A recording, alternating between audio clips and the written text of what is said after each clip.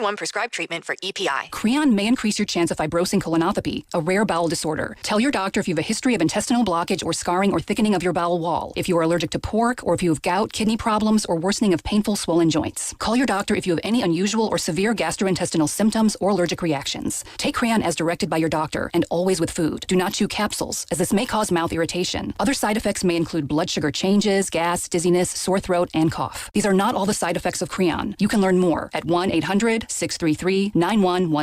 Before your appointment, visit creoninfo.com. That's CREON info.com. Walking into the building for the first time after the shooting, it was crippling, but it had to be preserved. In response to the Pulse nightclub shooting that affected the LGBTQ community, Barbara Poma, owner of Pulse, founded the One Pulse Foundation to honor Pulse victims and survivors. If you're an ally of this community, speak out. There are more of us together than apart. It is the power of love in its rawest form. Join the fight for LGBTQ acceptance. Learn how at lovehasnolabels.com. Brought to you by Love Has No Labels and the Ad Council. You're listening to 95.7 The Game, KGMZ FM in HD1 San Francisco on Odyssey Sports Station. Always live on the free Odyssey app, Twitch, and YouTube. Powered by First NorCal Credit Union. You're listening to 95.7 The Game, KGMZ FM in HD1 San Francisco on Odyssey Sports Station and the home of the Golden State Warriors and Valkyries. Always live on the free Odyssey app and now coming to you live from the Laughing Monk Studios. Car salesmen are annoying. Sign here, please. Never talk to one again with FlexCar, the first and only month-to-month car lease. Oh, no. Get a great car? Switch anytime. FlexCar.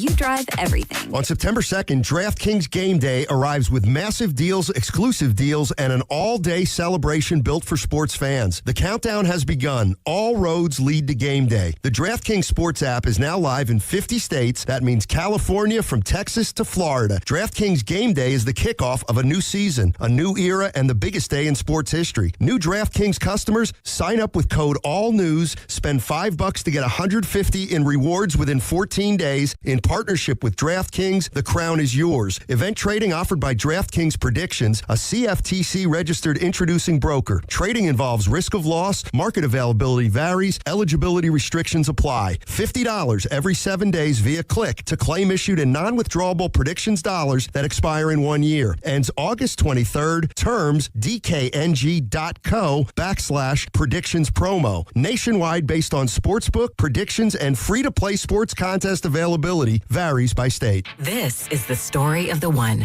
As a maintenance engineer at a beverage manufacturing plant, he starts his day knowing every line is ready to run because Grainger delivers the industrial-grade products he needs to keep mixers, conveyors, and packaging equipment moving.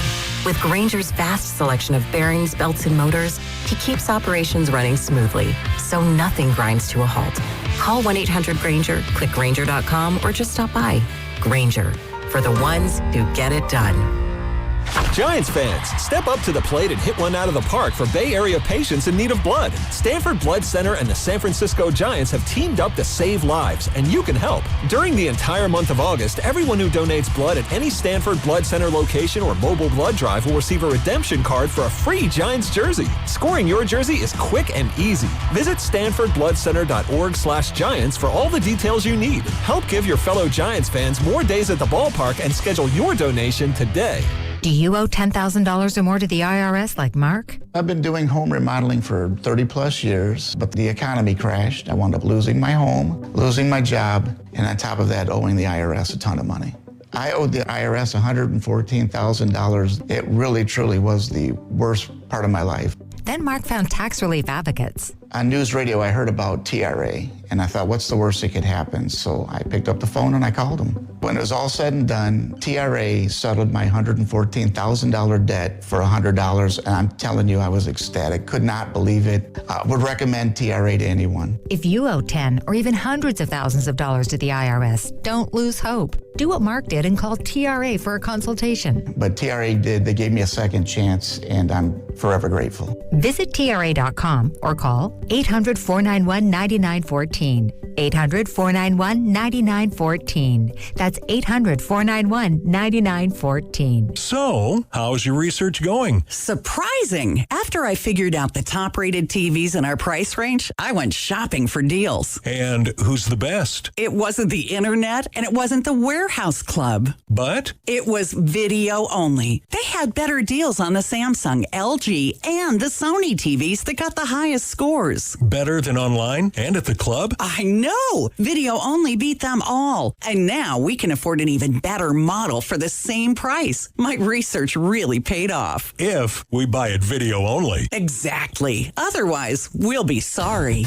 At Video Only, you won't find huge stores with refrigerators or microwaves, but you will find the best deals on top-rated TVs, soundbars, and monitors. Shop around. Just make sure you visit Video Only, because if you don't, you'll be sorry. In Mountain View, San Mateo, Union City, Dublin, and San Rafael. Video Only. In 2026, Bay Alarm celebrates 80 years of security. With burglar and fire alarm systems, 24/7 in-house monitoring, and local service, our promise to the Bay Area remains the same. We got you. Learn more at bayalarm.com. Oh, hey, Sarah. Did you hear my daughter Katie got Camper of the Week? That's a big deal. We got a big deal too, right, Mom? Honey, shh. What's that? Okay, that Hyundai Santa Fe, I only paid... Nice. Deal's so right, it almost feels wrong. The Hyundai Getaway Sales Event. Get 0% APR for 60 months, plus 0 payments for 90 days, or 1.9% APR for 72 months on the Hyundai Tucson, Tucson Plug-in Hybrid, Santa Fe, or Santa Fe Hybrid. During the Hyundai Getaway Sales Event. Offers end September 8th. Call 562-314-4603 for details. Hey, this is Lauren, and a little thing I love about the hash brown scrambled burrito is that it's gonna add the protein that you need. The eggs with those crispy nuggets. It's the ultimate combo. Hi, this is Maya, and a little thing I love about the hash brown scrambled burrito is that it's packed with protein. Having Chick-fil-A chicken in a breakfast burrito is just phenomenal to me. You have the chicken, you have the eggs, and then you add these hash browns. It's just complete, honestly. Order the Chick-fil-A hash brown scrambled burrito and Simply Orange Juice on the Chick-fil-A app today. Real guests paid for their testimonials. Your San Francisco weather: cloudy skies, high of 68 this afternoon. Weather brought to you by Staples. It's the most wonderful time of the year at Staples. They've got back-to-school supplies as low as 25 cents, up to 40% off select tech and more at staples.com/back-to-school. Staples, that was easy. Rise. Wake up. It's time to wake on up. Wake up, wake up, wake up. With a nice cup of Joe. What's up, Joe, bro? Featuring Joe Spadoni. He's an Italian. And Joe, the Butcher Boy Shasky. I am slippery. Oh! The best part of waking up is morning roast in your cup. It is the morning roast, man, on 95.7 The Game. Yeah, it is. Happy Monday, ladies and gentlemen, boys and girls. Spadoni in Lubman. In for Joe Shasky all week long, excuse me. Sam, good morning to you. Good morning to you, Chase. Holding it down in the back. We got Vic. We got two rookies starting today. Hey, it's like the San Francisco Giants this season. We got some rookies. We got our own Sacramento River Cats up right now. I like that. That's a good comp. Yeah, I actually don't like comparing the 95-7 the game to the San Francisco Giants this season. It's probably not what you want to do. Vic's like, please, God, don't let me in with those guys. Our manager isn't in today, so we won't be able to call any team meetings today, at least. Oh, so really? We'll be able to avoid that comparison for a day. So we got who's filling in for him then? We got Mark Grandy. Who's he? Is Grandy back? Yeah, he's the bench coach. That's stepping up. He's Jace Tingler. There you go, Jace Tingler. That's my guy. Let's go. No, we got a lot to get into. And yeah, we'll start with the orange and black. And yikes. Yeah, tough loss yesterday.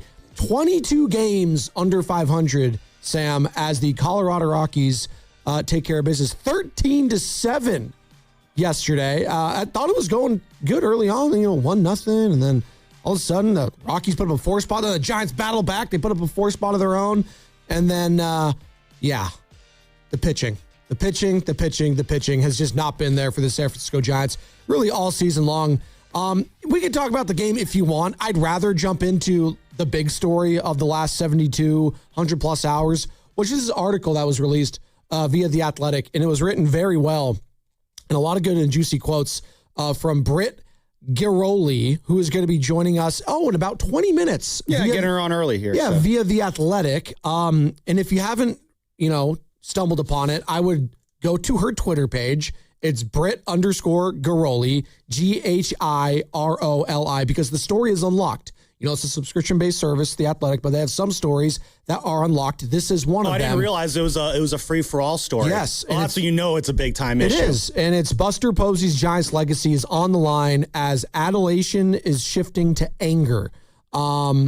And it's very, very interesting. Yeah. There's a lot of really good quotes in here. Dan and I on Saturday spent most of the show breaking it down on the Orange and Black. Oh, thank you. So did Benny and Nora. Oh, good. When they're just the entire time like, Dad, why are you making us suffer like this? Yeah, Dad, can we put on... Dad, put on literally anything else. Put on the Gabby's Dollhouse music was Nora. I was like, no, that could be on like the TV at home. We could watch that show. That's there you go. Not a show that I'm going to the Spotify playlist for. And Benny's...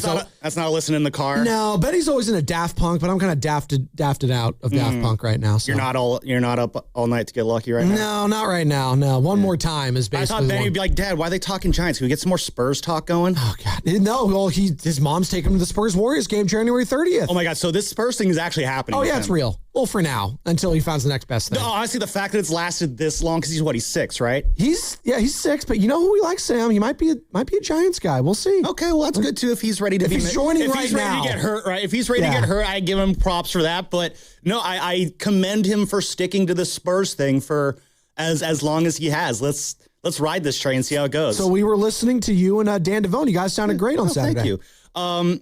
Let's talk a little about this. So I was at all 3 games this weekend, and oh my God, I wanted to just bash my brains out last night. Like, starting with Friday night, holy hell, maybe one of the worst played baseball games I've ever seen between 2 professional teams ever. Like, I'm sitting there watching, I'm just like, this might be the worst played game of the year. Not in terms of the score or anything, but just the basic execution of playing baseball. The amount of times there were just boneheaded plays by both sides on the same play. There's the Jake McCarthy bunt that Landeroop chucks into the outfield, but because McCarthy rounds the base too hard, he gets tagged out. Christian Koss almost got doubled up, but the guy at short fumbles the ball. And Christian Koss almost got doubled up because there's a grounder to short in front of him on Friday night. He tries to go to third, which you're not supposed to do. So they try to get him in a rundown. They throw the ball away on the rundown, and Koss is able to get back to second base. So you got dumb base running, but it gets undone by even dumber fielding. It was just a lot of that on Friday night. Saturday was a Logan Webb day. That was at least normal. For one day, we got to pretend to be a normal baseball team. Joe, I almost fell asleep in the press box twice yesterday watching that 5th inning, where every single walk the Giants have issued all year was issued. I think they gave up 10 walks in a hit batter yesterday. 8 of those free passes ended up scoring. That 5th inning, everybody it seemed got on via the walk. JT Brubaker went 3 for 3 in walking guys. And then came out. That was it. He faced 3 batters. He walked every single one of them. He came out. He was pissed off afterwards. Tidwell had half of them. He had 5 walks, 4 to third. And he had, 6th, 3rd, and 4th inning. It's all right. He's figuring it out. He's bringing it together. And then it all went off the rails in the 5th inning. And that's just so emblematic of the Giants season. It's just every time it has a chance to go off the rails, it goes off the rails. You're still 1 game ahead, though, of the Colorado Rockies. Well, unfortunately, the Rockies own the quote-unquote tiebreaker. They have a tiebreaker. That all-important tiebreaker because, Joe, for the first time since 2020, the Giants have lost the season series to the Rockies. It's not good. Oh, 2020 doesn't count. Okay, fine, 2018. 2018 was the last time in a full season the Giants lost a season series to the Rockies. There are 5 teams in Major League Baseball with 70 or more losses. The Giants are one of them. The Royals, the A's, the Angels, and the Colorado Rockies all have 70 or more losses. And again, 22 games under 500. We're halfway through August. We still got a month and a half to go, people. So strap yourselves in. It's not over yet. 38 more games left, I believe. Yeah, there you go. What did Bob Melvin say last year? Unfortunately, we're going to have to go play tomorrow. We have to go back out there tomorrow, unfortunately. Yep. Yeah. That was the unfortunate, because I remember that was after one of the I think it was during the National Series last year, that Friday night game. I asked him, well, Bob, what's the message you give? And he gave a long, meandering answer that ended with, we got to go back out there tomorrow, unfortunately. And that was kind of the moment where it's I don't think Bob's coming back next year. Tony got asked a similar question yesterday in the post-game presser, and I'll peel the curtain back a little bit for those who care as to what goes on after these games. So you get the final pitch, game's over, everyone's sad, Giants lost. And, us media folk, we, stumble down to the interview room, and usually within 5 to 10 minutes after the final pitch, Tony comes in, gives his spiel, and then we go into the clubhouse. So the game ends at like 4:13 yesterday. And so you figure between 4:20-ish is probably when he would come in. 4:20 blaze it. And that didn't happen yesterday. So we're waiting as if anyone cares how long they're waiting. He finally comes in at 4:30, and it's like, oh, wow, this took a while. Something clearly went down. Sure. And the second question, Bags asked the question, what's the message? When do you give it? And Tony's like, oh, I just did. We just had a team meeting. And you could hear it in his voice. You could see it in his face. Like, he was big pissed. He was big upset about how things transpired this weekend. And I mean, how could he not? Right. But you could really see it from him yesterday. Like, I don't know, again, what went down in that meeting. We got snippets about it. Yeah.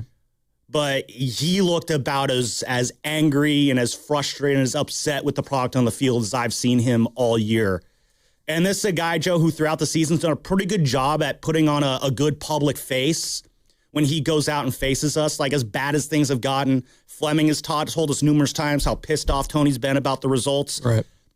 I've never seen it from him publicly, which I do commend him for that. It'd be so easy for him to just lose his marbles at any point during the season. He hasn't done that. But you could see yesterday, like, it was kind of showing through yesterday. And to be honest, I think that is a good thing. Like, I want him to be upset with the product. Are we reaching the boiling point for Tony Vitello for his sake, which is maybe the best thing, because it feels like, we've talked about it. Shasky's talked about it. We haven't really seen the real Tony. At least we don't think we've seen the real Tony Vitello that we saw in college, right? No. I think maybe we saw snippets of it in spring training early on, but at spring training, everyone's in a good mood during that time. So when Tony was at Tennessee, his teams, other than that first year, were very, very good. And that allowed Tony to be that fun, rah-rah guy on the field that caught the Giants' attention. You can't do that when you're stumbling through the season that you're having right now. And I don't know, maybe we are starting to see that emotion show through. I mean, I do like that he is starting to hit that boiling point. I do want him to, because he was a little bit forceful in calling the team out yesterday. He did point out the sloppy play. He dove right into how sloppy they were. There's another great moment on Friday night where he was asked, about, the bad play. And he's like, the worst part is we got guys throwing to the wrong base, when we literally had a meeting about it before the game about throwing to the right base. And then that night they got guys throwing to the wrong base. And of course, we weren't really quite sure which play he was talking about, but the fact that that's the state of the Giants. They could have a pregame meeting about throwing to the right base, and then that same night, guys are throwing to the wrong base. Right. Like, I'd be pissed off too. Well, it all comes back to, and the large portion of this Giants conversation is going to be circling around these two guys we've been talking about. Tony Vitello, one, Buster Posey, the other, because this thing is only going to get fixed with those two. It starts with the president of baseball operations. He's the one calling the shots. Yes, Zach Manassian is a part of it, the general manager, but it's on Buster Posey. He's the one that went out and hired Tony Vitello when everyone else was scratching their head saying this guy has zero Major League Baseball experience, and yet you think you see something in him. The hubris of one Buster Posey, who, by the way, has had zero experience himself in the position that he has. So I don't begrudge other people around, Major League Baseball saying, what is this guy? Does this guy think he's better than us? Does he think he knows everything? Does do the Giants think you're better than me? Yeah, right. I was thinking, right. What is that? Seinfeld. Thank you. Mandelbaum.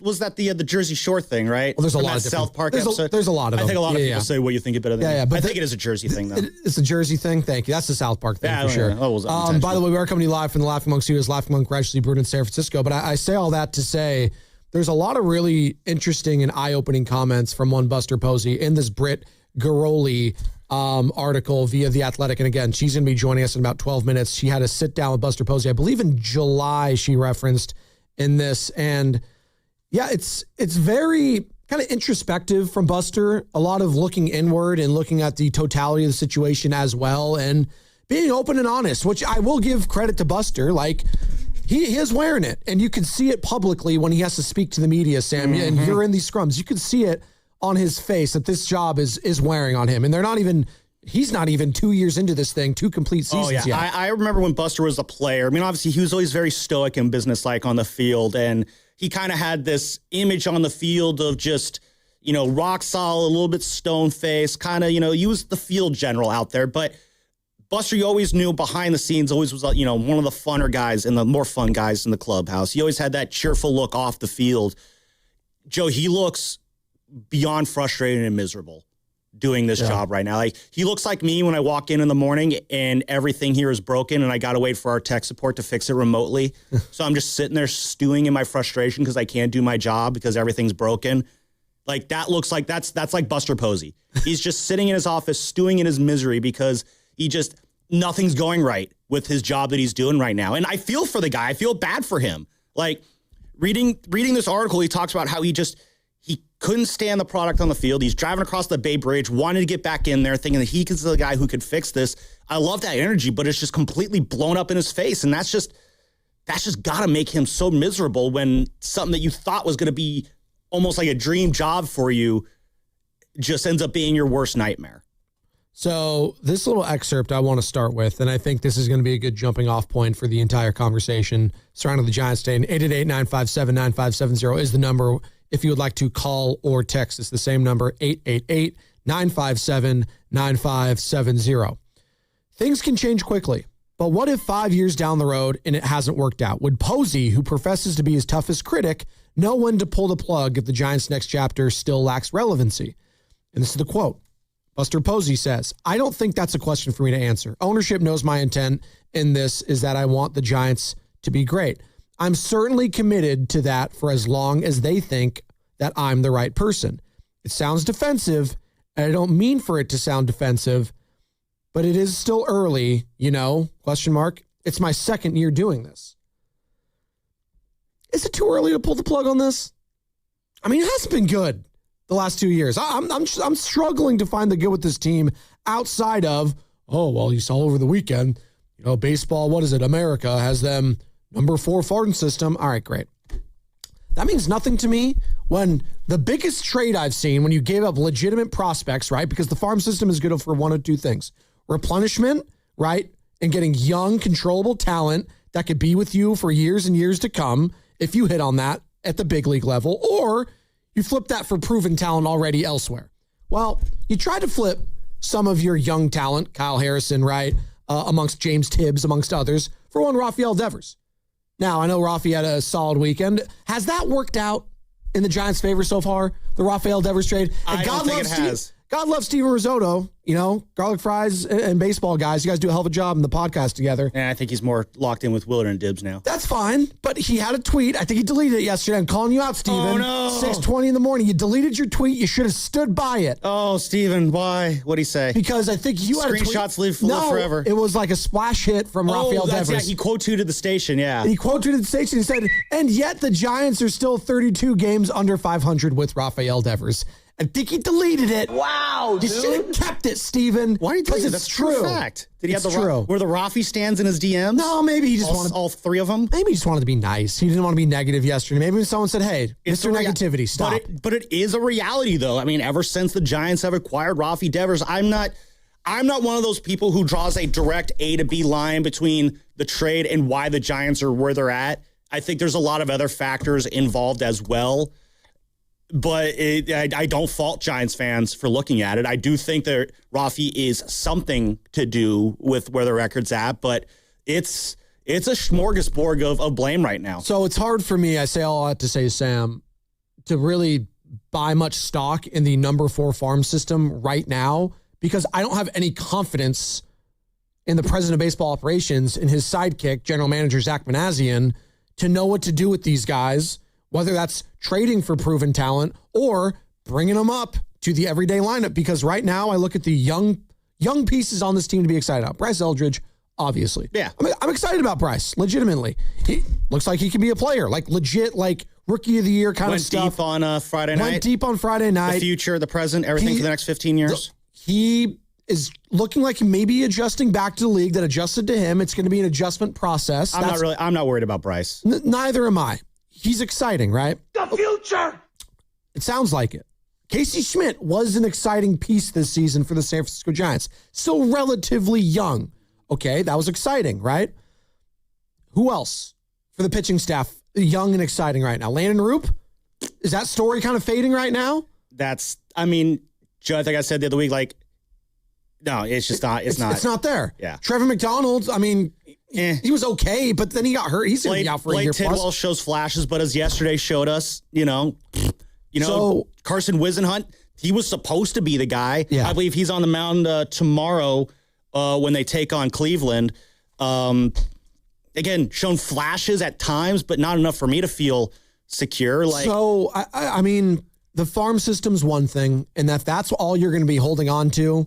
That's fine. It's better than where it was for Farhan Zaidi. I understand you have to have the, highly thought about prospects around the league for others to genuinely care. That's how the Dodgers are able to make all these big time trades. Yes, money helps, obviously, but it's being able to wheel and deal a lot of these guys. Giants do have money. Again, going back to this Brick Rowley article, she talked to an unnamed executive somewhere around the league, and I love the this quote quote was, "They should be the West Coast Yankees. They have too much money to be this bad." Yeah, and this launched Dan and I into a philosophical conversation of how much owners should spend, and what should the goal be, to make money, to win, to figure out a way to do both. And of course, I said owners should be obligated to spend to win, which of course I know is a naive thing to say.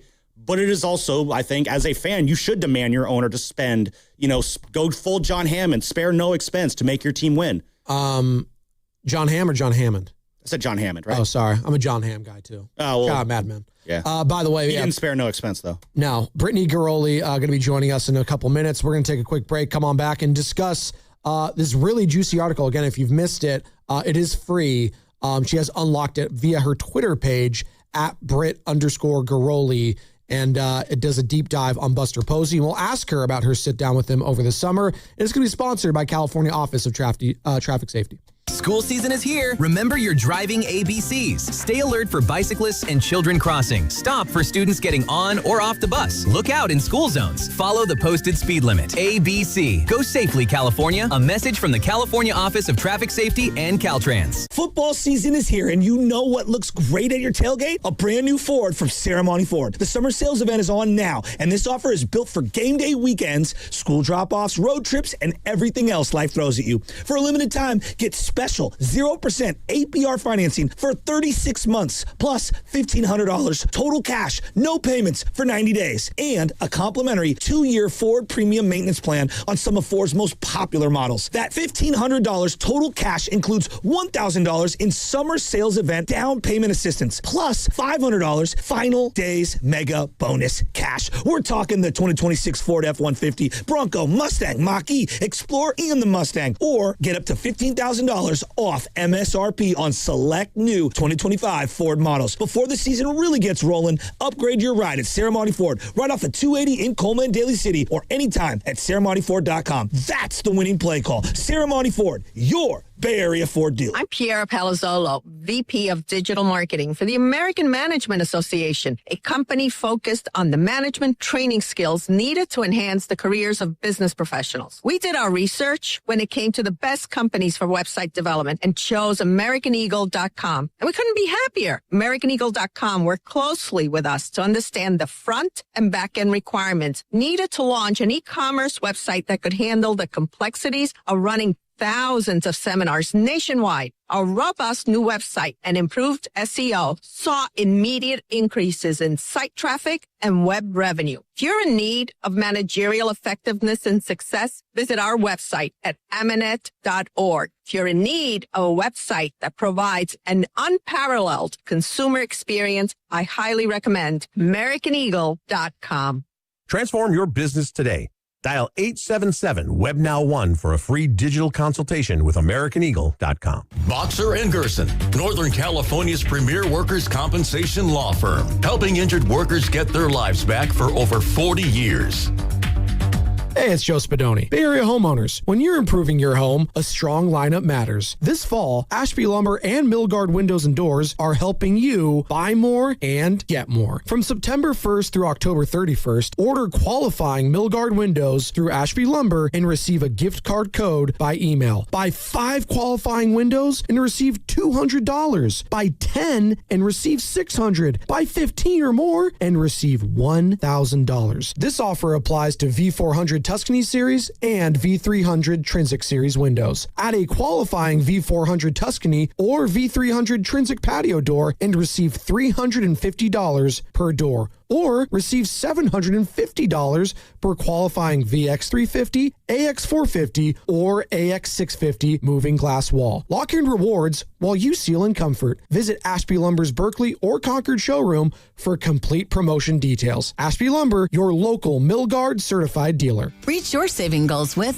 Miristar Momentum Savings. Progress should come with perks. Every $25 you save earns an entry to win cash prizes. We're drawing winners for $1,000 monthly, $5,000 quarterly, and an annual grand prize of $10,000. Saving has never been this rewarding. Apply today at miristarfcu.org. Insured by NCUA, no purchase necessary. Terms and conditions apply. See website for full details. Cap off your summer at the Good Guys 39th West Coast Nationals. Over 3,000 of the country's baddest hot rods, muscle cars, customs, trick trucks, and more. All this weekend at the Alameda County Fairgrounds in Pleasanton. Details at good-guys.com. At Uline, the prevailing opinion is, if you don't live it, you don't believe it. The people at Uline believe in hard work, and they live it by being there 24/7 to answer your call, having 41,000 items in stock, and offering same-day shipping from 12 locations across North America. Business owners, sellers, buyers, shippers, and packers believe it. Uline is the hard-working, dependable source for your shipping and industrial supplies. Visit uline.com. Finding great candidates to hire can be like, well, trying to find a needle in a haystack, but not with ZipRecruiter. Its powerful technology actively finds and invites qualified candidates to apply to your job. So while other companies might deliver a lot of hay, ZipRecruiter finds you the needle in the haystack. See why 4 out of 5 employers who post a job on ZipRecruiter get a quality candidate within the first day. Try ZipRecruiter for free at ZipRecruiter.com/team. That's ZipRecruiter.com/team. ZipRecruiter. Make every swing count. Join Pettinelli Financial Partners for the 11th annual charity golf tournament benefiting the Autism Society San Francisco Bay Area. Register your foursome or become a sponsor today at PettinelliFP.com.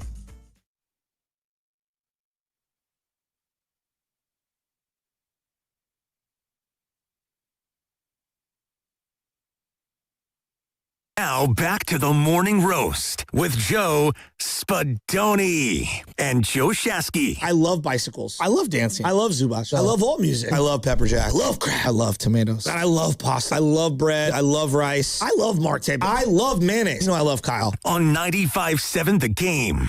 I love you too, Joe. That's why I gave you the week off.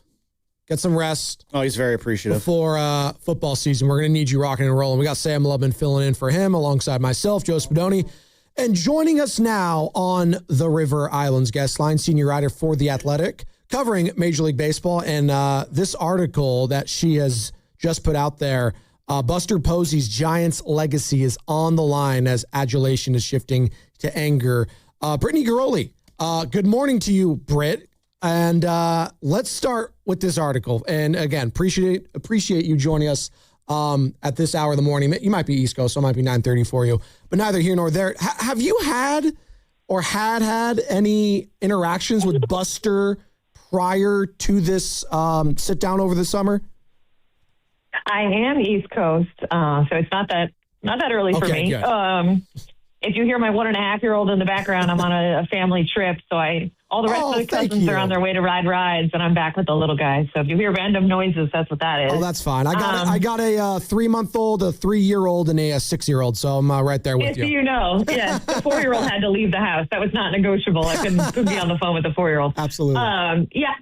So Buster and I actually talked for, a good hour after the hour that we did on the record, and just about careers in baseball and life. And we actually didn't really cross paths because I've been covering baseball since 2008, but I was basically been all East Coast. I started in Tampa, spent a little time freelancing in New York, and then I covered the Orioles for 8 years and the Nationals for 2. And so while I'm sure they played the Giants, I may have had interactions in large scrums, but this was the first time I had a really lengthy, obviously, one-on-one with him. But everyone, I had heard such nice things about him, either from other GMs, from other people I talked to as I did 2-3 months of interviews before I even talked to Buster. Everyone just had such nice things to say about him as a human being, and certainly that you could see that right away.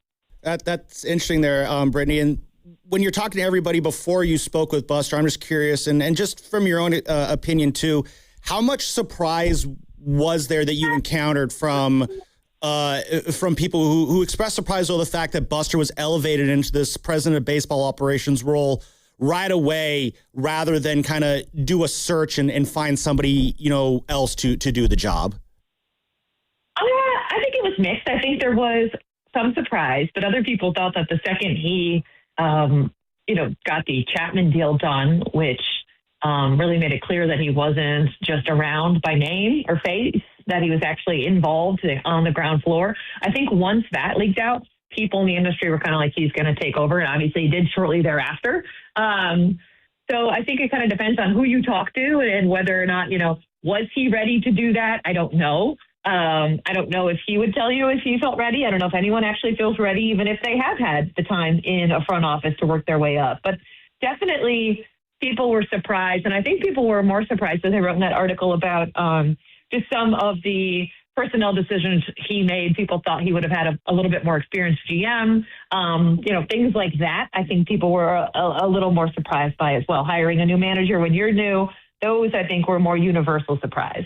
Brittany Garoli, senior writer for The Athletic, covering Major League Baseball, joining us now on the River Islands guest line. And in this article, Britt, you break down, the compare and contrast kind of Posey, and you reference Derek Jeter, who was obviously once upon a time one of the biggest icons in baseball as a player with the New York Yankees. Then he goes over with the Marlins organization, doesn't go well, but you kind of do a little compare and contrast there. Like, do you see any of the other comparisons with what went down, in South Beach with Jeter and what Posey's currently doing right now in San Francisco? Yeah, well, there is no real good comp, as I wrote, as you guys know, for what he's doing. It's pretty unprecedented to have no experience. But I do think a couple things are true. I think if they had hired another Farhan and this was year 2, we probably wouldn't even be judging yet, would we?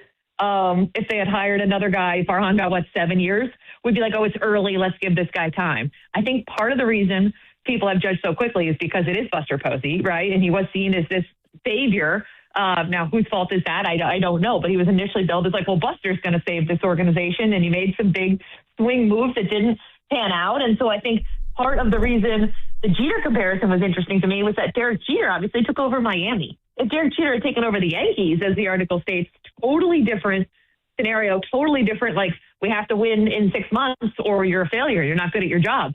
Versus in Miami, where he had years and years and obviously still wasn't able to turn it around. There were differences there with Bruce Sherman, who leads that ownership group in terms of money spent and how they want to win. Now, that is not the case in San Francisco, but I do think both of these executives run into the problem where he's such a big icon, Buster, and same thing with Jeter, that it's like, are you going to be the person who stands up in a meeting and says, that's not right? Or no, we shouldn't do that, right? And so I asked Buster directly twice, I think in two separate questions, one and then a follow-up, like, does he think people will stand up to him? Does he think he's surrounded himself with yes men? And, he can't, he said, I hope not. And I don't think he can definitively answer that. But I was just curious how he viewed his circle and how he viewed the people that are advising him, because that was something that people were worried about with Jeter, and it's something that people are worried about with Buster. Brittany, we got Brittany Garoli here of The Athletic joining us. Be sure to check out our piece in The Athletic. Buster Posey's legacy is on the line as adulation is shifting to anger.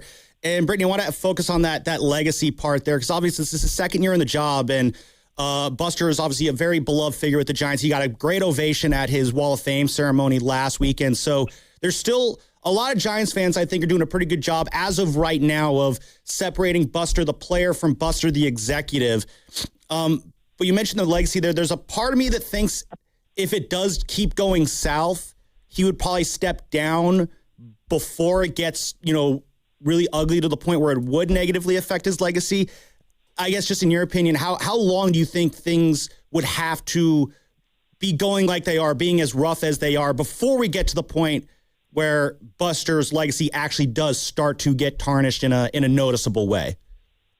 Yeah, I think we have quite a ways too. I agree. I mean, I don't write those headlines, and I thought that, the legacy, questioning the legacy piece, I thought was a bit far for the stage of the game that we're at. I think even if, let's say, as I asked him at the end, 5 years from now, let's fast forward. Let's say the team hasn't turned around. It's been, pretty universally a failure. Would fans still look at that as, oh, God, Buster really wronged us? Or would it be like, this guy won 3 World Series here. He was an icon. He loved the Giants so much.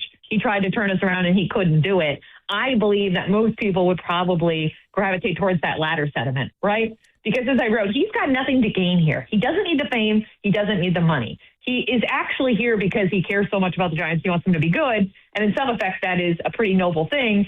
In another effect, it's like, well, is he the best candidate? And you can make that argument, I think, either way, and time will tell on whether or not he's going to be the right guy for the job. But I think there would have to be a lot of off-the-field embarrassments, a lot more drama, things like that, for people to even begin to question his legacy and what he's meant to that Bay Area.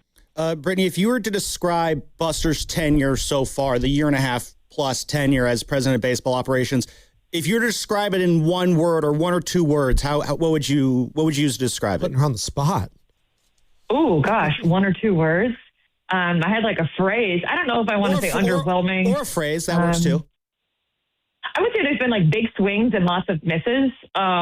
He's tried, obviously. The Chapman extension, the Devers trade, signing Adames. Like, he has made some big swings. He has proven to be a little more aggressive. And that's one thing I found in talking to so many people. It's like, make no mistake here. Buster is in charge. He is the one making the final decisions. It's not somebody pulling the strings and Buster is a puppet. Like, everyone I talked to said that he is the guy. And he made it very clear. He is going to listen to everyone, but he is making that final decision. So I think that's how I'd categorize it so far, is like big swings and a lot of misses. Now, they haven't been all misses, right? Bryce Elder's having a great year. Luis Ariz was a great free agent signing for them. Their farm system has begun to turn it around, right? Ranked 4th. So I do think that better days are coming, that there is hope that they can turn it around. On one hand. On the other, I think he thought if they just signed a couple big name guys, they were a team that was going to contend for a postseason spot, and that obviously has not been the case. One more for you, and we appreciate the time this morning, Brittany. Tony Vitello, the hiring at the time was a head scratcher. A lot of the people, you referenced it in the article, around the league were like, this is really boom or bust potentially. It's been a lot more bust than boom, obviously, with the team as a whole. How much do you really put that on the rookie manager? And it was announced over the weekend. Buster Posey did say that he is coming back, and it is not a question, end quote. So Vitello will be returning, and how much of that, unsuccess, if you will, this season has been tied to him?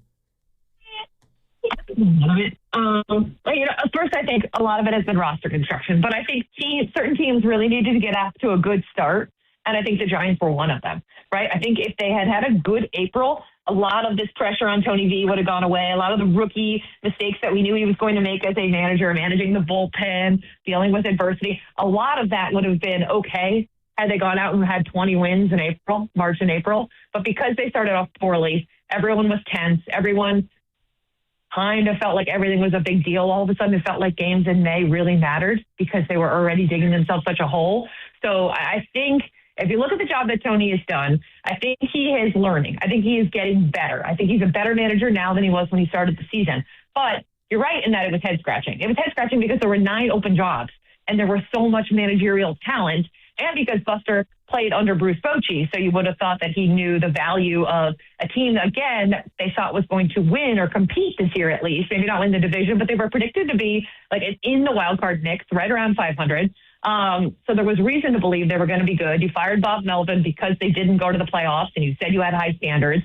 And then to go and hand the keys to a rookie manager, I think was really risky. But I think, as I wrote, Buster basically said it in my article that he was coming back. Like, you cannot now reverse course this quickly. You have to at least let Tony start the year and show that he's grown and show that he can actually turn this around. And same thing for Tony Vitello, who took this leap, right? And he doesn't want to go back to college after 1 year, tail between his legs. Like, I think they're going to have to continue to keep this going.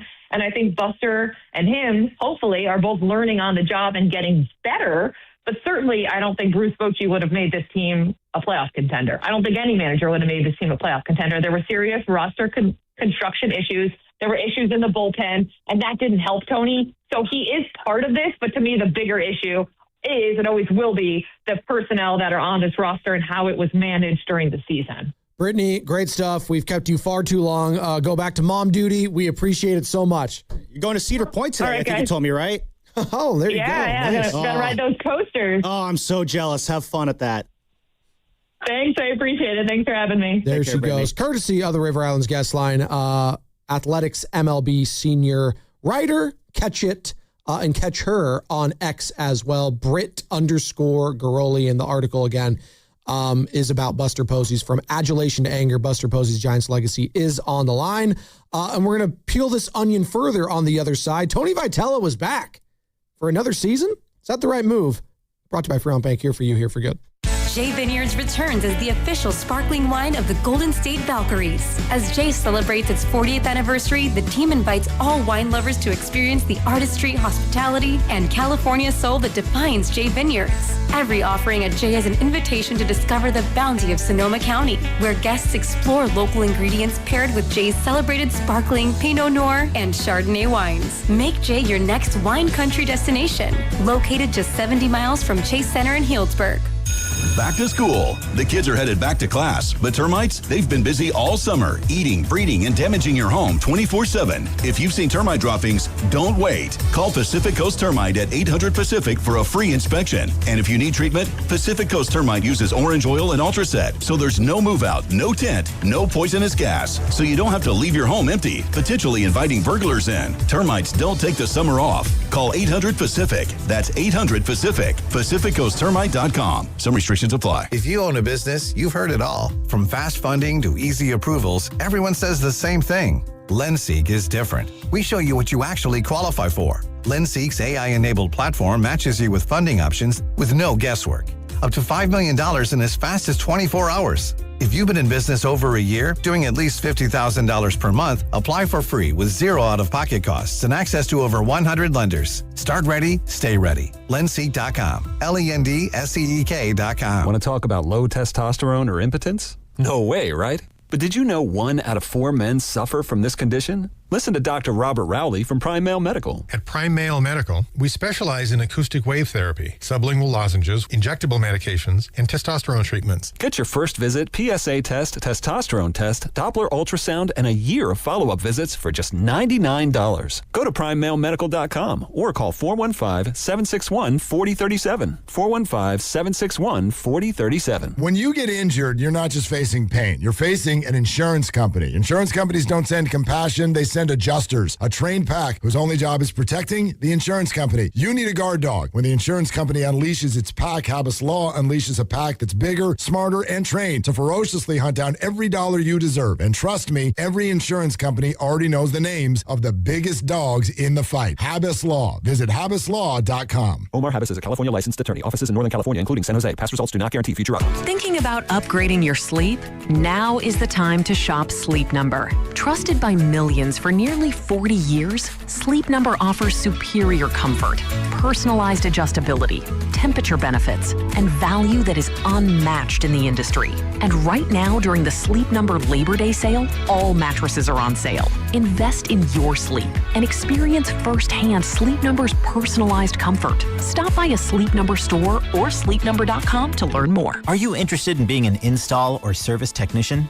Good news! R&S Doors and Gates is hiring. If you have good mechanical skills and a knowledge of power tools, welding, and motor controls, you should apply today. R&S Doors has openings to repair and install commercial overhead doors, entry doors, and loading dock equipment. You must be able to work in a professional, fast-paced environment. Call 800-FIX-A-DOOR and apply today. That's 800-FIX-A-DOOR or visit rsdoors.com. R&S Doors.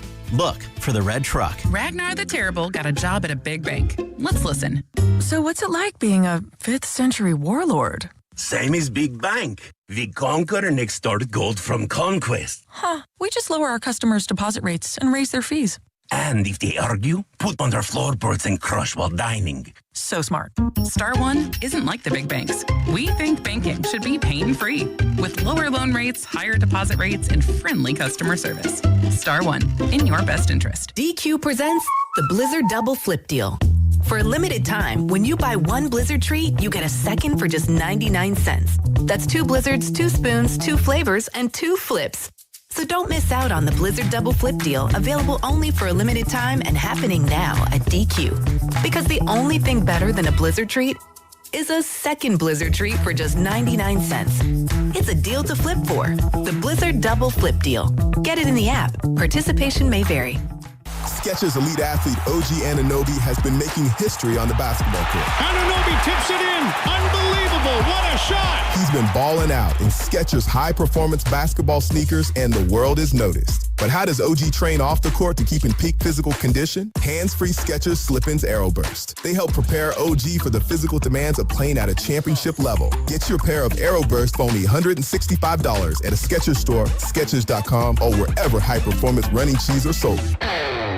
This is the story of the one who keeps multiple buildings running smoothly day after day. Plumbing that flows, HVAC that hums, cleaning supplies that keep surfaces sparkling. That's why she counts on Grainger. With easy reordering online and 24/7 support, Grainger helps her keep the products she needs on hand. So shelves stay stocked and buildings stay ready. Call 1-800-GRAINGER, click Grainger.com, or just stop by. Grainger, for the ones who get it done. It's 5 o'clock. Your employees are headed home, but you're still updating spreadsheets, switching between software, and wondering where the day went. There's a better way. Odoo brings accounting, sales, inventory, CRM, and more together in one fully integrated platform. So you spend less time managing software and more time running your business, because your workday should end eventually. Try Odoo free at odoo.com. That's ODOO.com.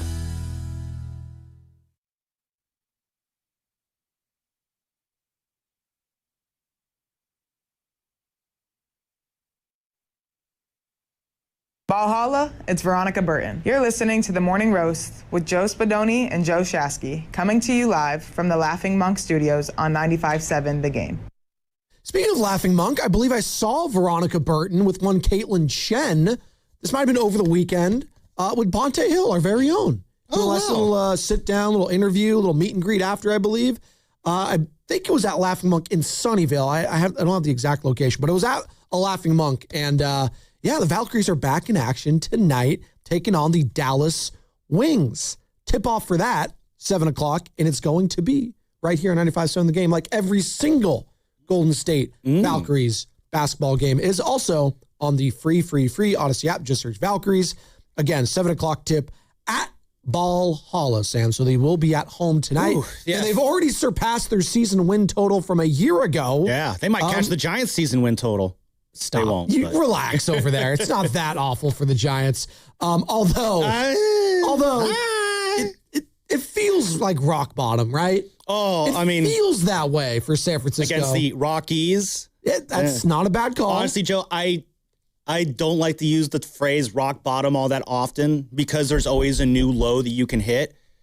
This does feel like a rock bottom moment, but keep in mind this week, they are in Cleveland. Oh, God. You know what that means.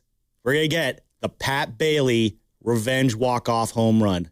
That might challenge for a rock bottom moment. That might be the saddest phrase you have ever uttered. Oh, but it could be worse. Pat Bailey could walk us off.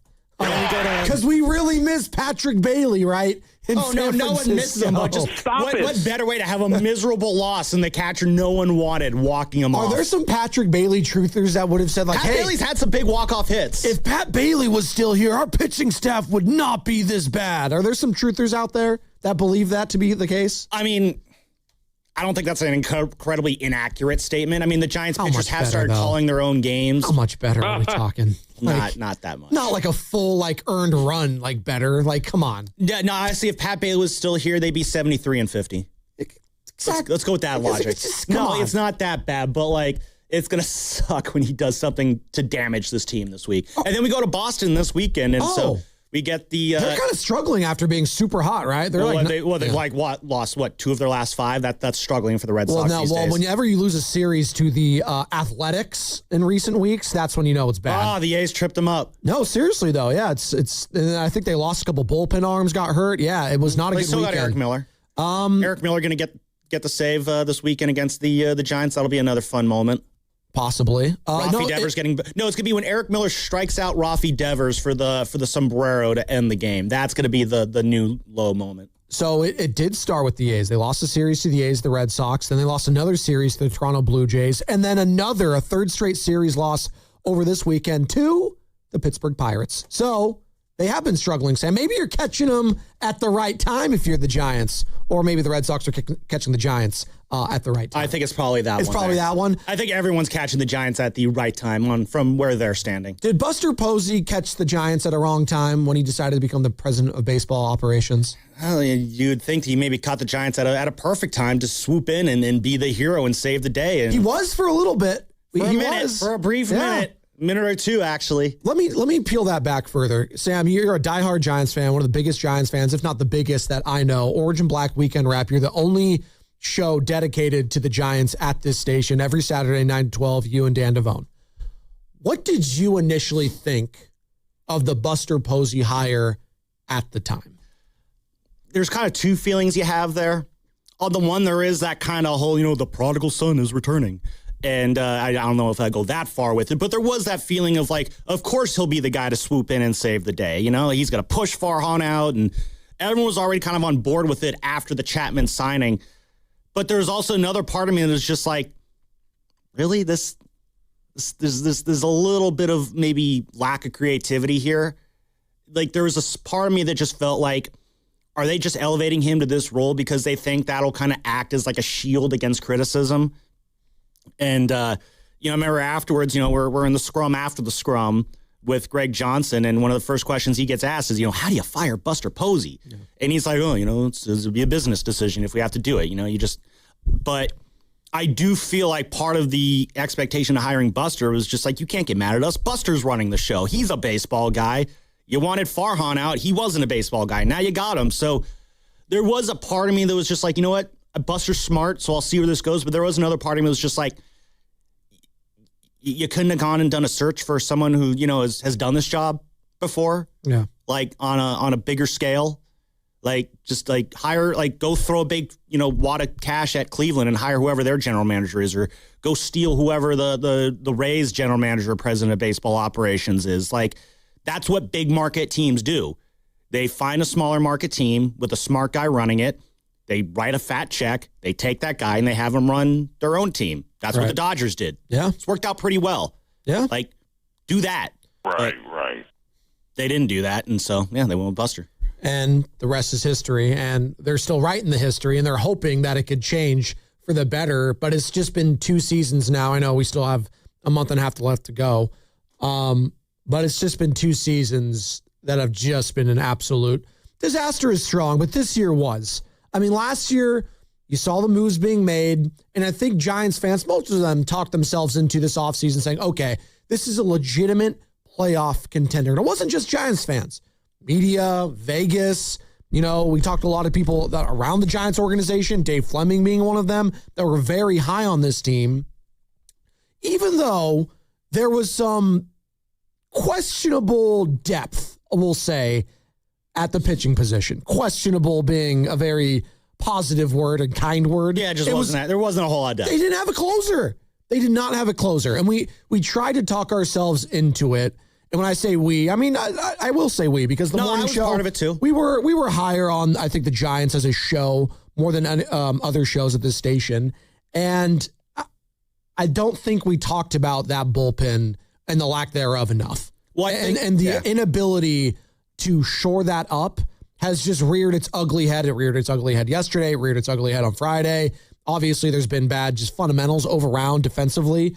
Not knowing how many outs there are, just boneheaded stuff and lackadaisical stuff that really just piles on top of just the glaring hole of the pitching staff in general, Sam. Yeah, no, you bring up the bullpen. Obviously, the bullpen has been probably, if you're, parsing out blame for why things have gone wrong this year, the bullpen probably tops that power rankings there. Part of it, I think, was just they had a plan, I believe. It just went completely south on them.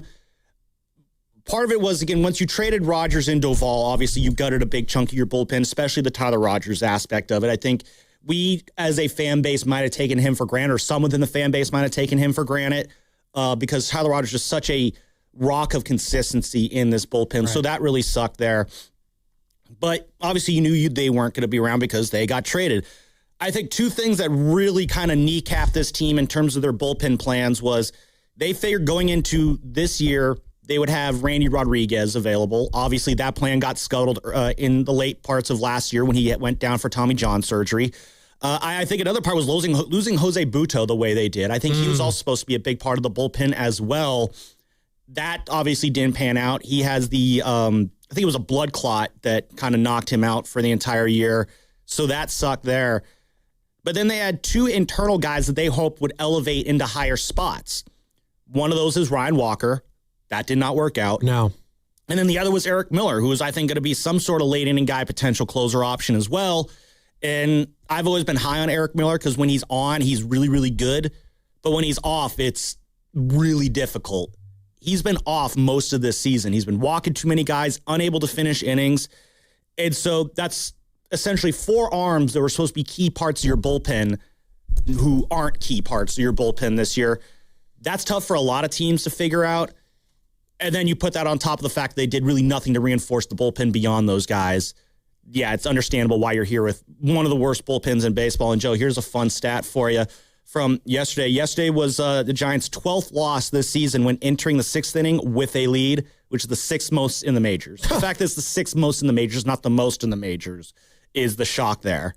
It's been appalling. It's been embarrassing. I'm tired. Tiresome. It's a great line right there, Vic.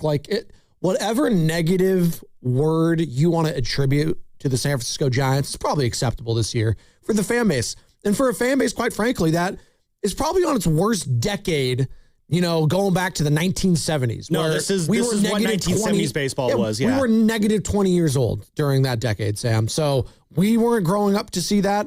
My dad was, your dad, your mom, great. But in our lifetimes, easily the worst decade we have seen in San Francisco Giants baseball. Not even close. And it's coming off the greatest decade in San Francisco Giants baseball. And a part of that greatest decade, Buster Posey was at the forefront of it. He was the catcher. He was kind of Captain America, if you will. He was the guy, giving those Buster hugs to Lincecum, to Bumgarner, to, Brian Wilson, et cetera, et cetera. He was the guy associated with winning in class and leadership. And for the team to be so awful, fundamentally, pitching, right? Where's the depth in this team? Not really having a lot of hope outside of Bryce Heldridge and maybe a handful of other guys. He's got a very difficult road in front of him still to go, and he's going to be sticking around here for at least another season. I'm just questioning how he could turn this thing around in the manner in which I think Giants fans want it to be turned around and how fast he's going to be able to do it. This doesn't feel like it's a one-year thing. Now, I say that, and we asked Keith Law that same thing. I was like, hey, Keith, you think you could turn this thing around a year from now? He's like, sure. Just look at the NL wild card or the AL wild card, whatever it is. If you're around 500, you're competing. So the Giants, in his mind, could absolutely turn this thing around to become playoff contenders a year from now. And maybe that could be true. Maybe if you shore up the bullpen, things can change. I just have a hard time wrapping my head around the fact that this team is going to be significantly better a year from now when it's going to be a lockout. How much is that going to, deter, potential free agents or deter ownership from wanting to extend? I have no idea how the lockout's going to impact anything. I know they're going to be business as usual until they're not. So we have that to deal with, right? This aging core, Chapman's out for the year. He had surgery. Adames, what are they doing with his back? Or are they IL? He's expected to be back this week. Real quick on that. Yeah. Should they put him on the IL just to protect him from himself? I kind of think they should. So I guess the conversation we were having with Tony, basically it sounds like there's been a back and forth with Willie where he's been fighting wanting to go on the IL or fighting the notion of going on the IL. And, Tony's just like, I'm deferring to the team doctors and the trainers on that one, which he should. So I respect on that one. But it sounds like he's going to be back at some point this week. It seems like these last few days off have been a positive for him. But yeah, it's at a point in the year where it's just like, I love the fact that Willie does want to be out there. I'm not taking that for granted. Sure. Best ability is availability. But at the same time, it's like, Willie, the season's not really going anywhere. Love that you want to be out there. I'd rather you be fully 100% healthy and right rather than battling through an injury in hindering your performance. See, the thing that came out about Matt Chapman over the weekend, you've been dealing with the adductor strain since like April. Like the muscle was ripped off the bone. This guy's been dealing with this since April. It's not good. That's not good. There's the part of me that respects the guys who play through injury, but like there's a difference between playing hurt and playing injured. You can play hurt. It's a little bit more difficult to play injured.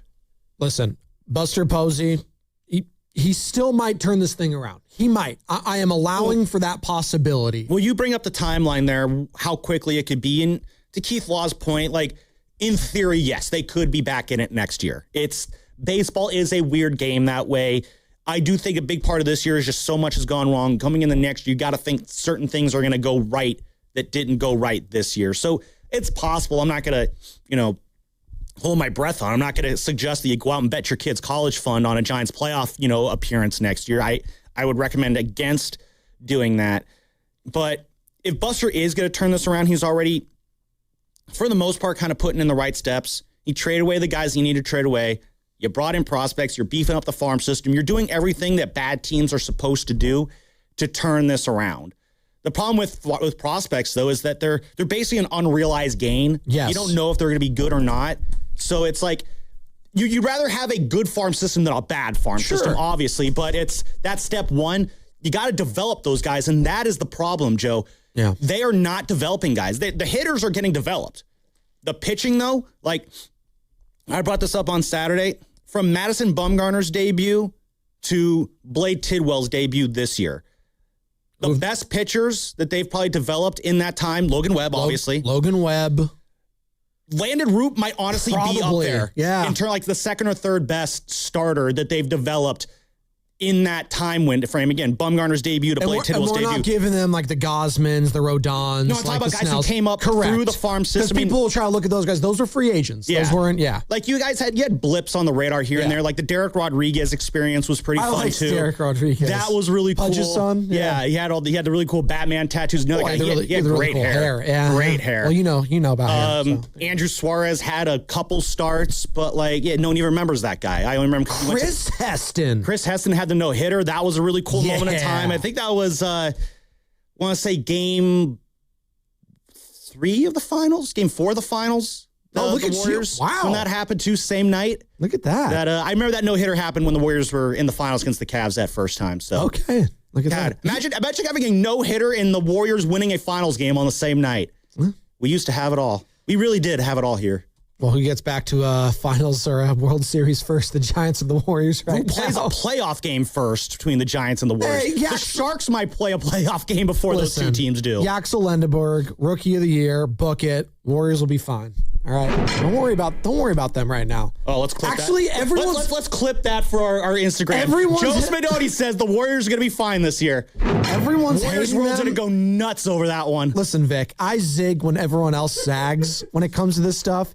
Everyone is hating on the Warriors so much, which makes me feel like they're actually going to be pretty solid next year. Do I think they're going to be the Warriors? Are they going to be a top 4 seed in the Western Conference? No, they are not. Could they be a playoff team? Absolutely. As Mark Willard likes to say, it's allowed to happen. Thank you, Sam. It's a great Willard line. By the way, you are listening to 95.7 The Game, KGMZ FM and HD1 San Francisco, an Odyssey Sports Station in the home of the Golden State Warriors and Valkyries, always live in the free Odyssey app, coming live from the Laughing Monk Studios. 1 hour down, 3 to go here on the Morning Roast is Joe Spadoni alongside Sam Lubman, who's filling in for Shasky all week long. We got Chase and Vic in the back as well. We had Brittany Giroli. It's a great Italian last name. Join us earlier in the show. She had this article released a couple days ago on August 13th via The Athletic. From adulation to anger, Buster Posey's Giants legacy is on the line. And if you missed any of that interview, again, find it on YouTube where we are streaming right now or on the free Odyssey app. And it's funny, during the interview, she's like, didn't really love the headline they chose because I don't think his legacy is on the line. But again, it goes back to writing and writing publications. I honestly never pick headlines. I don't really like that writers don't get to pick their headlines. Well, sometimes it's, the big boss man wants to make it sexy. I get that. But again, as this is hashtag things no one cares about, I've never enjoyed when I write stuff and then a headline that I don't like gets chosen. It's almost like when you say something on air and then your idiot producer puts out a video that completely misinterprets it. But I was one of those idiot producers once upon a time, and I had to I was supposed to be taking a shot at myself there. Well, no. Well, Don't be disrespectful. Once a producer, always a producer, all right? Deep down in my heart, guys. I try to coach you guys up still sometimes. But no, we have to make it sound exciting because in today's society, we have to grab the attention of the reader. We gotta bait you into clicking it. If I There just should be a term for that. Well, if I just put out there, Buster Posey talks about tough season for the Giants, that does nothing for me. Like, great. He talks about a tough season. Wow. No, but legacy is on the line. Whoa. Now, I do think it's legacy in a is sense strong. it kind of is. What? I do think because if he does flame out spectacularly, people are going to remember that. That being said, and that's kind of what I said about to Brady, I don't think he's going to be around that long for it to be that bad. One and two, like I think Chris, we talked about comps, the Derek Jeter comp. I think Chris Mullin, is a good comp too for here in this area. Sure. And for a while, Joe, Chris Mullin to me was a GM who just couldn't get it done with the Warriors. We believe was really fun, but it still flamed out in typical Warriors fashion. Does anyone talk about Chris Mullin's GM tenure anymore? No. For a lot of people, they might just be me saying it right now. They're like, oh, wait, Chris Mullin's the GM. Like, that's almost what it's like. Mully is so beloved within the Warrior fan base. I am not worried about Buster Posey's legacy being so negatively affected that, like, he can't show his face at the ballpark. I don't think it'll ever get that bad. Could it ever get that bad, that Buster Posey's legacy within the San Francisco Giants fan base is tarnished? The only way I think that does happen, I'll throw that out to the audience, 888-957-9570. Has your opinion or fandom soured on Buster Posey at all? Just given these last 2 years, these really difficult and tough last two seasons for the San Francisco Giants, a lot of mistakes, and it's at his doorstep. Hell, we didn't even bring up Pride Night. That whole fiasco and him trying to address that, like, that's the only way. That, I think, is a bigger knock than anything that's gone on the baseball field. And that's what I wanted to get at. It's not even the baseball decision-making. It's the lack of leadership when it comes to real-life things and having to be the guy to discuss those and failing at that aspect of the job. That is when a fan, whether they're gay or straight, will look at you and say, dude, what the heck? Really, dude? Really, And Buster? I really liked you, man, and I thought you were a leader. You've played in this market for a long time. You missed the boat on this one. Absolutely, and that is something that this offseason he is going to have to make inroads to repairing that relationship with that aspect of the community. And people out there, you could say, oh, who cares? No, it is a big deal. And well, it's a big deal when Larry Baer has to then go on their flagship station and try to do damage control and not take any follow-up questions on it. As Buster Posey was originally supposed to go on, he had to not, I don't know when, he canceled, whatever. And then Larry is like, no. I'll clean this mess up. Buster, just stick to baseball stuff right now. That's why, it's such a hard compare and contrast. But you know what? We're in this market. It's sports. We're going to do it. God, it just makes you appreciate guys like Bob Myers that much more. When he always just hit the nail on the head when it came to all the difficult stuff. He made you feel heard as a fan. And even here, us as radio hosts, quite frankly, or producers, if you screened a call, Bob just made you feel like you belong. Yeah. Right? And he never talked down at you. He never did any of these things. And again, still plenty of time for Buster Posey if he wants to turn this thing around, although 2 years, not plenty of time, maybe another year or two. It's just the things like that are going to be what tarnishes his legacy if I'm a fan, if he continues to do that. Not to say I think he's going to continue to botch these things. Maybe it was not. It was a big learning experience, hopefully, and hopefully he's learned from the better for it. But a lot of fans have said that it's just that moment turned them off. And that right there is more, I think, heartbreaking to see and unfortunate that fans are feeling that way. So I do think even still, Buster Posey, he does need to figure out a way to reach out and reconnect with those fans. He cannot just shrug that off and be like, oh, well, whatever, we'll move forward. Like, no, he absolutely needs to clean that mess up in the offseason. And if he doesn't, that's when things are going to start to go south. Speaking of cleaning up messes, not that I think Tony Vitello was brought in to do that, but he was brought in for a reason. And I don't think this is the reason, being 20-plus games under 500. Posey said over the weekend, he's coming back for another year. Tony Vitello. Would you bring him back for another season, Giants fans? 888-957-9570. This segment is sponsored by Cache Creek Casino Resort. Take the fast lane to winning at Cache Creek Casino Resort every Sunday in August. Win bonus play prizes from 2 to 6 p.m. plus a guaranteed $25,000 cash winner at 7. On August 30th, the grand prize is a 2026 BMW Z4. Cash in at Cache Creek Casino Resort. So, I need hamburgers, sodas, ice, and a DJ. A DJ? Relax, Pa. With T-Mobile, we're saving when we bundle home internet and phone lines. Oh, wow. Here to bundle and save big. Stay connected con tu gente with 4 lines from T-Mobile with fast, easy to set up 5G home internet and save up to $1,000 a year. Switch now on T-Mobile.com/conectate. Savings based on third line free via monthly bill credits. Internet discount with $15 in monthly bill credits and auto pay discount. Qualifying credit required. Credits will stop if you cancel any lines or change plans. Visit T-Mobile.com. FlexCar, we know radio ads are annoying, but not as annoying as car salesmen.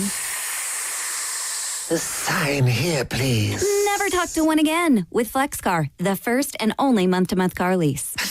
No, submit to my extortion machine. Insurance and maintenance included. Switch cars anytime. Switching Bronco to Camry to Telluride willy-nilly. Oh, no. Oh, yes. FlexCar. You drive everything. Sprained wrist, ankle twist. Broken thumb, can't make a fist. Busted knee, surgery. That patch of ice you didn't see. Where pain starts, Jernavix suzetrigine begins. Jernavix is a non-opioid 50-milligram prescription tablet for adults with moderate to severe acute pain that reduces pain signals before they reach the brain. Tendon tear, nose repair, tripping on that broken stair, dislocation, operation, moped crash while on vacation. Do not take Jernavix with CYP3A inhibitors. Avoid use with grapefruit or liver problems as these may increase side effects. Tell your doctor about all your medicines if you are pregnant or breastfeeding. Jernavix may make certain medicines and birth control less effective. Side effects include itching, muscle spasms, rash, and elevated muscle enzymes. Joint displacement, knee replacement, fell on marbles in the basement, ladder slip, broken hip, that rock climb where you lost your grip. To learn more about Jernavix, ask your doctor. Call 1-833-589-PAIN or visit Jernavix.com. You've worked too hard to wonder if your wealth manager is actually working for you. The decisions you're facing, what comes next, who you trust, have consequences that last. Getting it right matters. Baylord has been in the Bay since 1969. No parent company, answering only to their clients. The kind of people who understand what you've built and what's actually at stake. The right wealth manager changes everything. Find out if Baylord is yours. Baylord.com. That's Baylard.com. Looking to get your next project done right without running all over town? At Ashby Lumber, everything you need is in one place. From premium lumber and building materials to doors, windows, decking, and hardware, we've got it all, ready when you are. Whether you're a contractor on a deadline or a homeowner starting something new, our team knows the products and helps you get it done right the first time. 2 locations, Berkeley and Concord. Ashby Lumber, one stop, done right. What if you could have the most reliable fiber-powered Wi-Fi? And get this, what if you could keep it at the same price for 5 years guaranteed? Now through August 24th, new Xfinity customers can get our best price on gig Wi-Fi this summer before it disappears. Just $50 a month for 5 years. No annual contracts, no hidden fees, and our best equipment included. Plus, get online in minutes with same-day Wi-Fi. It's Wi-Fi that finds and fixes problems before you even notice them. Like super intelligent Wi-Fi with a 6th sense. Plus, it keeps you protected from online threats. And get Peacock Premium included for 2 years. Lock in your price and unlock the possibilities. Get it now at Xfinity.com. Xfinity. Imagine that. Restrictions apply. Requires paperless billing and auto pay with stored bank account. Taxes and fees extra. Speeds vary. Use of fiber coaxial cable. Learn more at Xfinity.com/same-day Wi-Fi. This is the story of the one. As a maintenance engineer at a beverage manufacturing plant, he starts his day knowing every line is ready to run because Grainger delivers the industrial-grade products he needs to keep mixers, conveyors, and packaging equipment moving. With Grainger's vast selection of bearings, belts, and motors, he keeps operations running smoothly, so nothing grinds to a halt. Call 1-800-GRAINGER, click Grainger.com, or just stop by. Grainger, for the ones who get it done. Back to school starts now. Get long-lasting battery life on the Dell XPS laptop powered by Series 3 Intel Core so you can work from anywhere. Now starting at $699 with exclusive student pricing starting at $599. Complete your setup with savings on select monitors and must-have electronics and accessories. Limited time deals and free shipping on PCs and more await you at Dell.com/deals. That's Dell.com/deals. Having insurance isn't the same as having State Farm. It's like needing a lawyer, but getting some guy who just watches courtroom dramas. How does the defendant plead? Guilty. Wait, what? Also, objection. You object to what? Erroneous. Counsel, approach the bench. Hey, can I get a whack at the gavel?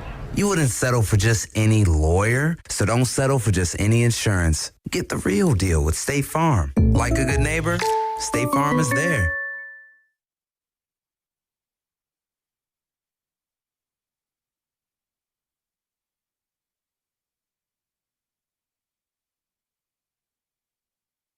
Bay Area, it's Gabby Williams. You're listening to The Morning Roast with Joe Spadoni and Joe Shasky, coming to you live from the Laughing Monk Studios on 95.7 The Game. Valhalla, we can't hear you. Oh, we'll be hearing you tonight, 7 o'clock tip, right here on 95.7 The Game. Dallas Wings in town. I can go for some wings right now at 7:19 a.m. Love wings. Some Buffalo Ranch. Hey, Vic, you'll do this shift enough. Okay? Make that clear. That your taste buds will start to change. What flavor wings? Garlic parm. Well, hold on. Garlic parm all day. If I go naked, I said I can go with certain sauce, which is I like a Buffalo Ranch. It's a little spicy, but I love ranch in general. Blue cheese is fine. There's actually not a dip that I really hate, quite frankly. I'm not really a big like hot sauce that's like super vinegar based. Did you rank ranch ahead of blue cheese for wings? I don't mind either, is what I said. Oh, okay. I'm not a snob when it comes to my dip, is what I'm saying. I'll eat everything. I mean, I'd probably do blue cheese above ranch. That's about as snobby as I'll get. No, but I'll go like if I'm going buffalo wings, I'll go like medium, like heat, and then I'll get whatever. Yeah. Lemon pepper. Hot wings at 7:30. Yeah, why not? You say that like it's weird. I gotta wake up somehow. Do I not? Have you reached the age yet where like you get heartburn easily? Actually, that's a great point of that. And I've reached the age that everything is starting to hurt these days. I literally just sat down on this chair and I think my left hamstring is cramping right now. I'm legitimately in pain at this moment. You know what's also been painful? Watching Tony Vitello, a San Francisco Giants manager this season. That's how you pivot at 7:20 a.m. Spadoni and Lubman, who's in for Shasky. That's a pivot with wings right there. And you know what? This has been a season, I keep calling it, and Flem kind of laughed at it, but I think he agrees. It's been a season from hell for the San Francisco Giants, all things considered, and especially for the rookie manager who had zero big league experience in Tony Vitello. And he's coming back. It's not a question. That's what Buster Posey said over the weekend. And the latest article from the SF Standard, John Shea, said as much there too, quoting him. So it's not a question. Tony V is coming back next year. Why? That's literally the only question I have. Why is he coming back? 888-957-9570. And I'm asking you that, Sam. Why? I'm trying to find the positives. I'm a positive person by nature. And I'm really, whether it was, base running, whether it was defense, whether it was knowing how many outs, whether it was pinch running situations, whether it's having a feel on the bullpen, whether it's having a feel on the pitching staff, knowing when to have your players' backs, not getting bullied by the umpires. It feels like if this was a test for Tony Vitello, he got a D or a D+ to F on most things. Is that too harsh? Yeah, I think the reason why is this. It's that you really do believe, and Buster told Brittany Garoli this in her article, that Tony will figure this out and learn from his mistakes and turn things around. As Buster told her, I look at the job that Tony and staff are doing. I don't have any reason not to believe that what they're doing is going to get us to a place where we're playing more consistent winning baseball. And that's it. You're just hoping that the mistakes he made this season turn into lessons that you go into next season. It's the old, Yoda quote from episode 8, the greatest teacher failure is. That's basically kind of, I think, part of what you're banking on here. I think another part of it is that you're looking a little bit more long-term. You're understanding that when Tony was brought in, this was more of a long-term play here. It was more of a, you might not be what you want to be right now, but you want to bring in a guy who you can grow this team up with a bit for the next few years. I think Tony was brought in as a rebuilding manager. And this rebuild, and I know the Giants don't want to say rebuild, so I'll say rebuild for them. This is a rebuild. It started last July with the trading of Rodgers and Doval. That was when things started being torn down. And they're going to say coming in this year, they expect to compete because the Giants always expect to compete. But I think they brought Tony in because they knew they got a lot of young guys coming up, and they wanted a manager who they felt could work well with these young guys and help develop them into into big league players once they do get called up. And to that point, though, you have seen some development wins from Tony this year. Bryce Eldridge has turned into a very good-looking baseball player here in his rookie year. Whatever his coaching staff has done, they unlocked something from Casey Schmidt. They unlocked something out of Jung-Hoo Lee. So there are some successes you can point at this season in this, forest of misery that we've had here. But if you're wanting Tony to come back, you're hoping that he's learned from what's went wrong this year, and he can keep figuring out ways to develop the young players that you're calling up. You think it should be Tony's call, whether he comes back or not this year, or should that be in the hands of Buster Posey? Because it feels like Posey's putting on like Vitello. He's like, yeah, he's coming back without a question. Like, I'm not. And I understand from Buster Posey's perspective, you can't go 3 managers in 3 years here. No. If you're Buster. It would have been Melvin, Vitello, and then, manager X next year. Hypothetically, that was the case. That is unsustainable. I understand that. I'm just asking the question why right now, because I'm trying to figure out a silver lining and something I could hang my hat on with him. You brought it up. Okay, Bryce Eldridge, nice. He's also, thought to be one of the top baseball prospects in all of Major League Baseball. That doesn't make it a guarantee, though. It doesn't make it a guarantee, and that still remains to be seen. There's been a lot of nice stuff from Bryce Eldridge. Marco Luciano was once Bryce Eldridge. Sure. Eldridge! It does. Just because you are that touted prospect doesn't mean you're a lock. The Giants get a starter guy this week, Marcelo Mayer, who was Bryce Eldridge for the Red Sox. Sure. So we'll see is what I'm saying on Bryce, too. It's still early for me to crown him. He's having a really solid, rookie season in totality. But let's pump the brakes just a little bit. You could still be excited. I'm not saying that, but I want to see him develop further, right? Is he going to play in first base yesterday? Good. Can we get more of that as the season? That really cool double play. Yeah, can we have just more of that the rest of the season? Devers looked pretty good at DH yesterday, by the way.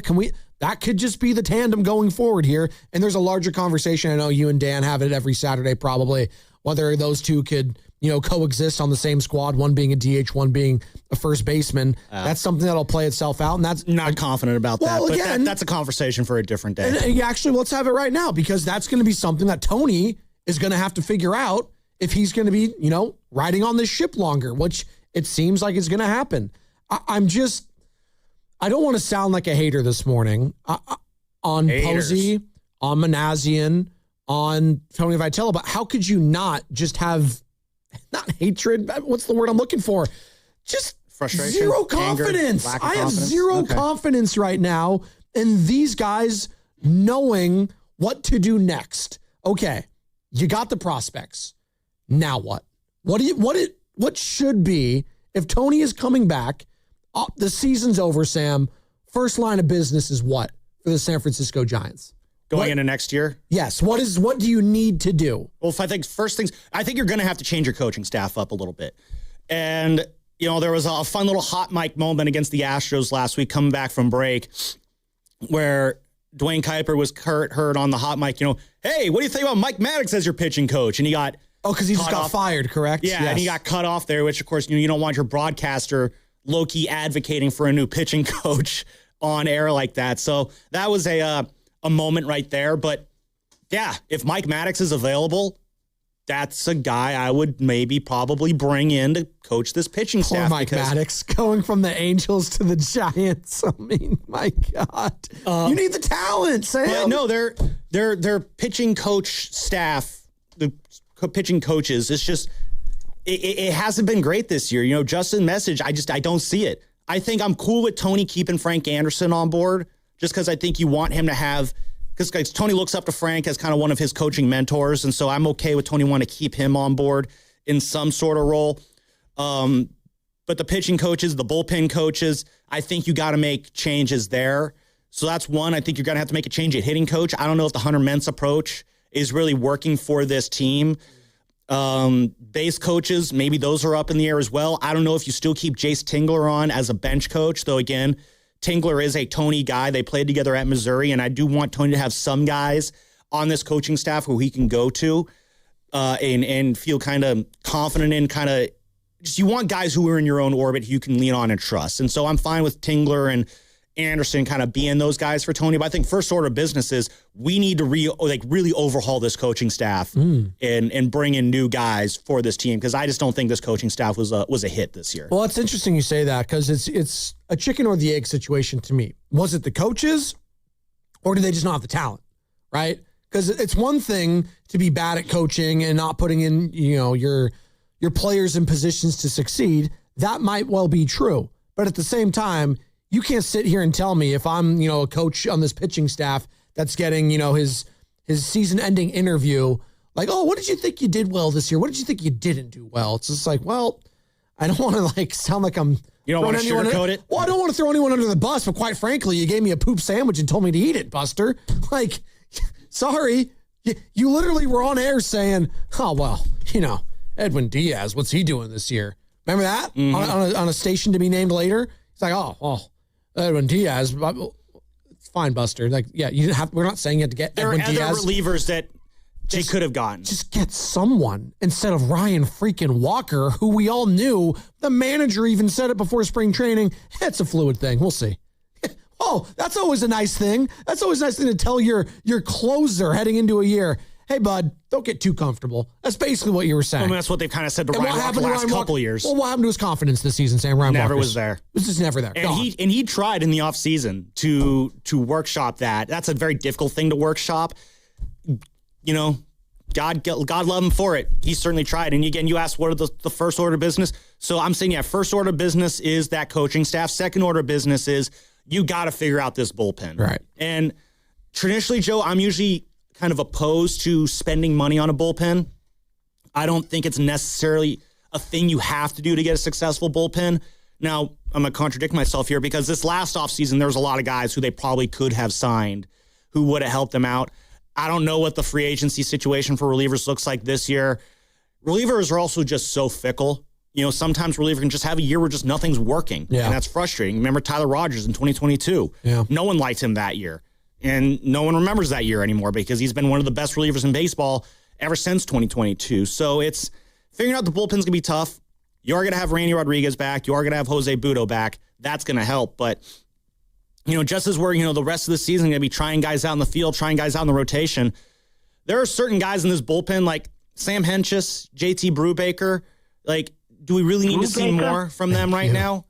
I'm down to see more Dylan Smith. I like to see what I'm seeing from Reaver San Martin, and that he hasn't been god-awful yet. But, you got other guys in your minor league system right now. Call them up and just see what you got. See what other young guys down there are we throwing stuff on the wall? Yes, that's basically what we're doing right now. We're throwing stuff on the wall and seeing what's sticking. Let's get some other arms in this bullpen the rest of the year, just to see what there is to work with right now. By the way, our Red and Gold Summit is back for another year. Thursday, September 3rd, live from Jack's Restaurant and Bar in Pleasant Hill. We'll earn dibs from 2 to 6, and all the hosts from 4 to 6, getting you ready for another football season. And we are excited to tell you that NFL Network analyst and our guy, Brian Baldinger, will be there as well. Can't freaking wait for that. And this hour is brought to you by Fremont Banquets. Is here for you, here for good. We will get into some 49ers after this Giants conversation. I promise you that, because Nick Bosa, still out, by the way. Christian McCaffrey, been out, a week now? They're calling it tightness. Kubiak, the offensive coordinator, said he's not overly concerned. Getting a little tight over these injuries right now.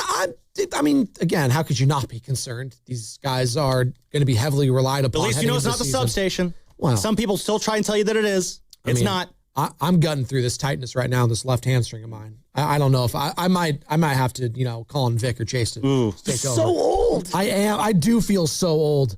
Do you consult I'm a medical? only 33. Do you consult a medical professional about that?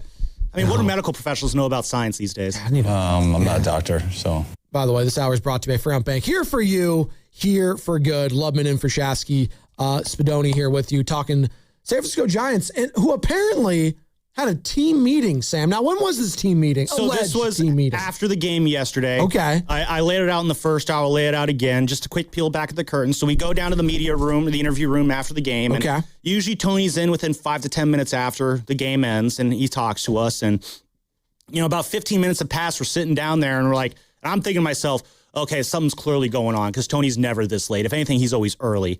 And he walks in, and the second question he was asked was, when do you address this team and give them a message? And here's what he had to say about that.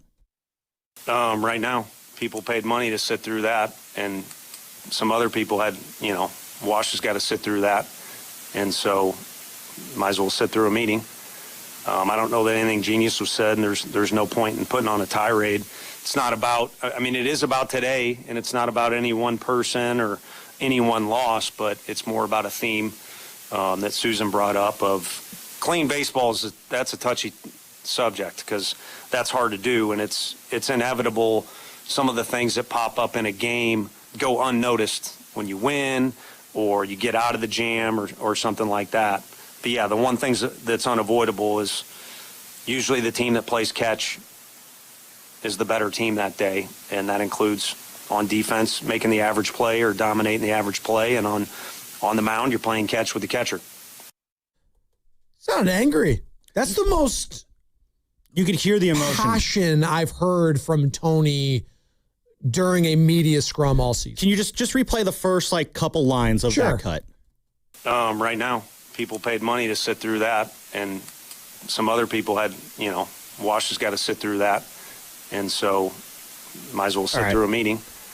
That's the angriest I've heard him since before the season started, when he had a sit-down scrum at spring training talking about how he was hired and how that information got released. Glad I missed that one. There's been a lot of very uncomfortable scrums this year, Joe.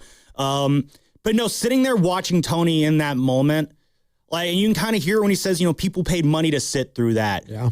I'm not going to say his voice broke. It was Hello Kitty Day, at least. There was a, by the way, Hello Kitty. That first pitch was, throw her in the Giants bullpen right now. But listen to him say that when he said that, people paid money to sit through that. I'm not going to say his voice broke, but it wavered a little bit there. I'm watching a man in that moment who's just he is just all sorts of negative emotions about what's going on right now. You could see the frustration with himself, the frustration with the team, the frustration with the season. How could he not be upset in that moment? And that's kind of what I talked about earlier. The fact that he's been able to keep a straight face so much throughout this season is kind of impressive. I think a lot of, lesser men would have snapped at some point.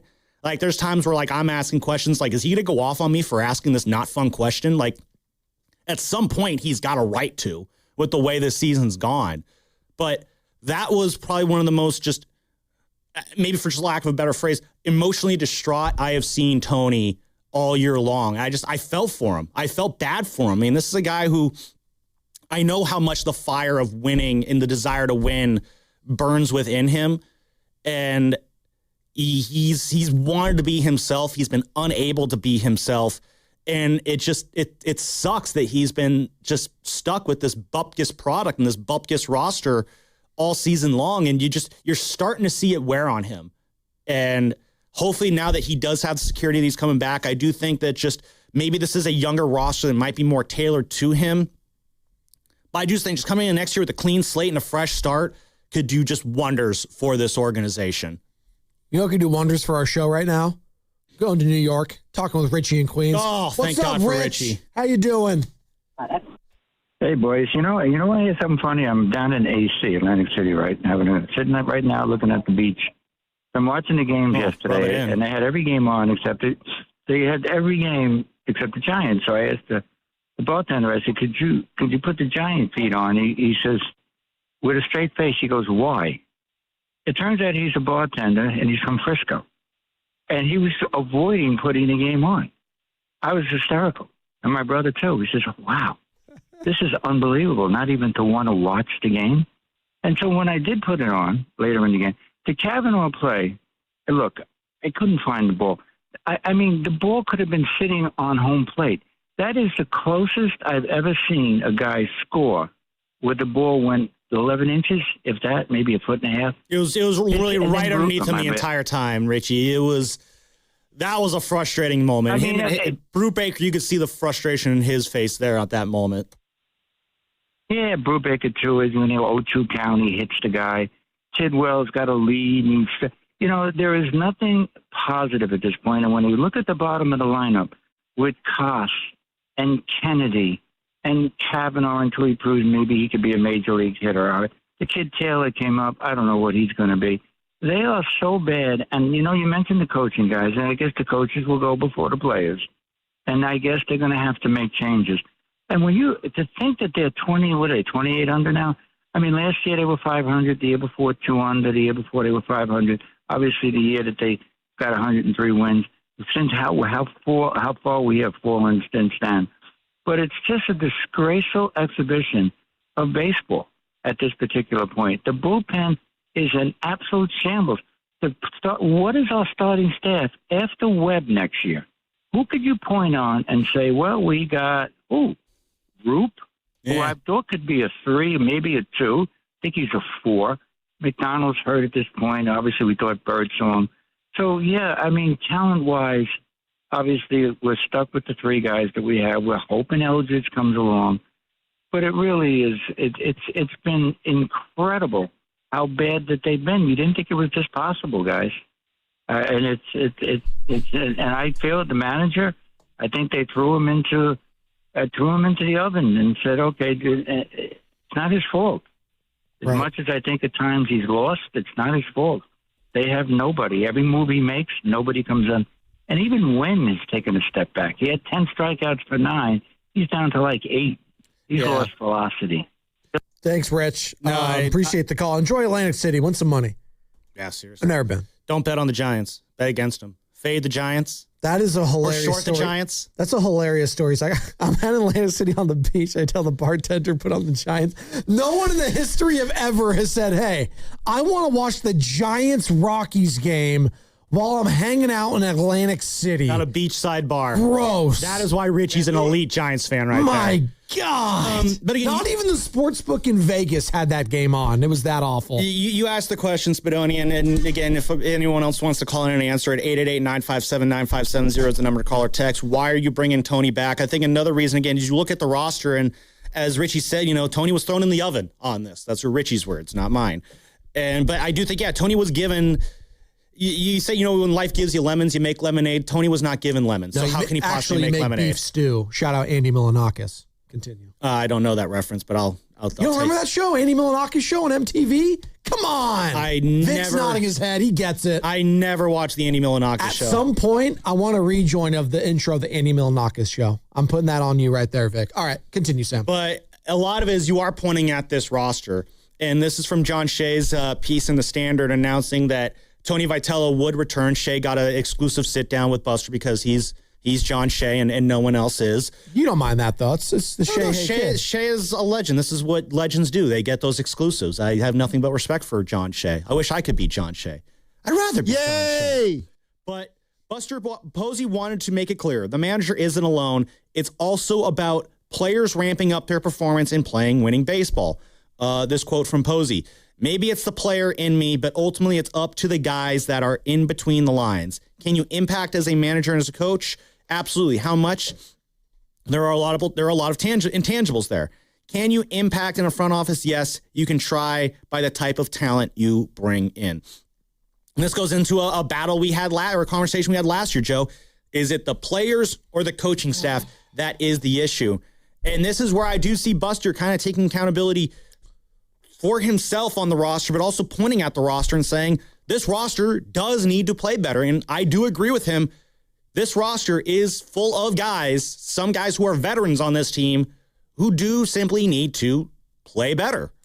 It's interesting. And we like to pick and choose when it is the players versus the coaches. And I think it's sports specific too. Sometimes, like, in basketball, if you don't have the players, you're just screwed. It's just, you don't have enough. There's 5 people on the court. You can't X's and O's your way You can X and O your way to a win, but you can't X and O your way to a successful season. Like there's like you can maximize what you have out there, but you're going to have a limit, right? Like I think of Miami Heat for years and years prior to Giannis, the Heat culture they relied on, right? And that could get them to like an 8th seed or a play-in spot. And it's like, wow, they don't have the players, but look what Eric Spoelstra is able to do here, right? The fact that you're able to get this team to 42 wins.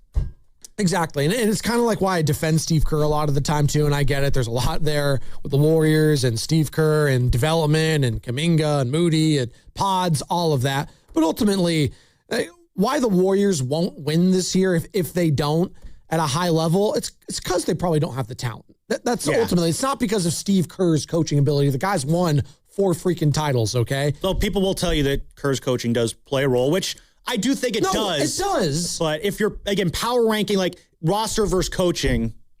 If Phil Jackson was the coach, we talked about this a lot last year with the Warriors. I don't want to go on a huge diatribe, but Phil Jackson or Greg Popovich was the coach of the Warriors last year. How many more wins do they have? Probably not a whole lot more. I mean, honestly, let's we're sticking on the Giants. Those are his 2 mentors. Yeah, Brittany Garoli, when we had her on this morning, she even said, like, not even Bruce Bochy is winning with this roster. No, exactly. So, like, I hear you when you say, like, first order of business, if you're bringing back Tony, is revamping the coaching staff. And I think some of that is true, although I would like to keep Ron Washington on here. Yeah, sorry, Wash is the other guy. I don't know if Wash would want to stay. I think I heard that he wants to come back. I'd have to find the source on that, but maybe he's building something with these guys defensively, and he wants to like build off that and continue to go, which would be great. I know he loves working with Bryce. He loves working with their eyes, obviously.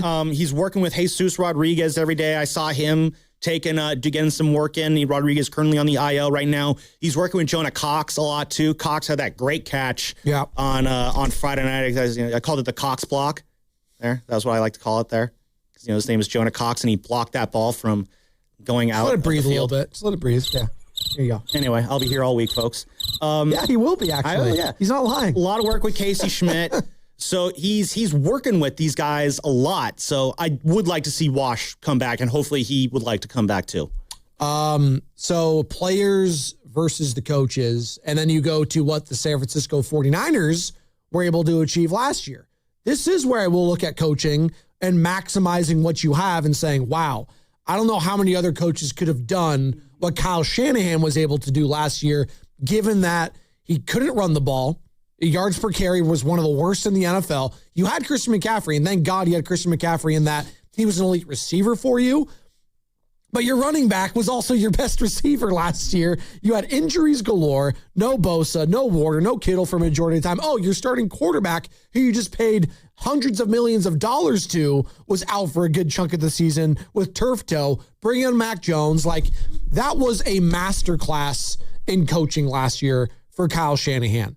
But we also knew that there was a ceiling on the season in totality because of said injuries, because you just didn't have the players ultimately in the playoffs to go at a team like the Seattle Seahawks that were more healthy, more polished, and just they had the youth and the athleticism that you just did not have in that moment. It was good enough to beat the Eagles, which was great. And again, I do go back to coaching in that game.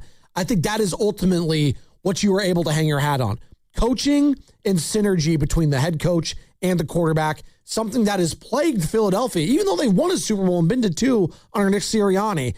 If he doesn't have the coordinators to help him out, it's going to be bad news. And that's what happened last year. So to your point, Sam, I say this is a long way of saying coaching matters, but I can't coach. There's a cap on it. I can't coach a turd sandwich to turn into a filet mignon. Yeah. I mean, I can't make that work. You can only do so much. I can only do so much, right? Yeah. I can put a little parsley on it. I can put a little garlic salt, right? Toss it in the air fryer for a little bit, but it's still going to be a turd sandwich of a bullpen, you know? Yeah. And again, food. That being said, though, I do. The reason when I look at this team, and I do think a part of it is just the players do need to be better, is because I think they're better than this. Like, Willie Adames is better than what he's putting out this year. Rafi Devers is having a good season. Is he, real quick on Willie, is he better than this? I think he is. I don't know what he is. For San Francisco Giants fans, all they know about Willie Adames is he's been underwhelming, right? I mean, he was better than this when he was in Milwaukee. He's not in Milwaukee. He was better than this when he was with Tampa. Not in Tampa. No, but we know that he has a better level. I'm not trying to be smart. You're right. Like, he was better during that time, and I do think he is better than what he has put out this year. I think Rafi Devers, who's still having a solid season, This isn't a typical Rafi Devers season. Like, he's hitting around like 240 or something right now. He does have the 25 home runs and I believe like 69, 70 RBIs, which, that's a pretty nice number too. But like, that's not the Rafi I think you were really expecting when he came here. This is a guy who's usually like a 270 hitter in that regard. So I do think that there's more levels to their game. And I go again back to the Shea article. He did talk to Logan Webb, and Logan was like, I personally really, really love Tony. I love a lot of the stuff that he brings. He's competitive like me. He's about winning. There's always learning and stuff. I remember when I was a younger player, it took me a couple years to learn. I don't think it'll take him a couple years, but I think there are always learning situations. And then goes on to add, and this where Logan never one to shy away from responsibility. He'll take responsibility that isn't his responsibility, but he's kind of pointing out the roster and saying, we haven't played good enough baseball. I think everyone in here would probably agree with that. In the meantime, it's sort of on us to make his job easier. When that starts happening, I think you'll see more of his personality come out. Like, yeah, I agree with Logan on that one. I do like that Logan's kind of taken it upon himself on behalf of the roster, saying that it is on us to make his job easier, because when these guys are going out not executing correctly, it does make every decision that he makes look bad. That's just how the reality of how this game works. So, it's unfortunate, but the fact that one of the leaders in the clubhouse is acknowledging that these guys do need to play better, I do like hearing that. And you're hoping that going into next year, again, a clean slate, fresh start, not ideal, but if you can kind of seize on that, maybe you do come out, get off to a better start next year. Everyone's in a better place next year, and you have a little bit more success next year. And maybe that does justify bringing Tony Vitello back. Currently it's hard to be optimistic about next season just on its surface. And I know we still have a month and a half to go here, and Giants fans just want the season to end so badly. Trust us, we do too. 38 more games, I believe. And 37. Let's be honest, it's going to, once football, which is already upon us, starts, it's going to be in the back of our minds. And the season might as well be over sooner rather than later, because we're going to be knee deep in college football. We're going to be knee deep in the NFL. Niners. That's what we're going to talk about. And we're going to be talking about the San Francisco 49ers soon. Less than 3 weeks away from Miami Stanford to kick it off. Oof, cannot wait. Is that the first game of the year? I don't know if it's the first game of the year. It's the first game that matters. Is it on a Saturday? Or is it like a Friday night. Oh, it's a Friday night. Ooh, you're going to be there, huh?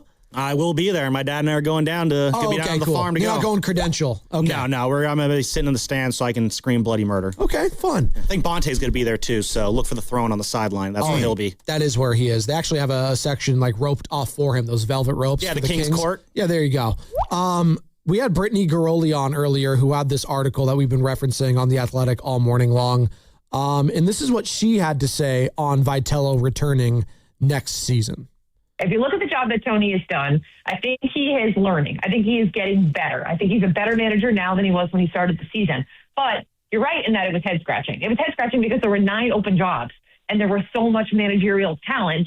But I think, as I wrote, like Fester basically said it in my article that he was coming back. Like, you cannot now reverse course this quickly. You have to at least let Tony start the year and show that he's grown and show that he can actually turn this around. And same thing for Tony Vitello, who took this lead. Like, I think they're going to have to continue to keep this going. And I think Buster and him, hopefully, are both learning on the job and getting better. So an article in the article she wrote, there was a little excerpt, and I'm going through it right now, but it was basically to the effect that those around the locker room and those around the know have basically said Tony wanted to view himself like, hey, I'm one of the guys. He wanted to be like, hey, guy, I'm one of you guys. Yeah, here it is right there. Yeah, the rookie manager told players to treat him as a teammate, which raised eyebrows. That's the one for me. That's really hard to look past. It's like, no, you're not the teammate though, dude. You need to command respect. You're the general.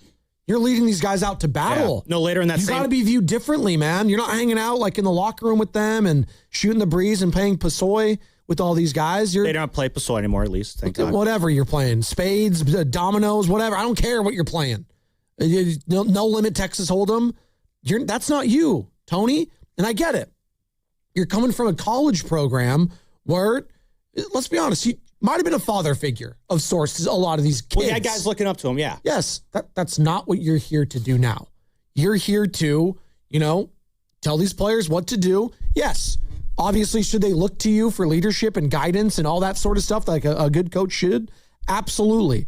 But in no way do I want you feeling like you're their teammate, because then they're going to run all over you, which leads me to this, Sam.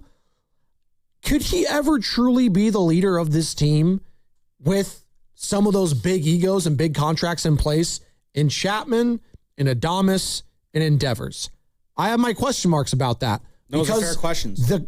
The image in my mind still of this season, it's going to be the lasting image of this season so far, fair or not, is the finger wave, the Mutombo from Rafi Devers in Miami telling Tony, you're not pinch running for me. And poor Jonah Cox is like literally standing there like, what the hell am I supposed to do right now? He blocked Cox from getting onto the base. Yes, Cox blocking. Thank you. Like it's... Yeah, I see it's catching on. It was a horrible look, and it was emblematic of the season, whether that's fair or not. And, they had to have a presser afterwards. Both of them had to field questions. And Rafi Devers laughing about it basically through the translator. We overblew it. He's barely talked in the media sense. Yeah, it's the media's fault. Remember that? It was the media's problem. I mean, he hit that home run yesterday. I would have loved to have blown that out of proportion, but he left too quickly. How many times has he spoken since that? I don't think I've been in a scrum with him since. Maybe once. I don't recall. Exactly, dude. So it's hard for me with those guys still around, and maybe lesser Chapman. I don't think Chapman's the deal. It's basically Adames and Devers, because Devers has had the history going back to his Boston days of being a very difficult teammate to work with, not having respect for upper management. Not to say that's the case currently. Maybe they squashed their beef.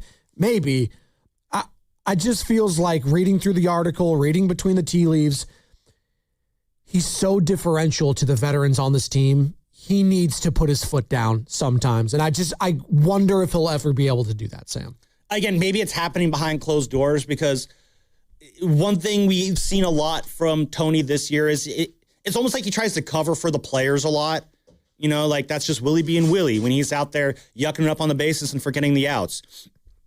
With the Rafi Devers thing, he has, he's making a reference to the town where, if Rafi came in and said, hey, we need to go hurt somebody, don't ask questions. Tony's like, whose car are we taking? He loves to have the pop culture references, and trust me. They are enjoyable to listen to. I love my pop culture references, all right, and quoting movies. That's all I do. Hey, when he had his the Shawshank one, we got to crawl through the tube of poop to get out to the sunshine. That was one of my favorites all year long. It's one thing if I do it on a sports talk radio show. Oh, yeah, daily. And even then we get plenty of eye rolls. Of course. But shout out to YouTube chat. That's part of the bit. We can have a bit daily on our radio show because that's what sports talk. We're trying to have fun and entertain.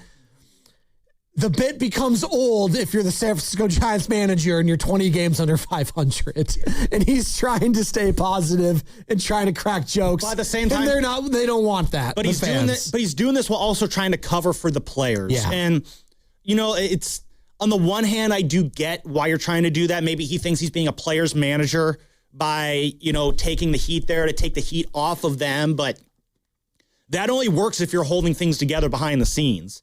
And I don't know enough about what's going on to make one comment here or there. But what we're looking at publicly in, the grand scheme of things, it's hard to see what we're seeing on the field, those moments, the finger wag, the forgetting the outs, the fact that these are mistakes that are not getting cleaned up, the fact that they're having a meeting on Friday to go over basic fundamentals, and then they're blowing those basic fundamentals literally hours later. That says like maybe you're covering for the guys, and that's great, but it does not paint an image of things are buttoned up behind the scenes.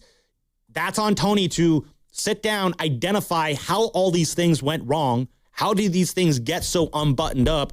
And then you have to develop an attack plan going into next year of how you're going to button these things up, how you're going to, correct the mistakes that you made this year. That's his number one job going into this offseason is how do I right all these many, many wrongs that have gone off the rails this season?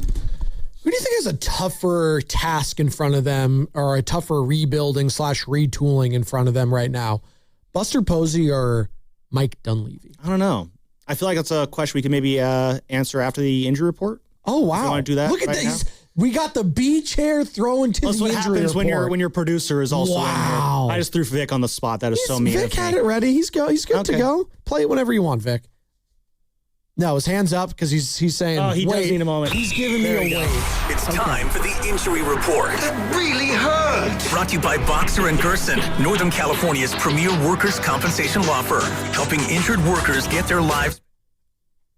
And this is potentially significant for the San Francisco Giants. They could get a pair of infielders back. Marcelo Mayer, who has been dealing with a forearm injury, is expected to join the Giants this week while they are in Cleveland. Obviously, a former top 5 pick from the Boston Red Sox. He has a lot of potential still within him. The Giants should also be getting back Willie Adames. He has been day-to-day with back spasms, but nothing serious enough to warrant an IL stint. The injury report was brought to you by Boxer & Gerson, Northern California's premier workers' compensation law firm, helping injured workers get their lives back for over 40 years. And you are listening to 95.7 The Game, KGMZ FM and HD1 San Francisco, an Odyssey sports station in the home of the Golden State Warriors and Valkyries. Always live on the free Odyssey app. And we are coming to you live from the Laughing Monk Studios, halfway home here on a Monday. Yes, happy Monday, ladies and gentlemen, boys and girls.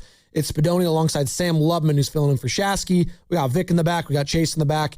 And shout out to all of you just getting off work, getting ready for work, getting ready for school this morning. We're a week into school now with young Benny and Nora, and they settled in pretty well. I was very proud of them. Benny only had one little difficult day, and, first grade, kindergarten, those kind of years. All those days are difficult. Yeah, you get some tears still occasionally. It's like, I don't want to leave mom and dad. You have a long summer. I get that, but I was very proud to see how he handled it for the most part. Nora, I always talk about this.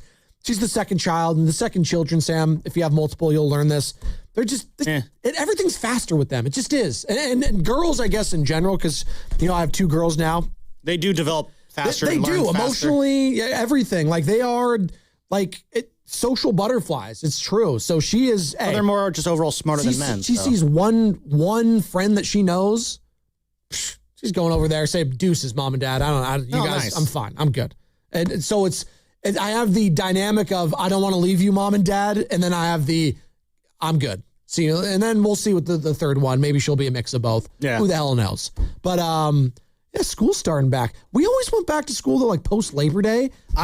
For me it was last week of August. Yeah, around that. That was me too growing up. I thought that was a Catholic school, private school thing. Early August is insane.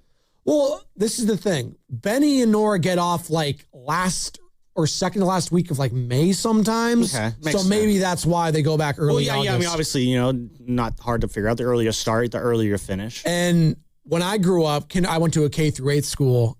June 4th is my birthday, and sometimes the last day of school would fall on that day. Yeah, for me, growing up, last day of school was usually the weekend leading the Flag Day or whatever. Oh, Flag Day. Oh. Yeah, the relevant holiday, I'm sure. What is that? I think it's a day where we're like, yay, the American flag. Is that it? Do they still do the Pledge of Allegiance first period in school? We had to. We did it. Do they do that anymore? No? We did it second period when I was in high school because a lot of people didn't have first periods. Oh, interesting. No, we didn't. I think we just had announced. I don't think we did the pledge. But yeah, in middle school, we all had to do the pledge together. Freshman year of high school, in my Spanish class, we had to do it in Spanish. That sounds awful. Yeah. Well, I remembered it Shouldn't you do the Spanish Pledge of Allegiance to Spain or Mexico? No. That's not how it works. No, because we were in United States of America. Although we did learn Spain Spanish in my high school, which uses the vosotros conjugation, which is a slightly different dialect from the nosotros, which is the more Mexican Spanish. So there you go. Yeah, the more you know. And our side conversation is just hitting so hard today. This is the more you know. We're well educated here on the roast. 888-957-9570 is the number to get involved. And I know the big story for a lot of people is not the San Francisco Giants, although it's been a disappointing season. It's right now what's going on in San Francisco and specifically Santa Clara with the 49ers. Well, really quick, you asked a question before I made you throw to the injury report. The Dunleavy or Posey rebuild there. Oh, yeah. Hashtag squirrel. I even forgot I said that. Yeah. It's who has the tougher rebuild? I mean, it might be Posey just because I don't think the Warriors have started their rebuild yet. I think the Warriors are still in. They won't say it. They're retooling, right? No, they're saying there's no championship expectations. Joe, from when that ball tips off in October to the middle of February, it's going to be, well, hey, we might have a chance to make a deal. Here's the dirty little secret, everybody. Oh, he's got a secret. If you're not competing for a championship, you're rebuilding or retooling. That's exactly what you're doing. But they're not rebuilding just yet. Because if they're rebuilding, then don't use that word. Say retooling. Because they brought in Yaxel Lendeborg, and as a rookie, he's expected to be a starter for a majority of games this year. They're just redoing. That's what they're doing. They're not rebuilding, not retooling. They're redoing. They're redoing last season, but the only difference is their backup, maybe starting power forward, is actually going to be playing rather than just sitting on the sideline while his agent tweets out sweet nothings. That's literally the only difference between last season and this season. So they're not retooling then? Like I said, they're redoing. Oh, they're replaying. Redoing, frustrating. Like, basically what I'm saying is whatever the Giants are doing with their rebuild is further along than whatever the Warriors are doing with their rebuild. Not that that's like an exciting race to be talking about right now. Interesting. I don't know what position I'd rather be in right now as a fan. The Warriors, where you're clinging on to the embers of Stephen Curry and what he could still be potentially, while facing reality in its face, if you will. Mm-hmm. That's a drop we have somewhere. Facing reality, I think it is. That's literally it. Yeah, that's literally, they're looking at the mirror and saying, oh, well, we're not going to compete for championships, but hey, we might be a playing team. I think the Warriors are looking in the mirror, and instead of saying what they're seeing, they're saying something else that isn't what they're seeing, if that makes sense. Like, when I look in the mirror and describes like, oh, there's a dude with long red hair and a questionable face and probably needs to shave a little bit. That's what I see. You're too hard on yourself. Yeah, a little bit. When the Warriors look at themselves in the mirror, they see a team that's breaking down, and they're like, oh, that's a team that could put it together with one big move this February. Maybe. Like, that's what I think the Warriors see. Whereas Buster Posey, I think he looks in the mirror and says, yeah, this is a team that's not good and needs to be fixed, and that's on me. And I think that's a more accurate representation. But similarly, they have multiple contracts on there that they're probably not going to be able to move. The Warriors, on the other hand, will be coming off a lot of money next year in potentially Jimmy Butler and Draymond Green, right? And we're assuming they're not going to have new deals by that time. Mike Dunleavy has said as much. I do believe this is Draymond's last year. Just keeping it a buck. I know a lot of people don't. They'll believe it when you see it. I know Shasky's one of those guys. I think this is Draymond's last year in Golden State. I am one way or another. 64% in agreement with you on that, only because there is a large part of me. Like, if I sit here and say I think this is Draymond Green's last year at the Warriors, there is a very big part of me that's just like, yeah, that'll be a cold take someday. So that's kind of how I'm. Okay. I believe it, but there's a part of me that's just like, I believe it, but I still need to kind of see it to believe it. That's fine. No doubt about it. I'm ready to be wrong again. Shout out to the Santa Claus. Seeing is believing, believing is seeing. Something like that. There you go. What's up, sport? I will say this, though, in regards to the San Francisco Giants, because we're having this compare and contrast with Posey and Dunleavy.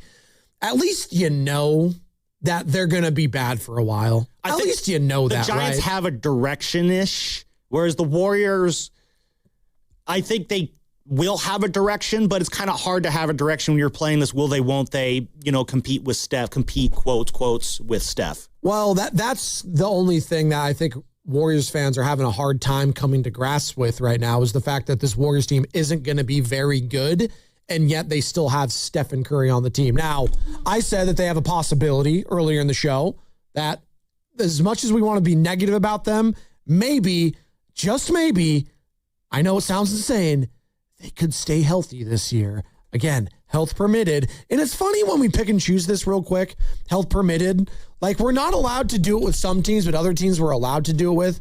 And I saw Bonte tweet this out yesterday, and people were coming down his road. He's like, hey, if healthy, this 49ers wide receiver group could be one of the best under Kyle Shanahan.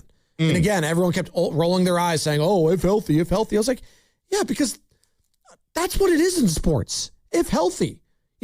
If the Boston Celtics stayed healthy last year with Jason Tatum, maybe things change in the East. Maybe they don't blow it against the Philadelphia 76ers. Maybe they go on and go back to the finals. Who knows? If Jalen Williams stayed healthy with the Oklahoma City Thunder, maybe that changes. Like his defensive prowess in that series against the Spurs. Who the hell knows? Like, we are allowed to say that, and yet the fan base rolls their eyes constantly at it, which I understand why for the Warriors case, because Steph Curry is getting so damn old. So is Draymond Green. And you're going to be relying on guys like Yaxel Lendeborg, Brandon Pajemski, and obviously Kristaps Porzingis is a part of that, Al Horford. You don't want it to come down to health. you want it to come down to depth and having the guys that could step up if those guys have to go down for a significant period of time. I don't know where I'm going with this, Sam, but it feels like we use that so much as an excuse here in the Bay Area when it comes to our teams. Health, health, health. I wonder if other, New York markets, Chicago, Miami, LA, just say health, health, health all the time permitting. You think they're talking about that, the medical, as much as we are here in the greater Bay Area? Well, also, how many other markets are dealing with the laundry list of injuries that we here in the Bay Area are talking about? That's the thing. I can't speak to that, but I have a feeling some of them are, right? Like maybe New York, where we talk about MetLife Stadium all the time, over here, that turf being the turf monster. Oh, and by the way, I don't know if they practice on that, like in the training camp, but Breece Hall went down with non-contact. Oh, that's not good. Hopefully it's just cramps. See, Jamal Adams had one too. Out for the year. That's unfortunate. I hate to see stuff like that in preseason games, but Adams, they were playing against the Giants at MetLife this weekend, right? Yeah, and Jackson Dart got absolutely blasted over the weekend. Why am I going into the tent so often? It's like, bro, you were literally unconscious on the turf for 20 seconds. I don't know if he was unconscious, but he was definitely laying down there. He doesn't remember it. Mac Jones on Thursday Night Football, Vic, where they go to commercial break and he's just like laying down. I was gonna say it's just every year it's always if with the 49ers. I think that's why it's so much pushback. And then the two teams you reference when you say Boston and OKC, like if they're all healthy, when they were healthy, we've seen them win. And when it was the 49ers, we haven't seen it yet, even when they were, more healthy than they have been in recent years. But it's always if every single year, and it goes wrong. But this is what I'll say. The good teams have the depth, right? And I'm not here to say that losing certain players means you're not going to win. Like, obviously, if you lose Patrick Mahomes in Kansas City, you're not winning the Super Bowl. Right. There are the Nick Foles scenarios in Philly, but that's rare. Well, those are called miracle situations. Kurt Warner having an MVP year, greatest show on turf. Yeah, Sam, like you can't bank on a miracle. That's crazy. That's not a game plan. Hell, you had your miracle. His name is Brock Purdy. All right. What he was able to do that season was incredible. And then what happened? You lost your quarterback in the NFC Championship game. Night, see you later. Unfortunately, that them's the breaks, right? So I hear what you're saying. Line. I hear what you're saying, Vic, there when it comes to like, man, it always just seems with the 49ers, if they stay healthy, well, maybe what they are doing is contributing to that, whether that's practicing wrong, training camp. We Shasky and I dove into this last week. Those 3 straight practice days for Kyle Shanahan, he had to change that approach. He couldn't do that anymore. He had to deal 2 straight, right? And have some breaks in between. You can't keep getting hurt in training camp and expecting the season to go the way you want, these guys to stay healthy throughout the remainder of a 17-game season. Hell, we can be getting 18 games here sooner rather than later. And I hate that that's probably going to be a bargaining chip from the owners, by the way, the 18th game, because a lot of these teams and players for said teams want grass fields, and that might be the trade-off. Oh, we'll give you the grass field, but you're going to play an 18th game. It's just like, great. Okay. Why can't you just not be cheap owners everywhere and just give us the grass fields? You guys did it for the freaking World Cup, for FIFA for a summer, but you can't do that for us when you're investing hundreds of millions of dollars into these players. Like Jackson Smith-Njigba now has to play up in the turf up at Lumen Field when it was good enough for, Team USA to play Belgium in the round of whatever it was, 16. Sorry, I'm going off on a tangent here. I say all this to say, could the injury bug be preventing the San Francisco 49ers yet again from having Super Bowl expectations? And you know what? Should that even be the expectation this year for the 49ers? Ooh, what do you mean by that? Super Bowl or bust? That was it 2 years ago. Yeah. Wasn't Super Bowl or try again, despite us trying to say that was the case. It's not Super Bowl this year for me. That's not how I'm digesting this 49ers season. Interesting. I'll explain on the other side why there are actually more similarities with the 49ers expectations with what the Warriors will be expected to do this year. I'll explain. It's going to be sponsored by Fremont Bank, here for you, here for good. So, I need hamburgers, sodas, ice, and a DJ. A DJ? Relax, Pa. With T-Mobile, we're saving when we bundle home internet and phone lines. Oh, wow. Here to bundle and save big. Stay connected con tu gente with 4 lines from T-Mobile with fast, easy to set up 5G home internet and save up to $1,000 a year. Switch now on T-Mobile.com/conectate. Savings based on 3rd line free via monthly bill credits. Internet discount with $15 in monthly bill credits and auto-pay discount. Qualifying credit required. Credits will stop if you cancel any lines or change plans. Visit T-Mobile.com. You hear that? That can only mean one thing. Your WNBA team, the Golden State Valkyries, are back, and you don't want to miss a single moment in Valhalla. You can feel the energy. Get your tickets now at Valkyries.com. Cruise on out for the Good Guys 39th West Coast Nationals. Over 3,000 classic Good Guys Autocross racing action, a huge automotive swap meet, and so much more. All this weekend at the Alameda County Fairgrounds. Details at good-guys.com. On September 2nd, DraftKings Game Day arrives with massive deals, exclusive deals, and an all-day celebration built for sports fans. The countdown has begun. All roads lead to Game Day. The DraftKings Sports app is now live in 50 states. That means California from Texas to Florida. DraftKings Game Day is the kickoff of a new season, a new era, and the biggest day in sports history. New DraftKings customers, sign up with code ALLNEWS, spend $5 to get $150 in rewards within 14 days. In partnership with DraftKings, the crown is yours. Event trading offered by DraftKings Predictions, a CFTC-registered introducing broker. Trading involves risk of loss, market availability varies, eligibility restrictions apply. $50 every 7 days via click to claim issued in non-withdrawable predictions dollars that expire in 1 year. Ends August 23rd. Terms dkng.co/predictions promo. Nationwide based on sportsbook, predictions, and free-to-play sports contest availability. Varies by state. 1-877 Cards for Kids. KARS Cards for Kids. 1-877 Cards for Kids. Donate your card today. 1-877 Cars for Kids. KARS Cars for Kids. 1-877 Cars for Kids. Donate your car today. Ready to get rid of that old car? Donate it to Cars for Kids. Call 877 Cars for Kids to speak to a friendly live agent. Donation is super easy, and your car can be picked up as soon as tomorrow. Go to carsforkids.org now or call 877 Cars for Kids to donate your car today. 1-877 Cars for Kids. KARS Cars for Kids. 1-877 Cars for Kids. Did you know you can donate real estate too? Go to carsforkids.org. That's cars with a K. Jane is a small business owner. Tell them what that's like, Jane. Yeah, well, it's like a roller coaster with a lot of ups and downs, and some days things can feel like they're flying off the rails. Yep, it's a lot. But the Total Solutions Advantage only from Comcast Business can help you manage it all. With the largest, fastest fiber-powered network designed for 100% reliability with business internet and wireless connect. Nice. So everything stays on track. The Total Solutions Advantage. No one does business like Comcast Business. The more solutions you add, the more you save. Get started today with a qualifying internet package for as low as $60 a month when you add an advanced solution. Plus, new customers, ask how to get up to $1,500 in prepaid cards when you add 2 lines of mobile to a qualifying gig bundle. Don't wait. Call today.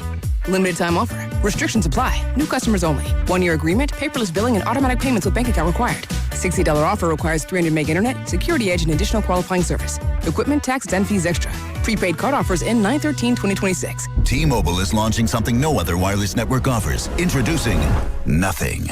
Pay nothing today and walk out of the store with a new phone. What did he say? Nothing. You definitely said something about nothing. Exactly. Go to T-Mobile, pay nothing up front, and leave with a new phone. Wait, nothing rules. She gets it. Hey, thanks for nothing. For the first time ever, switch to T-Mobile, pay nothing. No taxes, no fees, no money down. And walk out with a new phone. There are 250 reasons to choose T-Mobile, and now nothing is holding you back.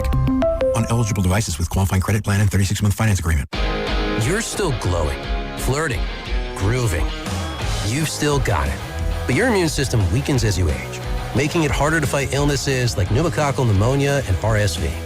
Vaccines are a key part of any health routine and can help protect you from getting really sick. Ask your doctor or pharmacist which vaccines you need. See more at PfizerForAll.com. Sponsored by Pfizer.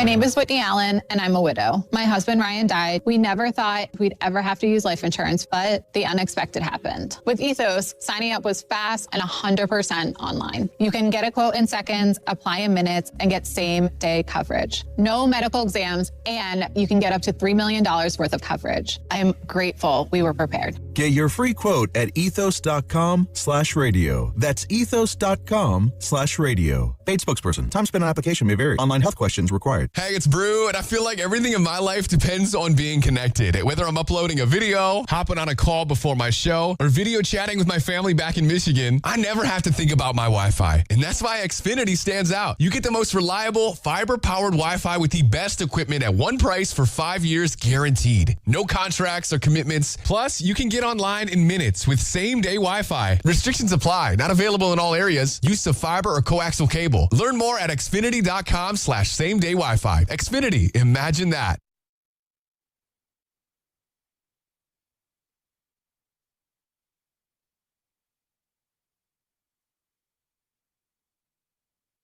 Bay Area, it's Tip. You're listening to The Morning Roast with Joe, Spadoni and Joe Shasky. Coming to you live from the Laughing Monk Studios on 95.7 The Game. I want to know what she wanted to say with my last name. It's not a difficult name to pronounce, Spadoni, and yet it's most of the time people add letters to it that just aren't there. I get Spandoni a lot. Joe Spadoshi. The very first graduate of, I have 9 brothers and sisters, so Sam, the oldest, he was graduating from Fresno State. God, this is a long time ago. And at his ceremony, it was Sam Spandoni. And it was just like, of course, they got the name wrong. We'll all clapped anyway. It's just like, it's not that hard. It's not that hard. But shout out to Valkyries. I got with my last name too, People, is it Lube Man? Lube Man a lot. Well, that's if you put the little Undlat like the Germans do. Yeah. Exactly. It's basing English, though. In American English, it's a short consonant. It's a short vowel when it's the consonant right after. Some stupid English rule like that no one ever is aware of. I think the worst mispronunciation I've ever heard is somehow, some way, someone slipped an R into my name. Sam Lubron. Oh. I thought it was LeBron James. I thought it was going to be Sam Rub. I thought it was going to be Sam Rub, man. No, they had the entire name was correct except for the R that they just shoehorned into my last name. I'm still not quite sure how he did that. That's one of the more impressive ones. Speaking of impressive, that's what the Golden State Valkyries have been, and they host the Dallas Wings tonight. Chase Center, tip-off 7 o'clock, right here on 95.7 The Game and the Odyssey app. Just search Valkyries to hear every game. And by the way, it's all brought to you by Unstoppables. As the official laundry fragrance partner of the WNBA, Unstoppables brings the freshness. Feel confident, stay in the moment, and smell unstoppable. Try Unstoppables laundry scent boosters for as low as $5. All right. I'm unstoppable today. Yeah, that song has been stuck in my head a lot too, because I think Alice, our sister station, plays it all the time. They play like all the different stations in the back here in the common area, and they play that. Sia, great voice. All right, the 49ers. We already here with the injury, Brug. I get it. Nick Bosa's been out for a long time. And, producer Jason the Bass, we have a group thread right now, and he's like, is there something to this hold-in, potentially? Is this a hold-in from one Nick Bosa when it comes to him not, being a participant in training camp? I guess, by all accounts, he's working off to the side. He's looking fine there. Let's start there before I break down my compare and contrast. Let's get into this Bosa thing with here the Golden a little State bit. Warriors and 49ers, because I do have a compare and contrast I want to get to when it comes to those two teams and expectations in Well, I thought you general. had an interesting question before the break of just are the Niners in Super Bowl or bust mode or not. I kind of like that thought. Well, let's start here. The reason why a lot of people weren't talking themselves into the Niners as a legit contender last year was because of all the injuries. It was a fun story. It was nice, but eventually it's going to come crashing down, and it did ultimately in that divisional round against the Seattle Seahawks. They got absolutely humbled and destroyed in that game. There was just a clear talent discrepancy overall there. And one of the reasons was you were missing a guy like Nick Bosa, right? A guy that helped change the game in week 1 in Seattle when he had that game-saving strip sack fumble against Sam Darnold, the quarterback of the Seattle Seahawks. So you were missing a guy like that. You were missing a guy like Fred Warner. Obviously, in that playoff game in Seattle, you were missing George Kittle, who had lost a week prior due to a torn Achilles. You were missing players all across the board. Obviously, you had no Brandon Ayuk that whole season. You thought maybe he could have been a bonus, but you didn't have him. You were relying on Juwan Jennings. You were relying on the carcass that was Ricky Pearsall at the time with a bum PCL. Sounds harsh, but that's the case. Carcass. The guy was, every time he got tackled, felt like he was getting slow to get up. And it wasn't working with Ricky. It's like Jackson Dart all that time in the blue tent. It's true. Except he understood why. And you relied on Christian McCaffrey, who had probably his worst yards per carry season in San Francisco, to be not only your best running back, to be at times your best wide receiver. So I say all that to say there was a talent discrepancy, and you tried to rectify that this offseason, right? You needed a bona fide stud number one wide receiver. Okay, you got that. Mike Evans, who by all accounts had his best practice, I guess, over the weekend. All right, great. Yeah, last week I was kind of a little bit worried, like, he's not practicing quad, he's 32, blah, blah, blah, injuries. I'm choosing to not worry about Mike Evans. Whether or not I should or not, I am deciding, you know what? I think Mike Evans is going to be okay. I'm with you, right? If he stays healthy, he will be a significant improvement in the wide receiver room. Absolutely. He's a first ballot Hall of Famer. His game is never really predicated on elite speed, right? He's got great size and strength. And he can get up and get those balls. And he can high point the ball the best. 50-50, he's going to come down with it more often than not. And I think that's going to be so great for Brock Purdy to have. Say this. It's not a 50-50 ball when you throw it to Mike Evans. It's a 80-20 ball. I like 80%, that. I'm going to catch it, or it's going to get batted away. I like those odds. And then you brought in Deebo Samuel on a relatively cheap contract. And you know what? Say what you will about him. Knows the offense. Looks like he's in the best shape in the last couple of years. Yeah, I guess Bonte was at practice yesterday, and he was tweeting out all sorts of raves and praises for DB. He said he looks like prime Deebo yesterday, which, yeah, that would be pretty cool. And he's not your prototypical training camp player, right? Like, it's not going to look, the route running's not going to look sexy with Deebo Samuel, but that's not who he is. I didn't bring him in here to be Devontae Adams. He's our yak guy. Yeah, he's the guy that is the Swiss Army knife, or the Weapon X, if you will, that's what Shasky likes to say, of Kyle Shanahan's offense. The Wolverine. Give him the ball, give him some space, let him cook. Okay, great. Christian Kirk, we'll see. Been hurt. I have no idea what to make of the guy. He means nothing to me as far as a San Francisco 49er. He's in I'll believe it when I see it mode. What am I seeing? I don't know. But a guy that is in, wow, this guy looks pretty good mode right now is Dejon Stribling. And by all accounts, you know, I can only go off my eyeball in the preseason game. Looked pretty freaking good. Training camp has looked good. Joint practices has looked good. He's checked all the boxes you need from him thus far. Again, stay healthy. That's great. Okay. All of a sudden, wide receiver is a positive, where last year it was viewed more of like a net neutral / negative for the team. That is a huge, huge plus and bonus for this squad, because you are going up against the best defense, maybe the best two defenses in all of football. Obviously, the defending champs, the Seattle Seahawks, incredible. Nick Eamon-Warry, Devin Witherspoon just got paid over the weekend, Sam. You go across, DeMarcus Lawrence, right? You got, who's my guy? He's my favorite right now on the Hard Knocks. Leonard Williams, Derek Hall. They just got studs. Byron Young, like just everywhere. They got studs, right? I haven't even mentioned the offensive line and Jackson Smith-Njigba and Sam Darnold looks like he's coming into his own as an NFL quarterback now. Okay. You also have the Rams. And I'm waiting for the breaking news, guys, at any moment, by the way. Aaron Donald signing this week. He worked out again this weekend. What's going to happen? Like, just do it. Just hit the breaking news so we can talk about it. Come on, just sign the contract, Aaron. We all know. Stop playing around. Stop teasing us. We all know what's going on. He likes to milk it. Why not? He's earned that right. He's a Hall of Famer. Just dumb. Just do it. Him, Myles Garrett. They brought in Trent McDuffie. They brought in Jalen Watson to shore up that secondary for the Rams, because that was, what got picked apart in the NFC Championship game against the Seattle Seahawks. Anyways, I say all that to say this. You have revamped the athleticism on offense. That's great. That's great. Defensively, though, I got major question marks. And if we're still relying, I bring this back to Nick Bosa. Yeah, regarding the 49ers, right? Yeah. If you're still relying on Nick Bosa to be that game changer and game wrecker this year, I think you got major problems. Not to say that he can't still contribute. I'm just third ACL, guys. I'm having a hard time buying into Nick Bosa being that difference maker week in and week out.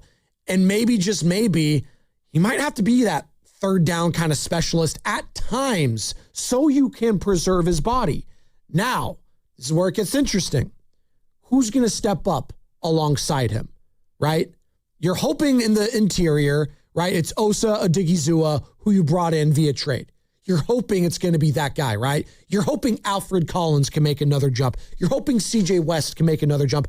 I can't even talk about Micah Williams, guys, right now. I have no idea. No one knows with his recovery status coming off a torn ACL. I have no idea. We'll see with him. We'll just leave him to the side. And then Romello Height. Like, are we expecting a rookie to be that impactful to start this year off? I don't know. That sounds like a lot. I mean, if you're basing off of the first preseason game, which, I mean, I'm not. I don't base a whole lot off the first preseason game. No, probably not. Okay. So if the name of the game is to get to the quarterback and rush the quarterback, I'm having a hard time who's going to be doing that on this defensive line.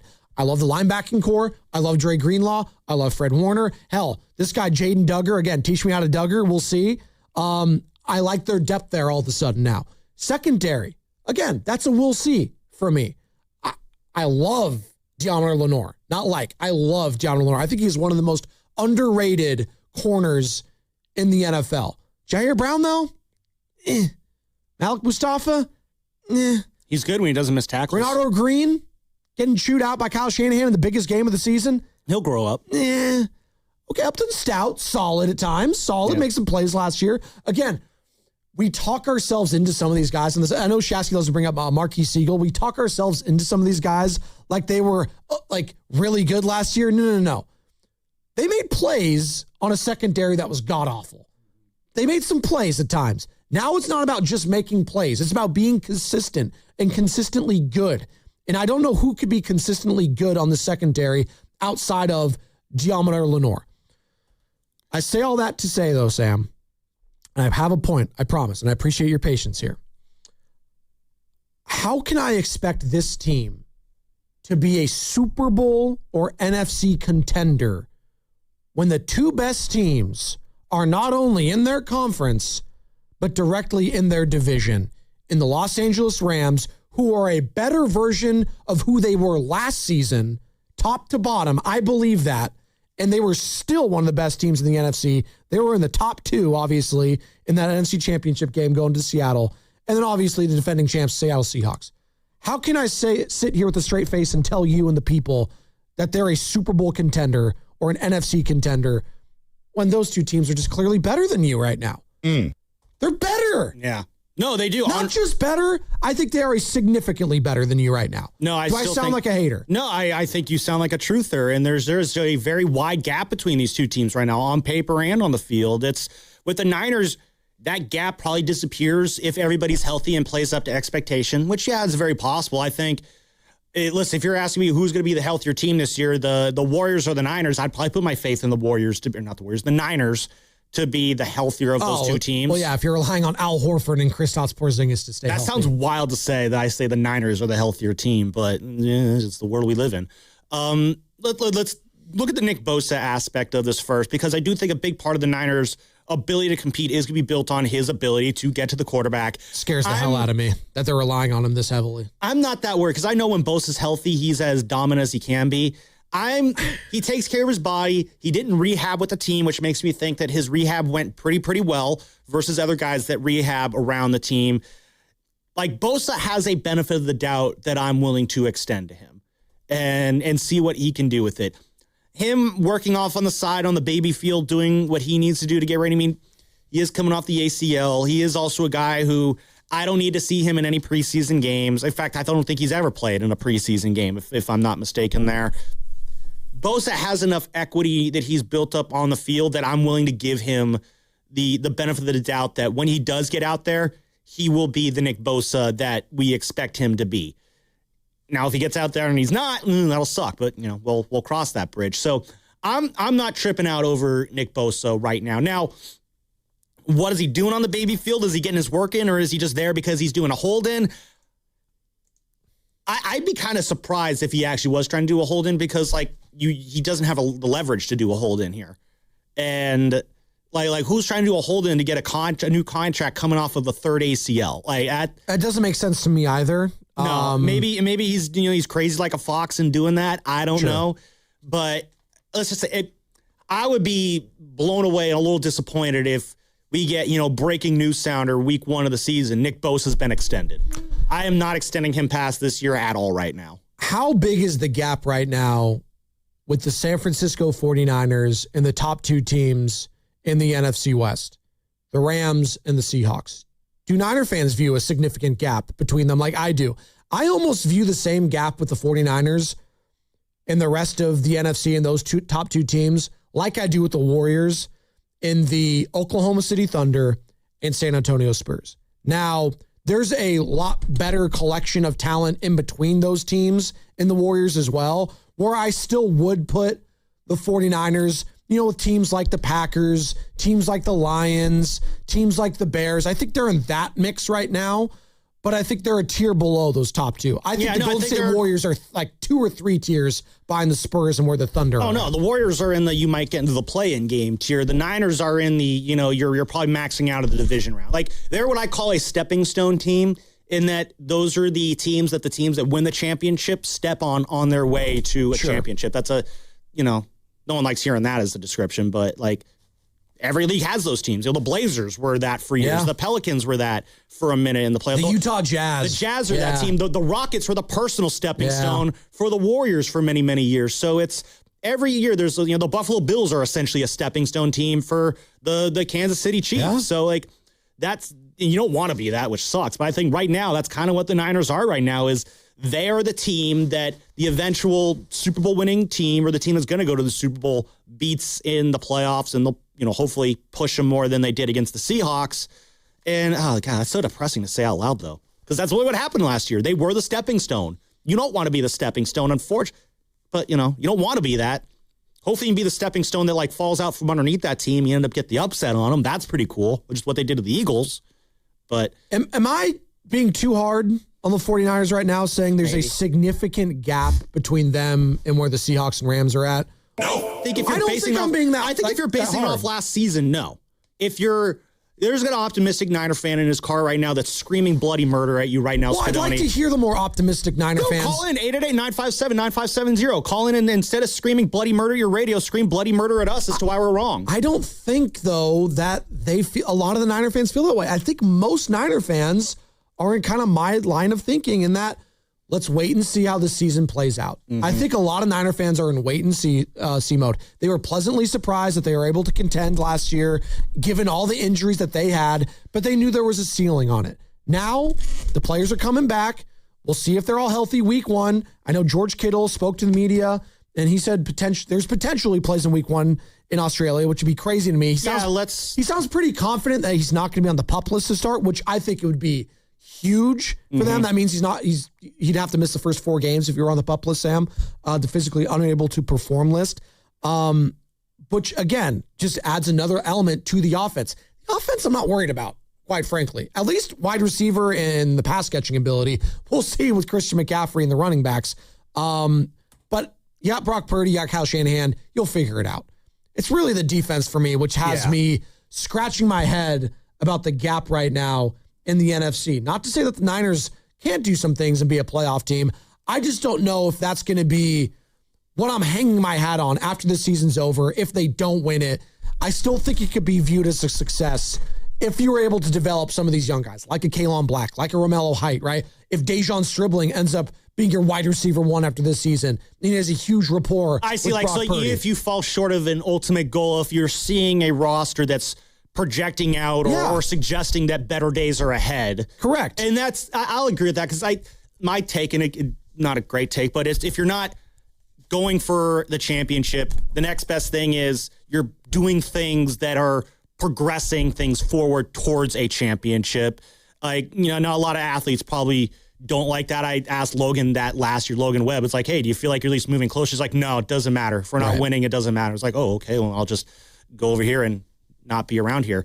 Let's focusing on the offense first. Yeah. Let me throw 2-ish hypotheticals at you. One is the George Kittle hypothetical. Let's say he is cleared, everything, his body is fully healthy or as healthy as it possibly can be going into week 1. Yeah. Does that change your view of the gap between, let's just say, the Rams and the Niners, since the Rams are going to be that week 1 opponent? And let's, for the fun of it, since we're having fun here, and this is sports talk, this was fun, we're having fun. Let's say Bosa is fully healthy too. Okay. Bosa and Kittle are fully healthy week 1 against the Rams.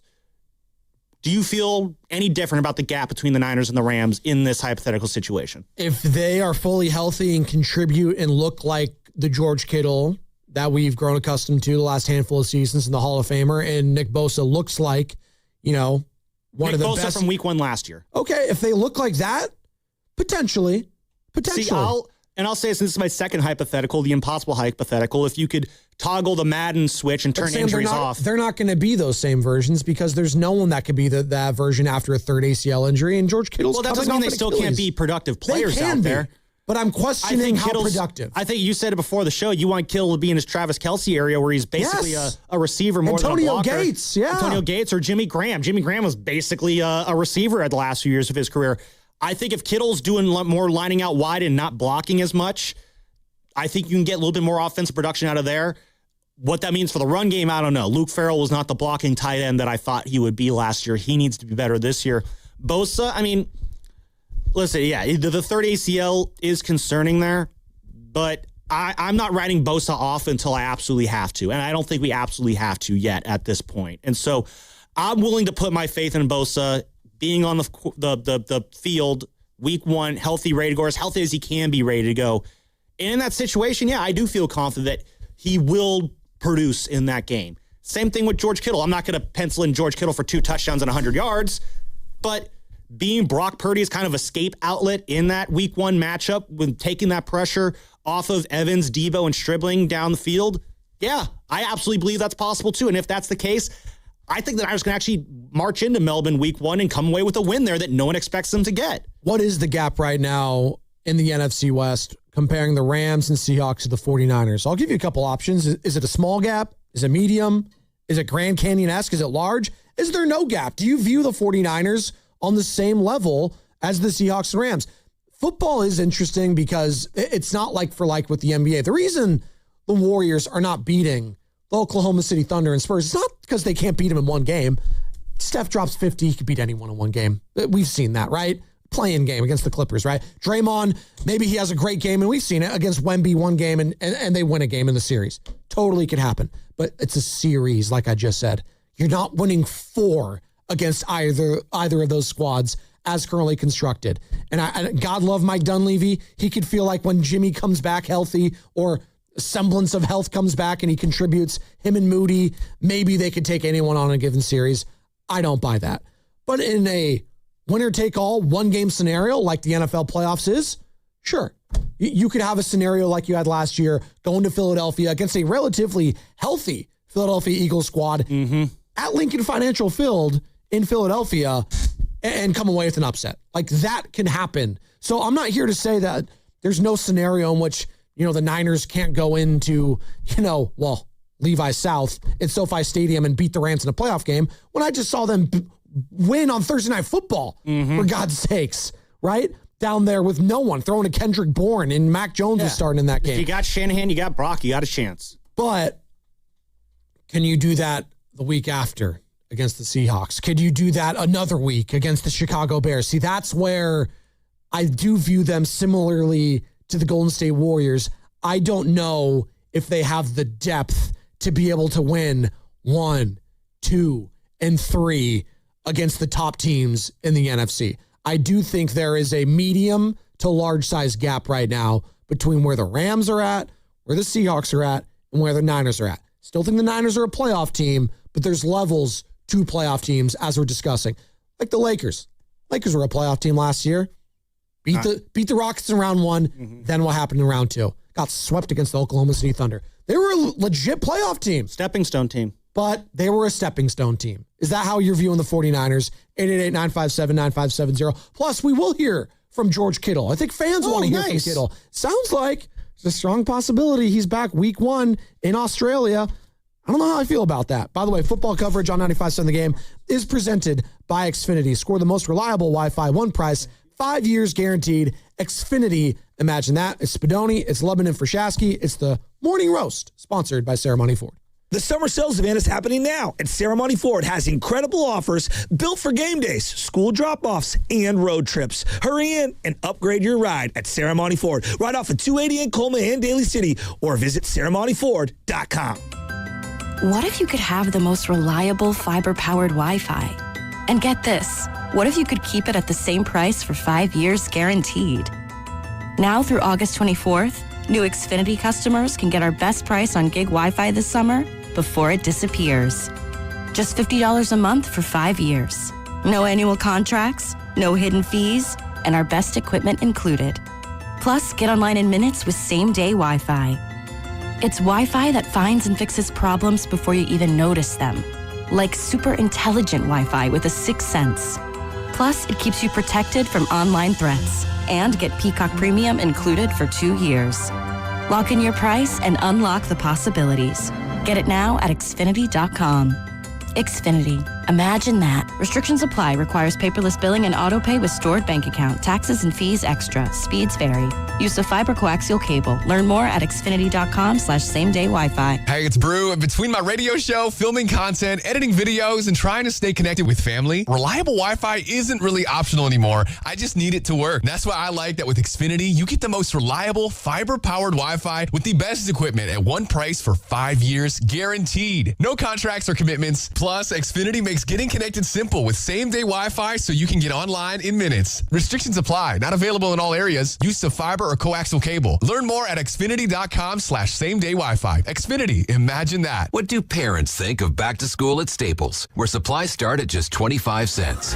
Staples has the latest laptops with up to 40% savings. I may hug the cashier. So embarrassing. It's the most wonderful time of the year. It's a wonderful time at Staples with up to 40% off select tech. Staples. That was easy. Visit Staples today or shop online and in the app. Ends 9/12. Exclusions apply. I felt a jackhammering pain in my jaw. Like someone sawing my bones. Barbed wire in my shoulder.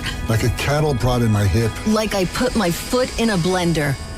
Pain is different for everyone. But where pain starts, Jurnavix suzetrigine begins.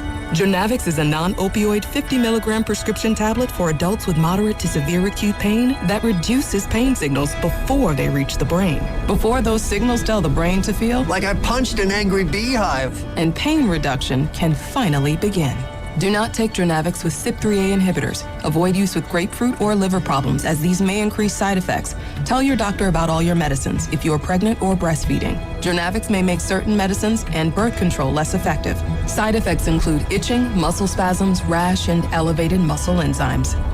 To learn more about Jurnavix, ask your doctor. Call 1-833-589-PAIN or visit Jurnavix.com. The following is an attorney advertisement. If you get sidelined by a workplace injury, the workers' compensation attorneys at Boxer & Gerson can help you get back in the game. Our team of skilled attorneys will fight by your side for the treatment and compensation you deserve. We care about justice for injured workers. That's what makes us Northern California's premier workers' comp law firm. Call Boxer & Gerson at 510-835-8870 or visit boxerlaw.com for a free consultation. Boxer & Gerson, your life is worth the fight.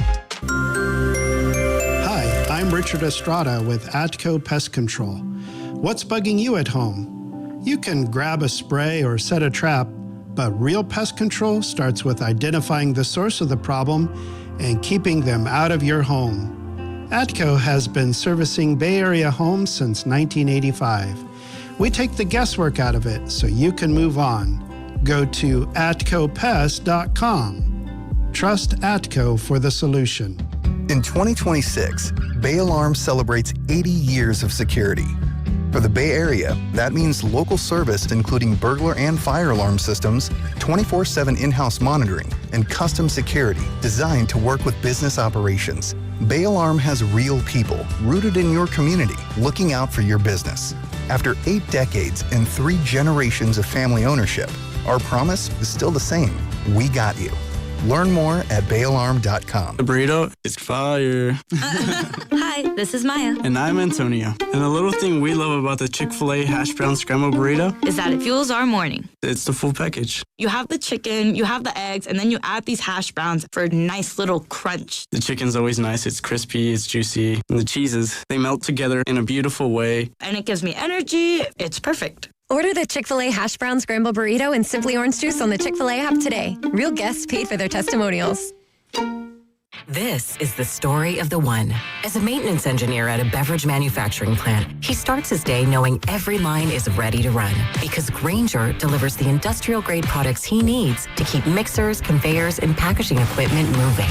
With Grainger's vast selection of bearings, belts, and motors, he keeps operations running smoothly, so nothing grinds to a halt. Call 1-800-GRAINGER, click Grainger.com, or just stop by. Grainger, for the ones who get it done.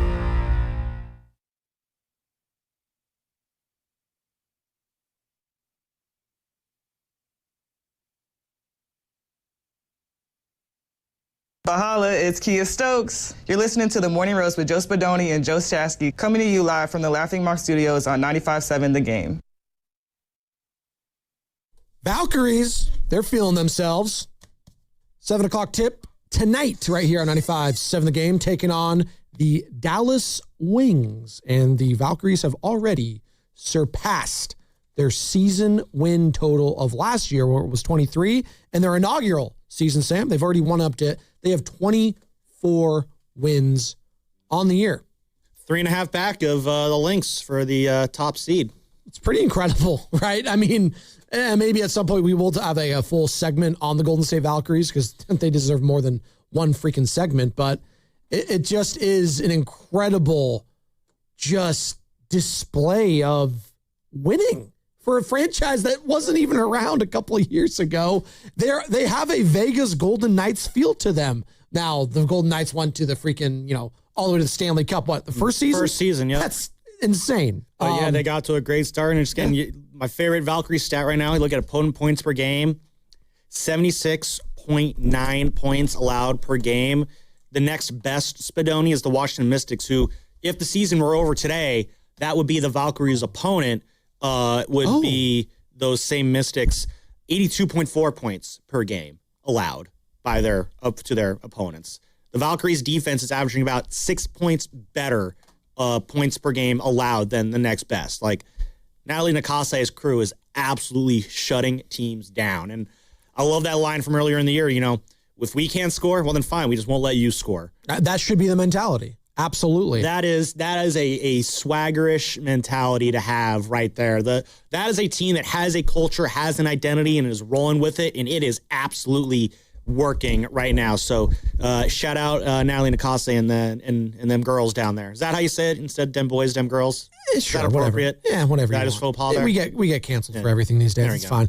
Make sure you're signing up to become a Game Pass Pro member on 95.7 The Game's YouTube channel. Get access to private AMAs with all the hosts, exclusive content from events, and in-depth insights after the biggest games. Go to YouTube, search 95.7 The Game, and sign up now to become the latest member of the Game Pass Pro. That is the voice of Sam Lubman, who's filling in for Shasky all week long. And you talk about culture and identity with the Golden State Valkyries. And I think that's true. You're seeing that on a game in and game out basis. Do you see that with the San Francisco 49ers as well? They've established a culture and an identity that has gotten them to not one, but 2 Super Bowls. Now, they haven't won the ultimate goal, but they still have that culture and identity. And I think it was on full display last season when they got all those injuries. They relied on their culture and identity to get them to 12 freaking wins, Sam, and have an opportunity to play for the number 1 seed in the NFC. They had no business doing that. Did you see something in the back that bothered you? No. Oh, sorry. I thought you saw someone walking because you looked at something and then your face totally changed. I apologize. I just like to stare into the camera every now and then. Oh, okay. Oh, you're just trying to look good. Okay, that's fine. That's I like to stare into the camera, and then someone on YouTube why is he staring at the camera? I like to mess with Don't look at YouTube. All right? You're not supposed to do that. No, look at the YouTube. Look at the camera. Okay. All right. Which broadcasts out to YouTube. Okay. Of course we do. But no, you say the culture here. Yeah, absolutely. You know what, Joe? I would go even further. I'd say that culture is on display first week of training camp when Kyle Shanahan's not out on the field because he's recovering from a car accident and guys are operating as if it's business as usual.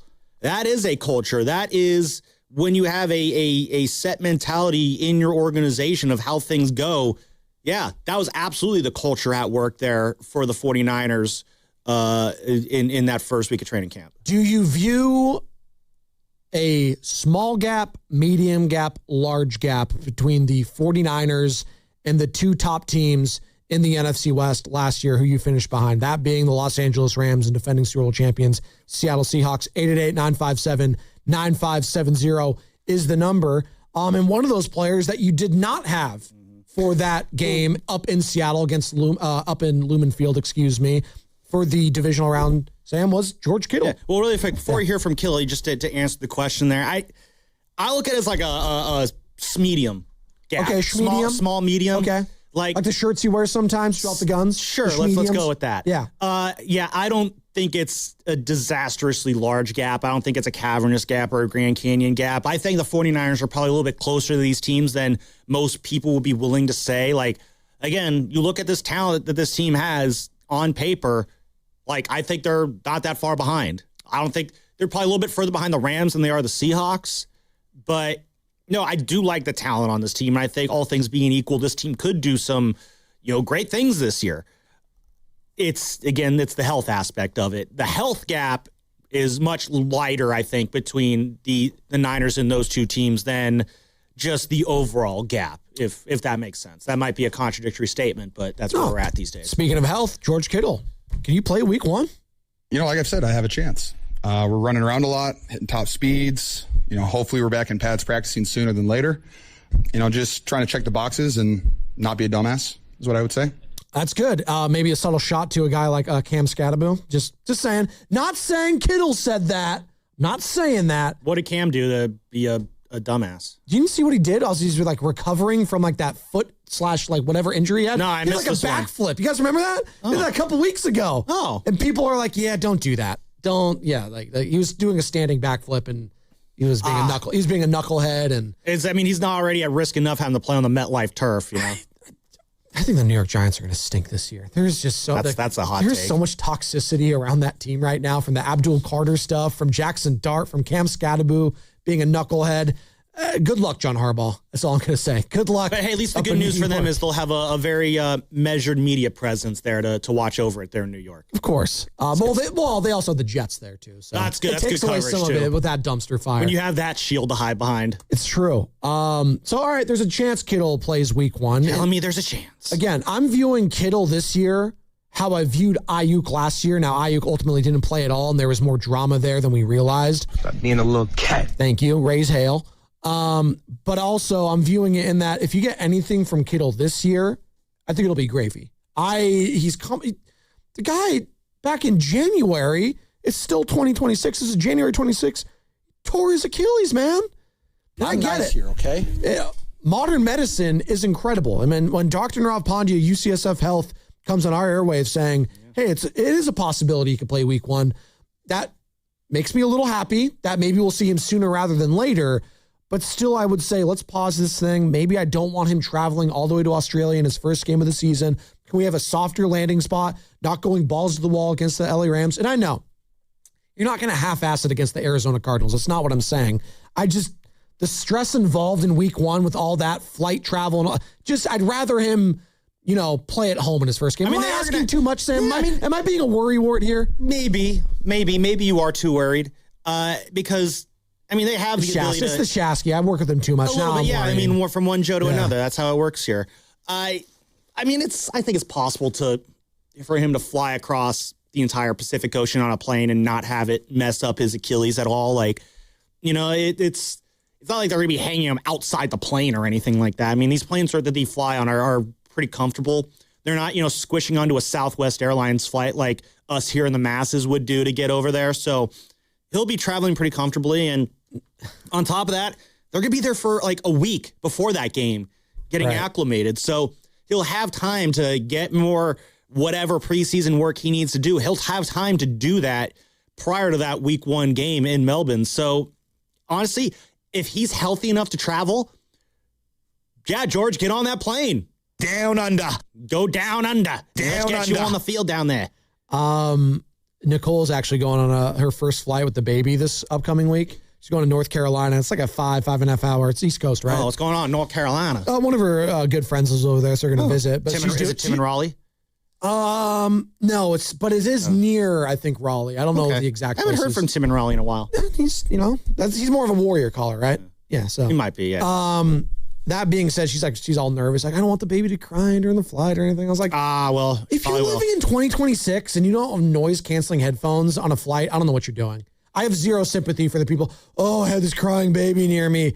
Well, first off, how do you think the parent feels that the kid can't calm down? Probably feels pretty guilty. Like Nicole's already feeling the guilt and she hasn't even gone on the flight. I was like, don't worry about anyone else there. It does not matter. They can get the noise canceling headphones. All right. That's on them. That's not on you. If the baby cries, she cries. It's not going to last forever. As someone who has never traveled with a baby, but has traveled on planes with babies, I'm going to go against your take here. Like, yes, there's nothing you can do about it, but I'm still going to be like, rah, rah, crying baby. Rah. That's actually worse than the baby crying is when people actually start complaining about the baby crying. Oh, no, I'm not going to complain to the parent. You sound like a bigger baby being grumpy about it. I'm not going to complain to the parent, but I'm going to sit there and be like, no, crying baby. Do you wear headphones? Yes. Noise canceling headphones. Yes, and the baby's right next to you. I mean, it's not going to do a whole lot. Oh, stop. Please. You don't have good headphones then. You need to go talk to your headphones guy. All right? I don't have a headphones guy. Do you have a headphones guy? I know everyone, Sam. Oh, okay. I know Mr. Bose and Mr. Beats, a.k.a. Dr. Dre. I know them all. Oh, really? Yeah. Okay, there we go. I'm cool. I'm hip. But yeah, she's freaking out about it. But she also didn't get a seat next to her, so she's just going to be holding the baby. Oh, well, yeah, that's one way to do it, too. Listen, you're going to have a crying baby. People are going to grumble about it. Just got to wear it and get through it. It's not even wearing it. I just told her, I was like, don't feel guilty about having a baby and traveling with one. Like just. Oh, no, don't feel guilty. People are going to be pissed off, but just, don't worry about it. Again, they shouldn't be pissed off. That's why. And then I get pissed off at those people getting pissed off. Oh, relax. I think you got to relax. See, that one I think you got to let go because people are always going to be pissed off at crying babies on airplanes. There's nothing you can do about it. You were a baby that cried a lot once upon a time. And we all had to deal with it, all right? Yes, and then we have to pay it forward. I was the problem, and now I have to deal with the problem. There you this go. is, and then everybody else. Baby Natalia, she's gonna cry on the plane. Everyone's gonna be grumbling and pissed off. 20 years from now, she's gonna be on a plane flying back to college. Gonna be a crying baby sitting next to her, and she's gonna text like, "Dad, there's a crying baby here. This stinks." And you're like, "You know what, Natalia? Let me tell you a story about your trip to North Carolina." See, it's the circle, Joe. I did say like, hey, if you want to I don't know, you can't call on a flight, obviously, but like you can just text me or whatever. Like, I'll be there. Don't worry, just hit me up. I think you can call on flights. I found out airplane mode, it's all fake news. It's all Or fake. you have Wi-Fi on a plane, like you could theoretically FaceTime. The whole notion is like, oh, it's bad for the plane. I think that's been disproven. You can FaceTime. Who knows? Yeah. Nothing matters anymore. I say all that to say, and I don't know if this is a Spadoni original. Maybe I heard this somewhere else and I'm stealing it. I don't remember. There should be like a crying room section on airplanes. For babies. For anyone that's having a hard time. Oh, no, that's perfect. That's even better. I'm always down for that. I think that would be perfect, right? Like in church, they have these things. I don't know. My church, we call them the crying rooms, which is AKA the baby room, because the baby's crying, make a lot of noise, whatever. A crying room in church hits different than a crying room on a plane. Yeah, but you know what? Just have like a glass kind of thing. It's soundproof. So like this section of the plane, if you have a child or loud kids or whoever, or people that are having a hard time, go in the back. It's fine, just chill. Where would they board in the boarding process? Which group are they? The before group 2? Or are they after first class? They should be the first ones on and off. I think everyone would be okay with that. If they're the ones making the most noise and they're the ones, quote unquote, bothering you, don't you want them on and off the flight the quickest? Right? I'm just trying to make sense of it all, so man. Is this the back of the plane? There's like plexiglass that's walled off. I'm kind of liking this idea. It's like a corner of the back of the crying corner. Yeah, the crying corner. That's perfect, Sam. Have bulletproof glass all around it. Bulletproof. How pissed off are these people getting at these babies? Well, it has to be strong because of the pressure in the cabin, right? Something like that, or is like the pressure. I don't think that the pressure. I think the pressure's more on the outside in. Well, but you have to have the pressure right, because if you're closing that off, then you're creating more pressure inside of it. I'm not a mathematician. I'm not a scientist, guys. I don't know this. Maybe we have to get the substation people on this. 888-957-9570. If you've worked on planes, call in. Well, if you worked on planes, it's is that feasible, having a crying area on a plane? Sound it off. You had me at crying area. Okay. You're listening to 95.7 The Game, KGNC FM and HD1 San Francisco, an Odyssey Sports Station in the home of the Golden State Warriors and Valkyries. Always on the free Odyssey app, coming to you live from the Laughing Monk Studios. This show has flown by today, Sammy. 3 hours down, one more to go here. We're talking 49ers. Is there a large gap a medium gap, a small gap, any gap between them and the Seahawks and Rams in the NFC West? That is the question we're asking. And George Kittle spoke to the media over the weekend, and he says he needs to start building up that physical callus. Well, I mean, like to build back up your physical callus of playing football. I mean, you just got to play football. So, I mean, that's why, hopefully I'm in pads sooner than later because I don't want my first time to be in pads traveling to Australia because I just don't think that'd be a very smart idea. So, these next couple of weeks are everything. That'll depend if, and that will let me know if I'm ready to play week 1 or not. Do you want him playing week 1 in Australia or coming back on a long rest playing at home week 2 against the Miami Dolphins? I know my answer. I mean, it's really not that the difficult safest for me. answer possible is you make him wait till week 2. But I mean, how badly do you need that week 1 win against the Rams? So what you're opening up with, by the way, your first 4 games on the road in Australia against the Rams. Okay. 2-game homestand, Dolphins, Cardinals, who by all metrics in Vegas and whatever, if you put any stock into that, might be the worst 2 teams in all of football. Might be the 2 worst teams in their conferences, the Arizona Cardinals and Miami Dolphins. Then it's actually a 3-game homestand. I say 2-game homestand. It's actually 3 because we're playing the Denver Broncos right after those 2 teams. So the Broncos obviously in the AFC Championship game, legitimate defense, legitimate Super Bowl aspirations. It's going to be a tough game. Then you got the Seahawks, Commanders, Falcons. I'm not going to go through the entire schedule right now, but you get what I'm saying when it comes to George Kittle. You got 2 games in the Dolphins and the Cardinals to kind of whatever mistakes or whatever you identify against the Rams. You got 2 pretty basically FCS teams that you're going against in those 2 games. They're at home. Softer landing spots, right? Yeah, to work out any kinks or issues that, made themselves known in that week 1 win. So yeah, you do have chances there. And by the way, we'll see. Obviously, hopefully the injury doesn't linger because I just want to see rookies play well and highly thought of rookies. But Jeremiah Love, their stud running back, who they drafted out of Notre Dame. Cardinals are a walking wounded right now. High ankle sprain for him. He's going to be out probably like a month, you would assume. And those high ankle sprains, as we've seen with quarterbacks, doesn't matter the position. Those things can linger. And nary a substation in sight down there in Arizona. Well, they got all those data centers, so you really got to take that into account. I mean, Amazon, all that sort of stuff. Yeah, trust the science. Well, those deserts, man. And then you got, the Miami Dolphins. I mean, I don't even. Well, they're going through a legitimate rebuild, too.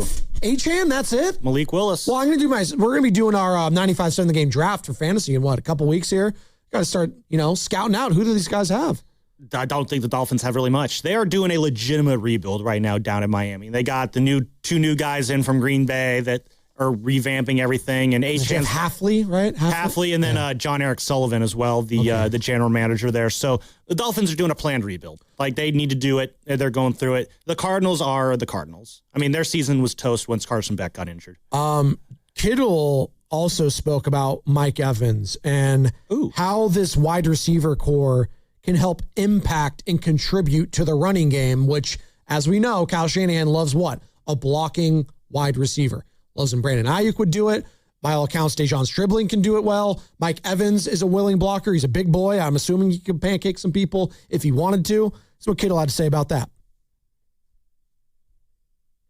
I mean, anytime you add Mike Evans to the outside, it's not like they can really, stuff the box because at any moment you can just throw a go ball. So like most corners are going to need help over the top. So hopefully we're not really playing with 8 to 9 guys in the box in every single snap. I think that'll help. But speed always helps because if the safeties have to be, play a little bit deeper, they're not as quick to, fill. And I think that'll just make it a little bit easier on our offensive line, our tight ends, our running back. And then the more Brock gets comfortable with the offense and can get us out of, bad run plays and do a better run play or even a pass play, I think the run game is going to definitely take another step in the right direction this year and not be 3.8 yards.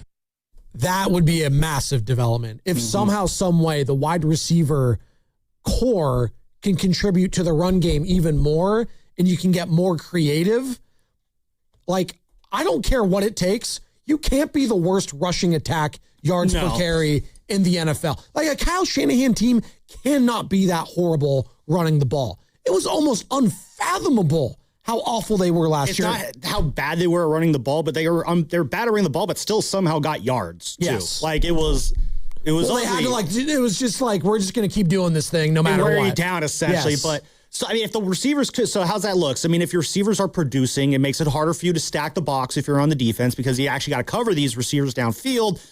That opens up more running lanes there.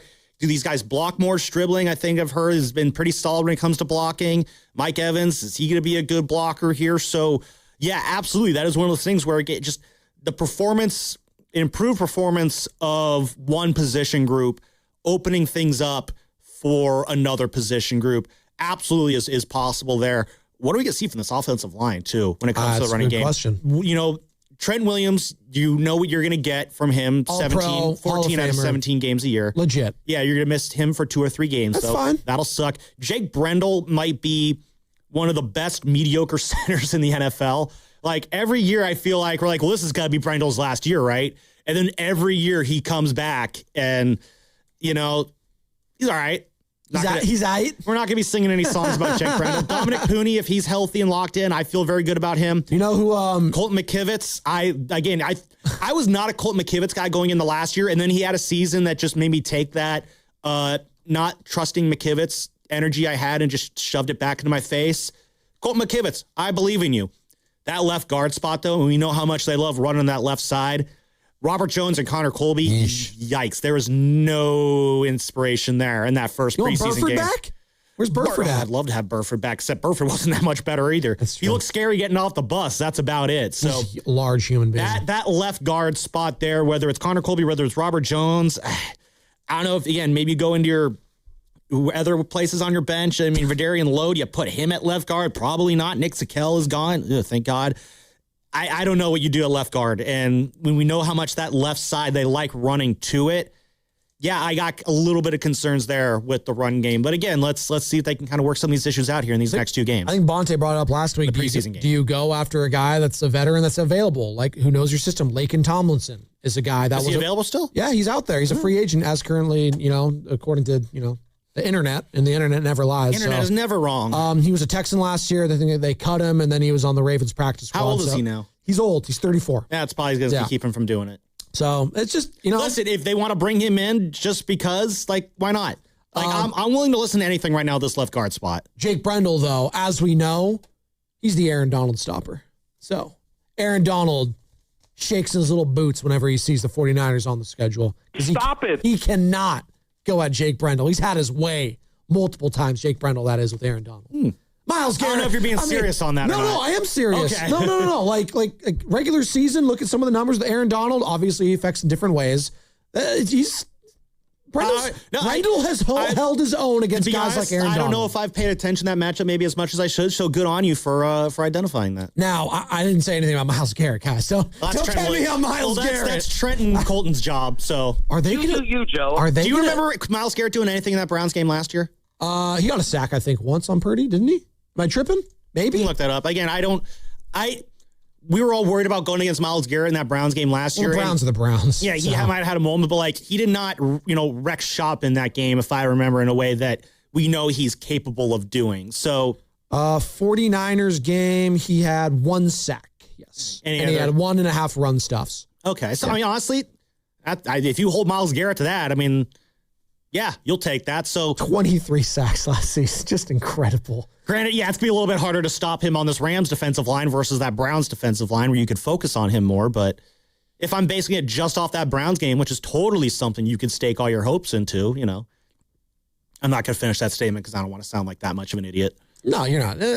I'm thinking about. I'm digging my own grave with that one. I'm sorry. I'm actually spacing out too because I'm now in daydreaming about, or maybe it's a nightmare. Daydreaming about shutting down. I'm day nightmaring. If Myles Garrett lines up in the interior next to Aaron Donald, God bless whoever's trying to block both of those guys. Oh, that's incredible. And by the way, Kobe Turner and the landman bearing down. Oh, the landman. Who's from the East Bay, I believe. Isn't he a Pleasanton native or Walnut Creek or something? Sean something Landman? Like that. Not Loveman, but the landman. Yeah, that's what we call Carter. By the way, this isn't breaking news sounder worthy, but some breaking news for the Giants. Tugboat's coming up. They're calling out Matt Wilkinson. Oh, Wilkinson? Yeah, so for this series against the Guardians here, and considering they have an open rotation spot for Wednesday's game in Cleveland, maybe he'll start that Wednesday game against the Guardians. And Tugboat versus Pat Bailey. Love it. That'll be a fun matchup. So a little bit of news breaking for the Giants this morning. What's coming up? The game is sponsored by California Office of Traffic Safety. Let's do a little roster breakdown on the other side, Sam. We're going to play a little game. I was in need of a roster. You and the audience. It's basically like a this or that. You taking this guy or that guy, but it's going to be NFC West edition. Ooh. I'll explain more. It's Spadoni. It's Lubman and Frashasky. It's the Morning Roast, 95.7 The Game. My mom, my papa, my daddy. Where's the Caltrans? On the freeway, right next to speeding cars. Please be careful. Be alert. You work zone alert. Brought to you by the kids of Caltrans. You've worked too hard to wonder if your wealth manager is actually working for you.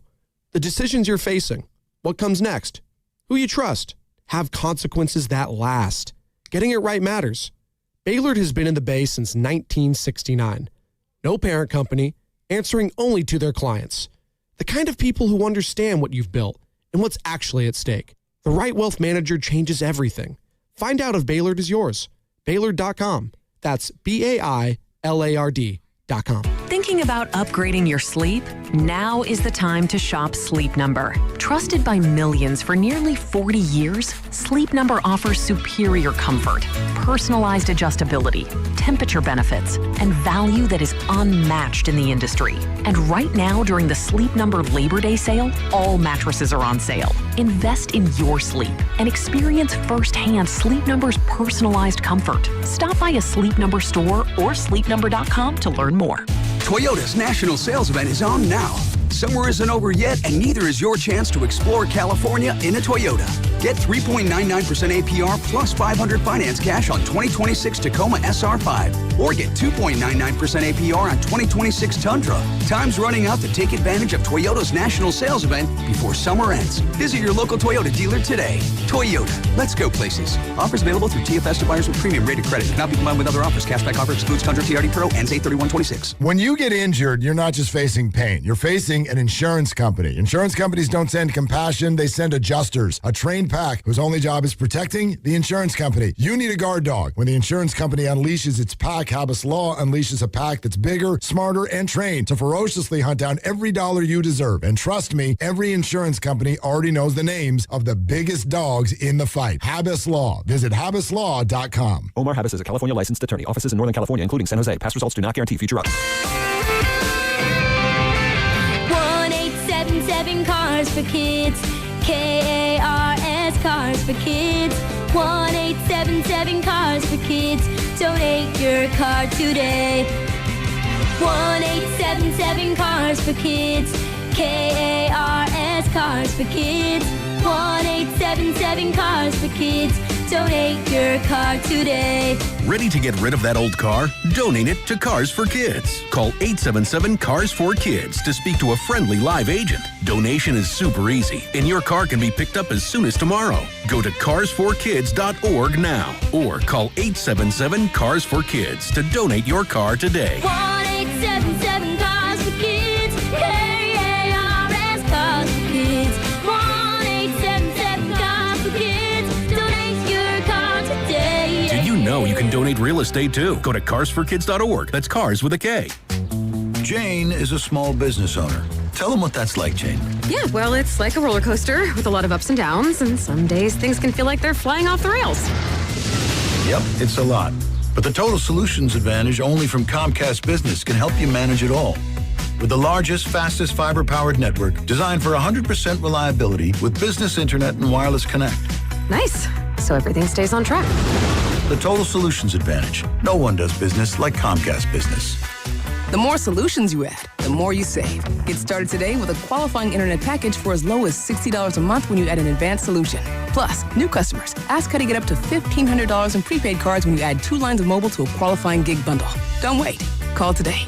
Limited time offer. Restrictions apply. New customers only. 1-year agreement, paperless billing, and automatic payments with bank account required. $60 offer requires 300 meg internet, security edge, and additional qualifying service. Equipment, tax, and fees extra. Prepaid card offers end 9/13/2026.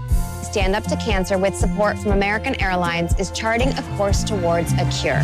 Together we move towards our final destination, ending cancer once and for all. Go to standuptocancer.org/AA to learn more. Finding great candidates to hire can be like, well, trying to find a needle in a haystack, but not with ZipRecruiter. Its powerful technology actively finds and invites qualified candidates to apply to your job. So while other companies might deliver a lot of hay, ZipRecruiter finds you the needle in the haystack. See why 4 out of 5 employers who post a job on ZipRecruiter get a quality candidate within the first day. Try ZipRecruiter for free at ZipRecruiter.com/team. That's ZipRecruiter.com/team. ZipRecruiter. Roll out. Pros, find the right flooring for the job in Lowe's newly redesigned flooring showroom. Shop our expanded assortment of trusted brands and get up to 35% off style selections, Stainmaster, and Stainmaster Pet Protect Special Order Carpet. And while you're here, save $100 on a DeWalt 20-volt max 6-amp-hour 2-pack of batteries. Now just $179. Get more of what you need faster and save more where it counts from the ground up.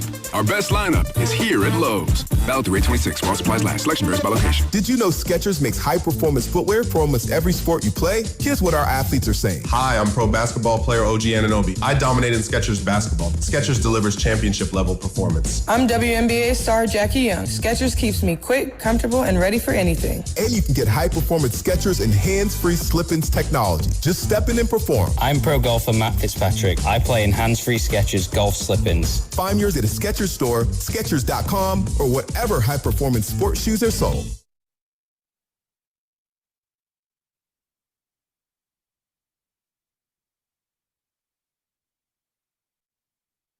Bay Area, it's Kayla Thornton. You're listening to The Morning Roast with Joe Spadoni and Joe Shasky, coming to you live from the Laughing Monk Studios on 95.7 The Game. Yes, you are. Lubman in for Shasky. Spadoni here with you. And one more segment before handing off to Steiny and Guru. And we've been talking a lot about Giants, mentioned some Warriors, 49ers, obviously. What's going on with Nick Bosa? What to expect out of Nick Bosa? Is this injury related? Is it, I mean, they're saying it is. Is it more than that? Could it be a hold-in? What's going on with Christian McCaffrey? Dealing with some tightness. That's it. Vague tightness. Is he holding in too? Is that what we're going with also? I mean, if either one of those guys come away with new contracts after this training camp, I'm not paying either of them a cent in new money right now. Can't do it. I'd listen to a McCaffrey extension. No. But I'm good. He's 30 years old and has 1 billion miles on that body. Yeah, no. Let's see how this season goes, Christian. We'll have conversations after next year. Listen, I'd love to keep those guys beyond this coming season, but there is a level of, while I might sit here and say I believe Nick Bosa can come back strong, I can sit here and say that I think McCaffrey can rediscover that burst he had a couple of years ago.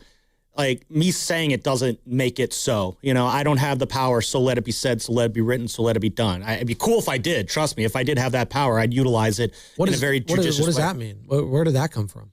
Ever heard, so let it be written, so let it be done? What is that? Yeah, really, it's from the 10 Commandments. Oh. The movie. Oh, the movie. Yeah. I was going to say, okay. Yeah, see, like when God Charlton says, Heston. yeah, Got God it. says this, so it happens. Ah, okay, Moses. So, yeah. Okay. So if I had the power to write it down, Bosa and CMC will be healthy and productive this year, and so let it be written, so let it be done. I would do that, you know, but I don't. Going biblical on me. I would, yeah. No, Old Testament. Little Old Testament there, yeah. Right. So, but I don't have that ability, you know, and if I did, you know, that'd be cool. But I don't. Hey, Sam, you still making plans for September? I got one for you. Great golf, great people, and even greater cause. Learn more about the Pettinelli Financial Partners Charity Golf Tournament at Harding Park on Friday, September 11th, benefiting the Autism Society SF Bay Area at PettinelliFP.com. As a part of that last year. I know Shasky's been a part of it in the past. Really great stuff, great cause, great people, and great golf. Also, so there you go. Makes me want to start golfing again. Yeah, you need to. Get out there. Get on the lake, Sammy. It's on my list of things. Go to the driving range. Just hit some balls. It's fun. I'll go to the driving range. Just get out to the course. That's the hard part. Well, go to like a little par 3 one. Go to a little executive course. Work on your iron play. Work on your short game, and just play by yourself. All right. Don't keep score. All right. No, I never keep score. Score. I've only played like a handful of golf rounds and have not kept score in any of them yet. Early on, there's not a number big enough to write the score that I got that day. Just try to have some fun, have some good shots. It was fun. I had fun because I wasn't keeping score. It was a couple years ago when our guy Ralph down at Coyote Creek hooked us up with the round down there. Look at you. Yeah, myself, Langford, Shasky, and his brother Pat. I didn't keep score that day. I had a lot of fun that day, even as my back started to explode on me. before we get to the game, because I'm going to do a little game with 49ers, Rams, and Seahawks, breaking down the starters there. And we're going to find out if there is a true gap, just roster-wise, between where the Rams, Seahawks, and the Niners are at. What do you got, Sammy? Yeah, really quick, just before we get in this game, because we talked a little about Kittle, we talked about Bose, we talked about McCaffrey and the receivers and the defense and everybody else in this team. I feel like we're not talking a lot about Brock this preseason. Huh. Is that just me, or like am I missing a Brock conversation? Because I feel like I'll just keep it to this show. Like Brock's been talked about, but not a whole lot. And growing up, Spadoni, I was always under the belief that the most important, most scrutinized position in Bay Area sports is 49ers starting quarterback.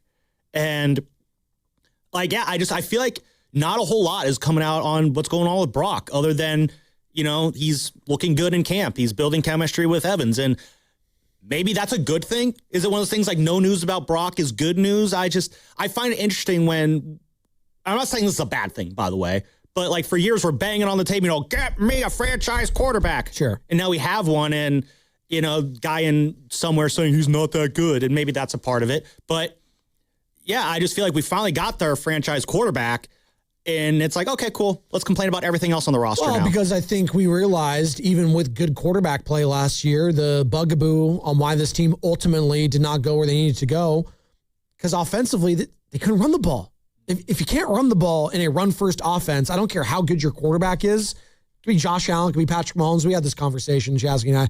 I don't think if Mahomes, Allen, whoever you want to put, Herbert, Burrow, Dak, whatever. None of those guys are winning that game in Seattle. You can plop any quarterback you want. The notion that anyone else was going to win that game with that running game against that defense, it just was not happening. So I guess the running game kind of takes attention away from Brock. I do not believe the quarterback position is the most important position in a Kyle Shanahan offense. Okay. I think it's the running back. I think Brock Purdy's I think it's the running game in general, actually. I think Brock Purdy's asserted himself as a very important piece in the Kyle Shanahan offense. But, Joe, I remember a time, obviously there's the 5-pick day. That was a big deal. But, again, Jimmy Garoppolo sneezed wrong in practice. It dominated the whole show. And now it's like, Brock has thrown an interception in practice during training camp. And, yeah, we just don't hear about it. Jimmy Garoppolo had a better running game. That's why. Because you could supplement some of those mistakes with what you had elsewhere. I also think just Jimmy wasn't as sure of a thing as the quarterback. Quarterback, too. For sure. And obviously, how, Jimmy going up against the likes of, Matthew Stafford, Russ once upon a time, Patrick Mahomes, obviously, in the Super Bowl. You could compare and contrast good and elite quarterback playing. Jimmy, I want to make it clear, he wasn't some scrub like we say he is now. Mm-hmm. He wasn't. Well, he is very much a scrub now. No, he is now. But when he was with the 49ers and he was going to a Super Bowl, he did some really good things. Did he throw a lot of medicine balls that scared the hell out of you? Mm-hmm. And the no throws that Bonte coined? Absolutely. But he did some really good things with the San Francisco 49ers. But there is a clear gap between the quarterback play of Brock Purdy and Jimmy Garoppolo. Oh, absolutely. I'm not saying Brock. Sam, we did the quarterback exercise. I love Brock Purdy. I'm probably higher on him than most. Oh, I'm all in on Brock, too. But I think within the confines of how this team is structured and how Kyle Shanahan wants to play football, I could make an argument that the quarterback, who is, again, they'll always say it's the most important position in team sports, is the starting quarterback. For the 49ers, it might just be the running game in totality, though, is the most important aspect of offense is the running game. Maybe this is the year that that Brock really does showcase how he is the most important piece in the 49ers offense. Because, he has been the engine that's made this offense go the last couple of years, and no one has operated the Kyle Shanahan offense more effectively than he has for as long as he has. You got to probably go to Matt Ryan's MVP season to find a quarterback that's been as good running Shanahan's system as Brock has been. Again, bring this back to I just think it's very interesting how little of a conversation Brock has been in this preseason. And again, I'll chalk that up as a good thing. No news on Brock Purdy is good news when it comes to Brock Purdy. The bits I am hearing, he looked good in practice. He's connecting with Evans. I just thought that maybe we want this quarterback to be settled so bad. We have the quarterback. I just think it's interesting how he's not being talked about as much. But again, as I answer my own question, maybe that is just a good thing. Well, it's interesting, right? When I talk about Brock Purdy, it was for so long is he the guy? right? Oh, was that just a Cinderella story? He's going to turn back into a pumpkin. Is there going to be a competition with him, Trey Lance, Sam Darnold? And there briefly was. And then they traded Trey Lance, and we're going to see this week. We're going to see, and backup, and as backup for the Chargers. And then it was, okay, him and Sam Darnold. Well, it was Brock Purdy. Okay, Sam's a reclamation project at that point. So, and then Brock stayed healthy. They go on a freaking run. They go all the way to the Super Bowl, right? It was incredible stuff. That was coming off basically the torn UCL, the Tommy John, whatever they want to call it, right? By the way, rest in peace to Tommy John, who passed away yesterday. Legend in the sports science category. Well, he kind of released a statement a few weeks ago just being like, farewell, everybody. He knew it was coming. I'm hitting the end, So 83 years old, and I never realized he pitched for 26 years, Joe. Yeah, long-ass time. Yeah. Long time. He pitched till he had the TJ surgery in 75. He pitched till 1989. I mean, you're a legend if you have a surgery named after you, right? I mean, like the pioneer for that. 288 wins. It's crazy. Low-key could be a Hall of Famer. He's not? No. I mean, you said 288 wins. He's not? It's kind of crazy, actually. Okay. Anyways. Hey, sorry, I just threw us off track there. No, it's fine. But this is where we've evolved in the Brock Purdy conversation. It's when you have like a legit starting quarterback, is when he's not a topic of conversation, right? Isn't it a topic of conversation in, I don't know, let's say Seattle this year about Sam Darnold? I actually don't. Like, they know who they got. He just won a Super Bowl. Like, it's fine. Like, there's zero question marks about Sam Darnold this year. But Sam Darnold looked as this is a crazy thing to say about a guy who just won him a Super Bowl. Does he look at it as a franchise quarterback in the same way that we look at Brock? Now he is. In the same way that the Bills look at Josh Allen, or the same way the Chiefs look at Patrick Mahomes, or the Bengals with Joe Burrow? They gave Sam Darnold a large contract, and he won a Super Bowl in year one. I don't think they have any doubts about him. Oh, yeah. I don't think they have any doubts about him this year. Like, Brock Purdy, I just don't think there's any doubts about him other than the medical. That's it. Can he stay healthy? But Sam, that's a question mark for Patrick Mahomes. That's a question mark for Lamar Jackson. That's a question mark for Joe Burrow. Yeah. Like, that's the only question mark with those guys is, can they stay healthy for the entire season? And I think Brock has now graduated to that level of conversation for quarterbacks where, okay, I think if Brock stays healthy, he's going to give me a 25 touchdown, 25 to 30 maybe, and maybe eight or nine picks. You feel very confident you know what Brock Purdy's stat line is going to be at the end of the year. See, I think you say that about him, say about Mahomes, Burrow, Allen. There's, Jared Goff, Matt Stafford. I don't know, call me a hater.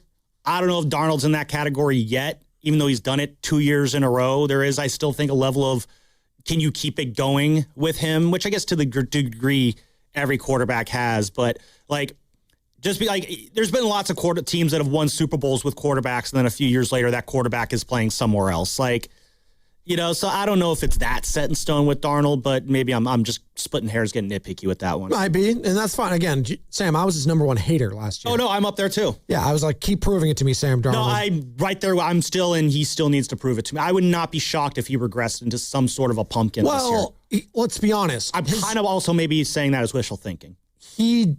He didn't have to be the reason why they won those playoff games. Whereas now he contributed in that Rams game. He made some really nice plays and throws, but it was more so it was the throws that Matthew Stafford didn't make on third down, being over in the NFC Championship. Whereas, game. you look at the upper tier quarterbacks. Those guys are the reasons why their teams win. And I think Brock Purdy. I don't think Brock Purdy is as big of a reason why the 49ers win as those upper tier elite quarterbacks.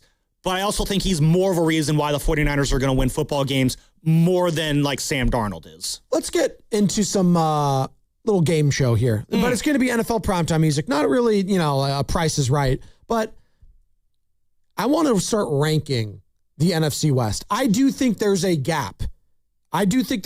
Medium to large right now on the surface from where the Rams and Seahawks are at and where the 49ers are. But if we start comparing and contrasting the roster on paper, maybe the gap won't seem as large to me, Sam. So let's do this exercise. Let's go through this. Let's go. Let's start at the quarterback position. All right.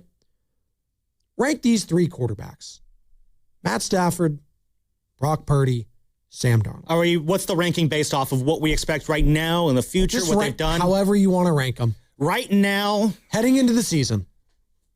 Well, Stafford being the MVP. Okay. Kind of hard to rank him anywhere other than one right now. He should always be one. And then I think it's Brock, and then I think it's Sam. Okay. That's fine. Let's go to running back.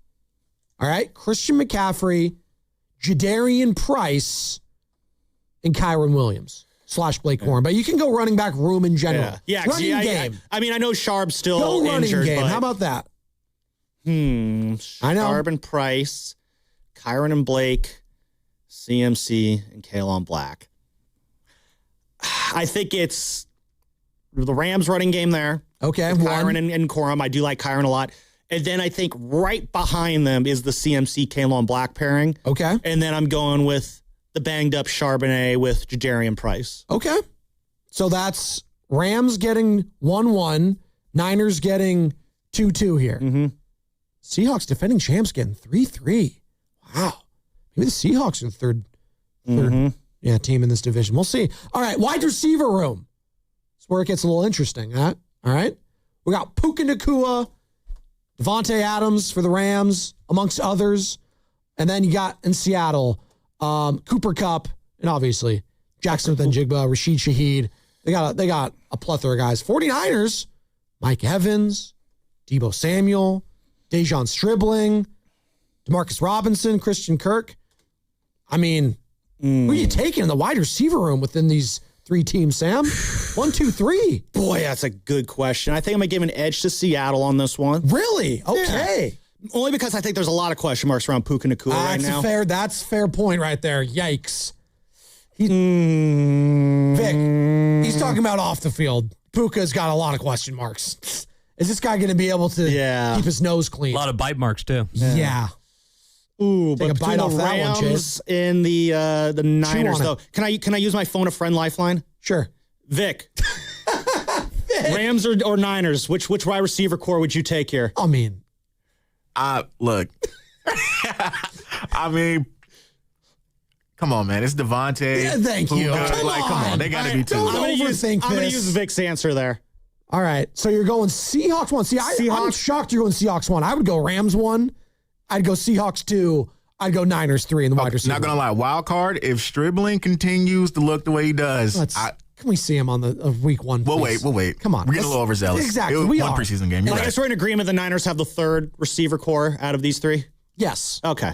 This is heading into week 1. It could change during the season. Oh, absolutely. But we're just playing the game right now. I seem to think there's a big gap between where the Rams and Seahawks are compared to the Niners.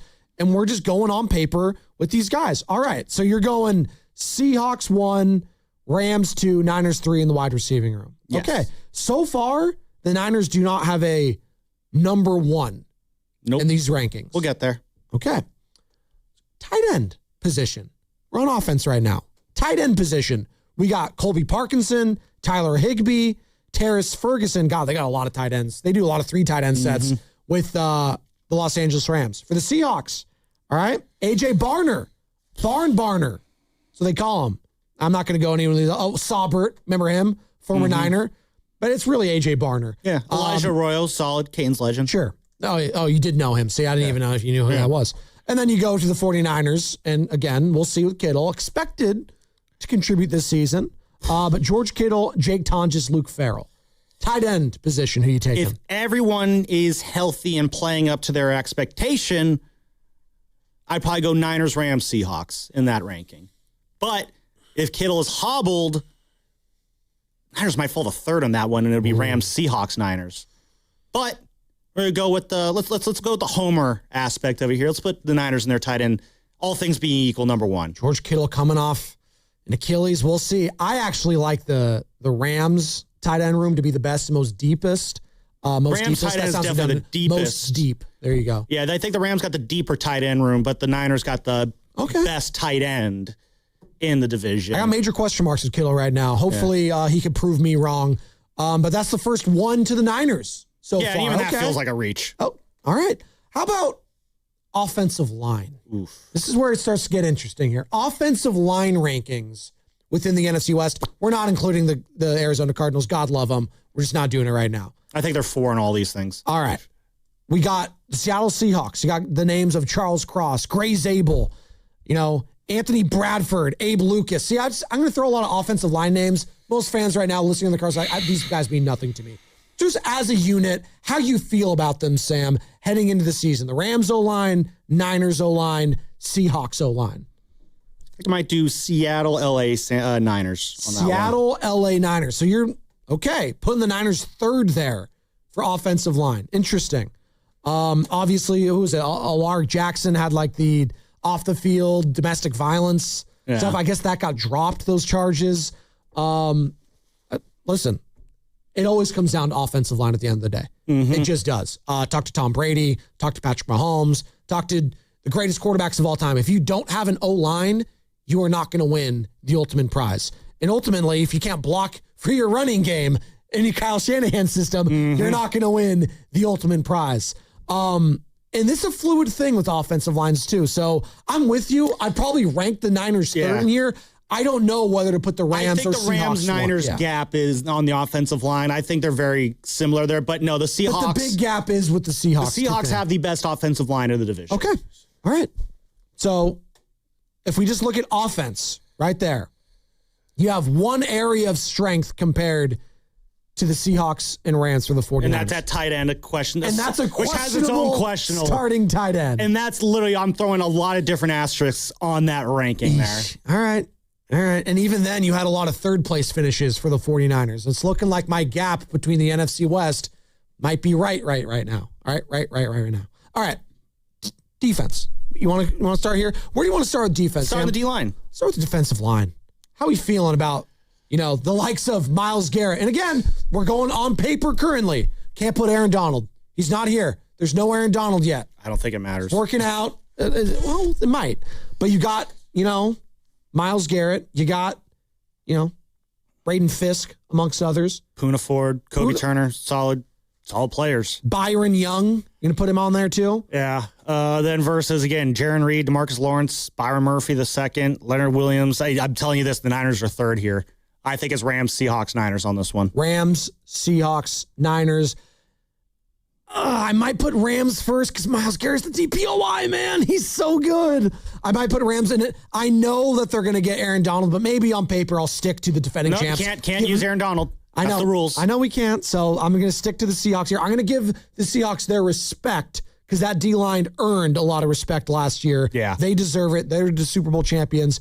We'll go Seahawks, Rams, Niners, and comfortably put the Niners third in this conversation for the defensive line. And I'm not as super down on the defensive line for the Niners as I think other people are. I mean, Trent Williams saying this could be, one of the deeper units out there. There's a lot of potential with this defensive line. There was definitely a lot to like from Alfred Collins last year. I'm very interested to see how Oso Digizua fits in with everything here. You just like saying that. It's a very fun name to say, so hopefully he does a lot of fun things this year so we can keep saying Oso Digizua all season long. Romello Height, need to see more from you. Grayson Halton, all right. You showed out in preseason game 1. Just keep doing that every game now in perpetuity for the rest of your career, and I think we'll be good there. CJ West, hopefully he can build on last year. Keon White I don't even think I've heard his name yet this year.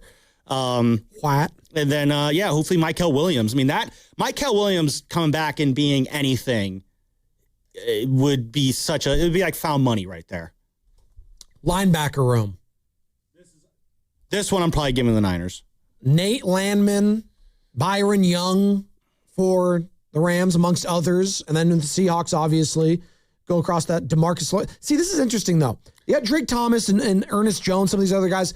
They list them as like linebackers. Yeah, they're going off the ESPN depth charts, which, Well, no. But also how they use these guys now on the line versus dropping them into coverage. It changes vastly. By the way, DeMarcus Lawrence. It's very fluid. DeMarcus Lawrence, I think, announcing over the weekend, this is going to be his last season in the NFL. I don't know if you guys saw that. He announced this will be his final season Good catch there. in the NFL. But just go units in general. Obviously, Dre Greenlaw coming back alongside Fred Warner. We'll see with Duggar. We'll see with Nick Martin. How do you see the linebackers? Yeah, I'm going to give the Niners the edge here. Oh, okay. Big part of it is I think when you got the best linebacker in the division, potentially in the conference, that's a big part of it. Fred Warner is carrying still. Fred Warner is carrying that unit for me, and that's why I'm ranking them number one. Even though, again, it's just Rams right there. I think all three of these linebacker cores are stellar. But I'm going to give the Niners a slight edge there. The Niners get another number one. All right. So Niners, Rams. 2 units, guys. Niners, Rams, Seahawks. But again, I mean, those are so interchangeable. We got 2 units. All right. I'm not going sports betting here. We got linebacker core and we got tight end spot with an asterisk. number 1 in our division. All right. We could start there. It's a good start. What's your ranking on linebacker? I'll probably go Niners, Rams, Seahawks, but that's only because I don't think the Seahawks, the way they use their linebackers, Mike McDonald's such a guru how he does it. He doesn't need them to be these all pros like they have over in San Francisco, like they have like Landman, like Mike McDonald, almost like how you view Kyle Shanahan, how he uses offensive line. I think linebackers could be interchangeable for a Mike McDonald defense. All right. Yeah, between the Niners and those top two, though. I'm still going to give the edge to the Seahawks because Eamon Worry. But again, he's hurt right now. We'll see him. Can he replicate what he did in his rookie season where he was shot out of a cannon? The guy's a missile. He could be a linebacker. Mm-hmm. He could be a secondary player. Hell, you put that guy on the D-line, I'm sure he can get some sacks if you want him to. He is that freaking good for them. But again, question mark with his health heading into the season. They got Devin Witherspoon. He is legit. Hey, Reek Woolen? Whatever. We don't need him anymore because we're so stacked there in the secondary. They're not the Legion of Boom. They're not. They're still really freaking good. How Terrion Arnold's going to fit in there? We'll see with him. Yeah, hands up. The memes that came out on that one. I could even ask you guys. Do you guys even think he's going to play a regular season game for the Seahawks? I don't know. Like, would you put money on him playing in multiple games this year for them? I have no idea. Yeah, let's see how that one plays out. 8 federal charges against him. I mean, I'm not gonna lie. I don't think they would have signed him if they would have thought he wasn't gonna play at all. Yeah, but it was like a nothing contract, right? So it's like they can give him nothing and it's not gonna hurt him. Yeah, true. Yeah, so it's like, it's a low risk, high reward. If he doesn't play, you didn't really need him. Well, maybe you need him, but exactly. So we'll see there, but I think we're all in agreement. The Niners are a distant third in this category too. So it's not looking good right now for the San Francisco 49ers in the NFC West on paper. Well, yeah, on paper. But again, like as we rank all these position groups here, 1, 2, and 3, I mean, you could make the argument we're ranking them in the conference as well as just the division. So, I mean, let's not forget let's take some perspective here, the kind of numbers we're dealing with here. These are 3 damn good rosters here in this division. Don't fade that out yet. Oh, we got special teams still to come, which was once a weakness for the 49ers, is now a potential strength, Sam. Eddie Money. I'm not sure how to quantify that. Corliss Waitman. I'm not sure how to quantify the Lord Corliss Waitman. That's exactly what it sounds like. Was that Corliss Valerian from House of Dragon? We got our own, we got to get the punting snake instead of the sea snake. That's not yeah, bad. We'll workshop that. It's 0 for 1 on that one. Yeah. I'm going to be honest, Joe. I'm a cop. I'm not really quite sure how to handicap their special team situations right now. Well, they don't really have a good, I don't really know that much about their kickers or punters. Yeah. And yes, sure, shame on me for not doing the deep dive on that one. Well, hold on. The Rams had a couple kickers last year too. I don't know if they're as trustworthy as you think. I mean, they need to win the game. I feel very comfortable in Eddie Pinheiro. Well, remember that Eagles game that the Rams blew early on last season where it came down to special teams? They got a lot of those blocked kicks. Remember that? And then that Thursday night football game, right? Reared its ugly head at SoFi Stadium for the Rams. Again, special teams also goes into just the kickoff coverage as well and how they handle that. I'm giving it to the Seahawks because Rashid Shaheed is that dude. He just is. And then you got Michael Dixon, who's been there for a while, and Jason Myers. I'll give it to the Seahawks, but I am putting the Niners number 2. And I do think the Rams there's a gap there with their special teams. I'll roll with you on that one. Okay. All right. So we can feel better about the special teams, guys. And now the final one, as we're doing the depth chart of the team, we'll go head coaches. Rank the 3 coaches in the NFC West heading into this season. We obviously got LaFleur over in Arizona. He's going to be the 4th. He's a rookie. Sean McVay, Mike McDonald, Kyle Shanahan. It's an interesting question. I don't know, man. Ooh, I think I'm going to go McVay, Shanahan, McDonald. McDonald just won a Super Bowl. I know. Shows how highly we think of McVay and Shanahan. Would you swap Shanahan for McDonald right now in the Niners? I consider it. He's one of the few coaches I would consider doing that for. Now, would I ultimately? Probably not, but it's a question. This could be a consideration. Listen, I'm a sucker for this Hard Knock season. I don't care. I love Mike McDonald, what I'm seeing from him. I would run through a wall for that guy too. He gets it. He's actually a lot more low-key and like funny and like in gravity. Like the way he talks to different players, I could see why they won the Super Bowl last year. He gets it. He gets it from a team building aspect. He gets it from a motivation aspect. Like he'll get on his guys for getting too close on the quarterback and rip into him. And then the end of practice, wraps his arm around. He's like, I had to let you know, you can't be doing that, man. But that's how I love you. That as a player. Yeah. I know that's why that makes you special, but we just can't be doing that in practice. Wrapped his arm around him. He's like, I know, coach. And then they were fine shooting the breeze after that. Like, I think it's a question whether you want to put Shanahan above McDonald heading into this season. Shanahan really is the third best coach in this division now. And are we all in agreement that Sean McVay's that dude? I think Sean McVay is that the guy? I think McVay right now is the leader in the locker room on that one. Or I don't know if that's right. But yeah, I think McVay is the top coach in this division right now. Right. But again, think of just kind of the people and the numbers we're dealing with here. These are three of the best coaches in the whole conference, probably three best coaches in the entire league. So Vic's champing at the bit over here, Sam. Vic, what do you got? Okay, for this situation, I honestly think Kyle Shanahan is the best coach because we've seen him do more with less. That's a good point. For this situation. For this team. But it's tough because McDonald has owned him in the past 3 matchups, like even dating back to the Christmas game against the Ravens. So well, it's not like, week 1 of last year, but yes, I hear you. I mean, it was a tough game. It was, but, but I don't know, man. I'm going to go for sure.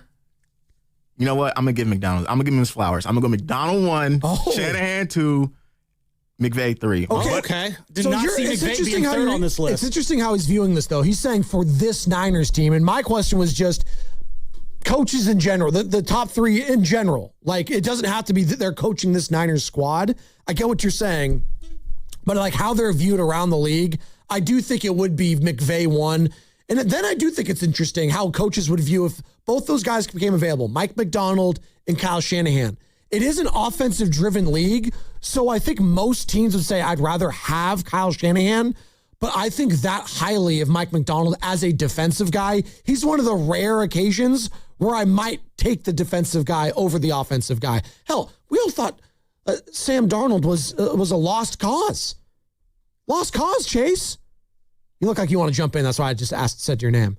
Yeah, I mean, for me, I think it's hard to put Kyle Shanahan 1 because he doesn't have the Super Bowl, and the other 2 have the Super Bowl. But I don't know. Just when I see that head-to-head against Sean McVay, we saw what he did with the team last year that was basically bare bones, taking them all the way to the divisional round.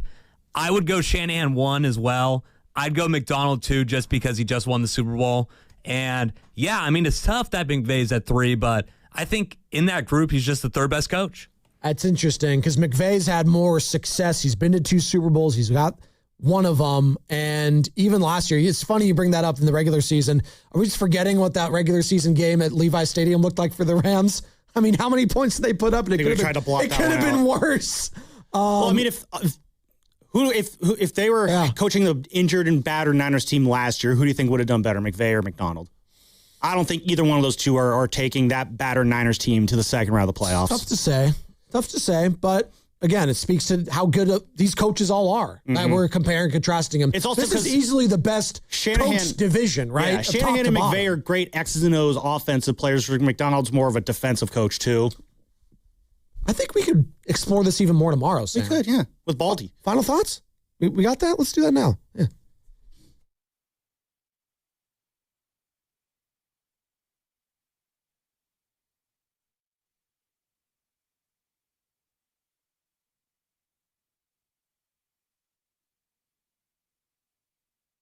Do they have a tier? We have the quarterback tier list. Why don't we do that for head coaches? We should do that. Like poll around the GMs and executives elsewhere, and let's ask them how they feel about the Shanahans, the McVays, the McDonalds, et cetera, et cetera. I just think it'd be interesting. That's it. Mike Sando, call me. Get tier list going, Mike. Final thought. Well, remember we used to call this Fast Five, and then we stopped out of respect for Jaden Daniels.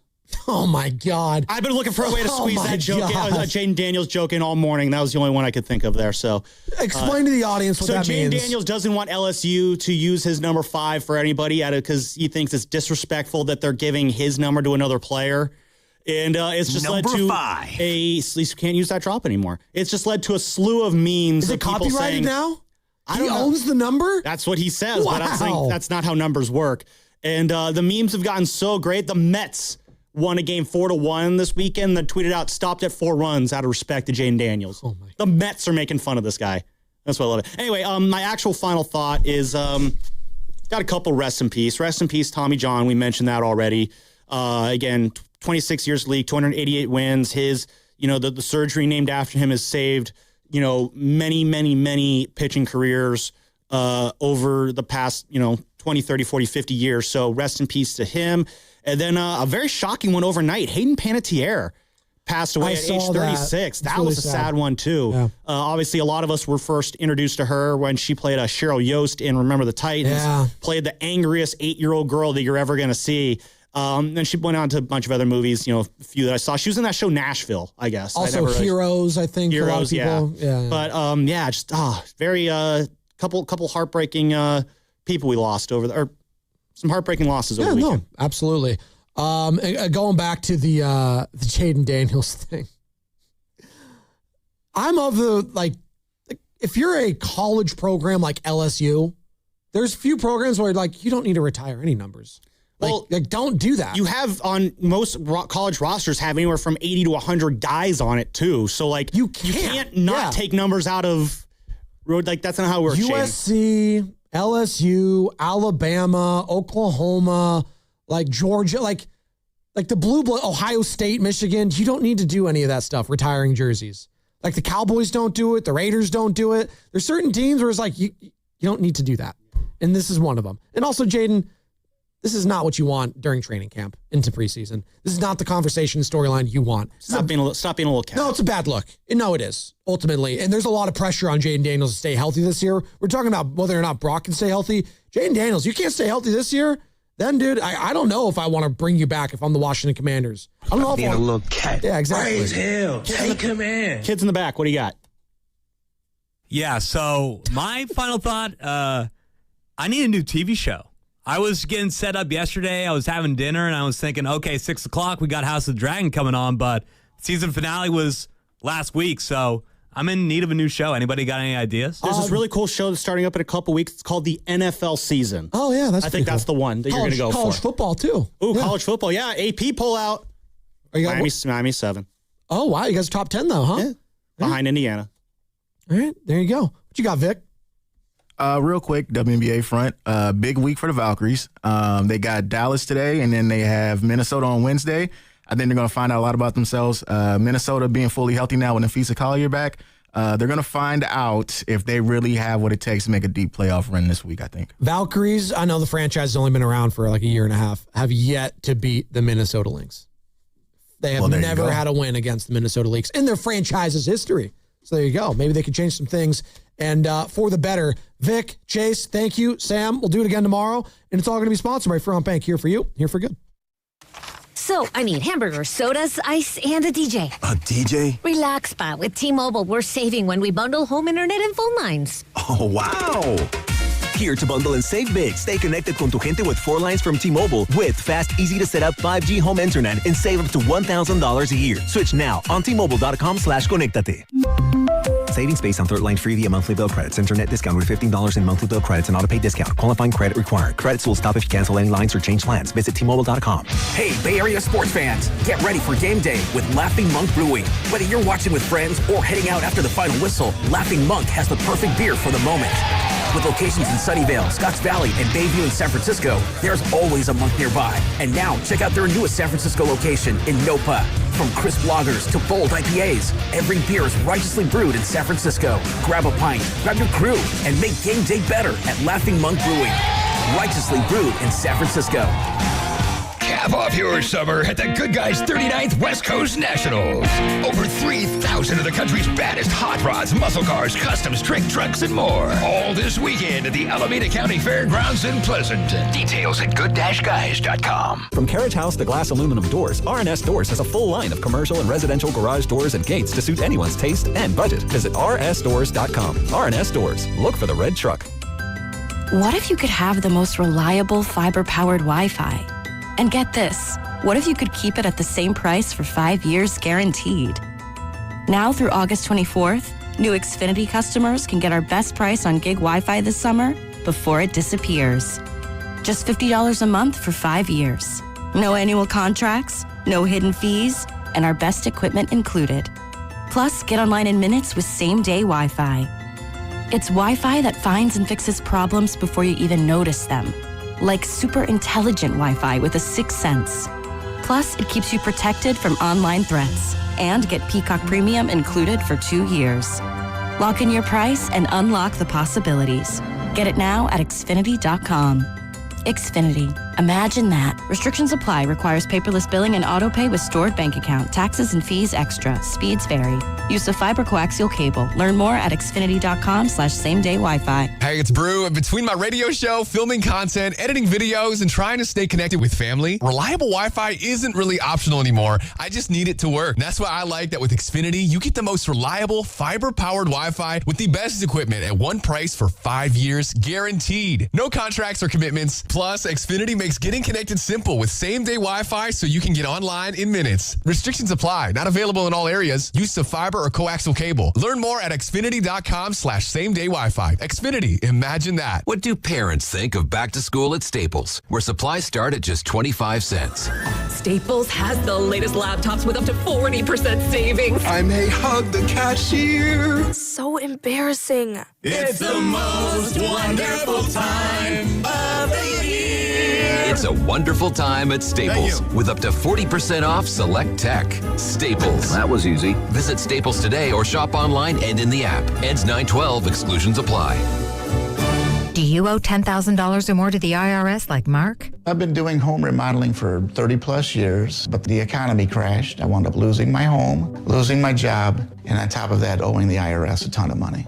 I owed the IRS $114,000. It really, truly was the worst part of my life. Then Mark found tax relief advocates. On news radio, I heard about TRA, and I thought, what's the worst that could happen? So I picked up the phone and I called them. When it was all said and done, TRA settled my $114,000 debt for $100, and I'm telling you, I was ecstatic. Could not believe it. Would recommend TRA to anyone. If you owe 10 or even hundreds of thousands of dollars to the IRS, don't lose hope. Do what Mark did and call TRA for a consultation. But TRA did. They gave me a second chance, and I'm forever grateful. Visit TRA.com or call 800-491-9914. 800-491-9914. That's 800-491-9914. Hey there, it's Jill Schlesinger. I'm launching a new show. It's called Money Moves, and your money is going to move. We're going to help you make better financial decisions. We're going to call out the BS you're finding all over social media. We're going to give you actionable guidance to make your financial life clearer, less stressful. We're going to answer your financial questions and take the mystery out of your financial life. Follow and listen to Money Moves with Jill Schlesinger wherever you get your podcasts. At Uline, they know going the extra mile takes hard work. For companies pushing to go further, Uline will go the distance with you. 24/7, they answer the phone to get you the shipping and industrial supplies you need. Business can move fast. Unexpected large orders, adverse weather, new safety guidelines, and changing economic trends. Uline works hard keeping 41,000 items ready to ship, minimizing detours on your way to the extra mile. Visit uline.com. Running a business shouldn't feel like a juggling act. One app for accounting, another for inventory, one more for sales, and somehow they never work together. Or you could use Odoo, one fully integrated platform with all the business applications you need. CRM, inventory, accounting, marketing, and more. All working together seamlessly. Stop juggling software and get back to growing your business. Try Odoo free at odoo.com. That's ODOO.com. You're listening to 95.7 The Game, KGMZ-FM and HD1 San Francisco on Odyssey Sports Station and the home of the Golden State Warriors and Valkyries. Always live on the free Odyssey app and now coming to you live from the Laughing Monk Studios. He brings the passion. For what? I want to know now. I'm mentally invested. Don't tell me to pray and you don't say what for. He brings the perspective. Yeah, I think they both have a great point. Get off me, text line. He's truly one of a kind. That is wow. Oh, my God. Oh. And he's doing a great job. I need you to man up and say what you really want to say. Simon, you're doing a great job. Together, they're Steiny and Guru. Yeah. On 95.7 The Game. All right, good morning, everyone. Happy Monday to everyone out there, whether you're on the road, hanging out, listening on the Odyssey app. Yes, Evan Giddings in for Matt Steinmetz, Daryl the Guru Johnson. What's up, Goo? What's up, baby? Let's get it out the way because Steiny will be back tomorrow. Yes, he will. But tomorrow, shout out Annie, tomorrow is your birthday, and we're going to celebrate it like it's the happy birthday to ya. You had a party Saturday. Yeah, we had a little I didn't get an invite. Yes, you did. Yes, you did. We don't want to start off on the wrong foot. I saw risotto there. And I I was invited like, you 2 weeks ago. whoa. I said, hey, Goo, what are you doing on August 15th? Do you have Friday or Saturday? You didn't even join me at the ship. If we want to, Well, you worked double time Friday. You couldn't go now. I went on Friday. But after. Well, yeah, that's true, you were here till 6. Yeah, that's a good point. Yeah. Now, I had to stay behind a little bit later. How you doing, baby? I'm good, man. I feel the exact same age as I have for the last 5 years. At some point, you start getting back pain, you start getting foot pain, and then everything from there else just, So old. Dude, look at Chasky. I'm in pretty good shape, but I don't really feel any different. Like, you look good. Well, so you came out as a 56-year-old man for the first time in a while. Had 10 points last night in the hoop game. You guys keep counting score, and I don't know how I feel about it. But do you feel your age, if that makes sense? Because you always talk about you're still hooping. Evan, I don't. And, I just don't. I'll leave it at that. So I don't know what it is. I don't want it to ever go away. But maybe if you took basketball away from me or going to the gym. But real quick, nobody cares on this Monday. What I do, and I need to get in a little better shape. I kicked a Red Bull, started today. The Nas. You're one day down. When I watch sports like I do, I want to have those physiques. When I go see, like I did Friday, the best movie I've ever saw in my life, Odyssey. Shout out Matt Damon. I'm almost in tears. It was as great as it was cracked up to be. But when I see those gladiators with that physique, not that I have it, but I yearn for it, Evan. So, dude, I'm about to turn a new leaf in regard to what I put in my temple. Matt Damon's 55 years old. He looked great. Evan, that movie was so great. Yeah, now you got some goals. They had to tell me it's over, Dad. Let's go. I was just sitting there. It was 3.5 hours. It didn't feel like it. That's a good point. My gosh. Well, I'm glad you finally saw it. You seen an IMAX? See, you're not going to ruin it. No, I didn't. It was 7 to big screen. You came down Chase's Road a couple weeks ago. What up, baby? It don't matter. It was a movie. It was great, and I'm fired up. The Giants could use a gladiator. Well, I'm glad you went there. Look, we got some training camp stuff to get into. We finally got a couple players that, I don't know. There's something fishy going on. Tell me what's happening. I hate guessing. Well, it has to do with guaranteed money. I get it. It could be Christian McCaffrey. It could be Nick Bosa. But what was I don't want to say the biggest news of the weekend because it was something we talked about before, but John Shea drops the bomb on the SF Standard that Tony Vitello is expected back next season. And that was something that you texted me last night.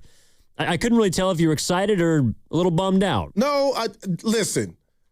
I'm rooting for the man, Tony Vitello, obviously the manager, Mr. 90 wins prediction, but this is a disaster. This is, shout out DiCaprio, this is the Titanic. Nobody saw the Giants being this bad. Now, I'll just go to yesterday's game.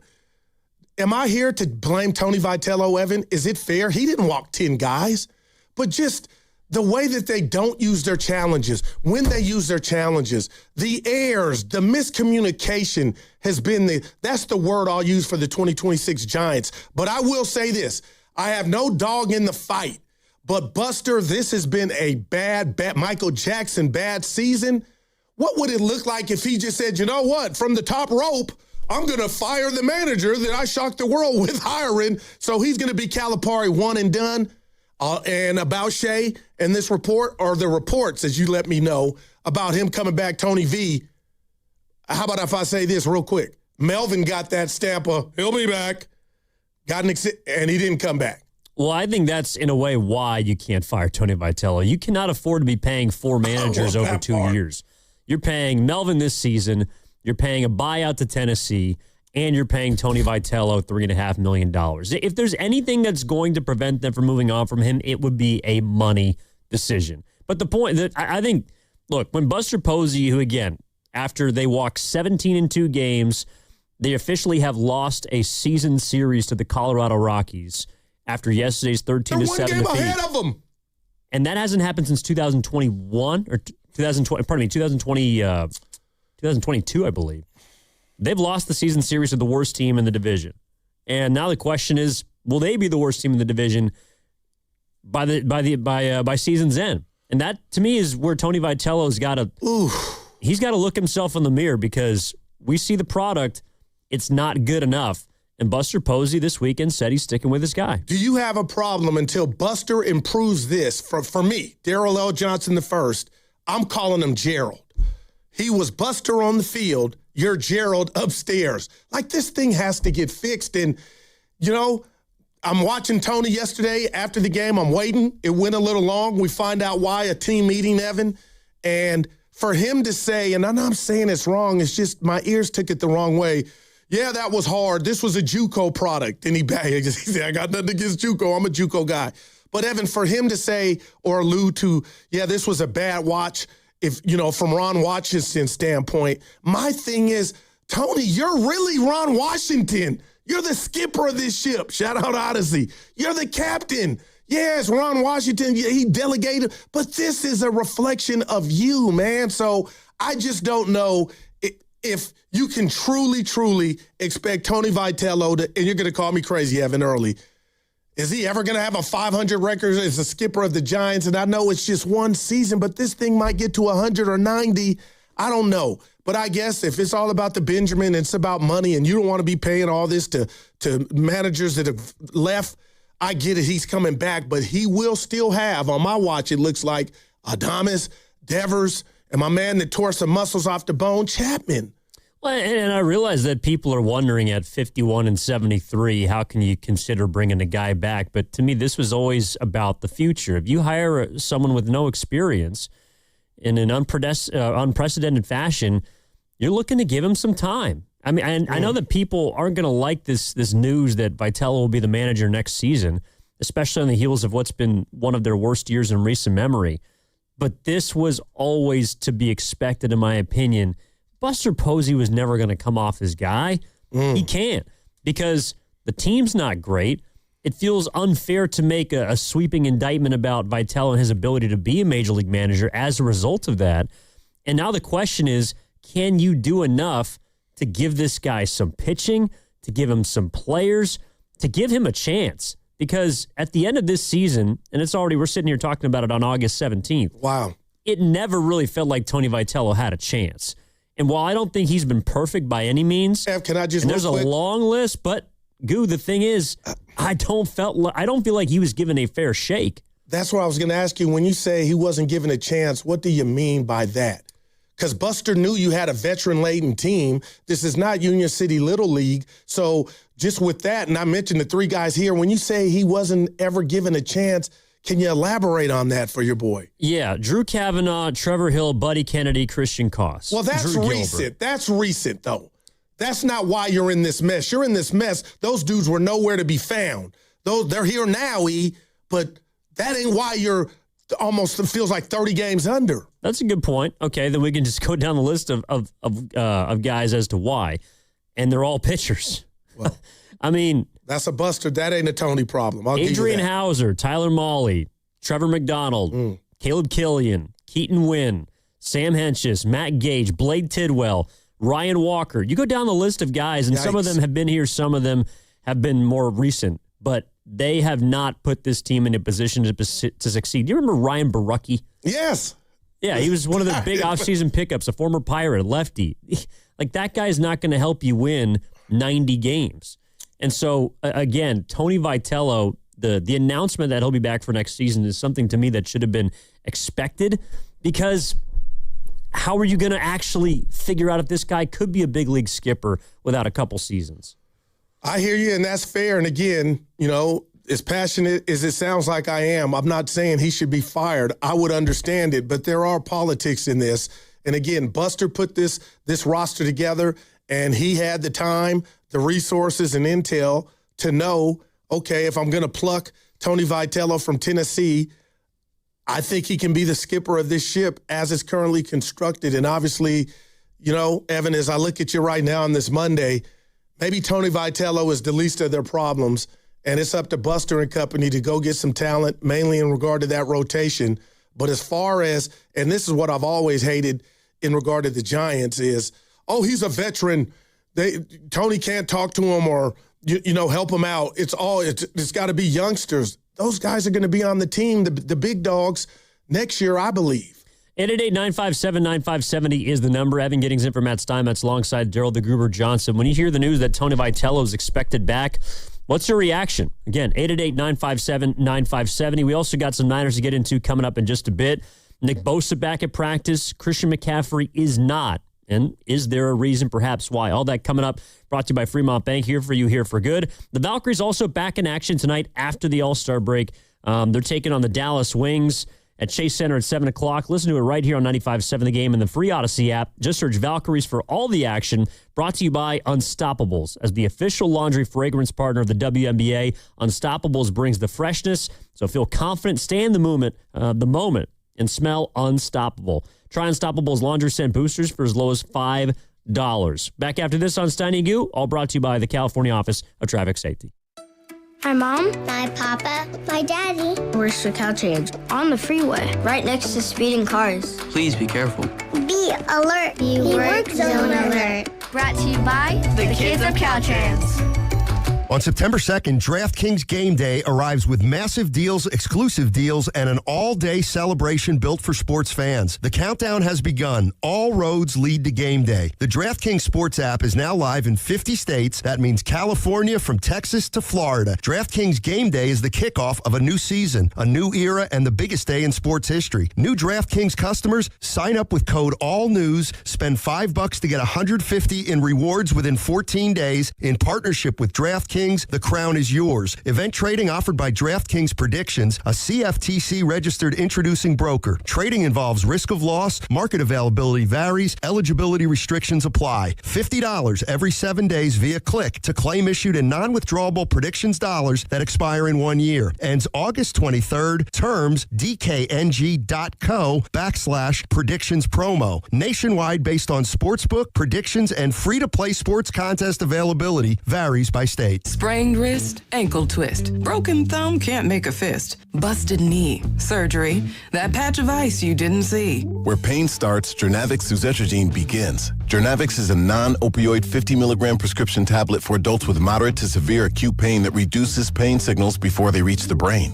Tendon tear, nose repair, tripping on that broken stair, dislocation, operation, moped crash while on vacation. Do not take Jernavix with CYP3A inhibitors. Avoid use with grapefruit or liver problems as these may increase side effects. Tell your doctor about all your medicines if you are pregnant or breastfeeding. Jernavix may make certain medicines and birth control less effective. Side effects include itching, muscle spasms, rash, and elevated muscle enzymes. Joint displacement, knee replacement, fell on marbles in the basement, ladder slip, broken hip, that rock climb where you lost your grip. To learn more about Jernavix, ask your doctor. Call 1-833-589-PAIN or visit jernavix.com.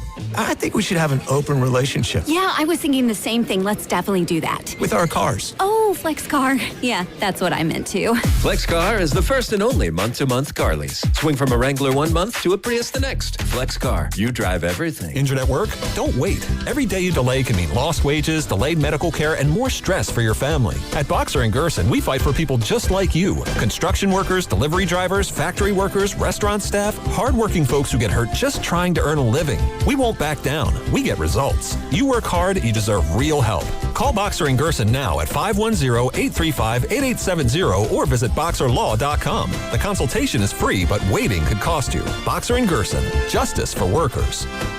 You listen to 95.7 The Game for the best sports insights. Now, use that same power to grow your business. When you advertise with us, you're reaching a massive audience of local consumers and business decision makers every day. Let our team help you build a game plan that delivers results. Scale your business and win the market. To get started, visit Advertise with 957 The Game at Odyssey.com. That's Advertise with 957 The Game at AUDACY.com.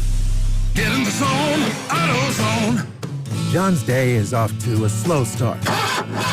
So he heads to AutoZone, where he can get a battery for under $100. Lonnie, a local AutoZoner, tests his battery for free. Looks like he just needs a charge. And Lonnie does that for free, too. In no time at all, John is back on the road. Ready to finish the day strong. Free battery testing and charging at every store. No hassles, just help. Get in the zone, AutoZone. Restrictions apply. Skechers elite athlete OG Anunoby has been making history on the basketball court. Anunoby tips it in. Unbelievable. What a shot. He's been balling out in Skechers high-performance basketball sneakers, and the world is noticed. But how does OG train off the court to keep in peak physical condition? Hands-free Skechers Slip-ins Aeroburst. They help prepare OG for the physical demands of playing at a championship level. Get your pair of Aeroburst for only $165 at a Skechers store, Skechers.com, or wherever high-performance running shoes are sold. This is the story of the one who keeps multiple buildings running smoothly day after day. Plumbing that flows, HVAC that hums, cleaning supplies that keep surfaces sparkling. That's why she counts on Grainger. With easy reordering online and 24/7 support, Grainger helps her keep the products she needs on hand. So shelves stay stocked and buildings stay ready. Call 1-800-GRAINGER, click Grainger.com, or just stop by. Grainger, for the ones who get it done. The best time to recommit to your gut health goals? Right now. Take charge of your gut with Nature Made. Our clinically studied ingredients support digestive health. Digestive enzymes break down nutrients. Probiotic and prebiotic fiber nourish good gut bacteria. And super greens with probiotics empower daily digestive health. Try the full lineup of gut health support from Nature Made, the #1 pharmacist-recommended vitamin and supplement brand. These statements have not been evaluated by the Food and Drug Administration. These products are not intended to diagnose, treat, cure, or prevent any disease.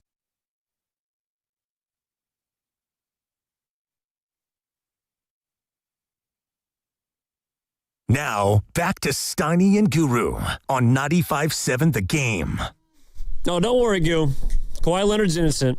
What? Man, tell that to our boy Torrey. No evidence. Wow. Steve Ballmer funneling money to circumvent the salary cap. I got to give you credit. It's been like a year and a half. Or give your girl Tade credit. What about? Pasta showed me from your party Saturday, you guys gave out Evan tattoos. I didn't make this. Of your face, and it was, I'm mad I didn't have it. I'd have it on the neck right now. I got one. You got one, Pasta? I got one right on my wrist. I haven't seen that. What an idea. Shout out Tate. Yeah, someone was kind enough to print out various versions of my face in order to give to people who showed up to the celebration. So it was optional, That's but dopey. Pasta leaned all the way in. Pasta also helped me play catch for the first time in about 3 years. Now, you played the game there. What was it called? I've never heard of this game. Dizzy Bat. I'm in. Go ahead, share with them. What is drunk. No. That's a 9, Cam. No. This is beer pong. I'm out, but this one. Tell them. All right, we'll get back into actual baseball in just a second here. But we got 4 hours. The rules of Dizzy Bat are simple. You crack your beverage of choice. It doesn't have to be alcohol. It could be, like I had a friend who wasn't drinking. He drank a LaCroix. You crack your drink. You chug the drink as fast as you can. Yeah. And the amount of seconds that it takes you to finish that drink, you then have to put the bat on the ground and spin around it. Come on. So by the time you're done, let's say it takes you 8 to 15 seconds or whatever. You do 8 spins, and then you're dizzy, and you try and hit a wiffle ball. Dude, did you hit it? I got to give everybody credit. Everybody there hit the ball. How about Pasta? I mean, if you miss, then you do one more spin, and you have 3 strikes, essentially. Dude, wow. Everyone hit the ball. What a concept, E. Yeah, I have not heard of that. It's a pretty simple one. Pasta, you hit it? I kind of cheated because there was no drinking involved because I did have a beer before, but I had to drive home. Or I had to drive to the San Jose Giants Pasta game was after. being responsible. Okay. So, but I did hit it. It was probably foul down the third base side, but I hit Pasta, all barrel. Did anybody just hit one like Devers? Yeah, well, my buddy Drew, who's a lefty, had a pretty good rip. There was also, there's a couple females there. All of them hit the ball well. So they were like me at the company softball game. Remember, we went to the cafeteria, if you know what I mean, on a payday Friday. Now, that was a real dizzy and then bat. Your boy hit a home run. If people missed understand, the first pitch by no contact on the first pitch. If people knew what Goo was going through the moment he stepped into the batter's box. I saw 2 balls. Yeah. Right?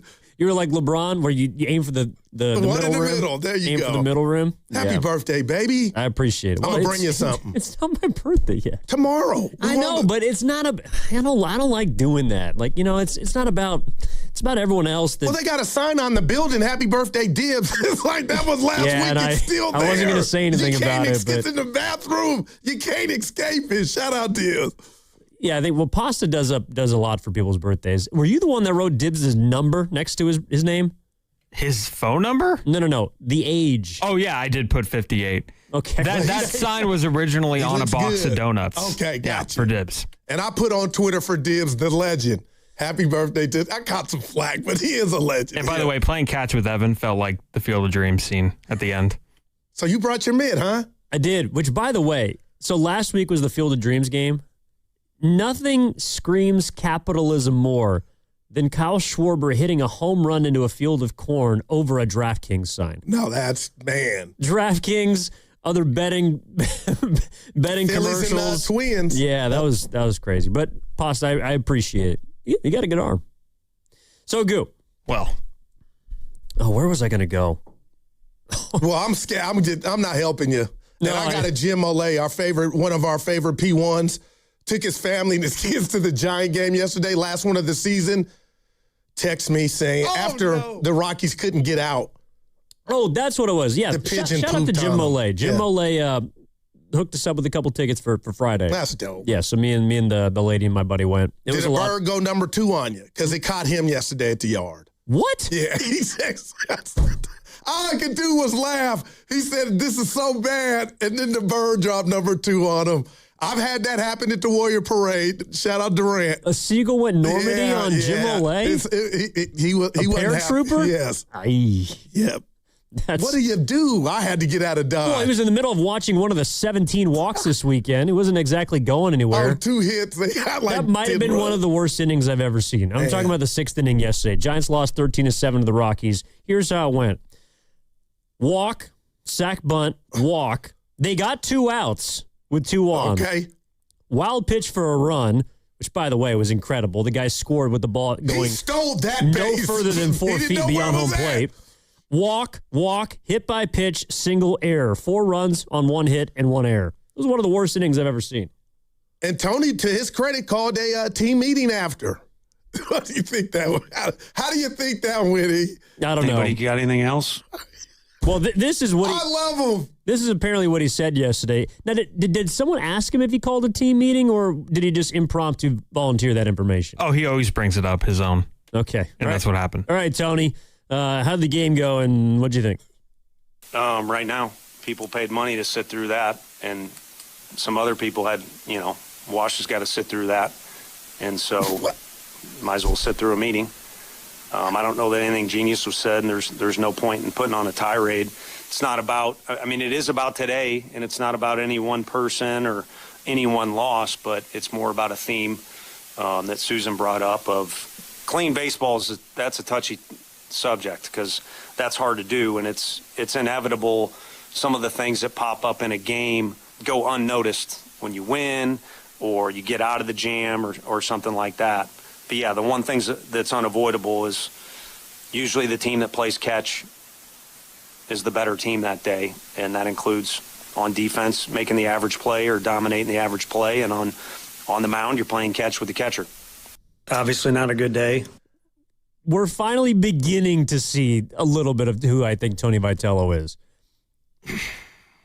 Now, what didn't you like about it besides the fact you called that Wash? Yeah, so Wash is more upset than you? Well, Wash works for you. You should be more upset than Wash, but for you to say, yeah, it really was bad for us, but for Wash, Evan, no, you're the skipper. It all comes to your doorstep, Tony. I would have left Wash's name out of this.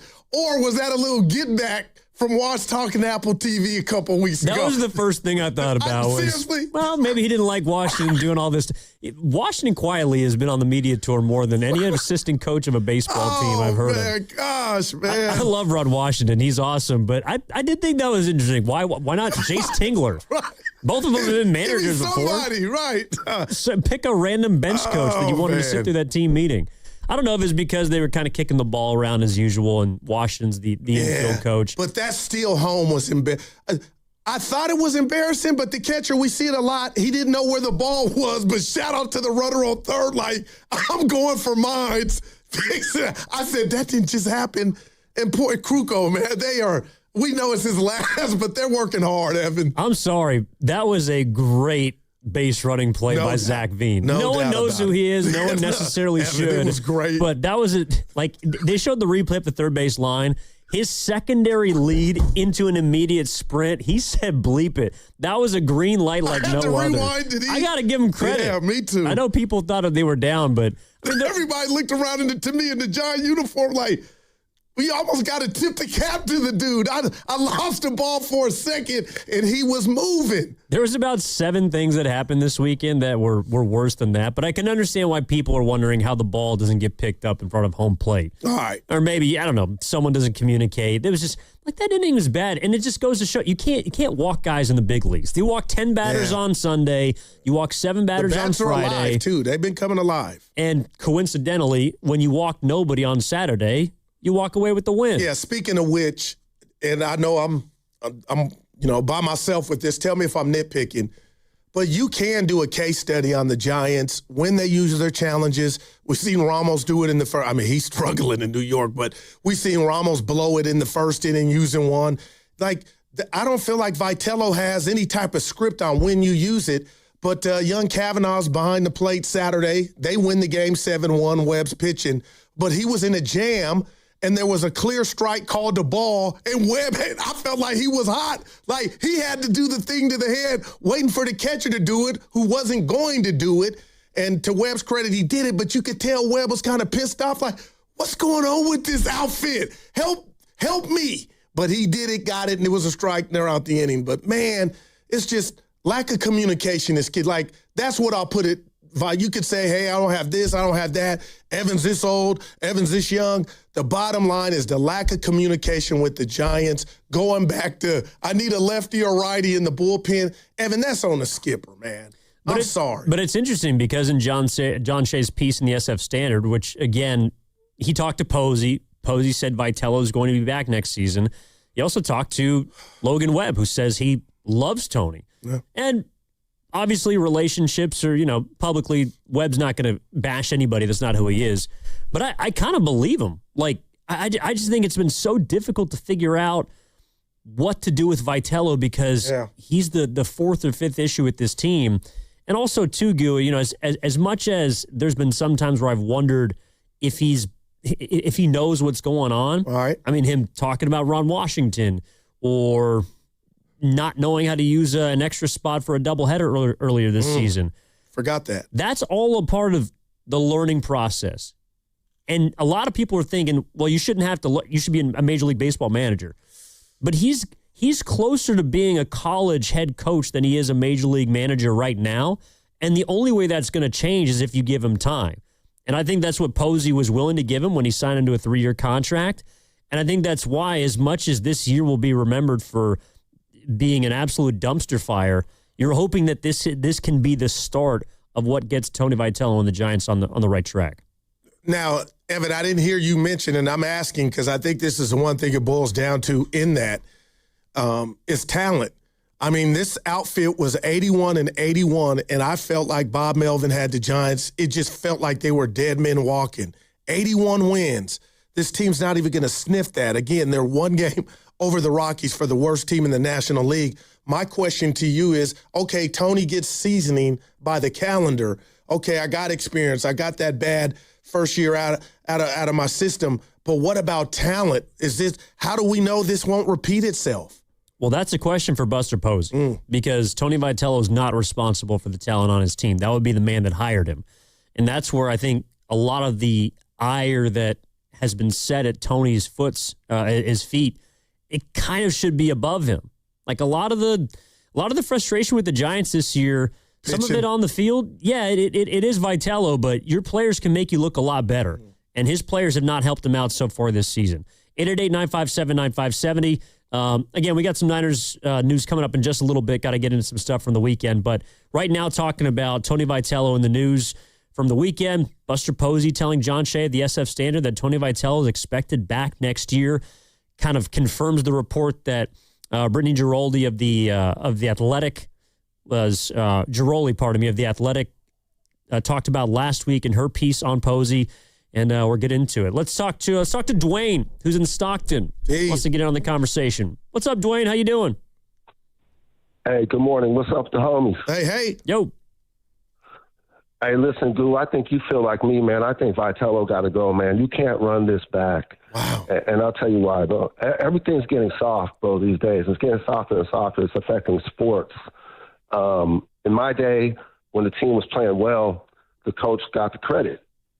If a team is playing like this, the coach got the blame. And I'll tell you why it really fits here. It's because this team still hasn't cleaned it up, bro. They're shafting a fool weekly. You can pull a week and pull a bunch of shafting a fool. They're shafting a fool out there. It's not getting better, bro. They're not cleaning it up. And that's the problem I have with Vitello. You have to hold guys accountable. He doesn't that at all, bro. We got to get a veteran coach who the guys are scared of. There's no fear factor in the dugout. I played ball at Sarah High School in San Mateo, bro. I played in the WCAL. And I'm going to tell you something. We were petrified of our coach. You know what I'm saying? If we had a bad week and we blew it on and off the court, bro, we'd come into practice and he wouldn't even let us touch a basketball, bro. We would run the whole practice, bro. Like there's no accountability. And Adamas is a really big, you can really tell with Adamas, bro. It's almost like Vitello didn't want to tell him anything all year long, bro. And that's not going to make anybody clean it up. They're like a bunch of little kids out there, bro, playing ball. They don't know where to throw the ball. What about yesterday on that wild pitch where the guy scored from third? The ball was right there, bro. I don't think I've ever seen that before.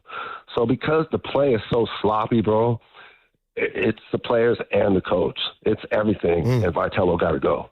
But let me know what you guys think, though, man. I'm a holler. Appreciate it, Dwayne.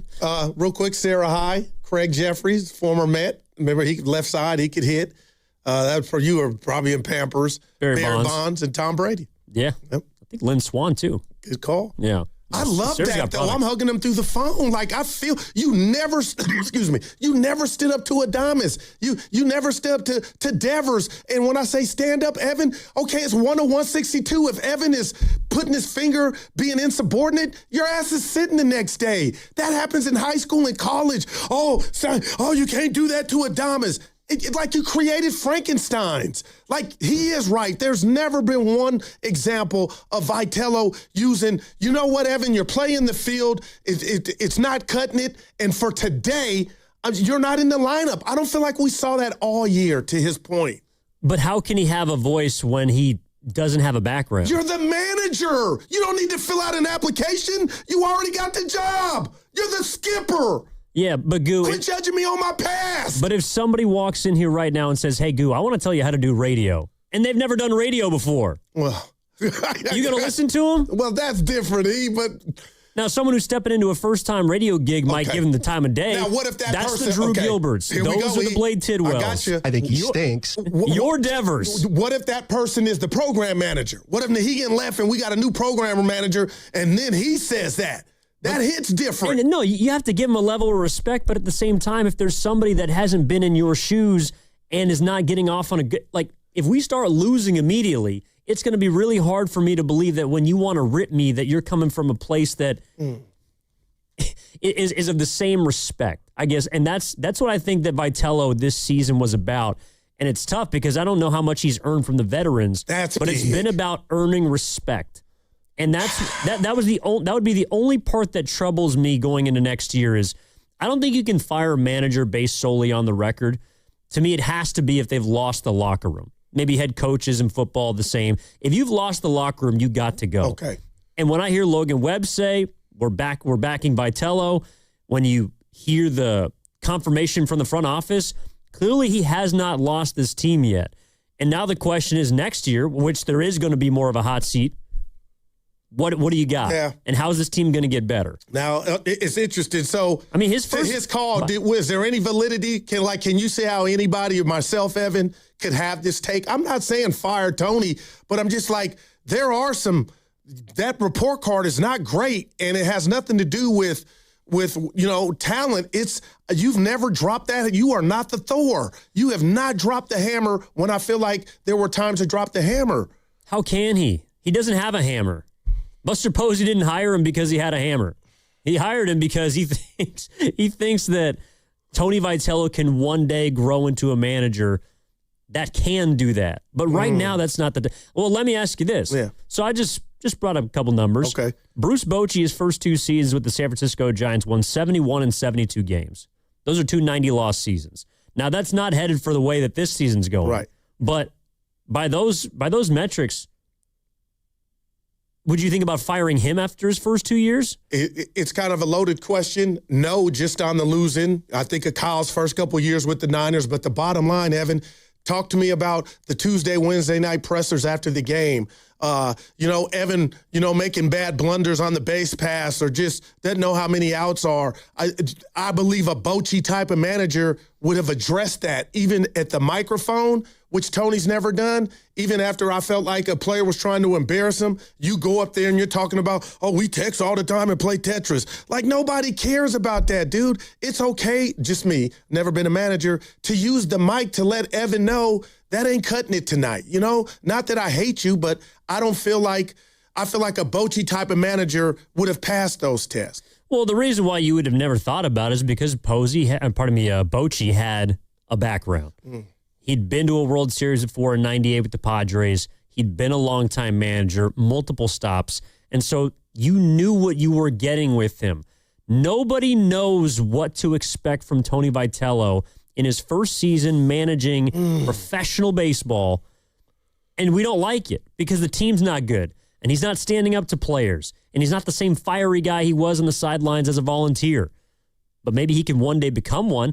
I'm not telling you is the right hire. And I don't know what necessarily is going to change. That. But I do understand completely why Buster Posey's looking to give this guy another year. Otherwise, why did you hire him in the first place? And the rat on the I hear you, Evan. And to me, optics are everything. You said it early. Money's everything. And it just in our world.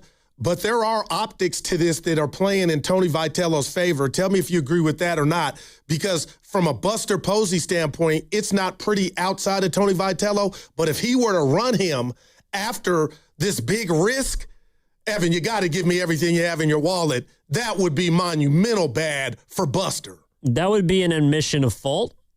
And it would also leave you in a place. Look, at the end of this year, I know it's going to sound crazy, but you need some form of stability. I mean, they have nowhere to go but up. And the only thing that's giving people hope right now is maybe a number next to your farm system ranking, a couple of young guys. I don't think anybody's going into next season. I'll just say it. Okay. Nobody's going to predict 90 wins for next year's baseball team.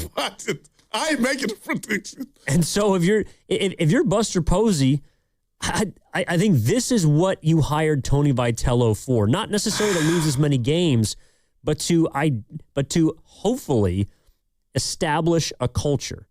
And he hasn't done it this year, but you have to give him the chance for next season. Otherwise, again, I just don't understand why you decided to make him the manager of the Giants in the first place, if not to give him multiple years. You hired a guy who had never had the job before. But he was a baseball manager on a different level. 1 year. Collegiate level. But he knows the College game. and the pros are completely different. And I give you that. And They're completely different.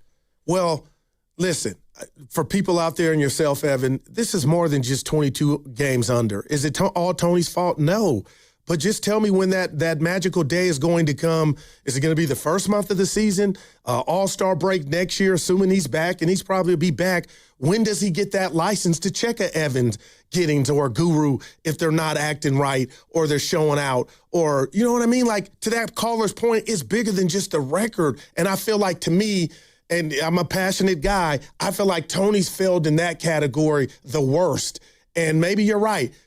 Maybe come next April, he'll get that. But, Evan, sometimes in life, you have something or you don't.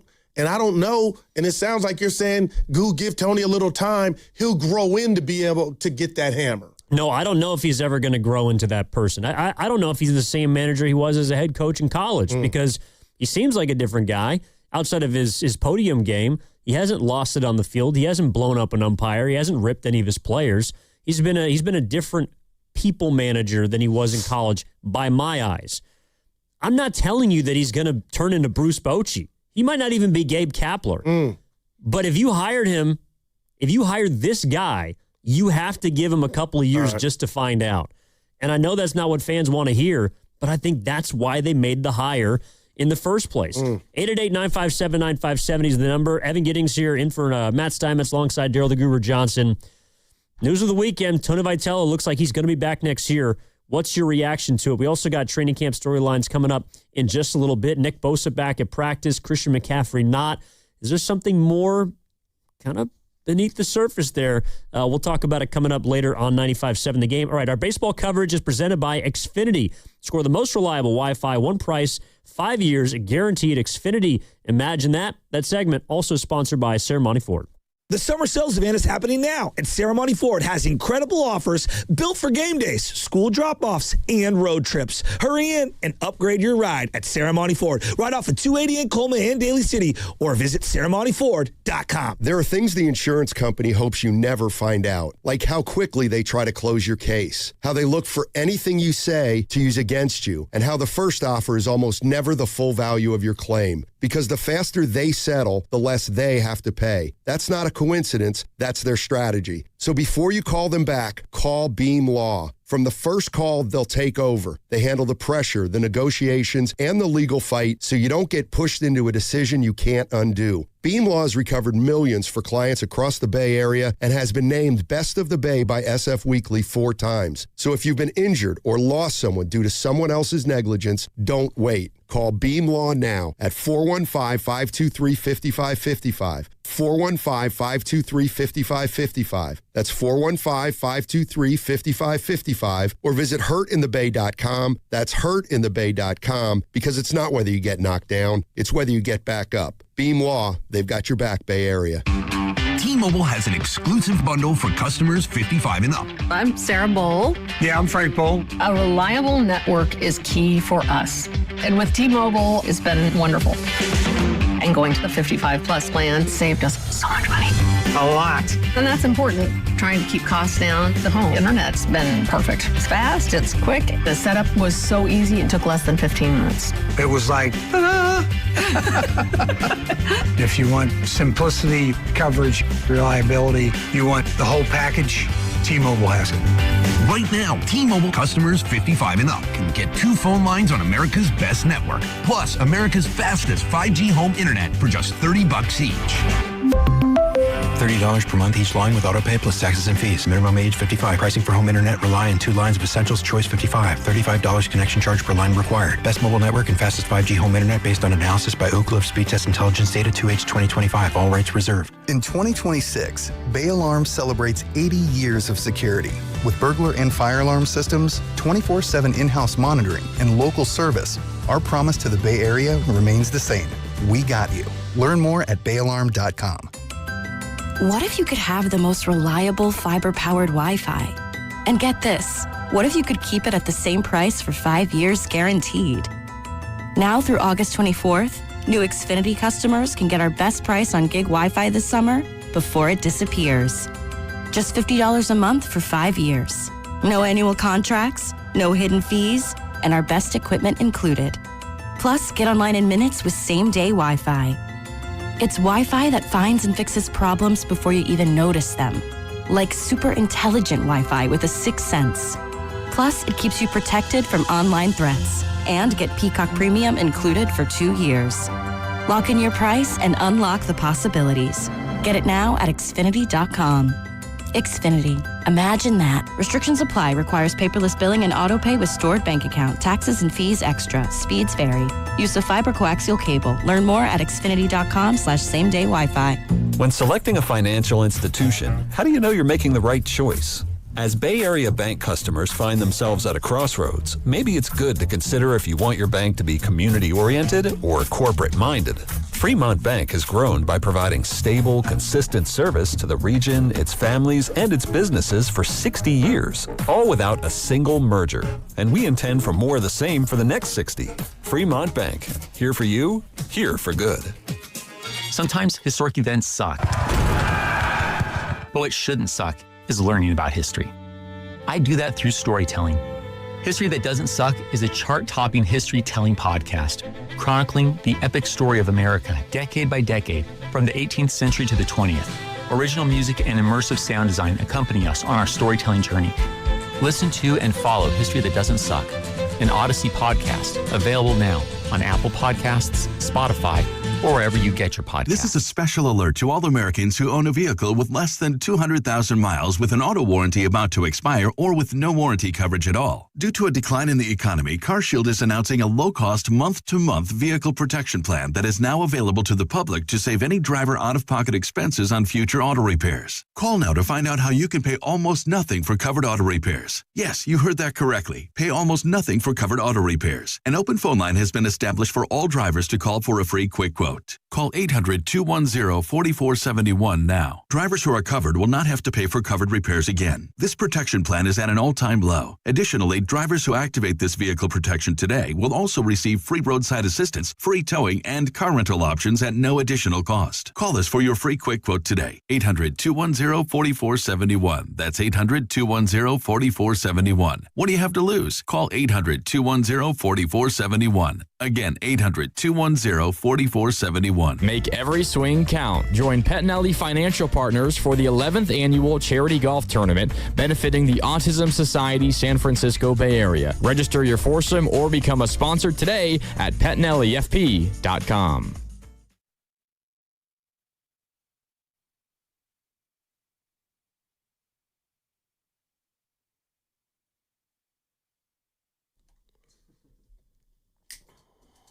Now, back to Steiny and Guru on 95.7 The Game. Yeah, you're right, Guru. There are a lot of bad quarterbacks out there. Man, oh, man. I'm rooting for you, Shador, but it's getting hard and harder, man. Oh, I thought you were talking about Trey Lance.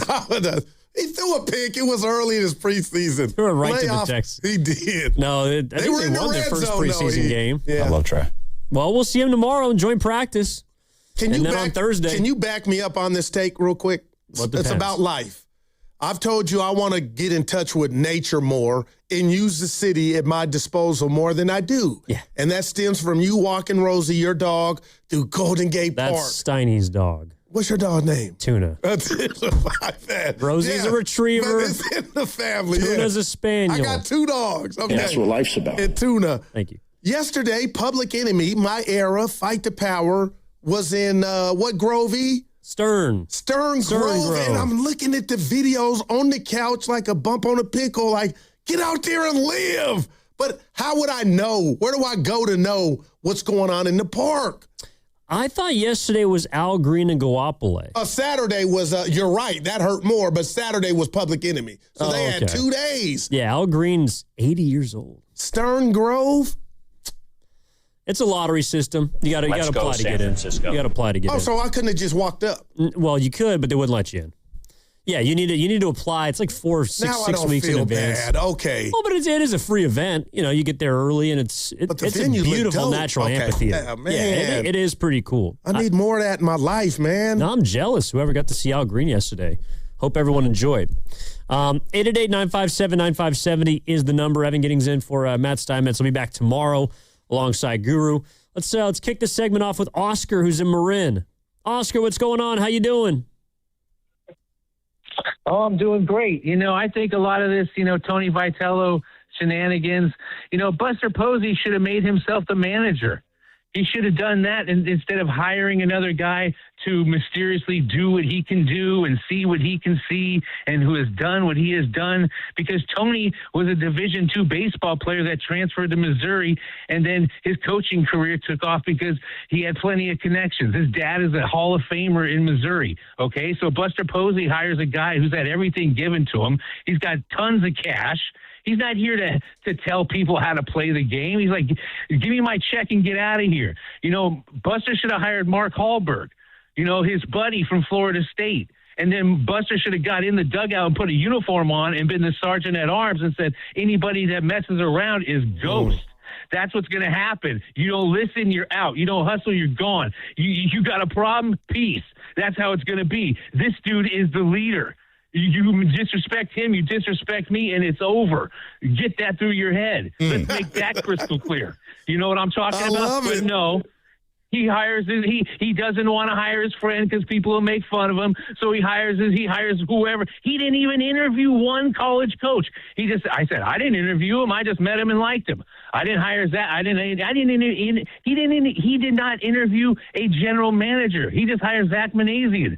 Zach Manassian worked in the locker room. His dad got him the job. His connections got him both of his brothers. His brother just got fired. Hello. And the Giants are copying the exact same thing his brother did. We're gonna draft all the pitchers. We're drafting only pitchers. Manassian did that with the Angels last year. He's gone. What do you think's gonna happen with these dudes? We're gonna keep them around another 5 years? Cool, no problem. Go to the park, pay your $40 for a crab sandwich and a beer. You have gas. You'll throw up. Good. You deserve it. You're gonna go to the park. And this is what you're going to get because you got Buster Posey. Not only did he make those 3 bad signings on the field, he signed this dude to a $15 million deal, $10.5 million for a stiff. That's the real steal. And Harrison Bader for another $20 million. Those are the real throwaways. What, $280 million for Devers, $350 million for Adames and Matt Chapman with no trade, full no trades. You got to be crazy. This dude is totally incompetent. He's out of his mind. He's totally overwhelmed. He's got so much on his plate, and he's not doing his homework. He's letting Zach Manassian in the front office.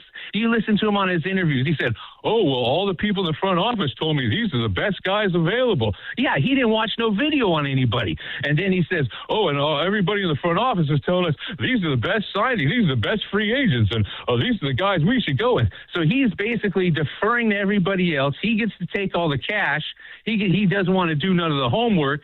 He's taking everybody else's answers, but he's still getting an F on the final exam. So he's flunking out of school. We're having to pay the bill, and then he's telling us, "Oh, hitters hit." You know what that means? Hitters, S-H-I-T. He's just making puns on words. We're making memories. Yeah, no, appreciate the call, Oscar. By the way, you can't spell bad words. Yeah, That's not how it works on radio. Oscar was on one. Yeah. He got me to thinking this is unfair, but we're having It's a also conversation. Manassian. It's Manassian, Oh, Oscar. If that's your real name. How do you think Buster would have done it couldn't have been any worse than this, right? Well, it could be, but and he would have had the license identification. Let me see your ID to get in somebody's ass. Well, that's why I was kind of perplexed about the hiring in the first place. Is that component? Yeah, like that matters. Yeah, right. I mean, Buster Posey hired maybe the anti-Bochy. You know, a guy that has but why the ultimate amount of respect, baseball lifer, played behind the plate, is kind of the ultimate old school manager. That's what Posey knew could win, and he hired a guy with no experience who is supposed to be the future of the Giants' managerial position. But the reality is, he might just end up being a transitory manager, we'll a transition. Mm-hmm. I mean, but being an authoritative figure to me that's part of the gig, and Tony didn't have that. So wow. And unfortunately, the two are going to be tied at the hip. I mean, Buster Posey's made a couple of good decisions. He's made largely a lot of bad ones. So they're off to a bad start then, to say the least. Tony Vitello right now is not looking like the hire you thought he'd be. Man, Evan. Not even close. And some will say that for Buster. It's early. Well, this year doesn't help. He didn't hire himself. Right, no doubt about it. But Buster Posey, yeah. If this is year one of the Buster Posey era, it is off to a horrific start. And Bader goes Super Dave in the city streets, you know? He was like Evil Knievel on Showtime. He'd stuntman, Evan, he'd always crash. Well, the crazy part about it is that's sixth or seventh on the back burner of things that have gone wrong this season is Harrison Bader running into a fire truck. You got to get some arms, though, Buster. That we know was on the docket. Well, one just got called up. Tugboat Williamson. He's a left-hander. They got him in the Patrick Bailey deal. Just got called up an hour ago. No, that's exciting. Wilkinson, pardon me. Tugboat Wilkinson. Think he'll be on the bump tomorrow? I don't know. Possibly. You think? I'll double check on that when he's lined up. Early this week? Yeah, look, it's not going to make or break this team. Again, we went down the lineup yesterday. Those are the guys that are going out trying to win baseball games. But the offense the last couple of days have been giving you something. Devers swinging a violent bat. Just like he on his way back to Boston. Well, he will get booed. I mean, unfortunately, because of the previous 124 games, well, no one is right now giving the Giants attention when it comes to baseball, outside of things that have gone wrong. People are paying attention to how Vitello is acting, maybe how some of the veterans are in the locker room, their body language on the field. Yeah. Everyone's paying attention to the other things because this season has completely unraveled to a point where, again, you've lost the season series to the Colorado Rockies. They're and have been the laughingstock of the NL West for decades. And now you are in that category this season. One game ahead How of do them. you get yourself out? Yeah. I don't have those answers, E. And neither does Tony Vitello right now. But Buster Posey believes that he's the man for the job, and he's going to be back next season. Again, I think a lot of it is tied to the amount of money that they owe him. And you're right. You brought it up before the show that they picked up Melvin's extension. Yeah, they did. I thought. Gave him a vote of confidence, Okay, and then all right. sent him on his sent him on his way. Could that be a Buster track record? The vote of death. What he gives you Evan's coming back. Man, if somehow he was about to Now, what if Tony, and again, I got to be careful because I know he wants to win. He is killing them. I'm watching the grays pop up a little more in the nice beard. But what if he said, you know what, this ain't working? Like, that's on the bingo card for me. What intel do you have, Goo? I don't know. What if he's like, this ain't what I thought it was? Well, here's what Tony Vitello said about the sloppiness. Again, 10 walks along with an error yesterday in the loss to the Colorado. Yeah, it was sloppy. It was more, no discredit to some of the great work position players. Rafi starts the game with great base running. Obviously, the highlight was the home run. But for me, with him, with that, some of their guys, I think, are really promising athletes, and they had good at-bats. But it had more the feel of a lower level, a junior college game, as opposed to a big league game with how some of the things transpired. And I was a JUCO guy, so I'm not disrespecting junior college.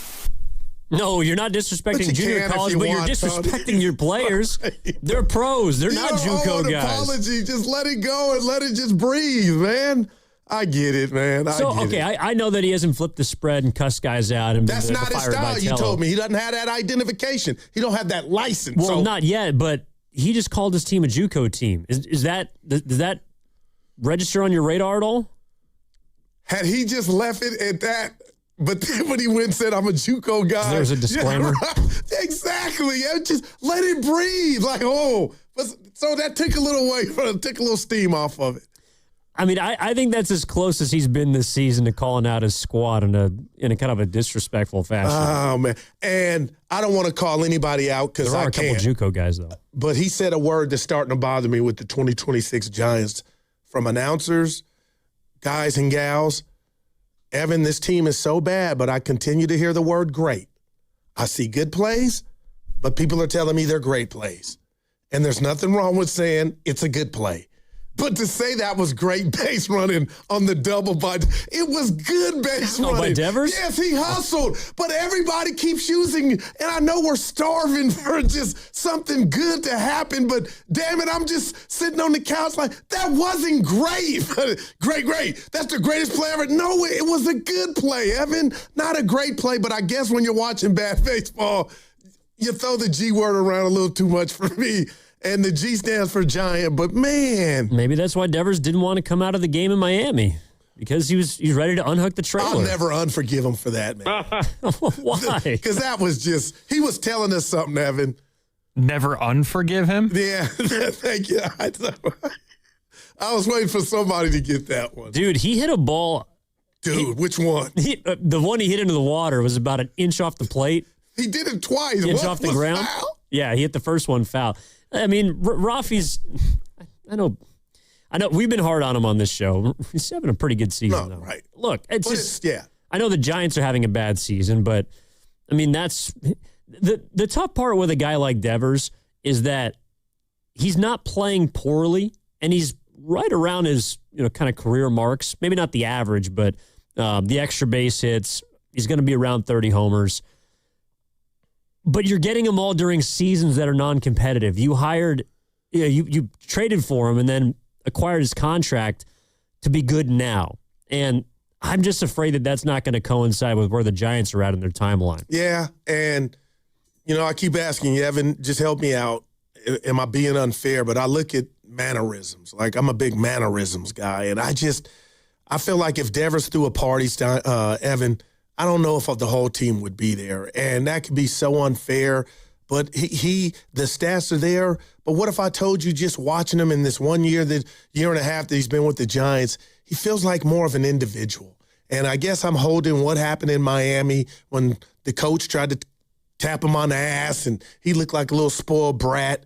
Like, that stuff doesn't go away from me, and he just seems isolated. And maybe, again, it's so unfair to say their record, which is, you will remind me every time we do a show, since the inception of that trade, him coming here wearing a Giant uniform is not attractive. But there are, and he wouldn't be the only athlete that gets his numbers, but it's not conducive to winning. Well, what would scare me about Devers, look, I think that there's enough mutual respect between he and Vitello to continue to work together. But is Vitello the guy to help everyone turn this thing around? You know, I think that's why today when you hear the news that they're bringing him back on the heels of a 51-73 start and you're a game away from being the Colorado Rockies, I can totally understand why that's not going to make anyone want to sign up for season tickets next year. Because it's a little similar to the Warriors, where you just wonder if Buster Posey and the Giants are going to be running this thing back. And running it back might mean 100 losses, something they have not had under their ledger. I mean, what, it was 2016 or 2017 they lost 98 games. Man. One of the final years that Bruce Bochy was here, and that was a bottom point. And right now, this is looking like one of the worst seasons in a long time. Let me ask you this. The announcement from Buster about Vitello, because to me, I feel like we could have just wrote it off. I would have been so mad at this season, you know, and mad at everybody, including myself. Do you think Tony deserved, you think there was something in this announcement? Like, why not just write it out? You're listening to 95.7 The Game, KGMZ FM and HD1 San Francisco and Odyssey Sports Station, always live on the free Odyssey app and now broadcasting from the Laughing Monk Studios. I mean, you're right. You could have waited, but I think that's one of the only things the remainder of the year that people care about. Because, again, unless it's maybe you're bringing up Bo Davidson, maybe you're tuning in to watch the development of Eldridge, Wilkinson's getting called up, maybe you want to see him pitch. There's not a lot on the field that's going to intrigue people or that people have questions about. Like, we already know. We know this is not a good baseball team. We can see it every single day. JUCO or not, we can see the San Francisco Giants do not play a high level of baseball. So what's the next thought? Well, is the guy that's supposed to be responsible for it going to be back? And can he help turn this thing around? That's what everyone's wondering. And so while Posey technically didn't have to say that, I don't know what else there is to wonder about this franchise right now in terms of its direction. No, that's well said. So I'll tell you what, my whole thing with sports is, what are you bringing to the table, Evan? And everybody has a different role. Contributions are different on different levels. But if people are telling me, Tony Vitello and the Giants were unsuccessful because of the product on the field or what wasn't in the rotation, okay, that's one thing. But if I have a coach that's not going to bring anything to the table unless the roster's stacked, then do I really have the right manager? Especially when it comes to discipline, because I've seen dudes eat after their parents said no more food, come home after curfew, and there's no penalty. Well, this was the risk. This was the risk when you hired him, is that, I think good managers find ways to stabilize teams during downtimes, and they find ways to get the most out of when you're playing good baseball, right? The winning streaks are longer, the losing streaks are shorter. And the Giants, when was the last time they had a winning streak? And I got a bet, I don't know if you know this, at Willard and Grandy. You might just want to pay that one. 6 in a row? Yeah, you might just want to pay that one. Dude, I just stay losing with this team. They got a lot of teams that are in a playoff hunt coming up in the next month and a half. Oh, no. I think they get, it's Minnesota and... You got Boston, one more time? You got Boston coming up. Well, but Boston's a good team. Yeah, no doubt. My point is, you get like the Red Sox, the Cardinals, the Dodgers twice, the Padres. You're getting a lot of good baseball teams. Reds. The Cincinnati Reds. They're coming into town next week. Yeah. All right, 888-957-9570. Ed is in Petaluma. Eddie. Ed, what's going on? How you doing? Hey, good morning, gentlemen. Hey, I got a little observation I found yesterday. I noticed after he made the comment about a JUCO level baseball game, it was only the kids he just called up and fringe players. But when the veterans make the mistakes, he doesn't say a word. And that goes to the fact that when Goose talking about accountability, he didn't hold the veterans accountable, but he went after the younger players. Man. And I think that's a slap in the face. Those kids are trying really hard to make a team. And he called them junior college baseball player level. That rubbed me the wrong way. I'm sorry. No, that's a great observation. Your thoughts on that, Evan? Wow. Evan, he went after young cats. Like, Coach, man, I don't know if you know. We just got here, man. It's a reason, but you ain't checked the big boys at all. Well, what I think is that's cat. Yeah. I wouldn't call him a little cat. What I would call him is that's the closest he's been to. That's what you said. Being a college baseball coach. When you're a college coach, you can come down on guys because they're your recruits. You're responsible for their development. They're also 18 to 21 years old. A couple of these guys he's going after, this is their first or second or third year in the big leagues. A few of them just got here. Oh, so man. It's absolutely easier to punch down on the Kavanaughs and the Kennedys. He's not going after the Devers and the Adamises. Oh, man. That can rub you the wrong way. But again, to me, those are all things that Buster Posey should have considered when he hired him, that he was not going to be allowed to have the same voice that he did at the University of Tennessee. I mean, what do you want to hear Tony Vitello say right The truth. And the truth is they're playing like a JUCO team. Yeah, but I wanted him to tell me that wasn't John Bates ball when said player doesn't want to come out the game or get pitch ran for. I want Willie Adames to sit when he's making blunders or not. His head looks like it's not in the game. And I thought one of the most obvious signs of a baseball manager or signal is that lineup the next day. And when you're not in it, I've heard managers say, I omitted Evan or I took him out the lineup said night so he could come in my office to ask if he cares. And I know he cares. Why am I not in the lineup? Bam, we can have a real conversation right there. The microphone game. And again, Evan, he talked at college, not as long, but I know I'm not by myself. I understand the optics. I think if this thing was different, maybe if there was more talent around the Giants and Buster hadn't got off to what I deem a bad start, maybe he would be one and done. But I'll tell you this, Evan, if he were one and done in another city just based on what you know on how he's managed, I got to ask you, I don't think you would be surprised if he didn't come back. No, I mean, I think a lot of it has to do with how much he's being paid and how much Buster Posey doesn't want to admit that he was wrong. That's heavy. This was his first hire. I mean, your first hire, you're praying to God you get it right, and so far it's been nothing but wrong. And I think also a lot of that is because of his own decisions. That the guys he's brought in haven't been able to help his manager, and so maybe Buster Posey doesn't look at this season as being Tony Vitello's fault. If we're being honest, he should be looking in the mirror when it comes to placing blame. Yeah, Jim Molay said that. Forget bad. Michael Jackson is man in the mirror. Yeah. Roy's in San Leandro. Our man. Hey, what's going on, Roy? How you doing? Hey, how's it going, fellas? It's always nice to hear from you. Right on, Roy. I got you. Right. I just wanted to say, it's going to take, if the White Sox could do what they've done, look how they've turned things around. The Giants could turn things around. Everybody criticizing Buster Posey, but, he's doing the best he can to build the Giant farm and minor league systems up. It's going to take, first of all, Larry Baer go have to visit those affiliates to ask questions about things. It's going to take him. It's going to take Bruce Bochy. It's going to take Dusty Baker, and then to teach those guys at their affiliates. So when they get to the majors, they'll know what to do, how to do it. Just like, Vitello said yesterday, for example, the Giants were leading that game, and then they walked something like 7 men in a row. Okay, all right, it's nobody to really, you can blame the pitching coach, but those guys haven't been taught nothing.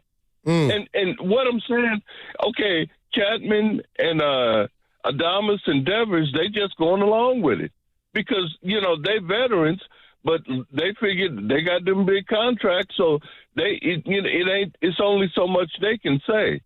But he's did the right thing to bring in, because the Giants were 24th in the majors in their minor league systems. Okay, from 24th, they something like 8th right now. Yeah. So they headed in the right direction.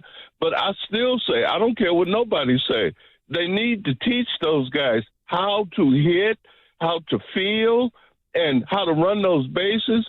Bring in the right people from different organizations, and just like I said, even it starts at the top. Even with Larry Baer, everybody, Dusty Baker and Bruce Bochy, all of them gonna have to be in spring training to oversee how those guys are being taught. Hey, look, fellas, it's great talking to you. You're the man, and, Roy.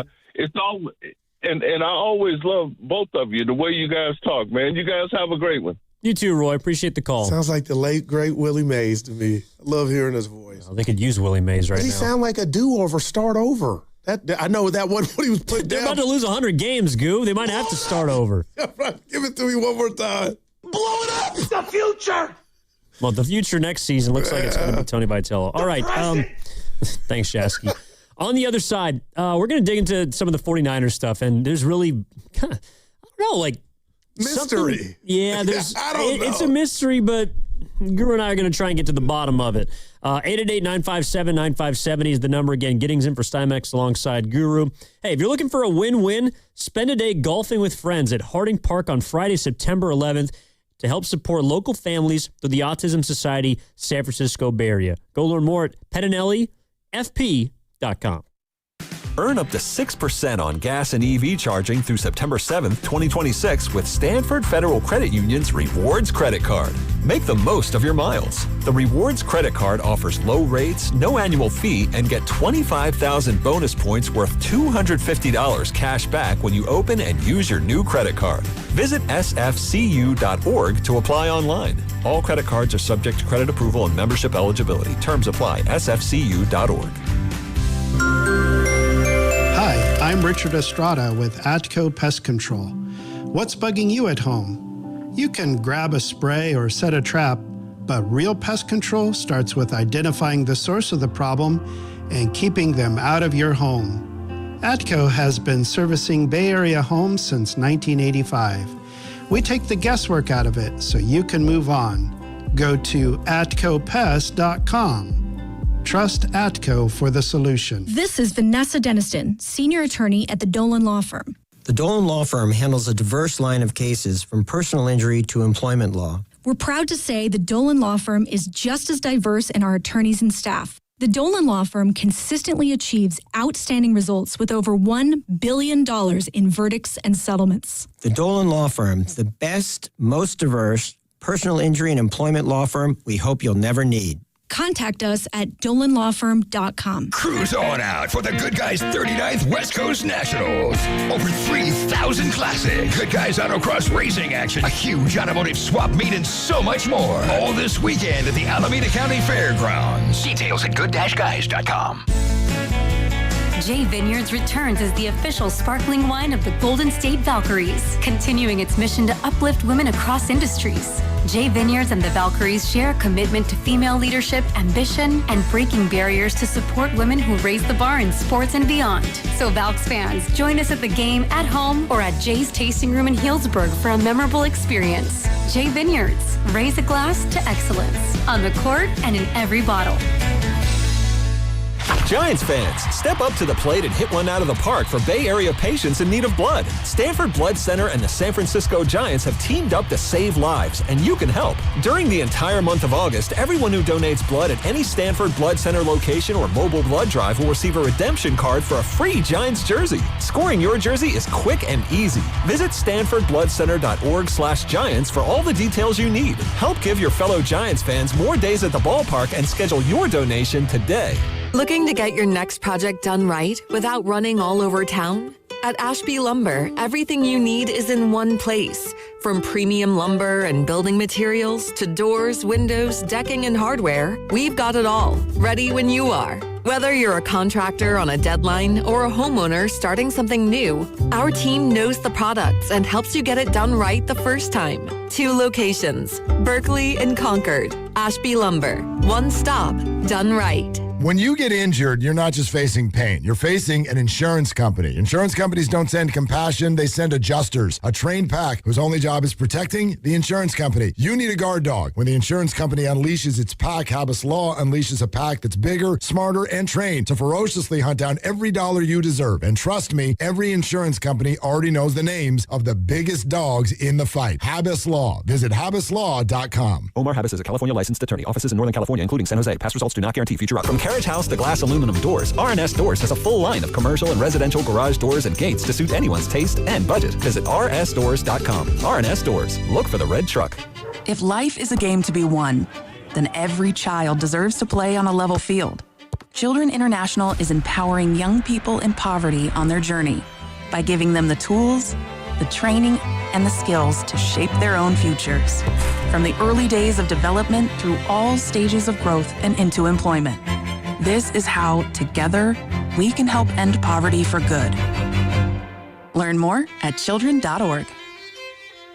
Hey, Mom, now that I have an after-school job, I think I want to buy a drum kit. Okay, Rockstar. Let's look at your account. When kids start making money, Chase has easy-to-use tools and expert bankers to help them learn how to manage it.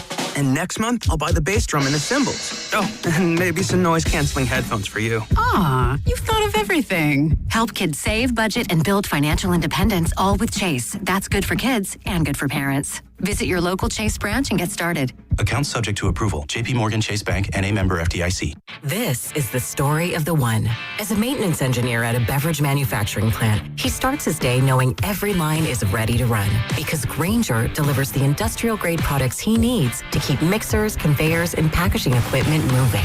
With Grainger's vast selection of bearings, belts, and motors, he keeps operations running smoothly, so nothing grinds to a halt. Call 1-800-GRAINGER, click Grainger.com, or just stop by. Grainger, for the ones who get it done. Straight Talk Wireless presents Pickup Truck Wisdom. Trust is earned. That's why I've stuck with Straight Talk. Same price since 2009 on Verizon's 5G network. Cause shoot, anyone can make a promise. Keeping it for years, that means something. Now plans starting at $25 a month with 4 lines. Find us at straighttalk.com and Walmart. Straight Talk Wireless. Straightforward. Always. Same price claim applies only to the base monthly price of our $45 plan from October 2009 to present.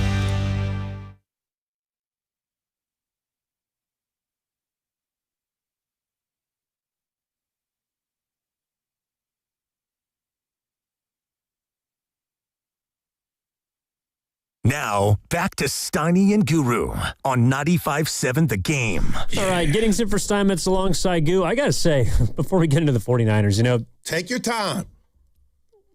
Well, you got a lot of hate for Tom Holland, but you've been seeing a ton of his movies recently. Well, I've been a Spider-Man fan. He just looks like the guy, like a wimp. And then give me a DiCaprio, like, come on, man. And as soon as I saw him, I go, I'm in the wrong theater. He's Spider-Man. But, Evan, that was the only bad part about that casting of that brilliant film. You didn't like Odyssey. Tom Holland? And I'm not by myself. Wow, dude. I will say this. He's playing a child. Yeah, Evan, he played it well. Well, you ripped him. Well, I just thought he was kind of a weak character. I thought him and Zendaya were the 2 weakest characters in the entire film. You said that. Dude, I got to say this, E. I'm just glad you saw it. I'm glad you saw the Odyssey. And I got to give a shout out to Willard. I didn't tell you this. I was on his IG before we came in, and you guys go IG Live? No, he was taking his son back to college for the first time. So he had a picture with his 3 kids, and that hit me in the cardiac. As my daughter, 5 a.m. Saturday, I didn't go, getting a lot of flack for that. She left, so you'll get there one day, Evan. But it's just a down feeling, man. Well, first of all, congratulations to Abe starting college. He's awesome. Hopefully the best 4 years of your life coming up. But I got to ask you, so sincerely, does it get any easier when she goes back? Because you've done it a couple times now. She's going to be a junior or senior? Senior. It gets worse. Worse? Yeah. Because I told you, you were out Friday. You left the studio we did my What's Bugging You? Yeah. Shout out Atco Pest Control. And Evan, I don't know if you've been watching, not to bring the show down or dark, but it's real. Women been getting snatched up out here in the Bay Area and a lot of places here in the States. Is, and when you got a baby girl, you just think of that stuff. And maybe I should think positive, but as a father, I can't shake that. So and I asked the fellas, was it fair that I'm worried? But I don't know. Well, no, I mean, I don't have any, but I do get a lot of parental advice from you guys. Just how to kind of look at things for the future. Not marriage advice, but no, we're not. We're not there yet. Have you heard from Steiny? No. I just like they might have a separate Vine pasta. I get it. But it is one of those between us three that if you don't hear from the person, it's because they're having a good time. In a way, sometimes if I hear from you, either of you on vacation, I'm wondering why you're texting us. I hear you. That's a real one. And I know that he was a lot of love for this Super Dave joke. Super Dave. Remember I said Bader Winston, my boy Squirt texted me, Super Dave. Oh, yeah. He was like a crash dummy Evan on Showtime, the fake Evil Knievel. And he would get on his motorcycle trying to jump over. I use Hot Rod. Okay, there it is. Yeah, and Andy Samberg is just a guy obsessed with doing tricks off stunts. And Bader went bad. Well, he's a posy guy. He won't be back. Vitello will be. All right, Goo. This is what I want to get into. All right, so a couple of updates from for the Niners. Number one, all right, George Kittle, very confident he won't be on the PUP list come week 1. Wow. Don't necessarily know if he's going to go to Australia. Number 2, Nick Bosa, practiced for the first time since August 3rd yesterday, was doing side work at the training facility in Santa Clara. And then Christian McCaffrey has not been seen yet. And this has been noted by some, notably Mike Florio, Pro Football Talk. And the reason is, I think it applies to Bosa too, because neither of these guys have guaranteed money on their contracts. McCaffrey this year, Bosa starting next year. So I want to play this piece of sound for you from Mike Florio on why some people think that McCaffrey's not playing, and then we'll get into it. Again, this is from Pro Football Talk.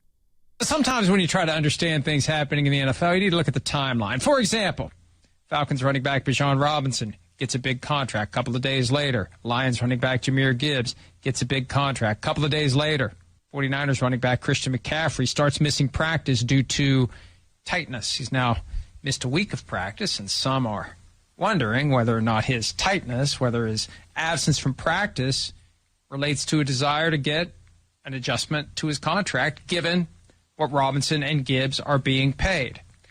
McCaffrey's now 30. He's due to make $12.5 million this year. None of it is guaranteed. He's got one last bite at the apple, and now is the time to take it. And now is the time to protect himself while he lays the foundation to get that sweetener. He doesn't need the preseason. He doesn't need the extra reps. He is ready to go. He's always ready to go. But he may be ready to sit until he gets that contract. Some believe that it's going to happen. Either way, we'll see if the 49ers pay him one last time before Christian McCaffrey's career runs out. All right. Go ahead, E. Christian McCaffrey and Nick Bosa are holding in because they know where they're at in their careers. In terms of McCaffrey, Mike Florio is right. This might be the last big payday and he I gets. have no problem at all. I just hate we don't know if it's fact or fiction. So Gmo from the 650 in the chat, I'm going to give him an early 10. Tightness in the wallet for McCaffrey. It's not bad. That's pretty good. I think that's pretty good. But dude, if I'm this good and this important, we seen Trent do it. So what's the difference? I just hate we don't know if he's doing it or not. But it's like wink, wink, wake up, goo. He's doing it. But McCaffrey will win this, and I think Bosa will win this if it's what they're doing. Well, let's just focus on McCaffrey. Okay. Oh my gosh.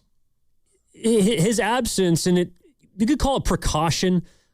Whatever it is related to his hamstring, the tightness, it's absolutely related to his non-guaranteed contract this year. And I'm laughing because I get it, E. And he may want more money. He may not get more money. But you can't tell me that McCaffrey, looking at this year, seeing what he did last season, understanding where he's at as a 30-year-old running back, on the heels of also every time he's touched the ball 400-plus times, he's had a problem staying on the field the following season. And so if his 12.5 is not fully guaranteed, I 100% understand why he's not going full bore and why he's not even practicing. This is absolutely a money-related issue that the Niners have to solve because I think the question for me now is, Goo, we knew that McCaffrey going into the last couple of seasons was their most important offensive player. Still is to me. You think he still is? If he is, then I think they have to pay him. No doubt. But if you think that Brock Purdy has taken that place as the number one player, as the most important player on offense, maybe you can dance a little bit with McCaffrey. I mean, we saw how life was when they didn't have McCaffrey for Brock and the Niners 2 years ago. A couple years ago. So I'm going to sit here and say this. This same card, well, what do you think about this, Evan? Oh, this offseason's hitting different because I never was a part of this committee, and Steiny was. You know, there's always something with the contracts. Is it? Because guys, Debo, Bosa, a couple years back, Trent, they got their money. So now here we are with two possible hold-ins. I hate that term. But, man, if you're talking about leverage, I think McCaffrey has all of it, and I don't shame him one bit if this is what he's doing. Evan, I'll ask you this. If the Niners they know this is what it is, what's taking so long with the check? Because Trent won, and the way I'm just looking at the Niners this year, how can McCaffrey not win? Well, they've given in to him every single time that he's asked for new money. Remember that one came in the middle of the night the last couple of years ago. Yeah, and it was right before, I think, the IU negotiation that went on for a long time. Monday night game. McCaffrey was a little bit younger, but you're right. They've conceded to McCaffrey and Nick Bosa to some extent every single time that they've wanted a contract. I don't think the train's going to stop here because you're right. It's not just the importance of him, but it's also what's behind him. I mean, last year, Brian Robinson was seldom used, but you look at their running back depth chart right now. Give it to me. James Jordan, who's hurt. Kalen Black's had trouble staying on the field in practice. Patrick Taylor's, who we saw out there on Thursday in the preseason game, along with Khalil Herbert, who they've signed. Yeah, that ain't it. That's your running back room right now. And so Christian McCaffrey, I think, is looking at the lay of the land. He also, I do think that he doesn't want to get himself hurt, so he's not going to push it. But until he sees the dollar signs and he's looking around saying, this is your running back room, you at least got to guarantee this year. I would be hesitant beyond this season, but if that's what he wants, the Niners are going to have to decide how important it is. Yes. Do they want to give it to him? No doubt. Would you give it to him? I would give it to him quick, fast, and in a hurry because especially after over 400 touches last year, and then I just think about life without him, they would have definitely not won 12 games. But again, I'm not calling him Steph Curry, but in this sense, do you have a problem? And I can hear Steiny in my head right now. Do you have a problem with me saying it's almost like an IOU for, I know you missed time a couple years ago, but what you did last year and how we ran you in the ground and you still survived. And right now it looks like that's not how you're trying to draw it up, but just the importance of McCaffrey for the Niners. Evan, I got to give him some new chicken. And why would he go out there without that guarantee at his age? Well, he doesn't have to go out there and play, but the Niners also don't have to give in and pay him. I mean, but who loses? But they both they both lose. Okay. But I think the Niners lose more. That's true. But when does this stop, though? When do the Niners just stop? What if I told giving you never? Everything to everyone? Well, Parag is gone. Well, that's true. He's with Leeds. Yeah. Leeds United. They're in the Premier League. No, but Christian McCaffrey was given a 2-year contract, a 2-year extension. Okay, so play it out. Play it out. But what if I get hurt, That's how he's looking. And you got to, this was your son or brother, Jack? You would tell him, dude, don't do it. Well, and that's the impasse. I mean, that's the rock and hard place if you're the San Francisco 49ers. They're stuck. Well, it's because they're dependent on a bunch of guys who are age 30 or older. Trent Williams, George Kittle, Christian McCaffrey, Mike Evans. All of these guys are on the back ends of their careers. And the Niners are still ultimately dependent on them because they haven't found anything to build with the future on. No doubt. That's a for fact. The future. But I'll say this to that. This also, to me, just as a reminder that a couple years ago, you had a chance to win a Super Bowl or Super Bowls, plural. And Evan, when you don't do that and you're still trying to climb that mountain, you're trying to go out there and win, I just feel like maybe if they had closed the deal, you could finesse or be a little more stern in negotiations. And you might call me crazy because you've conquered or climbed the mountain. I just feel like a Warrior word we use a lot of times is they're kind of stuck. And I feel like Bosa, as crazy as it sounds coming off his injury, but Bosa's got way more guaranteed money. The 12. Well, he has more total money, but it's not guaranteed. Oh my gosh! Like if I'm him, I'm not going out there.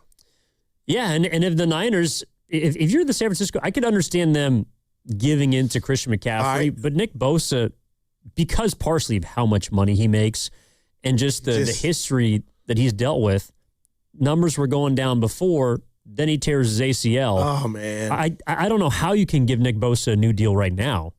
The Christian McCaffrey, I can understand. I would be reluctant to do it just because of his age and the injury. But would you end up doing it? Because Horace Bird in the chat saying, "Goo, you would be a bad GM." How, by paying arguably our best player?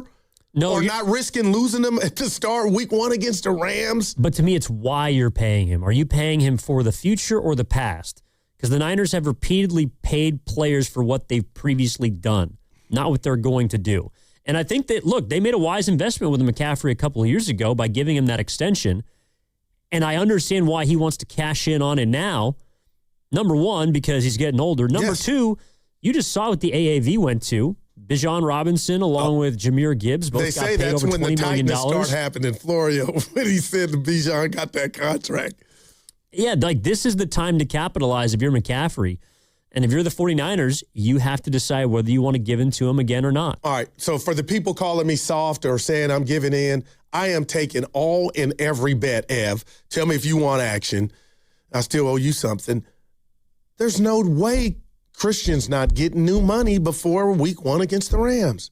Is he getting more years or is he just getting guaranteed cash for this season? Now, I don't know what would suffice for him, but I feel like he could pull both of them off. But if I'm the Niners and you just went, my rookie is hurt and Grindo hadn't worked out and you went over just the whole depth chart of running backs, it doesn't look like we got a lot of options to play hardball. And if you're McCaffrey, that's what you're banking on. No, and because I the think last the bank time will you be touched open. the ball 400 times, you played 4 games the next season. The Niners can't afford for him to play 4 games this season. Or not play any games. Well, because he's holding out? Yes. But if he's holding out, he's not making money. I mean, look, I don't think it's one of those things where you necessarily want to piss people off, but if there's anybody who understands the business of football, it's CMC. Yeah, no, just like Trent did. Yeah, and I think so can I use Trent as just an example? Would you get mad or anybody out there if Trent did the same thing and Steiny was going crazy and we were like, man, what's going to happen? He got it. I think McCaffrey's going to get it. Now you're saying, Goo, is that more money or years? That I don't know, but I feel like he's got the leverage to get both. Well, I think he probably will end up getting paid, but this is what he's and I think Bosa's doing also. They're both holding in to try and get some new cash. Christian McCaffrey, I would be more willing to pay, but this is the thing: is are we going into a year where you're expecting him? And I'm not talking about 400 touches. But are you expecting him to still be the same all-pro running back that plays a full season? Because I am not. Wow. So, Evan, I am, and you could end up being right, but because you believe that's not the case, if you're the Niners, then how do you handle this? And maybe this is why Parag dipped. Well, I think he dipped because he got a pretty good opportunity. He's been with the Niners But how would you handle that? You playing tough ball? You playing tough love? Yes. Yes. And what's that mean exactly? It means we're going to wait as long as possible to try and figure out if there's any way to guarantee McCaffrey's contract without adding on multiple years. That's what I'm interested in. You know, and if you're McCaffrey again, I'm sitting out until I get my guarantee. This is what negotiations are all about. And McCaffrey sees this as a perfect time to capitalize because the Niners have not found a running back that they believe enough in to even spell him last season. It was just incredible. They traded, a 6th-round pick for Robinson, and then he walks the next year? So, I mean, I don't know. It's just like, to me, if you're the Niners, is it just automatically we're paying McCaffrey? No thoughts, no consideration, no doubt. We're paying him for this year. We're giving him multiple years, because I'm assuming that's what he wants, is maybe it's another 2-year contract extension. You know, you're going to be paying a 30-year-old running back top of the market money. Well, then you'd be paying a 31-year-old as well because he'd still be on your team. But, hey, look, Eve, this is just how I see it, people. And I think that's what they're almost lightweight backed in the corner going to have to do. We got 2 more weeks where, we saw some, we'll get to it, starters play, Josh Allen and Dart get treated like this bull in the china shop out there on preseason, but I don't think McCaffrey's going to play a snap. So I figure up into that week 1 Thursday night game against the Rams, they got this much time to figure it out. But I think the winner will be McCaffrey with a couple more years and new money. Well, and I think the reason why I would try and, not attach myself to him for beyond this year is just I'm not sure how much of a window the Niners have left. This core of CMC, Trent, Kittle, those are the older kind of injured guys. You could throw Bosa in there if you want. But without C-Mac, that window is sealed shut. Well, it might be sealed shut anyways. We just don't know it yet. If the bottom falls out the way it did in 2024, are you willing to just run it back again? The Niners have been in that mode for a few seasons now, and last year they turned it into a 12-win year. I think if Brock Purdy plays a full season, if he plays 16 or 17 games this year, you'd expect to be a double-digit win team and a wild card at least. Gotcha. Right? So how much of that is on CMC, or is it on Brock Purdy? Now, you could look at me, great question, and say, when do we get clarification, E, that this is actually happening? Is this a hold in? I think it's just quiet. I think he's trying to keep it quiet. But now it's not because, we had week 1, 2 more. I guess that's our new world, E. I feel like there's no doubt by both this is a hold in. It's quiet, but now it's not because we're talking about it and Florio's talking about it, and I'm sure the Athletic will be writing and TK, but what does that really get you now that we could, the rat's on the table, brought to you by Echo Pest Control, right? And I wish we had McCaffrey's dad on last week. Hey, is your son holding in? But that would have been interesting to see because he don't seem to bite his tongue. But if I'm McCaffrey and I did what I did last year and you guys used me that way and I'm the leading receiver, don't you dare say you're worried about me getting old. Now, I get my Carfax report on when I carry the ball so many times or catch it, the touches. The next year, that's a concern. But I just don't think they've built a stable of running backs to where they could dare say, hey, Evan, this is it, or hit the highway. Well, and that's their fault. And look, no doubt about it. This is Christian McCaffrey's time to cash in. It is. He had a great season. He's getting older. There's nothing behind him. He's reading the tea leaves and saying, it's my time. I get it. It might be the last time. But if you're the 49ers, are you going to give in and pay him just because you have failed to find the next at his position? You might have to. I would be wary about giving him multiple seasons beyond this one because I'm just not sure for that position at that age you can count on him being as great as he is year in and year out. Let me ask you this. How different is this than Trent as being at the most important position on the O-line? But did you feel this way when Trent was playing this card? A little bit. They did it, and they went further down, and look. A little bit, but Trent's injury past has not been as much. Also, guys have been able to still produce at high levels at his age, and he's certainly one of the best ever. But 888-957-9570, when you hear the news that Christian McCaffrey doesn't have guaranteed money on his deal, that decides to, the Niners shut it down a little bit because of tightness around the same time as Bijan Robinson and Jahmyr Gibbs get their extensions. Do you think holding with McCaffrey, is it justified? Is it an automatic give him what he wants? Or do you think the Niners should try to play hardball with him? I don't know if they're in a position where they can. I guess I just wonder when the Niners are going to try to stop relying on players that are on the back ends of their careers. And who knows? I mean, this might be the last year that they can do that. I guess I just wouldn't commit any more money beyond next season. Because you have to figure out still the Ayuk thing, his contract. You still have to figure out what you're doing with a guy like Nick Bosa, who I also think is trying to get paid. He's an improved year. And I don't really know what the future is of the 49ers for the next 3 seasons. I think it's hard to do 5 in football. Let's say the next 3, outside of feeling good that Kyle Shanahan is your head coach and feeling like Brock Purdy is your franchise quarterback. Man, I'm listening to you, E, and they have nobody to blame. I'm talking about John, Kyle, and Parag before he left. But the bottom line is there's 34 regular season games this season and next season. If I put the over-under for McCaffrey at 27, when you give him this new money, which I think they are, you got to think he's going to last and play 27 of those 34. Well, you got to hope. But last time he touched the ball this much, he only played 4. The time before that, I believe he played less than half the season. So how much of the Niners, I'm wondering, are hanging on to that? Like, we can't do it. Well, and then you got to do it. To me. You have to do it. And hasn't that just been where the Niners are? You have to do it. You have to pay this guy. Well, you have to do it. When do they not have to pay somebody? When do they decide that that's not an automatic and a guarantee? Well, outside of Ayuk, and that was different. Well, technically it wasn't. I know we got to go. When has it really blown up in their face? Because Trent's been Trent. Not true. What he was 10 years ago, but you get my drift. It's not about necessarily blowing up in their face. It's just, is that the proper allocation of resources beyond this year? I guess I'm just not so sure. Blow it up! 888-957-9570 is the number. Evan Giddings in for Matt Steinmetz alongside Daryl the Guru Johnson. Hey, the Valkyries are back in action tonight, taking on the Dallas Wings. Paige Becker's in the house at Chase Center at 7 o'clock. You can listen to it right here on 95.7 The Game and on the free Odyssey app. Just search Valkyries for all the action. That segment was sponsored by Crystal Geyser, Alpine Spring Water.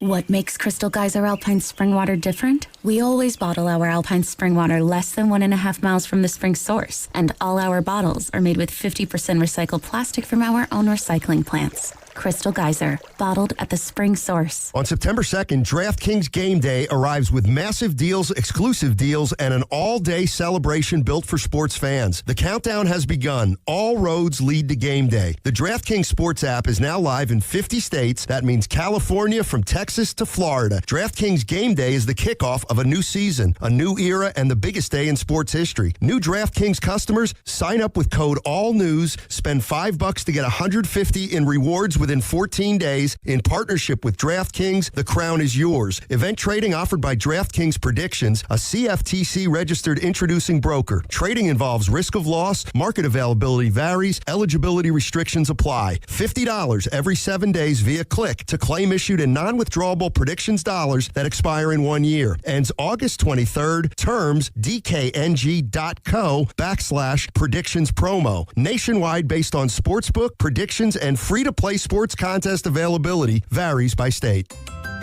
What if you could have the most reliable fiber-powered Wi-Fi? And get this, what if you could keep it at the same price for 5 years guaranteed?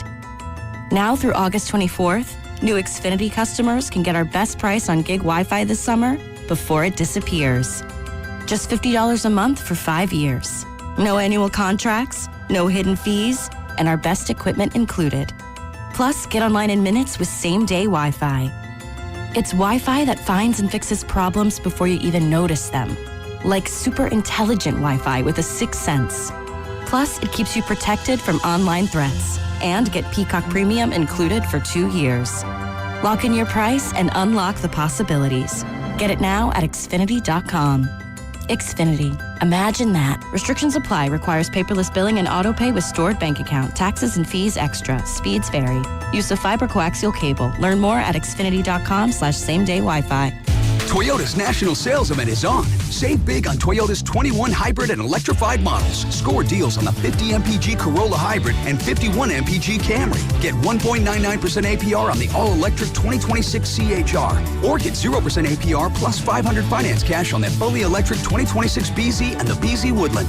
Toyota's national sales event is on now. Stop by your local Toyota dealer today. Toyota, let's go places. Offers available through TFS to buyers with premium rated credit. Cannot be combined with other offers. Ends 8/31/26. Injured at work? Don't wait. Every moment counts. You may be entitled to medical care and financial compensation, but time matters. The attorneys at Boxer & Gerson are here to protect your rights and fight for the treatment and support you need. Boxer & Gerson have helped thousands of people across Northern California who were hurt on the job. Don't wait. Don't guess. Get answers. Call Boxer & Gerson today at 510-835-8870 or visit boxerlaw.com for a free consultation. Boxer & Gerson. Your life is worth the fight. Is your client ready to build a functional outdoor space? Choosing Golden State Lumber and Showroom means faster deliveries and finishing your project on time and on budget.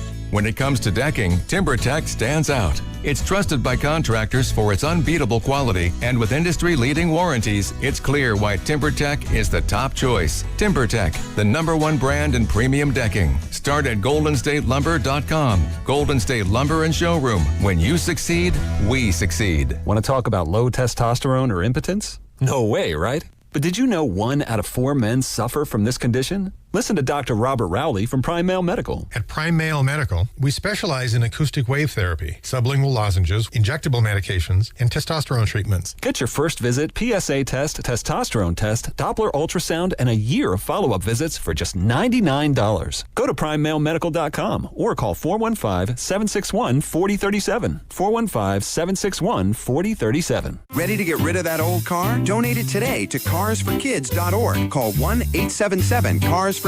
Donation is super easy, and your car can be picked up as soon as tomorrow. Call 1-877-CARS-FOR-KIDS to donate your car today. That's CARS with a K. Is reviewing life insurance on your to-do list? Now's the perfect time to add it. A friend recently told me that securing life insurance sooner rather than later can help you lock in lower rates for years to come. So I bumped this up on my list and got it done. I called SelectQuote and couldn't believe how easy and affordable life insurance is. I'm 40 and got a $500,000 policy for $16 a month. My husband's also 40 and his $500,000 policy was only $18 a month. Plus, with SelectQuote's same-day coverage, there was no medical exam required and we were covered by the time we hung up. Knowing I have this checked off my list feels amazing, but the peace of mind knowing my family is protected feels even better. Call SelectQuote at 1-800-329-1010.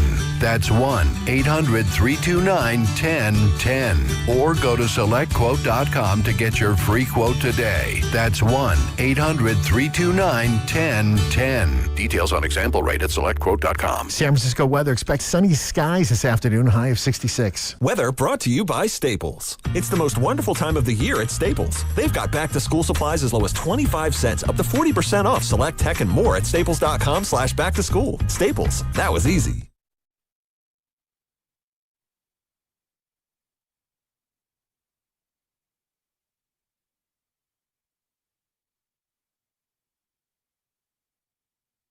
Bring the temperature down low. I'll go deep into my bag. But if I got a warrant, bro, I'm about to stay out here. Now, back to Steiny and Guru on 95.7 The Game. Raise him. What does that mean? Well, it means he's got a warrant for his arrest, and he doesn't want to come back to Santa Clara. By the way, you might want to delete that tweet. No, I just sent it to him. To who? Pablo Torre. I just sent that there was Kawhi and Ballmer, no wrongdoing found. Cause I don't know what it is, man. Trying to take a victory lap? It. No. Well, the only reason I say you might want to take it down is this was from the NBA Chief Communications Officer, Mike Bass. ESPN's article regarding the LA Clippers investigation, for which the NBA declined to cooperate, contains numerous and significant inaccuracies. The results in this matter will be made clear once the investigation is concluded. I don't know what's going on with Kawhi Leonard, but a lot of people believe that he did not circumvent the salary cap, and it seems like an equal amount of people believe that he did. Well, he didn't do anything. Ballmer but did he took it. Ev, do you think he'll be a Raptor? Yeah. I mean, I have no reason to believe he won't right now. They rescinded that. Well, they've been working on this for a year. You'd think they'd be able to figure it out soon. I don't know how big this is. It really all started with that podcast that you're talking about from Pablo Torre Finds Out. I don't know what it is about him. It's like, I'm dead Raptor now. I got all the information and the secrets. Bad news for our former he also did an hour podcast about a substation. Yeah. About what? Jake Moody released in D.C. That's just fine. Can you play that noise again? That's the substation. I got it. That's pretty good. Wasn't Jake? He was like 2 for 7 in preseason or in training camp practices. No, I didn't. Well, that probably had something to do with it. No, the Niners got their kicker of the future. It's Eddie Pinheiro. Dude, he cannot miss. He's pretty good. Yep. Well, he missed in preseason from 61 yards. That doesn't count. Your birthday tomorrow, baby? Yeah, we're. Any cake? Will you have cake? No, I don't really do cake. I got to be honest. I usually, because people have been very nice the last couple of days of setting stuff up and helping me out. Like last year, I made dinner on my birthday. I don't like that. You usually go to dinner. Well, we could go to dinner. Pay for it. We might. We're going to a comedy show, but Who that's you going to see? I'm going to see Michael Che. Now that's at Cobb's. Dude, that's dope. Yeah, he's supposed to. I mean, I think he's dope. hilarious. I like him, yeah. I think he's hilarious. So that's what we're doing tomorrow. But it's I like to cook, and what was that? Throw up, right? Pasta. Yeah. Maybe pasta will bring you some pasta. That's Dan Dibley. This is the best. I might make some pasta. Who knows? You want to reward people that have been helping you out. Your last supper, if you had it and this was the last Jesus. meal, what would you have, E? A last supper? Yeah, what would be on your plate? Oh, God. Lasagna for me. I'm really Italian. I've never seen you eat lasagna. Well, we work at a radio station. He's an Italian. I've never seen you bring in lasagna, not leftovers or homemade. Lasagna, man. I've never seen you order at the ship. We went to Original Joe's. You didn't get lasagna. Well, I was stressing then, but yeah, I was drinking. Well, we were with the boss. Yeah. But give me your thing. A steak? Could be a burger. Give me something. What's Evan's go-to? A perfectly cooked ribeye would be really hard to pass up. A perfectly cooked ribeye is asparagus. Mashed potatoes. I kind of like broccolini. I like broccolini. Maybe some polenta. Yeah. I love free bottomless chips. Yeah, maybe. I love tomatoes. I love crap. I love mayonnaise. I love rice. I love bread. Dude, that's a lot of love. Where is Butch? You on vacation? Oh. I love Jim Tomey. Do we have a I love vacation? I love the Masters. Dude, that could keep going. I love the Philippines. You got to let this go. Is there a guru in there? I love goo. No, he ain't got that. No, Pasta's got the crickets drop for that one. Evan, where you at with this, man? I want to know if it's a hold-in or what is it?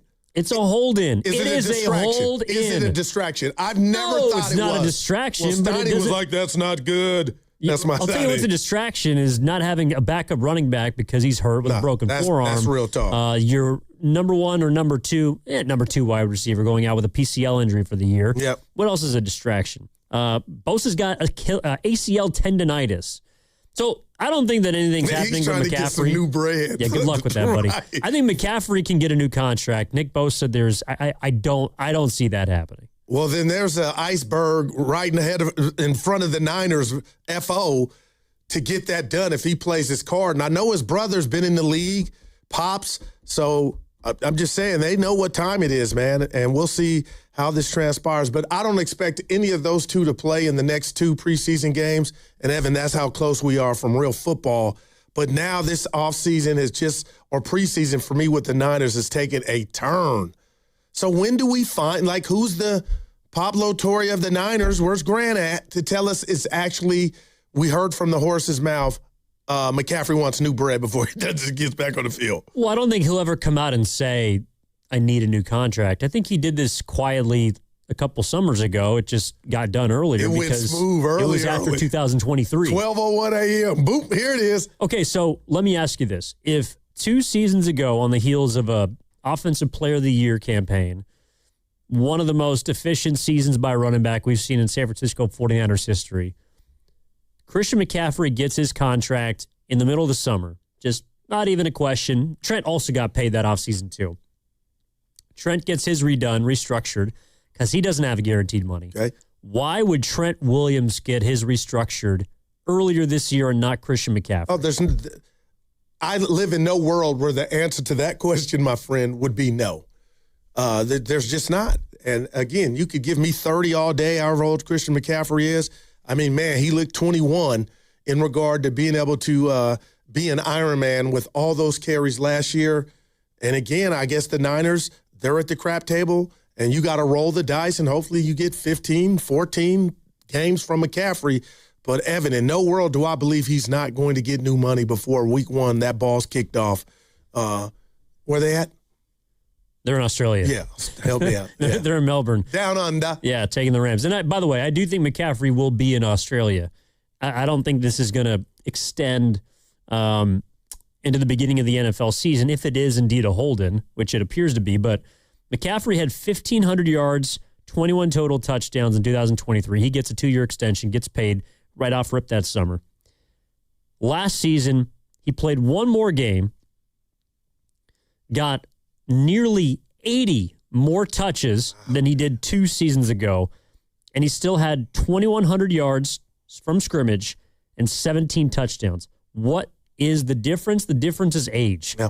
That's what's preventing the Niners, I think, from just saying, no problem, here you go. I believe last time it was a 2 for $38 million extension, somewhere in that range.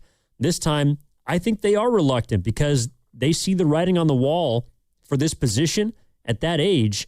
And last year may be the best we will see of Christian McCaffrey for the remainder of his career. But what about expectations for the team? But that's why I like Trent Williams. I think they are looking at it and saying, we think you could play another 2 productive years. I'm not sure you can say that about CMC. But you can say that, but if they believe that, then we're going to get an announcement here soon in the next coming days or weeks that they've taken care of them. And at this juncture, is your running back stable, really in a position for you to say, you know what, McCaffrey, we're not worried about this year. We lightweight a little bit, but next year we're definitely up off you. I don't think they can. And that's why I think advantage, I'm going tennis, advantage McCaffrey. Oh, by the way, one running back update for the Niners. I believe it was Ian Rappaport of NFL Network reporting that Khalil Herbert, who we saw a lot in preseason for the Niners, is being released. So one less running back in the room for the Niners. You know, just kind of a guy that they had picked up and more of a plug-and-play player. I always thought about, and maybe you know, from friends, I've had friends in pro sports where they get cut. Like, what do you go do? Do you go to the house and play Madden? You call your agent, call moms, like, man, it ain't going to happen here. Or just get back in the game like dating, and I got to latch on to another team. Well, you probably try and make another team, and if you don't make the final cut, you try and stay on the practice squad. And if not, maybe you look around and try and find another league. Keep yourself right. Hopefully a team calls. Yeah. That's my guess. But it's definitely cutthroat. Stay in, yeah. No doubt about it. It's cutthroat. And that's why I have do you have a problem with what McCaffrey's trying to do if it is a hold in? I have none. You're listening to 95.7 The Game, KGMZ FM and HD1 San Francisco, an Odyssey Sports Station, always live in the free Odyssey app and now broadcasting from the Laughing Monk Studios. Evan Giddings in for Matt Steinmetz alongside Daryl the Guru Johnson. And what you're talking about is this. This is what Mike Florio suggested some might think about what CMC is currently doing. He has not practiced since Jahmyr Gibbs and Bijan Robinson got paid. Sometimes when you try to understand things happening in the NFL, you need to look at the timeline. For example, Falcons running back Bijan Robinson gets a big contract. A couple of days later, Lions running back Jahmyr Gibbs gets a big contract. A couple of days later, 49ers running back Christian McCaffrey starts missing practice due to tightness. He's now missed a week of practice, and some are wondering whether or not his tightness, whether his absence from practice relates to a desire to get an adjustment to his contract, given what Robinson and Gibbs are being paid. McCaffrey's now 30. He's due to make $12.5 million this year. None of it is guaranteed.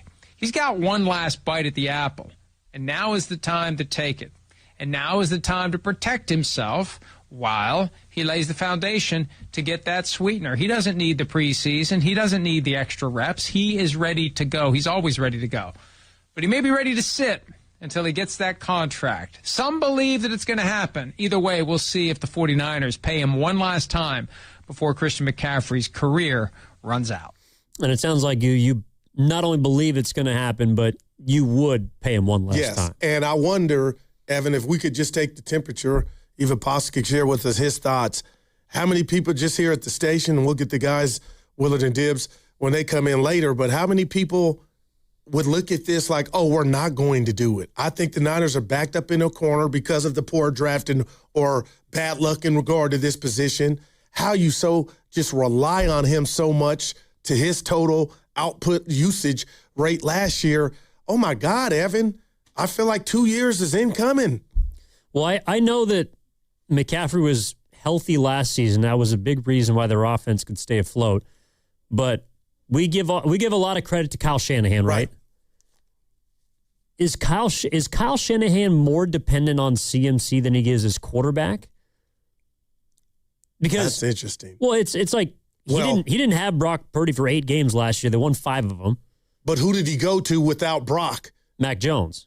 No, but who did Mac Jones rely on? McCaffrey. Yeah, McCaffrey. To make him filling in that much easier and made it work. Like, without McCaffrey, all hell breaks loose. That 12 might be 9. That's how I look at it. I mean, and I guess that's where I would look at the head coach and just say, like, okay, if you don't have him, whether it's because he's holding in, holding out, or whatever, or he gets hurt at some point this year, don't you have to be able to figure that out? I know you can't replace a guy like CMC, but last year they were able to replace a quarterback.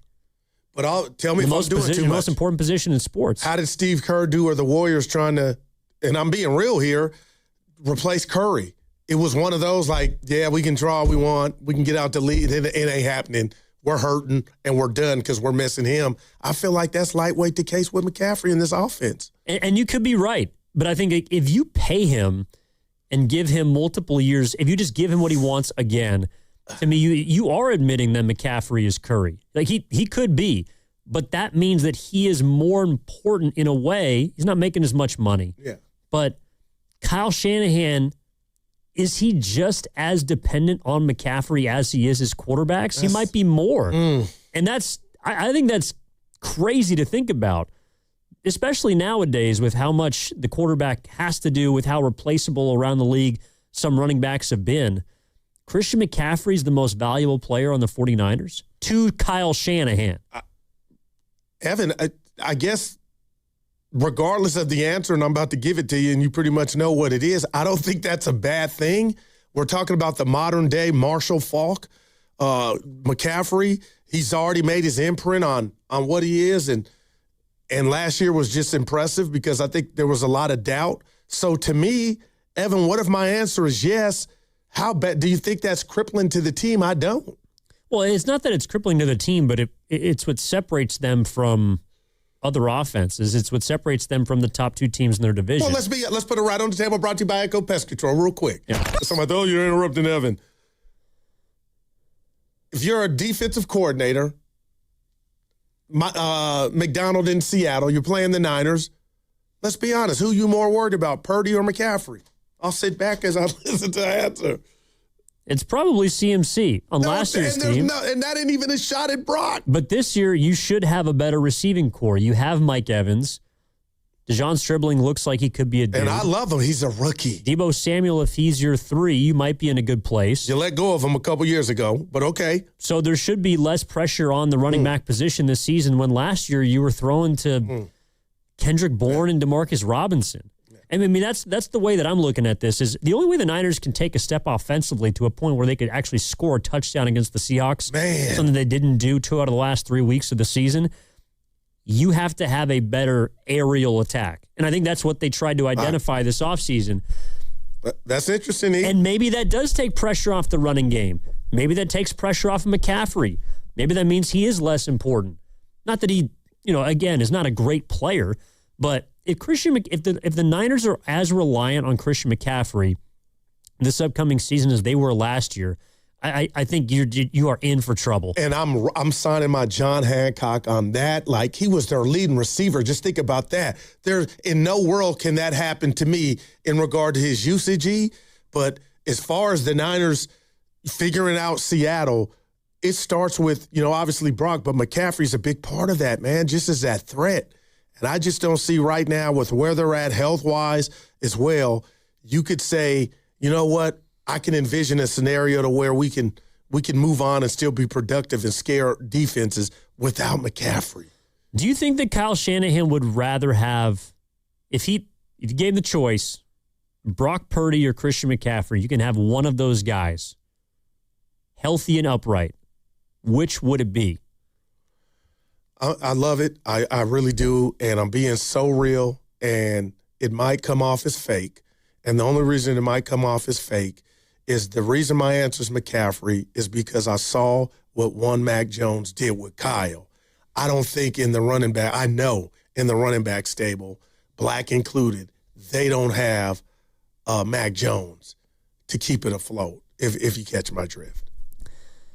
See, I think it is the quarterback. I think he'd rather have Brock Purdy. But the fact that we're even having a conversation about it is kind of crazy. But what about the Mac Jones element? You ain't giving me that. To where if you didn't have Brock, you would miss him. but you got somebody serviceable that showed you can win games and run this offense.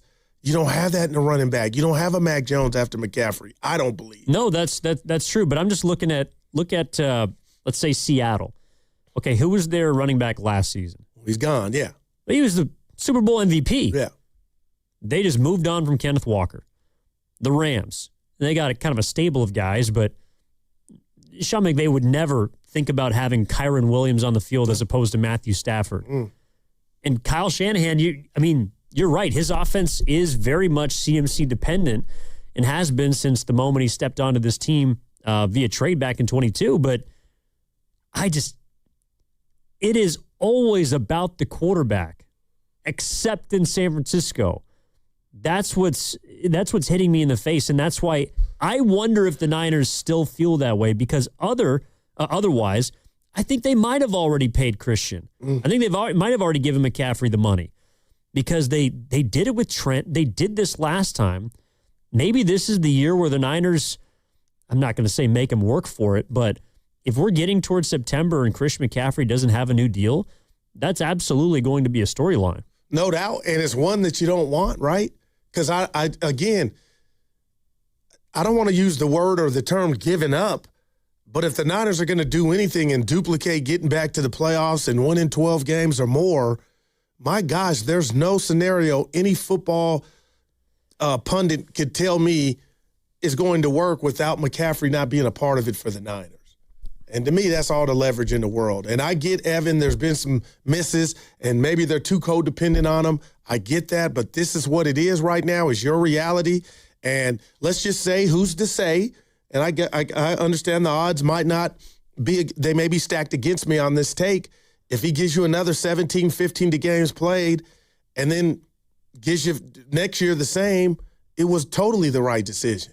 See, it's interesting. So last year is one of Kyle's, if not his, best, hold my beer. Yes. The finest hour for Shanahan.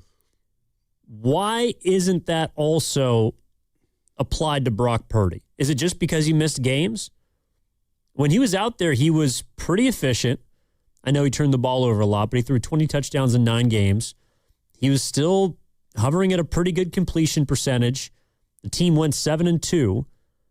So if Brock Purdy finally has some weapons, which he did not last year, he's got maybe a healthier, still a question mark at offensive line. The defense is supposed to be better. Especially guard, yeah. Why would they still be as CMC dependent as they were last year? Because he's that good.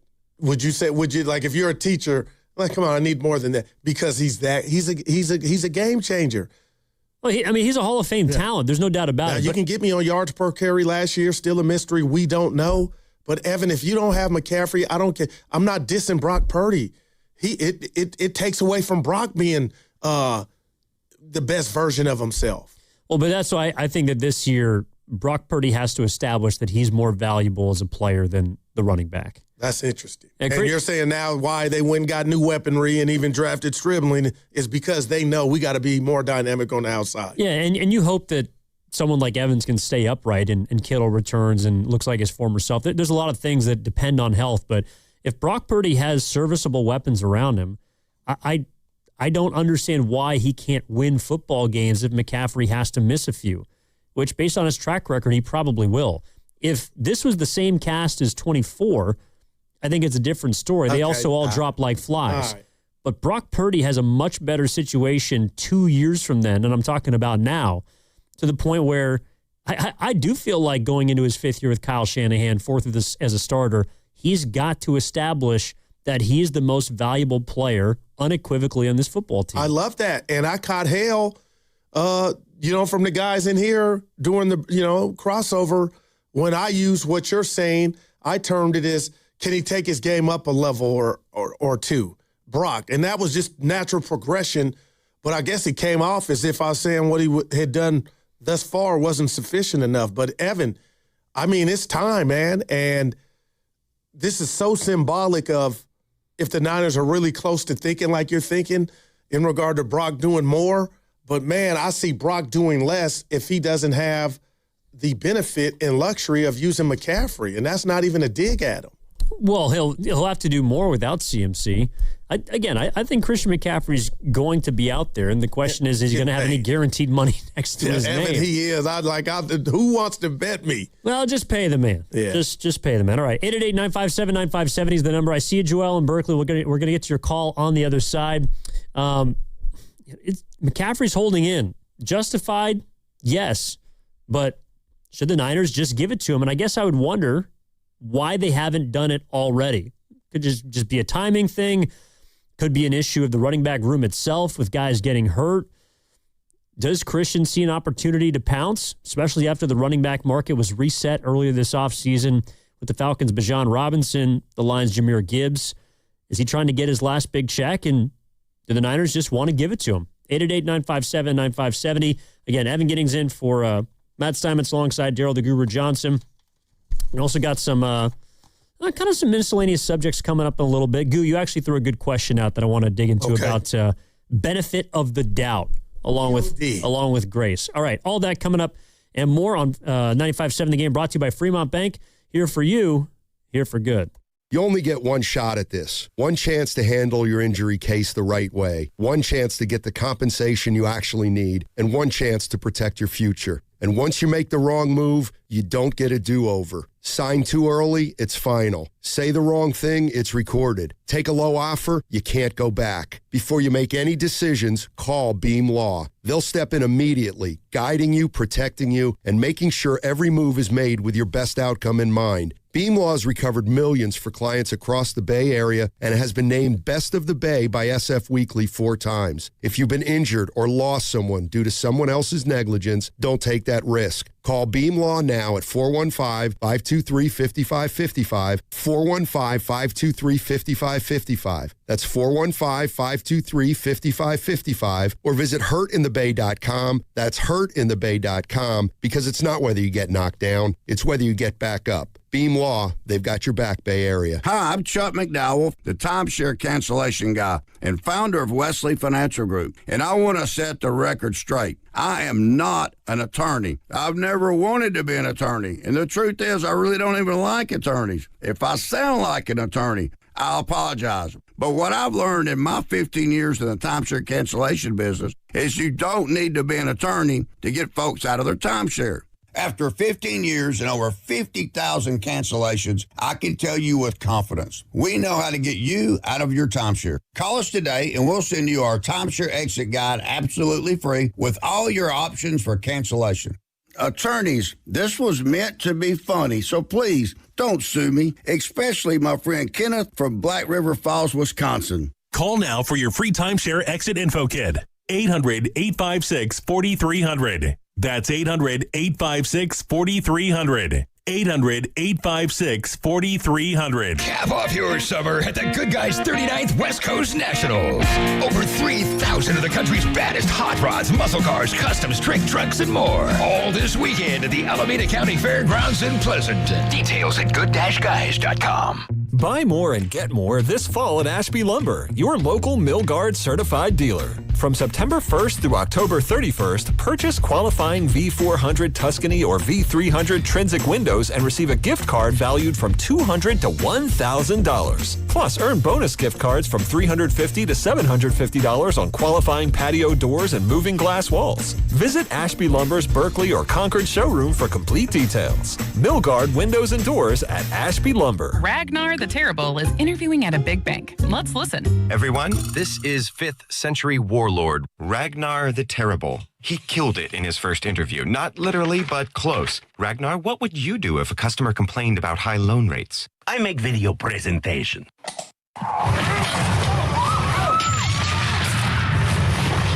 Star One is nothing like the big banks. We have better rates, minimal fees, and friendly customer service. Star One, in your best interest. Football season is here, and you know what looks great at your tailgate? A brand new Ford from Ceremony Ford. The summer sales event is on now, and this offer is built for game day weekends, school drop-offs, road trips, and everything else life throws at you. For a limited time, get special 0% APR financing for 36 months, plus $1,500 total cash, no payments for 90 days, and a complimentary 2-year Ford premium maintenance plan on some of Ford's most popular models. That $1,500 total cash includes $1,000 in summer sales event down payment assistance, plus $500 final days mega bonus cash. We're talking the 2026 Ford F-150, Bronco, Mustang, Mach-E, Explorer, and the Mustang. Or get up to $15,000 off MSRP on select new 2025 Ford models. Before the season really gets rolling, upgrade your ride at Ceremony Ford, right off the 280 in Coleman and Daly City, or anytime at CeremonyFord.com. That's the winning play call. Ceremony Ford, your Bay Area Ford dealer. You're still glowing, flirting, grooving. You've still got it. But your immune system weakens as you age, making it harder to fight illnesses like pneumococcal pneumonia and RSV. Vaccines are a key part of any health routine and can help protect you from getting really sick. Ask your doctor or pharmacist which vaccines you need. See more at PfizerForAll.com. Sponsored by Pfizer.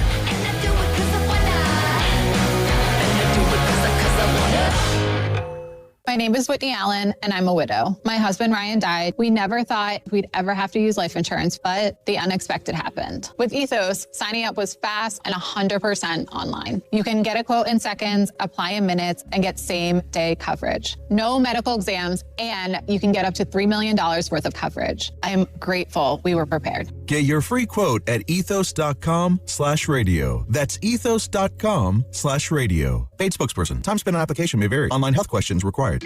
I scream. You scream. We all scream.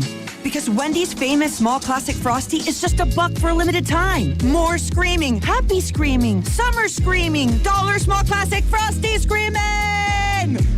But please don't scream in the drive-thru. It hurts the employees' ears.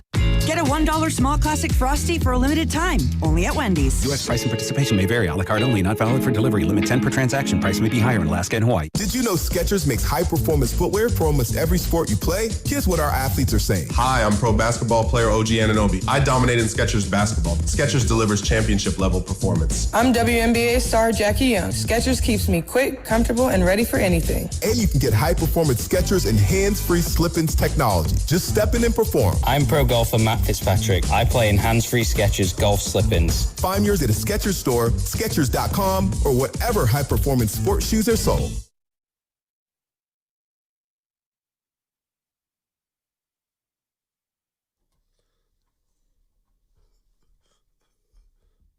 Now, back to Steiny and Guru on 95.7 The Game. AI has gone too far. It's incredible, man. AI has gone too far. During the break, our own Steven Risotto, by the way, getting the first time Mets alongside Goo. Our own Pasta during the break took a picture, a selfie that Goo took. I'm assuming it one of your triple-double 2 weeks performances. ago, it was before the game. I took a selfie game time in my jersey. Okay, by the way, this is a sanctioned league that you're a part of. Yep. Okay. So you took a selfie. No sleeves, by the way. Trap's looking good. Right on it. And Pasta put one of the fake tattoos that we had over the weekend, which is a picture of my face, and put it on your bicep. But I always wanted new tats. I'm too old. I got one. So now I know how it looks if I would have got the new one. So I'm like, I'm going to retweet this. It's incredible what you can do. I got Evan on the right arm. Do you want a sleeve next? Give me one on the neck if you can. Please don't do that. Evan, it's incredible. You know what I actually did learn this weekend with the experience of getting these fake tattoos? I don't want a tattoo. You don't have any for your generation. That's odd. What do you mean odd? Your generation, they got them all over the body. Women too. Well, yeah, there's nothing wrong with tattoos. What about when you get old? No, I'm not judgmental about ink. You ain't into it, huh? It just looks weird. Like I woke up and had the one kind of rubbing off because you get in the shower and it's fake, so it comes off. But there's still a little bit That's amazing. of it there from 2 days. It did not come off easily at all. Oh, whoa. Oh, Pasta was scrubbing and dubbing. Where did you have it, Pasta? It took right on my wrist. There's still like a little tiny mark on my arm. So you were in the shower looking at Evan. Oh, yeah. Yikes. That's the downside of it. Right. I can't think of anything Evan, more frightening. They got now AI. I showed you my boy Red Silk Basie, the TV guy from the Yoon. Yeah. At the party, what's the name of the song? The Cupid Shuffle? Put it in the bag where all my scammers at. You know, the little dance. And Reg B did it. Do you know this one, pasta? I know exactly. Okay. Spin that. Yeah, look at him. I know. My boy Silk Basie, he could dance. He can did spin it? They got one with Trump, and it looks like it's really him doing the. But that's artificial intelligence, right? But he's hitting it so great. How do you make this? Well, they got all these different AI, Instagram accounts. Pasta got me something from there's a monkey, there's a pug, there's a dolphin. They do all these different dances. They put them in sports jerseys. It's just they have them accept awards. You don't know what's real these days. Some of them are pretty entertaining. It's incredible, man. But I got a tat with E on it. That's dope. I'm about to send it off on my IG. You can please do not put a picture of my face on your neck. It was a little off-putting. That's a freaking joke. I appreciate the love though. All right, 888-957-9570 is the number. Let's go to Joel, who's been hanging on in Berkeley. Joel, thanks for calling in. What's going on, man? How you doing? Well, I heard a couple of things. I wanted to give Brock Purdy some flowers. I think this year, of course, everything is barring injury. Let's just get that out there. But I mean, the dude's the most efficient quarterback in the league. On everything that matters, he's the most efficient dude in the league and has been for a while. And give him some good receivers. I'm digging the Scribbling kid, man. I hope he's as good as he looks. Mike Evans, we know who he is. I hope he stays healthy. But Brock Purdy's definitely going to prove that he's the MVP of the team this year. And the mystery about Christian McCaffrey's yards per carry, dude, it is not a mystery. If you only have one star on the field and everybody and their dog knows that guy's getting the ball, it's going to be tough to get yards per carry. Yeah. And that's where our boy was last year. And you know what? I'm proud of him. That might have been his best season ever. I mean, everybody knew he was the only man you needed to stop to beat the Niners, and the Niners won 12 games. That's saying something. And, yeah, he got the crap beat out of him, but he still got up and went for that next 3 yards of carry against an 8-man box of professional athletes who make their living freaking tackling guys like him. I mean, that dude played one hell of a tough-ass season, and he deserves everything they give him. So I'm with you. I don't think it's a mystery why he was down a little bit. No, that's interesting. They have a lot of good points there. Well, I'm with Joel from this standpoint. I don't know if it was his best season statistically, but it was his most impressive season given the circumstances. Yeah. He played every single game. He had the most touches he's ever had as a pro, and it came in his age 29 season. McCaffrey deserves to ask for more money. No doubt. I just guess, and look, it's not public. We're kind of reading between the lines that he's holding in to try and get some guaranteed cash, which he currently doesn't have in his contract. But I guess I just wonder, Goo, that on the heels of what we both believe was his most impressive year as a pro, that the Niners wouldn't just give him the money earlier than now, that he would have to wait until training camp to essentially hold in. But isn't this the season of, hey, you know what? I'm not happy with my contract. Let's do something about it. And we've seen that with Debo, on his prior tour here with the Niners. We've seen Bosa and Trent a couple times, so they've all won. But we're on the 10th floor here at the studios, right? The Laughing Mug Studios. There's a nice drop-off to the ground from the 10th floor. That I bring that up because that would be the drop-off from McCaffrey to whomever in the running back position right now. And I just think that the Niners are responsible for not having depth at that position like you would want. But you can't even get cute at this juncture to me if you're the Niners and he's still this productive at his age. And, yeah, Evan, there's a risk in every contract you give out. But to that caller's point, he's on it. He was their offense last year. And I just think it is just a matter of time. Maybe by the time I see you tomorrow or this week, he's getting that new money. But he got paid what he deserved last year. He was one of the highest paid running backs in football. This year, you went out and got more help for your quarterback so that Christian McCaffrey is not the only person you're dependent on. So how does that impact his value?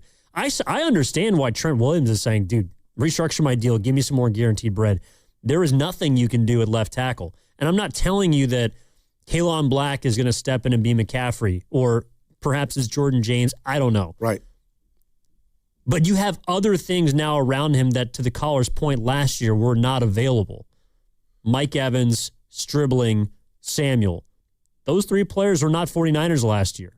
And there was a reason again, I'm rooting for Debo, but you say it as if, Debo didn't leave and come back and there wasn't a line around the corner for him. So I'm just telling people out there, be careful of what you expect from Debo the second time around. And then also, too, Stribling, who I love, Evan, but he ain't played one down in the NFL. And Mike Evans, if that hammy is good, I like that pickup. Hopefully Kirk could contribute. But to sit there, and I'm not saying you're doing it, and talk about this team as if it was Debo's in his prime, it's not that. And I'm not telling you it is. Okay. I think Debo right now is their third best receiver, but he might be number 4. I don't know. The thing is, they're not as dependent going into this season as last year on the running game. That's a big reason why it just wasn't efficient last year. I love you. I think McCaffrey's a little slower, but there's no doubt that he was facing 8 and 9-man boxes like all heck this year. What I'm saying is I don't think there's going to be as many defenses approaching the Niners, whether they have McCaffrey or not, with that amount of intent, because you have a future Hall of Famer like Mike Evans on the outside. No, I like that. And I guess until we see it come week 1, that they won't be so dependent on McCaffrey, will I say, you know what, Evan, you're super right. Right now I'm feeling that, and you would expect, okay, there's more than one way to skin a cat. We got to leave some of these touches on McCaffrey, but it's easier said than done, And when you're in there and it's go time, and you got corners stifling or the O-line's not blocking and it's just hard to throw, what do you have? McCaffrey. Student body left, student body right. Hey, McCaffrey, we're about to throw it to you by default. So I guess I'm saying to you is until we see the Niners and Kyle be less dependent on McCaffrey, I think he becomes that much more important. Well, and that's, I guess, where maybe we're not a disagreement. I just feel like it's setting up for it to be different this year. And you would want it that way, too. You don't want him to get 400, especially giving him new bread. If he runs the ball 400 times, if he touches it 400 times, something didn't go right. That would be utterly miraculous, just based on everything he's had to face so far. All right. One of the bigger updates, though. So, again, Nick Bosa did practice yesterday, was on the side for the first time. McCaffrey still has not practiced. But one of the bigger questions is, what do you do with George Kittle? Because the other headline from the weekend in 49ers training camp was Kittle is feeling confident that he won't have to start on the PUP list. Well, what does he think about playing week 1? Like I've said, I have a chance. We're running around a lot, hitting top speeds. Hopefully we're back in pads practicing sooner than later. Just trying to check the boxes and not be a dumbass is what I would say. Well, George Kittle's back. And I love George. That Carfax report is growing, obviously. You want to be smart here, but I'll say this. I watched Rocky over the weekend. Don't ask when. Fell asleep on it. One, the original, when he's collecting bread. At some point, you got to get in the ring. So that day's going to come, and then we'll find out, obviously, and George, to that matter, if he's ready to go. But, man, you just wonder, have we seen the best of George Kittle, with these injuries and him coming back from this injury? He's definitely needed, Evan. So it'll be like Steiny did say something that I thought I disagreed with, but then I kind of agreed with in regard to Kittle. You don't have to rush it, right? But at some point, you got to go back out there, and then, anything could pop off in this violent sport. I mean, you probably have seen the best of George Kittle, but this is a big theme of the season is how much does George Kittle, does McCaffrey, does Williams, does Evans, do the Niners have in the tank? How much do they have left in the tank? That's going to determine how far they go. I think it's presently constructed that this is a double-digit win football team, assuming health, which is obviously a difficult thing to do. But in a weird way, like the way that Kittle's talking and the way that people have been reporting training camp, I'm not as concerned about George Kittle as I am, say, a Nick Bosa. And even if week 1 came and gone and he didn't play, you still, which I love and would understand, would you be any more concerned or no? Like, I understand it. No, just then he'll be out there on the field. Right. I mean, I do think that he's going to try and play in Australia. They just may not want to activate him. Yeah. But the way that he's talking, it feels like this guy is up for, you remember, what was it? What was the year the Niners lost to the Ravens? Was that 2012? 13. The 2013 Super Bowl 2012 season? Yes, sir. You remember Ray Lewis tore his tricep earlier in that year for the Ravens? He had on that big old... Then he had the deer antler spray that helped him get back in 3 months. Yeah. George Kittle's had a pretty fast recovery. It's like it reminds me a little bit of that Ray Lewis situation where you're like, how the heck is this guy on a football field a few months after tearing? This guy tore an Achilles. That's crazy. That is only been crazy. a few months. Yeah. Hey, Kittle, what do you need to do to build up your calluses? Isn't that what they call them? Well, I mean, like to build back up your physical callus of playing football. I mean, you just got to play football. So, I mean, that's why, hopefully I'm in pads sooner than later because I don't want my first time to be in pads traveling to Australia because I just don't think that'd be a very smart idea. So, these next couple of weeks or everything, that'll depend if and that will let me know if I'm ready to play week 1 or not. This is so #random, but tell me if you follow your boy. Shout out Twitter or X. I told you about Devers and what I think he's not as a teammate. And people gravitate to him, and maybe he doesn't even want them to. What if I told you that the other side of that is George Kittle?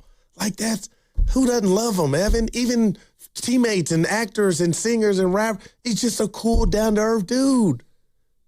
That's what I wish Devers had more. And, it just feels like Devers is the exact opposite of that. Well, I don't want to come to your party, Devers. All right, if everybody was like George Kittle, that would make George Kittle ordinary. He wouldn't be special. I like that. That's why people like George Kittle, because not nice everybody here, can okay? be him. Yeah, I like that, E. Play that one more time, Pasta. I'm nice here, okay? Yeah, he is. He's a nice guy. He's a great guy. No. He is one of the leaders of the 49ers. He's someone that I have loved watch playing football. That's the type of guy that can say, you know what, Evan, you ain't bringing it today, bro. And then we go get a beer after because you don't take it any other way, but that was straight love from him. Well, Devers is like a brat. Kittle's in football is obviously different than baseball, but he's part gladiator, part wrestler. You know what I mean? There you go. He's got the production and the entertainment. Crack the beer on your head type dude. Yeah, the frat party. We've seen him do that. Yeah, right. He's not afraid to shotgun a beer walking down the hallway. He's also not afraid to pile drive a guy into the turf and pancake him. That's what makes him George Kittle. Man, so much of this season for the Niners is just what you said. The Red Cross. Oh, say something we haven't heard. But now you got your Gladiators coming back. Shout out Odyssey. Now you got your Gladiators coming back from injury. We got to see what Fred is. And by all accounts, Fred, Greenlaw, Kittle, Mike Evans with that hammy. Evan, last year was the only year that you couldn't count on him. Yeah, I mean, I think the Niners should be healthier this season. I just wonder how much of them not facing the easiest schedule in football is going to allow them to drop off. I think, and actually I think it was late last week. It might have been when I was kind of thinking of what you and Bonte might get into. Do you feel like Brock Purdy has been talked about a lot this offseason? No, not at all. Because I think he's been their most consistent player in practice from everything I've read and watched. So wouldn't that be a good thing?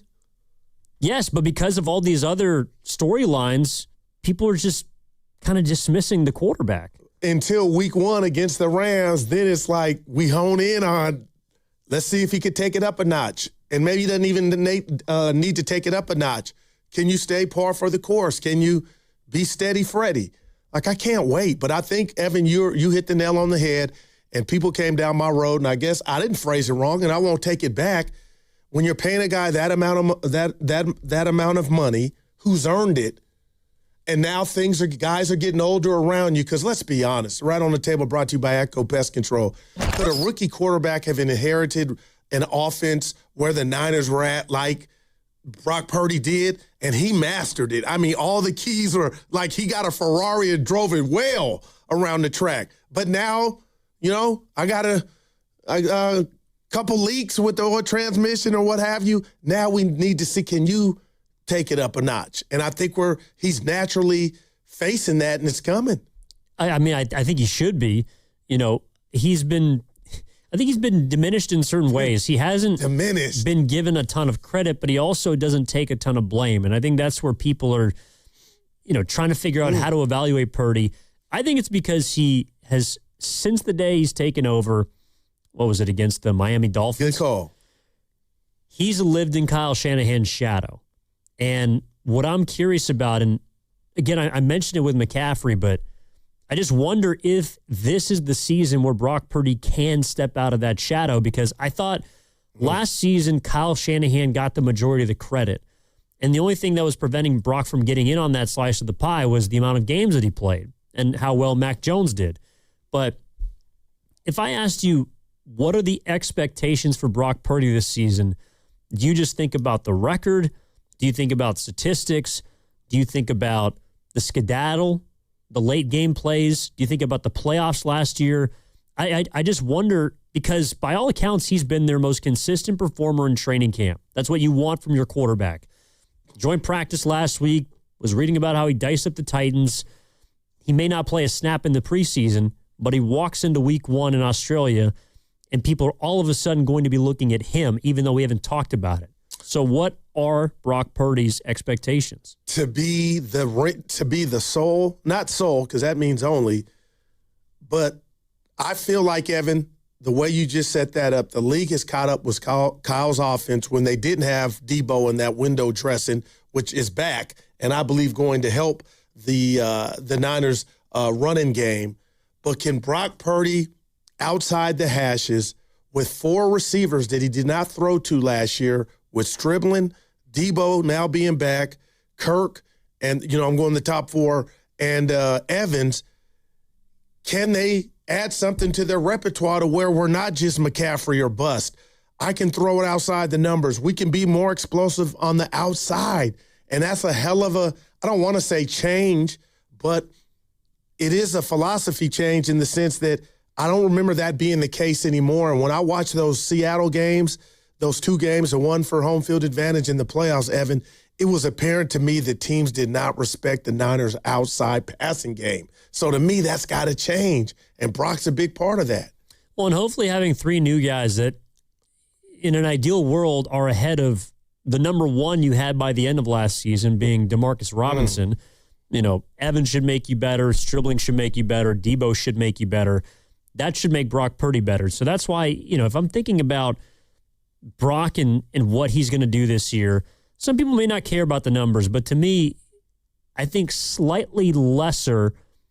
He was incredibly efficient in 2023, but I think those numbers are attainable for a guy that's probably going to have to do more for his offense than he did 3 seasons ago. So 4,000 plus yards, 25 to 30 touchdowns, less than 15 total turnovers, INTs and fumbles, and the most important one is 10 wins. I think those should be reasonable expectations for Brock Purdy, assuming he plays the full season. I love it, and I'll tell you what can't happen or duplicate.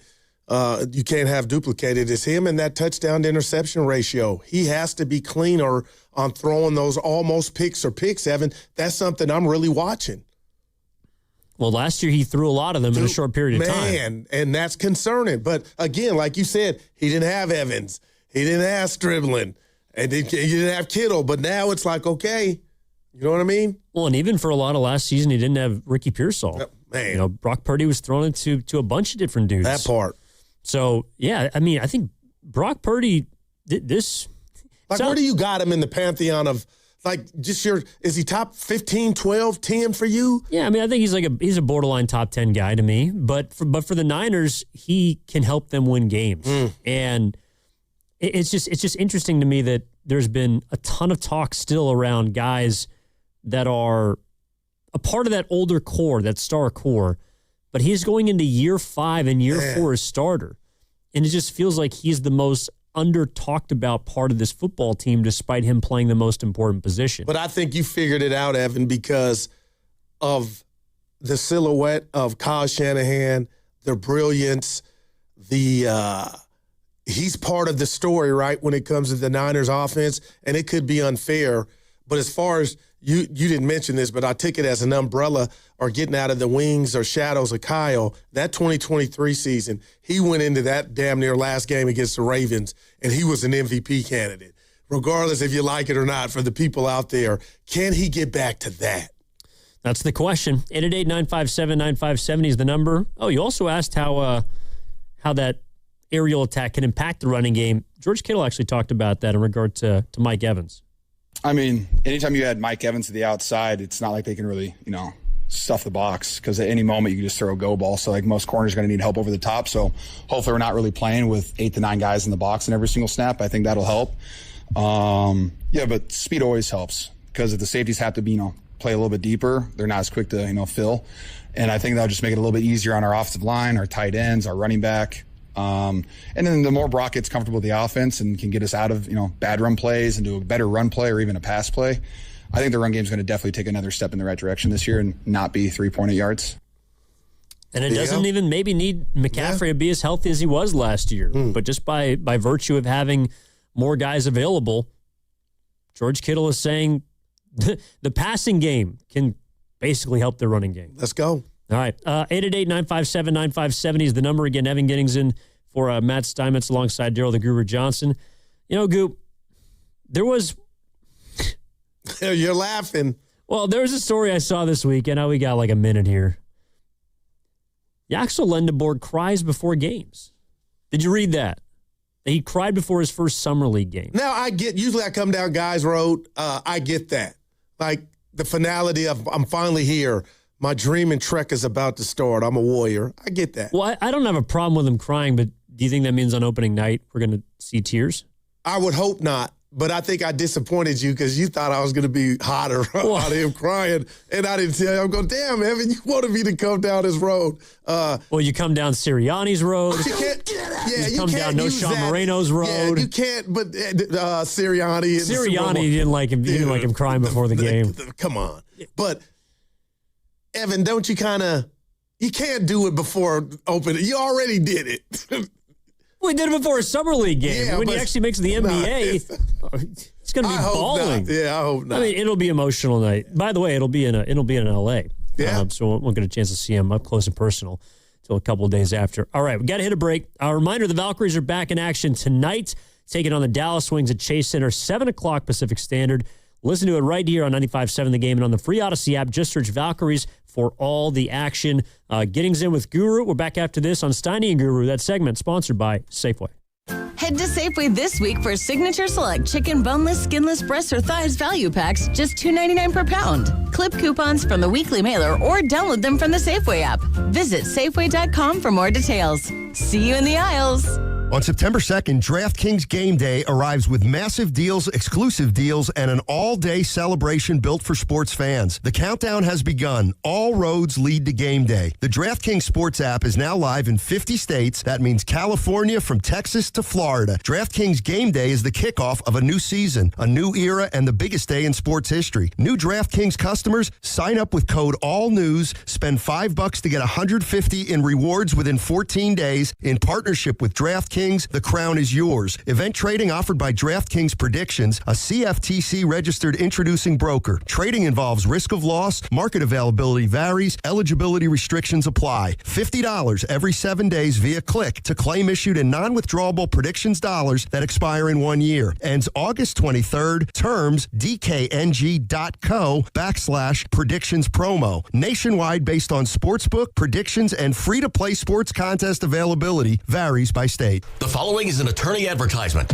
If you get sidelined by your workplace injury, the workers' compensation attorneys at Boxer & Gerson can help you get back in the game. Our team of skilled attorneys will fight by your side for the treatment and compensation you deserve. We care about justice for injured workers. That's what makes us Northern California's premier workers' comp law firm. Call Boxer & Gerson at 510-835-8870 or visit boxerlaw.com for a free consultation. Boxer & Gerson, your life is worth the fight. Hey, Bay Area sports fans, get ready for game day with Laughing Monk Brewing. Whether you're watching with friends or heading out after the final whistle, Laughing Monk has the perfect beer for the moment. With locations in Sunnyvale, Scotts Valley, and Bayview in San Francisco, there's always a Monk nearby. And now, check out their newest San Francisco location in Nopa. From crisp lagers to bold IPAs, every beer is righteously brewed in San Francisco. Grab a pint, grab your crew, and make game day better at Laughing Monk Brewing. Righteously brewed in San Francisco. Your daily commute could pay you back. With a rewards credit card from Stanford Federal Credit Union, you can earn up to 6% on gas and EV charging through September 7th, 2026. Enjoy low rates, no annual fee, and get 25,000 bonus points worth $250 cash back when you open and use your new credit card. Visit sfcu.org to apply online. All credit cards are subject to credit approval and membership eligibility. Terms apply. sfcu.org. Back to school. The kids are headed back to class, but termites, they've been busy all summer, eating, breeding, and damaging your home 24/7. If you've seen termite droppings, don't wait. Call Pacific Coast Termite at 800-PACIFIC for a free inspection. And if you need treatment, Pacific Coast Termite uses orange oil and Ultraset, so there's no move out, no tent, no poisonous gas, so you don't have to leave your home empty, potentially inviting burglars in. Termites don't take the summer off. Call 800-PACIFIC. That's 800-PACIFIC. PacificCoastTermite.com. Some restrictions apply. So, I need hamburgers, sodas, ice, and a DJ. A DJ? Relax, Pa. With T-Mobile, we're saving when we bundle home internet and phone lines. Oh, wow. Here to bundle and save big. Stay connected con tu gente with 4 lines from T-Mobile with fast, easy to set up 5G home internet and save up to $1,000 a year. Switch now on T-Mobile.com/conectate. Savings based on 3rd line free via monthly bill credits. Internet discount with $15 in monthly bill credits and auto-pay discount. Qualifying credit required. Credits will stop if you cancel any lines or change plans. Visit T-Mobile.com. In 2026, Bay Alarm celebrates 80 years of security. For the Bay Area, that means local service including burglar and fire alarm systems, 24/7 in-house monitoring, and custom security designed to work with business operations. Bay Alarm has real people rooted in your community looking out for your business. After 8 decades and 3 generations of family ownership, our promise is still the same. We got you. Learn more at bayalarm.com. You listen to 95.7 The Game for the best sports insights. Now, use that same power to grow your business. When you advertise with us, you're reaching a massive audience of local consumers and business decision makers every day. Let our team help you build a game plan that delivers results. Scale your business and win the market. To get started, visit Advertise with 957 The Game at Odyssey.com. That's Advertise with 957 The Game at AUDACY.com.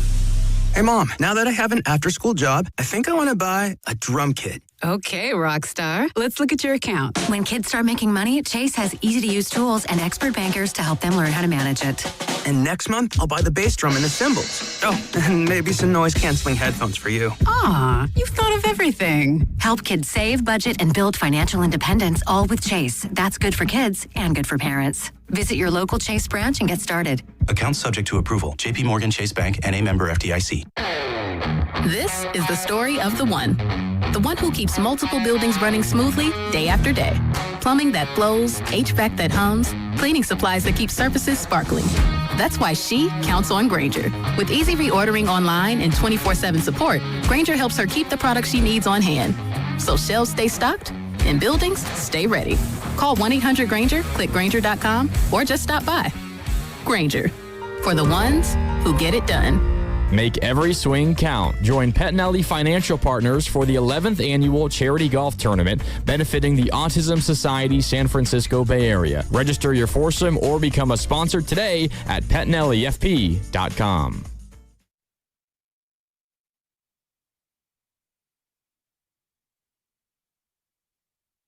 Now, back to Steiny and Guru on 95.7 The Game.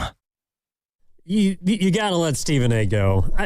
He's on TV enough. It's all bad. Well, don't be disrespectful. The community, they gave him a bad award at the NABJ Writers Association thing this weekend. Voted him, I'll paraphrase, the biggest detriment towards black women journalists. He got that award. Oh. And he's hot. So he said he'll respond today. It looks like he did. I'll get it when I'm in the car. No, this is totally could be an idiotic question. Yeah. Do they give that award out every year? I don't know, but did they make up the award? It could be Stephen A's first time, but he's not happy. Wow. Okay, so yeah. And he went like this. He said, "This was yesterday. I got something for you. I treat you guys the way and you treat me like this. Pasta, I got something for you. Stay tuned." That's my Stephen A. Yeah. That's a 0. Well, anyway. he's doing all right. You know, he's got what Christian McCaffrey doesn't. That's guaranteed money. Talk to me about Thursday. He'll have it. We'll see. Evan, you said something during the break that there's no discipline in sports anymore. No, you don't believe that. I mean, there is, but okay. That hurt me. Guys make so much money. How can you discipline them? You were asking. Take away what matters most. The ability to play if you did something to harm your team. That doesn't matter the most. See, no, what matters the poisoned. most. No, I am. By all these guys making, what do you call it, buku bread? Yeah. Yes, all these guys making big bucks. That's the most important thing is their chicken taken care of? Are they financially set? Man. And after that, then we'll play sports. It's important until you get paid, and then you're just trying to get to the next contract. That's why, okay, you want Tony Vitello to discipline Willie Adames? Yeah, good luck with that. When I thought it was called for, but he skated. Sure, he can. Okay, he's going to get disciplined. He's going to sit for a day. He's still making $182 million. But see, Rafael Devers is still a $300 million player. No, Evan, you're so right when you look at it through that prism. The money's the money. But I'm talking about the locker room, the accountability from other players watching their manager, exercise what we deem as power or authority. I'm not saying it's a jail, but I'm just saying when guys you try to buck the system or turn into me guys and embarrass the team like Devers did in Miami, the only thing you can do, his check won't be light, but you can't take away something that will hurt him the next 9 innings. And if that's gone, then what are we doing? Well, I think we almost don't even need a manager at this point.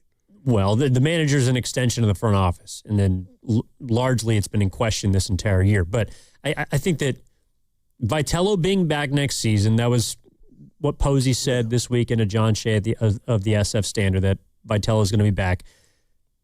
Do you expect him to be a different person next year? Right now, it looks like there's Devers, Adames, and Chapman coming back. Again, my answer would be no, because I don't believe you go learn those things on this level.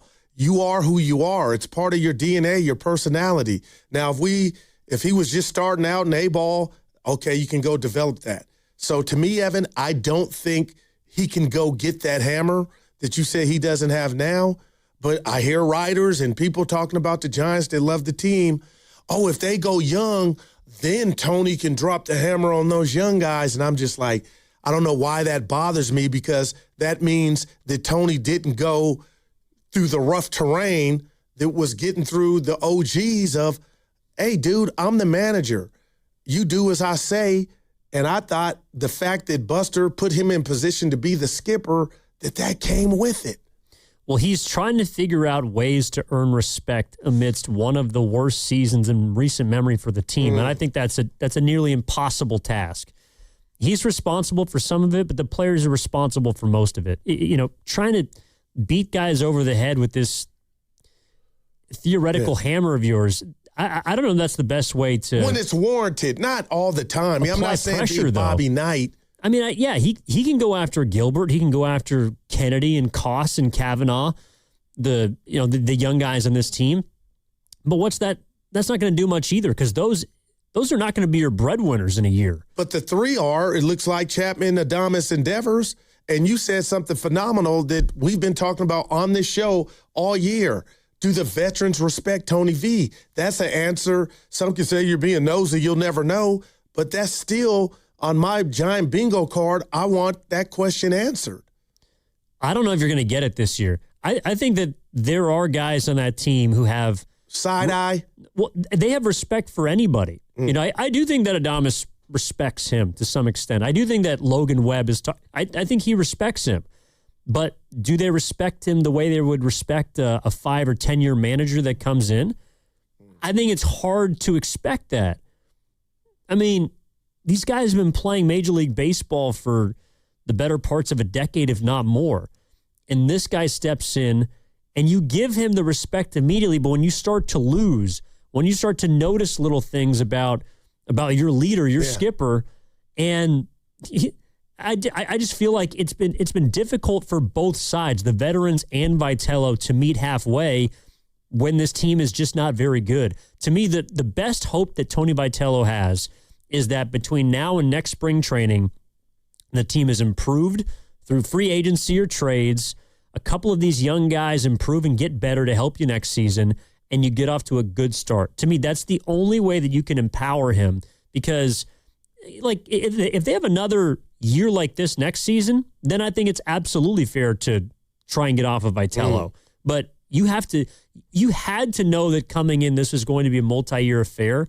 That's the way that I'm looking at it, because I'm not sure why he would be your pick in the first place if that was the case. Oh, I got you. Or wasn't the case. So with that said, Buster can, do his thing and improve the roster, but I would like to know and hope that Tony V knows his clubhouse politics got to get better. And when I say politics, like, again, Evan, I don't want to go to the extreme, but I'm having fun using the Thor and the hammer, but it's just like when everybody with a pair of eyes can see, Goo needs to be disciplined for those antics and what he did in front of the team and how he embarrassed the name on the front of the jersey.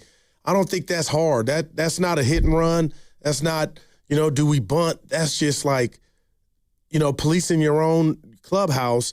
And it just looks like this year guys have run rampant over Tony V in that sense. Fair, but do you think that would improve the relationship between player and manager?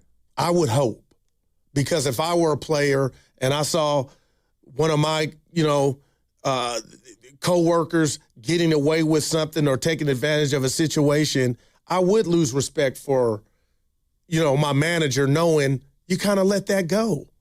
Well, I think you would during the process of losing baseball games, but what if you're playing poorly? What if that guy, for example, like Devers is up to, I think, a 900 OPS start in the month of August. He's not the problem at the plate. Just because he's not maybe taking things as seriously behind the scenes. Does that mean, and I love it, but does that mean he's not a problem in the clubhouse?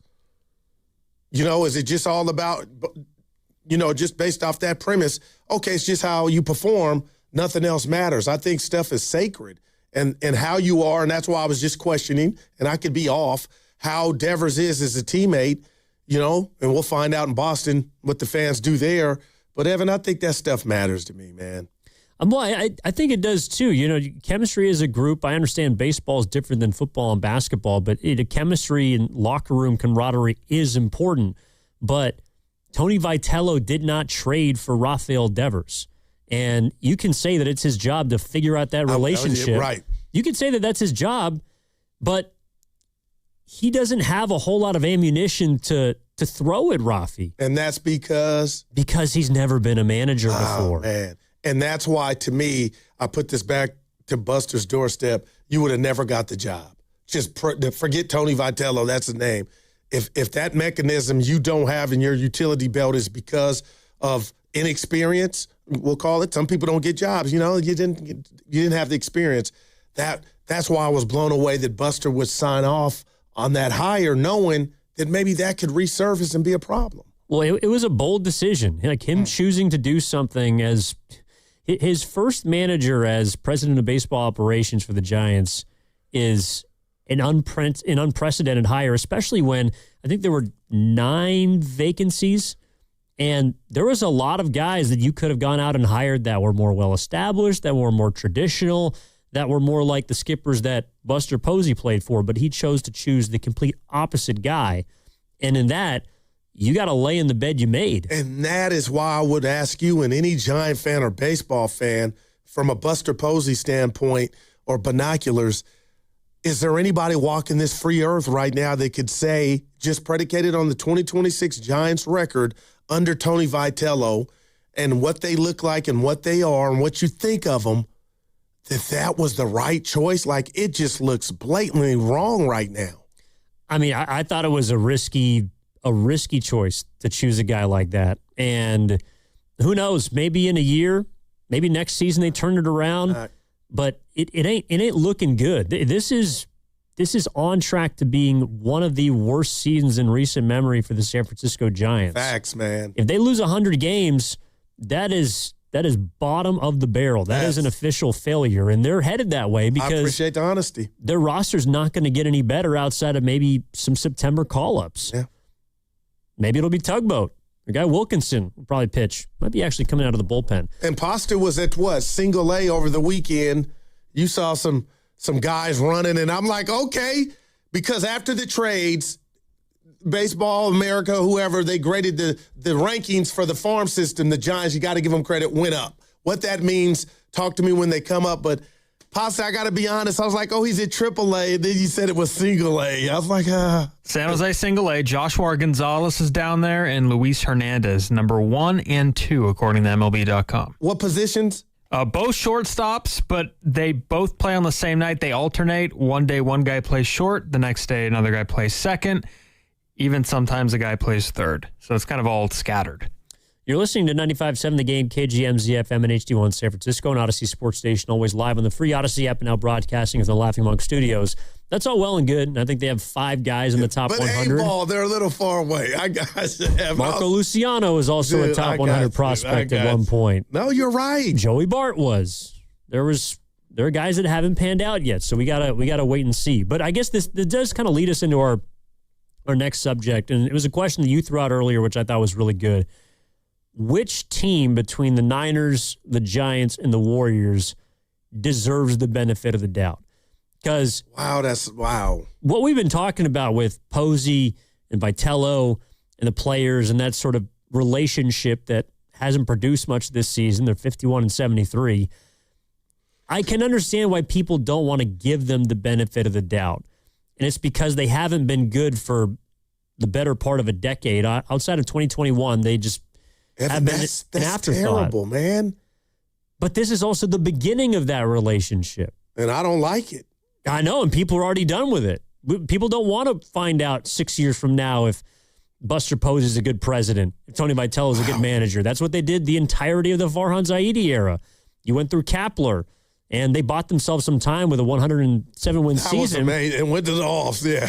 But after that, everyone was just riding the heels of that one special, miraculous season, and you got off of Melvin after 2 years. Like, is this what you want to keep? When does it stop?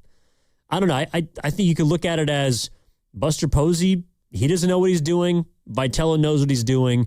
Or maybe this is year one for a lot of people of that era, and you have to give them time. But which team right now are you giving the benefit of the doubt to? Now, I brought this to you without, because I was just like going back and forth. It's definitely not the Giants. Okay, so let's take them off the table. The Sharks, I like what they're doing. But, Evan, I need you to help me because the Warriors have won 4 titles. How far do I get to go back? It doesn't matter, Goo. They accomplished that, so you can't take anything away from them. But I guess the way I'm feeling right now today. It's your question. Today, it's the 49ers. And I guess it's the 49ers because I know when things can get raggedy as far as health and your star players go down, that doesn't mean you're finished. And I say that on the heels of Steph Curry going down along with Jimmy Butler, and we saw what last year was for the Warriors. But I'm not forgetting people, those 4 chips and those 6 straight final appearances. But to me, Evan, the benefit of the doubt means when it goes all bad, what do you got? And I just thought last year's on the heels of blowing the Super Bowls but getting the 4 NFC championships and 2 Super Bowls, last year meant so much to me from afar that you can have key dudes go down and you can still rally the troops, whatever concoction you came up with and verbal words you used, and go on the road and beat an Eagle team in Philadelphia. So to me, I think the answer would be the San Francisco 49ers. And do you think I'm cheating the Warriors because they've won 4 titles, going back obviously to 2014, and I'm not giving them enough due? Well, I think the Niners are the closest team to a championship. I don't know how close you'd put them, but to me, they're clearly closer than the Giants, and I think they'd be ahead of the Warriors. But if we're talking about benefit of the doubt, it would be Golden State for me just because of the hardware and the pedigree, and also the position they're in. I think the Warriors are in a spot, and it's self-imposed, but they're more reliant on old talent than any team in the Bay Area right now. I mean, they have not been willing to turn the page on a couple of these guys really until it feels like this summer and, well, I should say setting up for next summer. Right. But they position themselves to get off of some of these old guys. They've been reluctant to do that, but it's because they still believe that Steph Curry has some magic left and that the Warriors, in a perfect scenario, can summon that championship pedigree. I'm giving the benefit of the doubt to them just because I've seen them do it so many times. And I think that the natural period that follows a dynasty is just headed downwards, and they're on that plane. But I can't forget the moments that they've given us over the last decade. And that's why I would have them ahead of the Niners, just because, unfortunately, as many great moments as the Niners have had, none of them have resulted with confetti. Well, and supposedly in my world, that's all that matters. So I appreciate the answer. But what's funny and just telling about this question is the Giants weren't even close. No. And that's the main problem they're dealing with now. No, the Giants are... They're headed the other way as far as what I deem the fan belief. Like, what if Buster is the real Tony Vitello? It doesn't make him a bad person. I mean, Vitello would then be more experienced than Buster because he had no front office experience at all. What if he ends up being the Tony Vitello of this all? Then that would mean it was a total failure. Well, it means it was a bad decision by ownership. It means that the Giants are not going to be good for a couple of years, and they're going to stockpile a lot of top picks. Where are you at with Buster, Evan? Do you think he could do what this is just, he made a couple mistakes and he'll bounce back? Like, do you have confidence that Buster knows what he's doing? What he's not doing? Well, not so far, but okay, if this farm system is as positive as people believe it is. All of a sudden, after the deadline. Well, yeah, you traded a bunch of guys, so you replenish some of your picks. I think that's the only way to build a team organically is to build through the draft, to get younger and hope guys develop at the same time. You've seen the blueprint, and it's really hard to replicate, but you saw with the Warriors and how they built their championship dynasty. You saw with the Giants. But what's taking them so long? Even before, looking past Buster. Well, Buster's only been on the job for a year. Yeah, but even the Farhan, they haven't won a playoff series in a decade. Yeah, it's because they've been... That's incredible if you think about it. Well, they haven't been very good. They haven't built quality teams. They've hired managers that have been more analytically focused, and then they went back to an old school guy. They've been reacting instead of trying to get out in front. And I think that is actually what Posey was attempting to do with this hire, is he was trying to remake the wheel. He was looking for a guy that was not Kapler, that was not Melvin, that was not the norm. The only way you can beat a team like the Dodgers is to do things differently. And in that effort, I got to give him credit, because I think hiring Tony Vitello was a very bold thing to do. And Evan. But the risk was that you could get even worse. Wow. Without a guy to steer the ship. Yeah, and, Curry's not hopefully going anywhere, but we always talk about when that day does come, who's going to want to come and can they find somebody, and hopefully it's Jaxel, and I'm not putting him in the Curry category. But it just got me to thinking with this dry spell for the Giants, hopefully this is how you draw it up of what you don't want to have happen. But since Barry Bonds left, Evan, it's been, outside of you got the 3-5, it's just like what happened since then is this is the epitome of what you don't do. And you're looking for Buster, Crawford, and Bell, but man. Well, I think also, too, the expectations for Barry teams are creations of their own success. You just glossed over 3-5. Yeah, well, they had the 3-5, but got you. It's like teams don't win 3 championships in 5 years. And that was incredible. Teams don't win 4 titles in 10 years. Those are dynastic for a reason. There are only a few franchises across sports that get to do that. And I know the Giants have been bad for 10 years, essentially, outside of 1 year. But to me, just like poo-pooing titles. And I hope I'm not doing that. No, but it's done a lot around these parts. Like, well, it doesn't matter because what are you doing for me lately? I understand that, but to me, you can't dismiss why you feel the way you do about your sports teams. And it's because you've seen what greatness looks like. I was talking to a guy at the cafeteria on Friday about this. We were actually talking about the Giants. But we didn't go to the Caf. Well, I did. When? On Friday. I told you this. Oh, you got off later. Yeah, I got off later, so then I went a little bit later. He was in for it. And then we ended up going to the Giants game. So I'm talking to this guy at the cafeteria, and we're watching, I think it was like the pregame show for the Giants, and he goes, man, this just ain't it, man. This just ain't it. And I go, what are you talking about? He's like, I've been a Giants fan since the 80s, and, you've seen some good teams and some bad teams. but I know what championship baseball looks like, and this is just not even close. It's not in the same stratosphere. Okay, all right. And he's right. Giants fans, Warriors fans, older Niners fans, Bay Area sports fans know what good sports looks like. And that's why I think this particular period has been difficult to assess, because you know it's not the worst it possibly could be, but it certainly ain't good. And you can't try and trick people. You talked about it earlier. Whether it's selling false hope, selling great plays when they're good plays, selling average plays when they're bad plays. I mean that. There's been a lot of overselling, and you can't trick sports fans out here because they know what greatness looks like. Now, that's interesting, and I agree with you.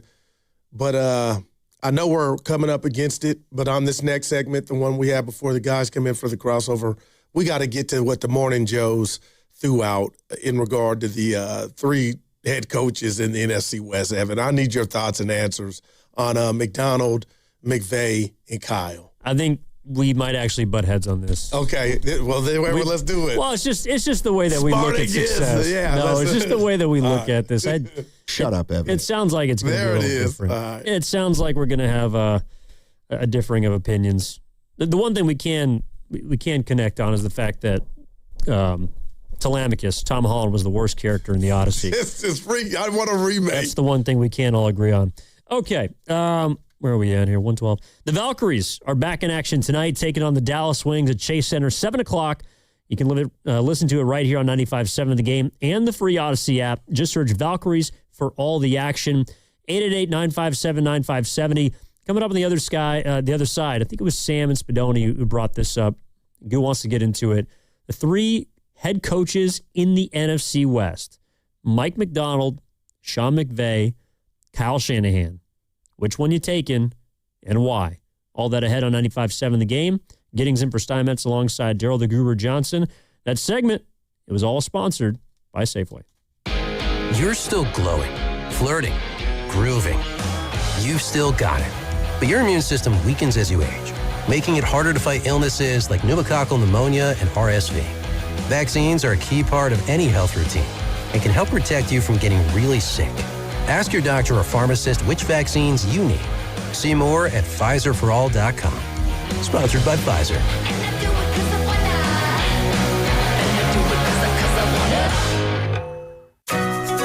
Shop the Sherwin-Williams sale and get 30% off Duration, Superdeck, and Woodscapes products August 14th through the 24th. Whether you're refreshing your interior or exterior, we've got the colors to bring your vision to life. And with delivery, getting everything to your door is easier than ever. Shop online to have it delivered or visit your neighborhood Sherwin-Williams store. Retail sales only. Some exclusions apply. See store for details. Delivery available on qualifying orders. FlexCar, we know radio ads are annoying, but not as annoying as car salesmen. Sign here, please. Never talk to one again with FlexCar, the first and only month-to-month car lease. No, submit to my extortion machine. Insurance and maintenance included. Switch cars anytime. Switching Bronco to Camry to Telluride willy-nilly? Oh, no. Oh, yes. FlexCar. You drive everything. What if you could have the most reliable fiber-powered Wi-Fi? And get this, what if you could keep it at the same price for 5 years guaranteed? Now through August 24th, new Xfinity customers can get our best price on gig Wi-Fi this summer before it disappears. Just $50 a month for 5 years. No annual contracts, no hidden fees, and our best equipment included. Plus, get online in minutes with same-day Wi-Fi. It's Wi-Fi that finds and fixes problems before you even notice them. Like super intelligent Wi-Fi with a 6th sense. Plus, it keeps you protected from online threats. And get Peacock Premium included for 2 years. Lock in your price and unlock the possibilities. Get it now at Xfinity.com. Xfinity. Imagine that. Restrictions apply. Requires paperless billing and auto pay with stored bank account. Taxes and fees extra. Speeds vary. Use the fiber coaxial cable. Learn more at xfinity.com/same-day Wi-Fi. When you get injured, you're not just facing pain. You're facing an insurance company. Insurance companies don't send compassion. They send adjusters, a trained pack whose only job is protecting the insurance company. You need a guard dog. When the insurance company unleashes its pack, Habas Law unleashes a pack that's bigger, smarter, and trained to ferociously hunt down every dollar you deserve. And trust me, every insurance company already knows the names of the biggest dogs in the fight. Habas Law. Visit habaslaw.com. Omar Habas is a California licensed attorney. Offices in Northern California, including San Jose. Past results do not guarantee future outcomes. This is the story of the one who keeps multiple buildings running smoothly day after day. Plumbing that flows, HVAC that hums, cleaning supplies that keep surfaces sparkling.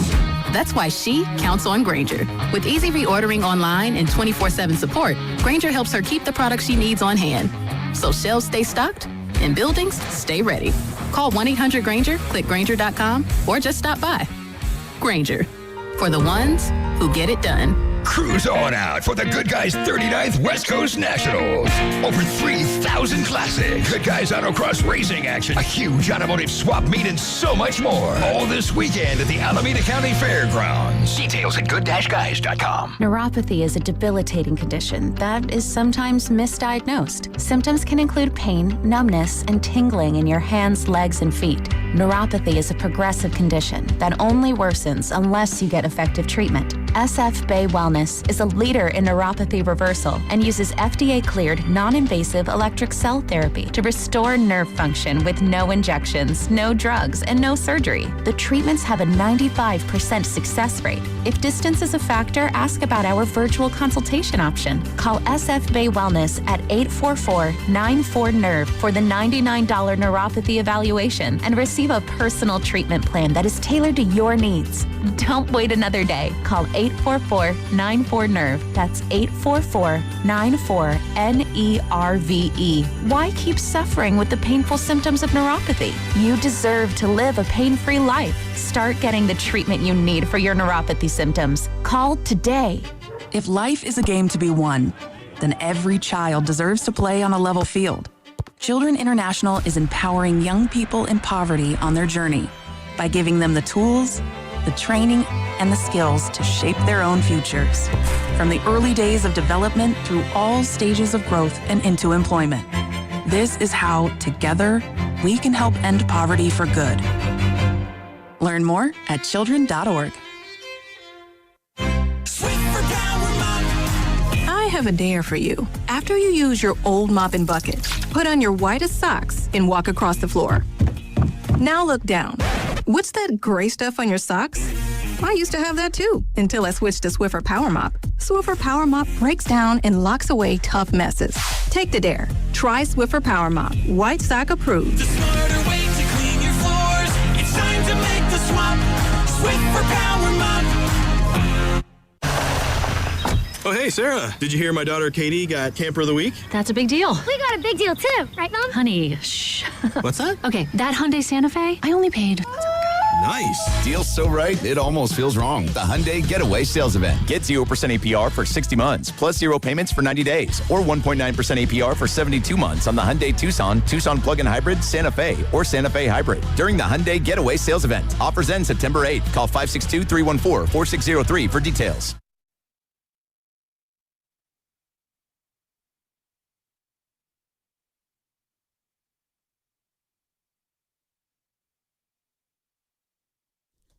Now, back to Steiny and Guru on 95.7 The Game. Look on you. Who is that? Who was that? Who is this? I think this is Sway Lee and Post Malone. Yeah. It's Sunshine. Oh, wait. All right. I got a question for you. And then I got a last Vitello take before we get to the coaches.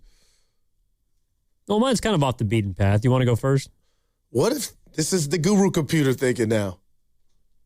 So Buster's backing Tony like he did Melvin. Yeah. And we saw what happened. Mm-hmm. And I said to start the show, there is a part of this on the bingo card for me. If Vitello wants out and he says, you know what? Life in college is who I am and where I want to be. If Vitello were to dip, doesn't Buster cover himself by giving him the benefit of the doubt, giving him that, hey, he's coming back, and it covers his butt if Tony V decided to actually go back to college. Your thoughts on that? Well, why do you got to give me the step? So I do think that you're right. No matter what, Posey is looking to save face in all this. I think he's looking to save face with his hire in the first place because I do believe he wants to bring Vitello back, but he also clearly doesn't want another season like this. I guess I don't see Vitello going back to college because it's for the same reason that Posey hired him. It's why would you have done it in the first place? If you couldn't stomach being a Major League Baseball manager for a bad team for 1 year, I don't think you really want to be a manager. Like, if you think that you can just... But what if this was something he didn't even just, his worst nightmare in regard to the media, the scrum, all that stuff. I hear what you're saying, but what if it got to the point to where he was just, sometimes we do Michael Jackson, just look in the mirror and he says, you know what? If I had an opportunity, let's go. Where's that? Missouri. If that opened up and it was just like, that's how I want to, that's baseball to me. That's what I'd like to do. Buster saying he's coming back does save Buster as far as, that was a bad hire. Just a thought. Yeah, I don't see Tony turning his back on the Giants. Similar to the way I don't see Posey turning his back on Vitello. Because, the other part is, too, you're going to have to do some work from the ground up even if you go back to college. And true. Vitello's spoken about how in Knoxville there weren't any people in the stands when he first got to Tennessee. I think he is a guy that doesn't give up. Like, he doesn't want things to be easy. I don't know if he wanted things to be this hard, but I don't see him leaving after 1 year. In fact, that would make him look bad. If Tony Vitello turned his back on the Giants after one season to go back to college, I would question if he ever really wanted to be a manager, because at some point you're going to take your lumps. I mean, Bruce Bochy, one of the greatest managers of all time, his regular season winning percentage, I believe, is at or even below 500. Yeah, you mentioned it. 498. Yeah. So he's had some terrible seasons, and he's one of the best to ever do it. Being on bad baseball teams, by the way, is not just a managerial thing. Odds are, if you are a Major League Baseball player or manager for 5 to 10 seasons, a place many hope to be, you're going to be on a bad team, unless you play for the Dodgers. Right. Your thought of your unbeaten, you said off the unbeaten path. My unbeaten path. Oh, yeah. You subscribed to LeBron's golf channel yet? Oh, Steiny's going to just go crazy. No, I'm not mad at it. Have fun, LeBron. So you have subscribed? No, I have not. Draymond Green was the first one to subscribe. I don't know if you saw that on Twitter. Are we sure about that? So you think you're that saying that can't be It real. said Draymond subscribed and but his avatar was Golden State Warriors, but it said at Draymond Green. So how about I triple Draymond check? beat Bronny. I agree with you. He beat Bronny. Yeah, so I could be totally wrong. Or uninterrupted. I don't know. Why is he doing this? Because he can, and he's the king, and he's taking up the sport. But he's not very good, that right? That chair's doing something to you. No, Does it matter? He's the king. Okay. Shaq DJs. Well, he's actually not bad. That was the worst. You're right. DJ Diesel's not bad. I got to give it to him. Shaq. Yeah. Shaq decided to become a rapper. Like, he wasn't the worst either. That's what I'm saying, though. He's got a little bit of talent. Yeah. LeBron he's 3 steps ahead. Your handicap is, I don't know what the number is. You can't have, like, Steph Curry doesn't have a golf channel. But Evan, what about listeners? Golf apparel. What he does. What about listeners that like Evan Giddings, and you veered off into, you know what, people? You can follow me. I'm gonna do painting at nighttime. Follow me on IG. But they love you on the radio so much that they'd like to follow you and see you on your endeavors painting. You're not a good painter, but they're so into you, they want to follow you on that journey. That's how I look at this LeBron thing. That would be me like starting a Twitch stream for, I don't know, a video game. I just said painting. You didn't like it, huh? Well, painting. It's okay, but go ahead. People are into you. That's why they're fine. following I'm it. painting. I'm a bad painter. Why would I start a channel, or why would I promote myself until I have confidence that I can do something? If it's about, I think the first video was him on his I saw the 10-year reunion trip. Yeah. That makes a little more sense. But that's so what? He's just going to be golfing with famous people and they film it. I wonder how close the king is to being on the Kobe. He's already got the shot. Your bad side. You already have it out for Kobe. Rest in peace. I don't have I it think out for LeBron Kobe. is getting close, Evan. This is a shocking take by you. But we got to get to this ranking on these coaches. Okay. All right. 888-957-9570 is the number. Giddings in for Steinmetz alongside Guru. So we were talking about this during not really the crossover, commercial break between morning show and our show and your show. Mike McDonald, Sean McVay, Kyle Shanahan. So why was this a big deal to you? Because as much as I want the answer to be Kyle, but I can't. And the reason I can't give Kyle the number one ranking out of these two coaches is McDonald beat Kyle along with McVay, who's also went to 2 Super Bowls like Kyle, but he's 1-1.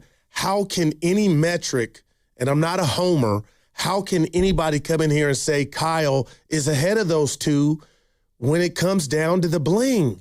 And right now, Mike McDonald, along with Sean McVay, are Super Bowl head coach, the Super Bowl champions as head coach. Kyle had 2 cracks at it, and you already know what I think. He should have one. He doesn't.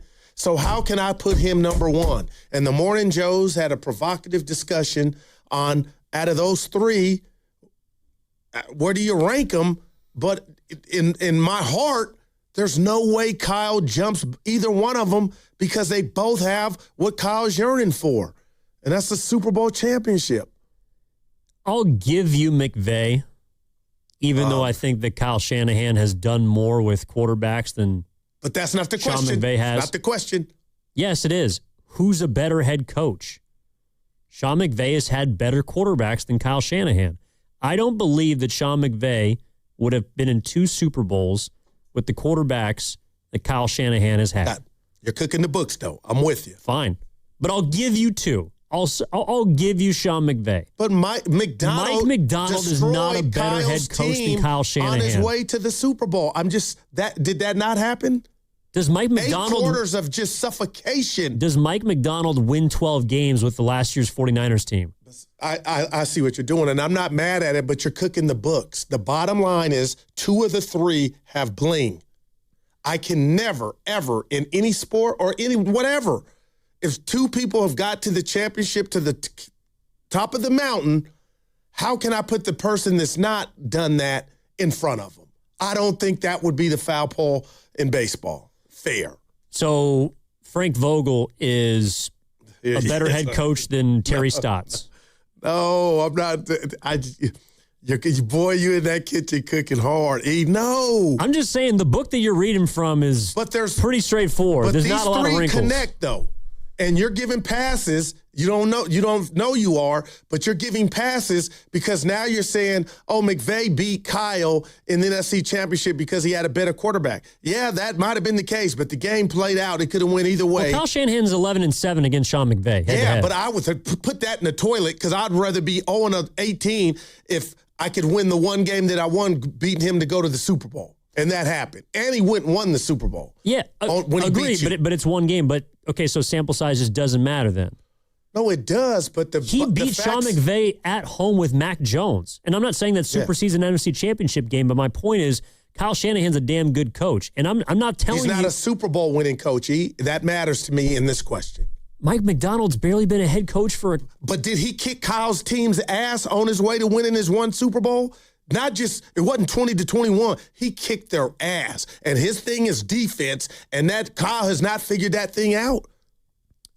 Well, for now, it's hard to figure out the best defense recent memory. Now, if you said, Guru, you got an average quarterback and you need somebody to coach him up out of these 3, who you want? Oh, it's Kyle all day. By the way, the Niners did also beat the Seahawks last season. Yeah, they didn't do it. They didn't do it when it mattered. Yeah, not in the last 2, the 8 quarters worth. Yeah, they didn't do it when they didn't have Fred Warner, Nick Bosa, and George Kittle. But Evan, again, 2 of the 3 have Super Bowl rings, and they beat you on their way to getting those rings.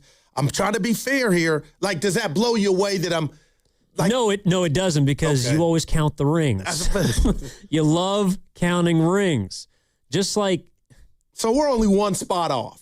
Because you said you would give, but you can't put McDonald above Kyle. I mean, I still think that Shanahan is a better coach than McVay. That might be a hot take, but you cannot convince me that Mike McDonald right now is a better head coach than Kyle Shanahan.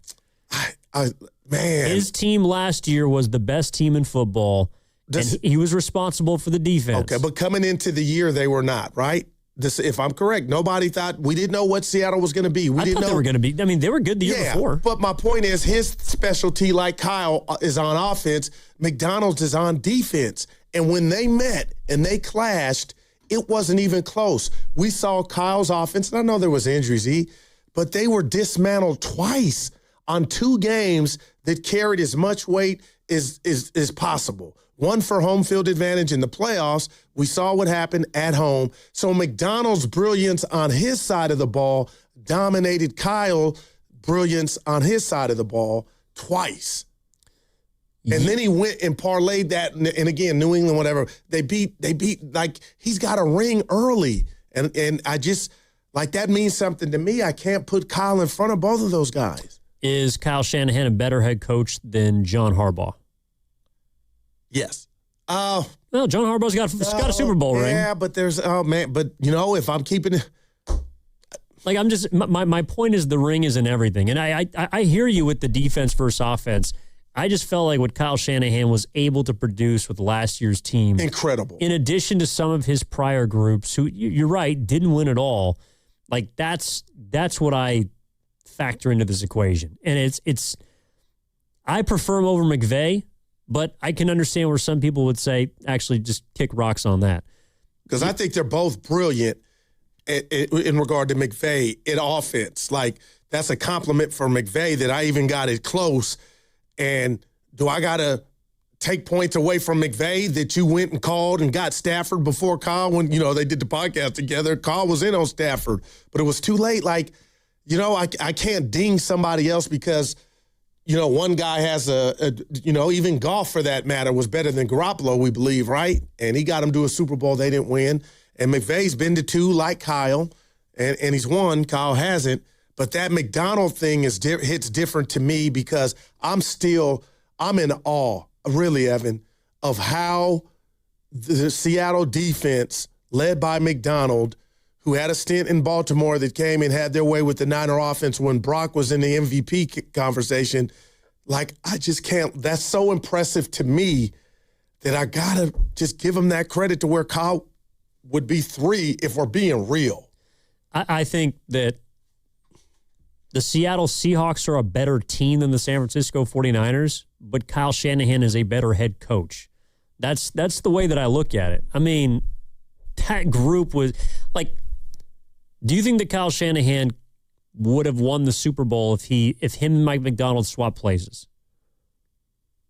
Well, see, I don't know because that's how I look at it. But I would have to say, and I would just ask, with the defensive side of the ball, that's McDonald's specialty, So that meant something to me with him getting talent and taking it to where they took it to. I don't know if the offense would have been fine, but that defense, I have a question.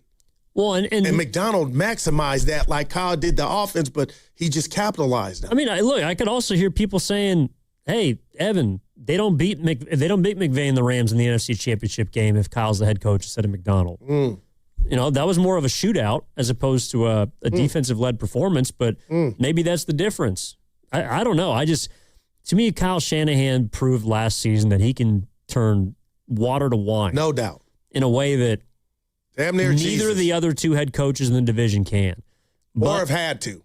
Well, yeah, exactly. And part of that's because of the front office. Part of that is also because, maybe Kyle Shanahan can't develop young quarterbacks in the way that McVay could. Now, it's your birthday. Or hasn't had the talent to do so. It's your birthday eve. Let your older friend know. That's not a thing. It is a thing. Get down tonight, baby. Listen, am I double talking if I say, for the sake of their question, Kyle was 3rd on my list because of my respect for the bling? Yeah. But I'm also the same friend and guy that said in the same mic that if you told me what coach could you have right now in the NFL, The answer's Kyle. See, these are two completely conflicting statements. But I'm being but that's me. I'm being as real as possible. To different questions, you get different answers. But Evan, that's letting you know, and the people out there, like, it's so, my fondness for Kyle is real. On if I had a said coach to coach a team right now in the league, I'm going to get Kyle. Your take's not a hot take.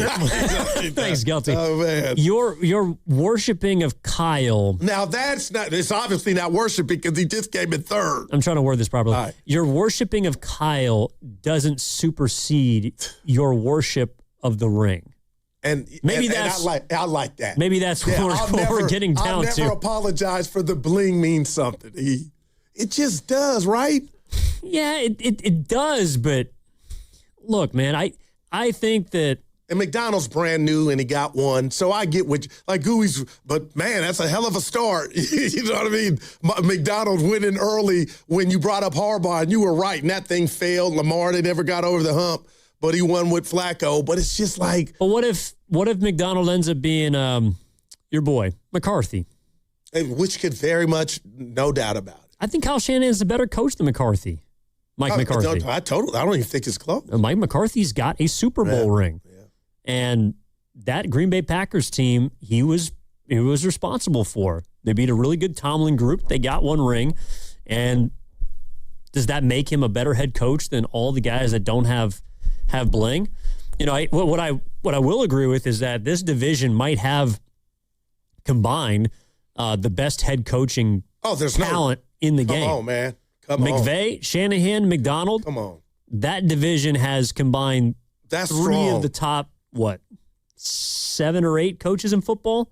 And I want to say they got 3 rings, but they got 2 because Kyle didn't get his in 2 chances.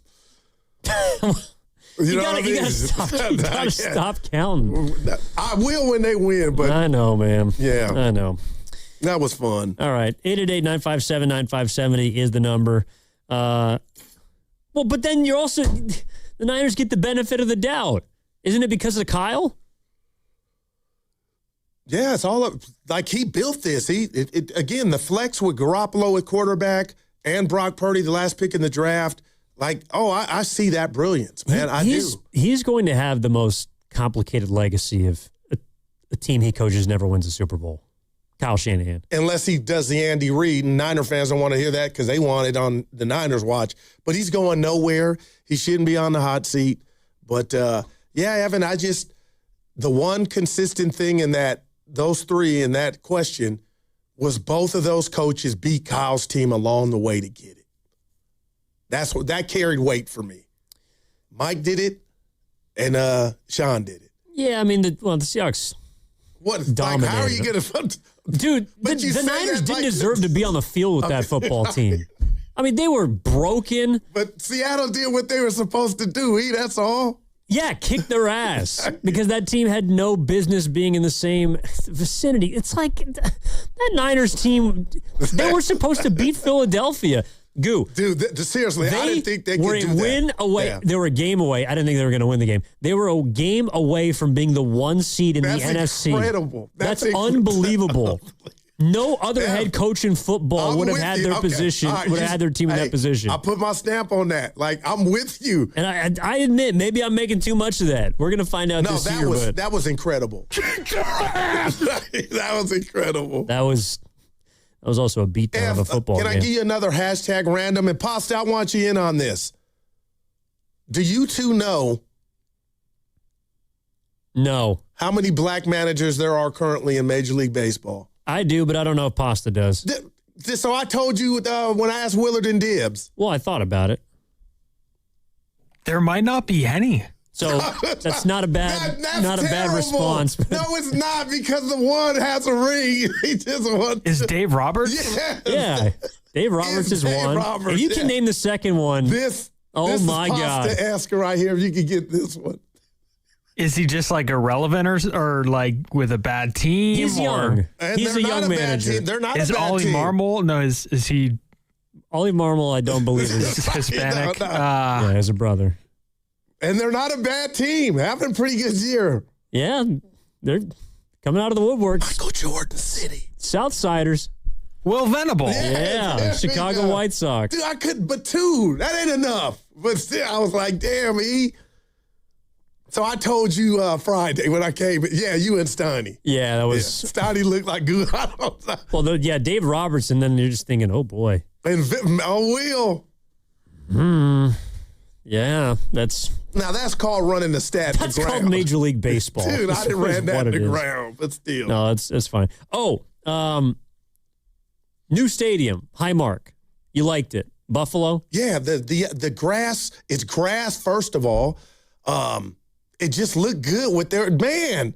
But I guess some fans, there's some part of the stadium, and we were hearing that in Levi's, oh, it's hot. You don't hear that anymore. But some were not happy from the view, Evan. Some of the views, shout out Drake, at the new place for Buffalo. Well, apparently one of the players wasn't happy about the field because, I don't know if I've ever heard this before, but this was from the Game Wrap. Anonymous player on Highmark Stadium. The field is ass right now, but it's early. What does that mean? So the sod. Well, is it? I was going to say, is it natural grass or is it turf? If it's natural grass, then it can't be as bad as MetLife. No, it can't be as bad as some of these places that are just claiming ACLs. What do you think of Anonymous? Like, put your name on it. Or no, because then that player's going to get fired. Well, there you go. You can't talk crap about the new stadium. Blame it on the grass. At least in preseason. Yeah, just because you drop the ball doesn't mean you got to go after the turf. The other thing that has been bugging me since we got about a minute here. Yep. Apparently fans can vote on the Heisman now. You're joking. No, I'm serious. Now it's just out of control. There's a Heisman hopeful, a part of the NCAA video game, that will feature players' data and regularly updated player ratings that will allow fans to place official votes for the Heisman. But that's a freaking joke. Thank you, Evan. The other Evan, when we see the presentation, they won't go to that, right? That's cute. You know how we do the presentation, they say, the Heisman Trophy. They're not going All-Star game on us, are they? Well, I don't think the fans are going to get to vote for the actual Heisman Award winner, but it sounds like they'll have a percentage of the vote. That's where favoritism comes in, just what you did with Kyle. I can tell you who they're not going to vote for. Who? Jane Daniels. Jawan Jennings. Dude, where's he at?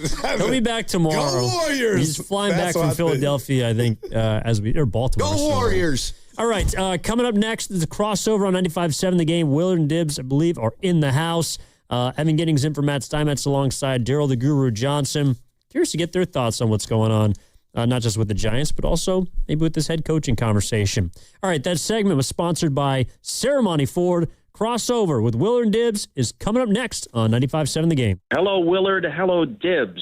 The summer sales event is happening now, and Ceremony Ford has incredible offers built for game days, school drop-offs, and road trips. Hurry in and upgrade your ride at Ceremony Ford, right off of 280 in Coleman and Daly City, or visit ceremonyford.com. In 2026, Bay Alarm celebrates 80 years of security. With burglar and fire alarm systems, 24/7 in-house monitoring, and local service, our promise to the Bay Area remains the same. We got you. Learn more at bayalarm.com. I move mountains for a living. Literally. That means I don't carry hand lotion, and when it comes to serious heartburn, I don't mess around with anything but Rolaids Max Strength. Its dual-active formula has 1,500 milligrams of calcium carbonate and magnesium hydroxide that relieves heartburn fast. And the best part? The roll fits right here in my pocket, so I can get back to moving mountains. Rolaids spells powerful relief. 1,500 milligrams is our highest amount of antacid per tablet. Read each label. Use as directed. Keep out of reach of children. T-Mobile is launching something no other wireless network offers. Introducing Nothing. Pay nothing today and walk out of the store with a new phone. What did he say? Nothing. You definitely said something about nothing. Exactly. Go to T-Mobile, pay nothing up front, and leave with a new phone. Wait, nothing rules. She gets it. Hey, thanks for nothing. For the first time ever, switch to T-Mobile, pay nothing. No taxes, no fees, no money down. And walk out with a new phone. There are 250 reasons to choose T-Mobile, and now nothing is holding you back. On eligible devices with qualifying credit plan and 36-month finance agreement. A lot of Bay Area banking customers are faced with a choice. Which financial institution best fits what they're looking for? It might make sense to consider a bank's history. Take Take Fremont Bank. For 60 years, we've provided stability and consistency with an emphasis on relationships. We've grown one customer at a time, not through mergers or acquisitions, because that's how you can do business when you're independently owned and community focused. Fremont Bank. Here for you, here for good. Buy more and get more this fall at Ashby Lumber, your local Millgard certified dealer. From September 1st through October 31st, purchase qualifying V400 Tuscany or V300 Trinsic windows and receive a gift card valued from $200 to $1,000. Plus, earn bonus gift cards from $350 to $750 on qualifying patio doors and moving glass walls. Visit Ashby Lumber's Berkeley or Concord showroom for complete details. Millgard Windows and Doors at Ashby Lumber. 1-877 Cars for Kids. KARS Cars for Kids. 1-877 Cars for Kids. Donate your car today. 1-877 Cars for Kids. KARS Cars for Kids. 1-877 Cars for Kids. Donate your car today. Ready to get rid of that old car? Donate it to Cars for Kids. Call 877 Cars for Kids to speak to a friendly live agent. Donation is super easy, and your car can be picked up as soon as tomorrow. Go to carsforkids.org now or call 877 Cars for Kids to donate your car today. 1-877 Cars for Kids. KARS Cars for Kids. 1-877 Cars for Kids. Did you know you can donate real estate too? Go to carsforkids.org. That's cars with a K. Reach your saving goals with Miristar Momentum Savings. Progress should come with perks. Every $25 you save earns an entry to win cash prizes. We're drawing winners for $1,000 monthly, $5,000 quarterly, and an annual grand prize of $10,000. Saving has never been this rewarding. Apply today at miristarfcu.org. Insured by NCUA. No purchase necessary. Terms and conditions apply. See website for full details. $5,000. That's the average amount of money people in the U.S. are now spending on gas in a year. $5,000. That's crazy. If you drive, you have to download Upside, the free app that gives you cash back for buying gas. That's right. You can earn cash back with Upside just for buying the gas you're already buying. You can literally start earning cash back today. I use Upside, and just last year, I made nearly $300. You're putting gas in your car anyway. Why not get cash back? If you like extra cash, download Upside. I'm saving the cash I earn from using Upside to help pay for a vacation later this year. Download the free Upside app now to earn cash back when you fill your tank. Use promo code FRESH to get an extra 35 cents per gallon on your first tank. You can cash out anytime, right to your bank or a gift card for Amazon and other brands. Just download the free Upside app and use promo code FRESH for a 35 cents per gallon bonus on your first tank. That's code FRESH for a 35 cents per gallon bonus. Finding great candidates to hire can be like, well, trying to find a needle in a haystack, but not with ZipRecruiter. Its powerful technology actively finds and invites qualified candidates to apply to your job. So while other companies might deliver a lot of hay, ZipRecruiter finds you the needle in the haystack. See why 4 out of 5 employers who post a job on ZipRecruiter get a quality candidate within the first day. Try ZipRecruiter for free at ZipRecruiter.com/team. That's ZipRecruiter.com/team. ZipRecruiter.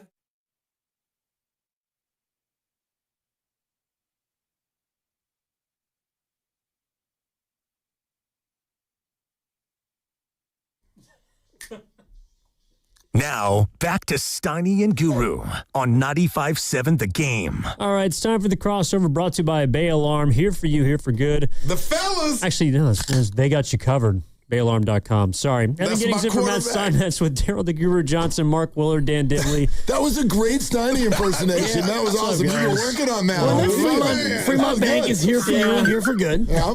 Everyone's brought to you by Habas Law. Yeah, we got you covered. I mean, they might be in need of a closer, Fremont Bank or Bay Alarm, but Well, okay, so Pasta put that read up all around the office on Friday because it was the day before your birthday. Right. He also put your age up around the office. Is that fair or foul? It's fair only because I don't really give a crap. Yeah, who and cares? we did the whole higher or lower some people do. Our higher or lower on Friday, which is our Friday game. The number was 58 because I turned 58. So if I'm going to blast it out there, then blast away. I think Just freedom and putting your age out there. What was I doing coming from you? Unbelievable. Recently discovered. Yeah, seriously. To me, carbon dating. The dude rule. This is the dude rule that I live by. Like each of the decades, you're allowed to just kind of have a moment. You know what I mean? Where you're like, wow. I'm 40 or I'm 50 or I'm 60. I haven't been 60, but you can have a moment. Other than that, who cares? Who cares? Dude. Well, I got it. I've never been more free in my life, Evan. Yeah. Well, it sounds like you're past the point of clinging to youth, if that makes sense. Actually, no. I disagree with that completely. Like, define youth. Do you know what I mean? Like, it's just a number. Yeah. And if you're still making whoopee, you're fine. Thank you, that's my Newlywed Game. Confirmed. That was incredible. Yeah, confirmed. I do think that, like, the whole idea of clinging to youth. If you want to, like, never called it that before. If we were to do a list, like 2 columns of things that I've done and things that I won't do again, the things that I won't do again is longer than the things that I will do again. For example, like run a marathon. I've done that, and I'm not going to. A half marathon, whatever. Like, could you do it at your age now? I mean, could I? Sure, but go ahead and call the ambulance because it's not going to be pretty. I hear you. And when I did it, it was under 4 hours, and it was good. It was a nice accomplishment, and that was now 17 years ago. And so, yeah, when you get to our age, and I'm looking at me and you, and then Willard and whatever with the whippersnapper. Yeah, you'll get to that point where it's like, back going. Oh yeah. Did you just get a whippersnapper and a whoopee in the same rant? He was Good whoopee. God, I was 58 or whippersnapper. 158? He started the whoopee, and I knew what he was talking about. Yeah, I know what he's talking about. Hey, before we get to That's what I mean of not sports, clinging to. and I asked Evan real quick, your last meal. Don't ask how this came up. Evan said, if I'm correct, Well, you ribeye. brought it up. Yeah, ribeye. Yeah, ribeye, some polenta, But you maybe weren't some confident in it, E. Well, there's a lot of things I like. I mean, a perfect California burrito, I could go to hell. Are you asking what would you want it to be? Yeah, or your what last was it? meal. No, No, just your last supper. if you had it. Got it. Like Mine was death row. lasagna. Death row. Death row, right? You did try to You're go. walking the green I need mile. to hear your 2 before we get to this. I would have, if my mom is still able, I would have, which I don't think she is, but anyway, I know the recipe. I would have her make a humongous portion of her meatball stroganoff recipe with a little rice pilaf, and then I'd get a side of a round table salami and olive pizza. That's his go-to. Oh, yeah. It's the best. Dibs. That's his go-to. I was talking earlier about like a salmon Caesar salad, which is not that extravagant, but it's something that I just enjoy. I like salmon. That would be yours. You see the salmon prices in the Bay Area? A salad is we amazing. bought some yesterday, and it was $30 a pound. Yeah, it's a lot. It's incredible that there's lettuce in your last meal. That's awesome. It's what I enjoy. So, I mean, I could go it's awesome. I could go the other route and go like oysters Rockefeller, or like, I don't even know what that is. So, yeah. Or like chicken and that's waffles. Yeah. sure. Closing down in Oakland. They got one, chicken and waffle spot. Oh, well, that's... Show you. Which one do you like to do? Chicken and waffles together?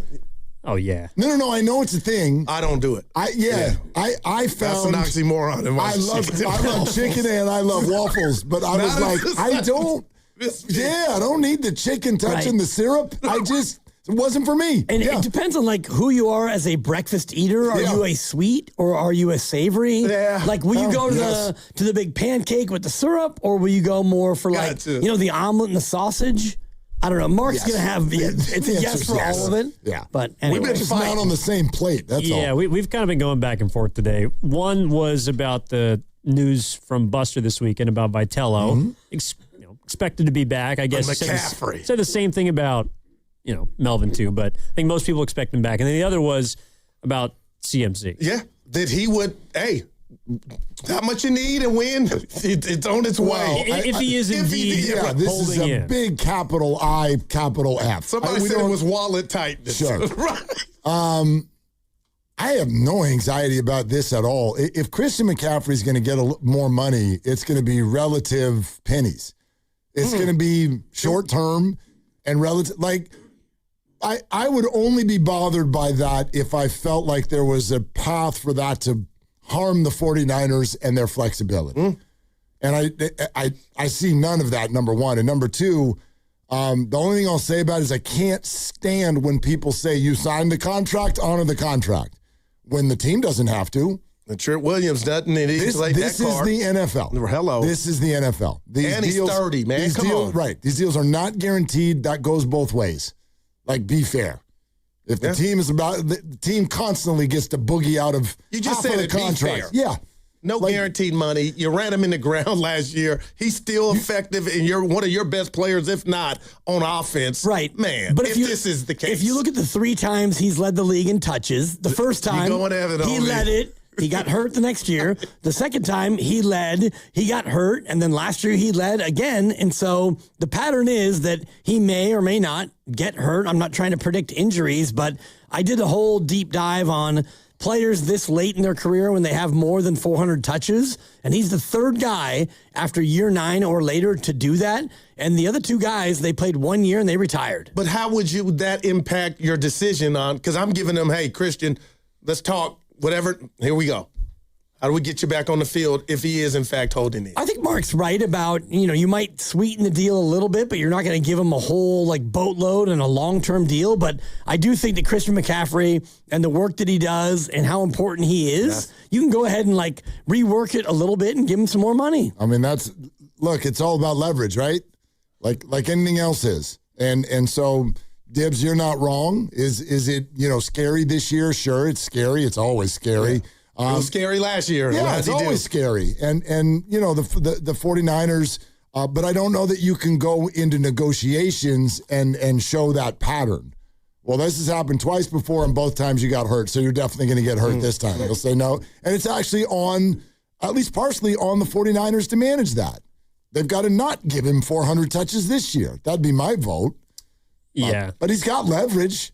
He's a great player. He's a great player, and they need him. No, and he doesn't have any guaranteed money left. I guess I'd be apprehensive if he wants something near top of market value, which is right now $22.5 million. I guess I just wonder that if they knew that this was going to be a thing, and the last time this happened, he signed an extension in June. And now it's August. That was the middle of the night. And look, he could have just been waiting for Gibbs and Robinson to get their money, and then that is where we're going to step in and just say, hey, we got some tightness, and until we figure out the contract, we're just not going to be on the field. But if you're the Niners, I guess anything beyond this season to me is a total question mark for a guy like Christian McCaffrey because of his position and how old he is. I mean, I think it also applies to a few other guys. You gave Trent money in April, but he's almost 40 years old. So the age was there, and what did they do? I think take care of him. Well, we got to figure out if Mike Evans, if last season was just a blip on the radar, or is it the beginning of the end for a guy like him? Same with someone like George Kittle. So I think there's a lot of players on this team where it applies. It's not just McCaffrey, and I think they are getting to the point where they have to stop paying players for what they've done and instead of what they think they're going to do. But that doesn't start here. I view it differently. I don't know that guys are getting paid for what they did or for what they're going to do, because what they did is not terribly relevant, and what they're going to do is totally predictive and unknown. And what do you pay them for? It's leverage. He has it to me. Correct. Oh, look at their back. This is what players do, and it's what they should do because it's what teams do. If teams are sitting there going like, we're going to pay you if you play, and if you're important to us, and if you're not, then we're just going to cut you, and we're going to save all of this money that's funny money in the end. If they're going to do this, then to me, players get to do this too. That's all. And so it's no different than anything any of us do in life. When you encounter a situation where you have the ability to make your situation better, you do it. You do it. And he has that because he's Christian freaking McCaffrey, and 2 dudes just reset the market who probably both touched the ball fewer times than he did last year. And the other part of it is that if you do decide play out the year and then we're going to go ahead and, cut you or release you or trade you, the dead cap becomes $22 million, right away, boom, on your books. And next year he's set to make I think 31 million this year, 22.7 next year. So you do want to stretch it out. If you like Christian, they do, and you want to give him a little bit more fresh money, then you can stretch this thing out even more, which is what the Niners always do. I guess, Evan, to where I would meet you in the middle on the whole, like, what they've done thing, I'd be way, way less worried about tweaking things with McCaffrey than I would with Bosa. I was just about to ask because Bosa, to me, that's different when it's like, you still need to come out here and show us that you are, like, I don't know what player you are. Right. Christian's like, you just saw what player I am. So that's a little bit different if you are coming off of major injury. Well, and that might be why Nick Bosa was practicing yesterday and Christian McCaffrey was not. I don't know if it's directly tied to it. I also think that Bosa's just got a tougher road back due to his knee. But if there is a player you prioritize and paying right now, it's absolutely CMC. I don't know what, to your point, leverage Nick Bosa has at this point. Outside of, well, I used to be a really good player, and when I'm at my best, we're clearly a better football team. But I mean, they do need him. Well, they do. They do need him. So that who are they more reliant on right now, though? I mean, I would argue that both sides of the ball are pretty reliant on those guys. If you look what happened to the Niner defense when Nick Bosa went out, last in sacks. Yeah, they need him. They need him. But so there's leverage tucked into to all of those situations to a degree. But when you're coming off of a major injury, you have to. I feel like there's something also in the sauce of like you have to show that you have to show that you're the same player again. You're listening to 95.7 The Game, KGMZ FM and HD1 San Francisco, and Odyssey Sports Station, always live on the free Odyssey app, now broadcasting from the Laughing Monk Studios. Do you think there's any relation between Bosa and Butler with their situations? Like how much they have to go out there and prove it, so to speak? I mean, Bosa's got more money, more years, not guaranteed money, but he's got more years. And they're both coming off of major injury. And I think not in Butler's older, but I think there are some people that were also just wondering if Nick Bosa is still that preeminent sort of talent he was before he got his knee hurt. Right, and I think that comp is a fair one because he's got 3 knee injuries and Jimmy's older, but he's had just the one. But the other part of it is I'm looking at the Bosa deal right now. If you decide this year, okay, you're not the same player, whatever, we want to cut you, $50 million is the dead cat hit for Nick Bosa. So it behooves the Niners, I think, more even than Christian McCaffrey to maybe try to rework that deal and stretch that thing out. You hope that Nick gets better enough to where he can get, 8, 9, 10 sacks or whatever the number is, and you go ahead and stretch that number out, because if you decide no on McCaffrey and no on Bosa, and you're going to take an $80 million cap hit next year, that's not going to work. Yeah, and they've already got a pretty big one with Ayuk next season, right? Right. Yeah, and you're getting nothing from. All right, what was the other one we butted heads on, Goo? Was it Vitello? Vitello? Yeah. Who I'm rooting for. Oh, that he's going to be a different manager next year, and he's going to rip Devers' head off. No, or do you grow a hammer in regard to authority? Because, this has been my theme with Tony all year long. Just because you came from the college ranks, guys, I believe because they hired me, Buster said, I'm the skipper. This is my ship, and I'm going to run it. And when I need to, come down on Willard of the world, if he's doing something I feel like is not good for the team or the clubhouse, it's not about my past history and me being a rookie manager that I can't chastise you or just have a conversation with you or say something verbally to you in the media after a game. Some of the great managers use that as not a weapon, as one of their tools.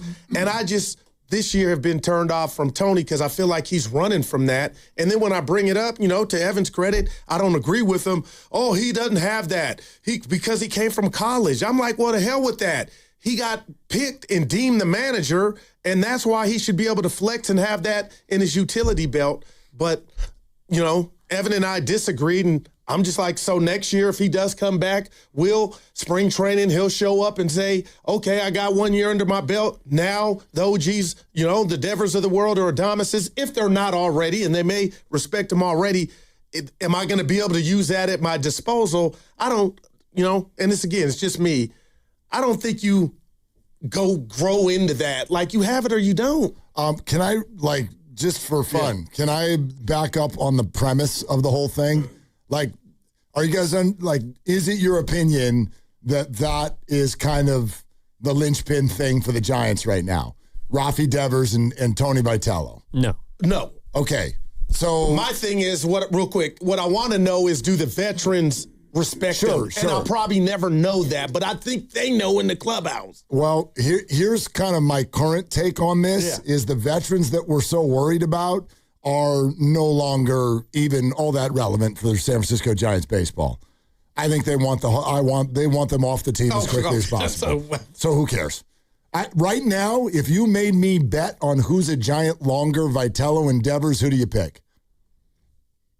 Well, Vitello. Oh, it's Devers. I'll take Vitello. Devers. Yeah, I'll take Vitello. I would take Devers because in order to get rid of Devers, they're going to have to pay down a lot of that money, and I don't believe that they will. I do. That's my own belief. I do, because I think that the numbers that he's putting up, and another year later, if you try to do this again next year, I think that they're going to have more success with it. If you look at what they're doing, and by the way, congratulations to Tugboat. Tugboat got called up today. Got reported by Jeff Passan instead of the beat writers, which, I mean, I don't know why that was like national news, but Tugboat, every day right now, the Giants are calling up somebody their fans have never heard of. This is you're saying the Giants have made a choice. This is a total rebuild. It's happening before your eyes, and they won't call it that. Look what they're doing. It's got all the characteristics of a rebuild.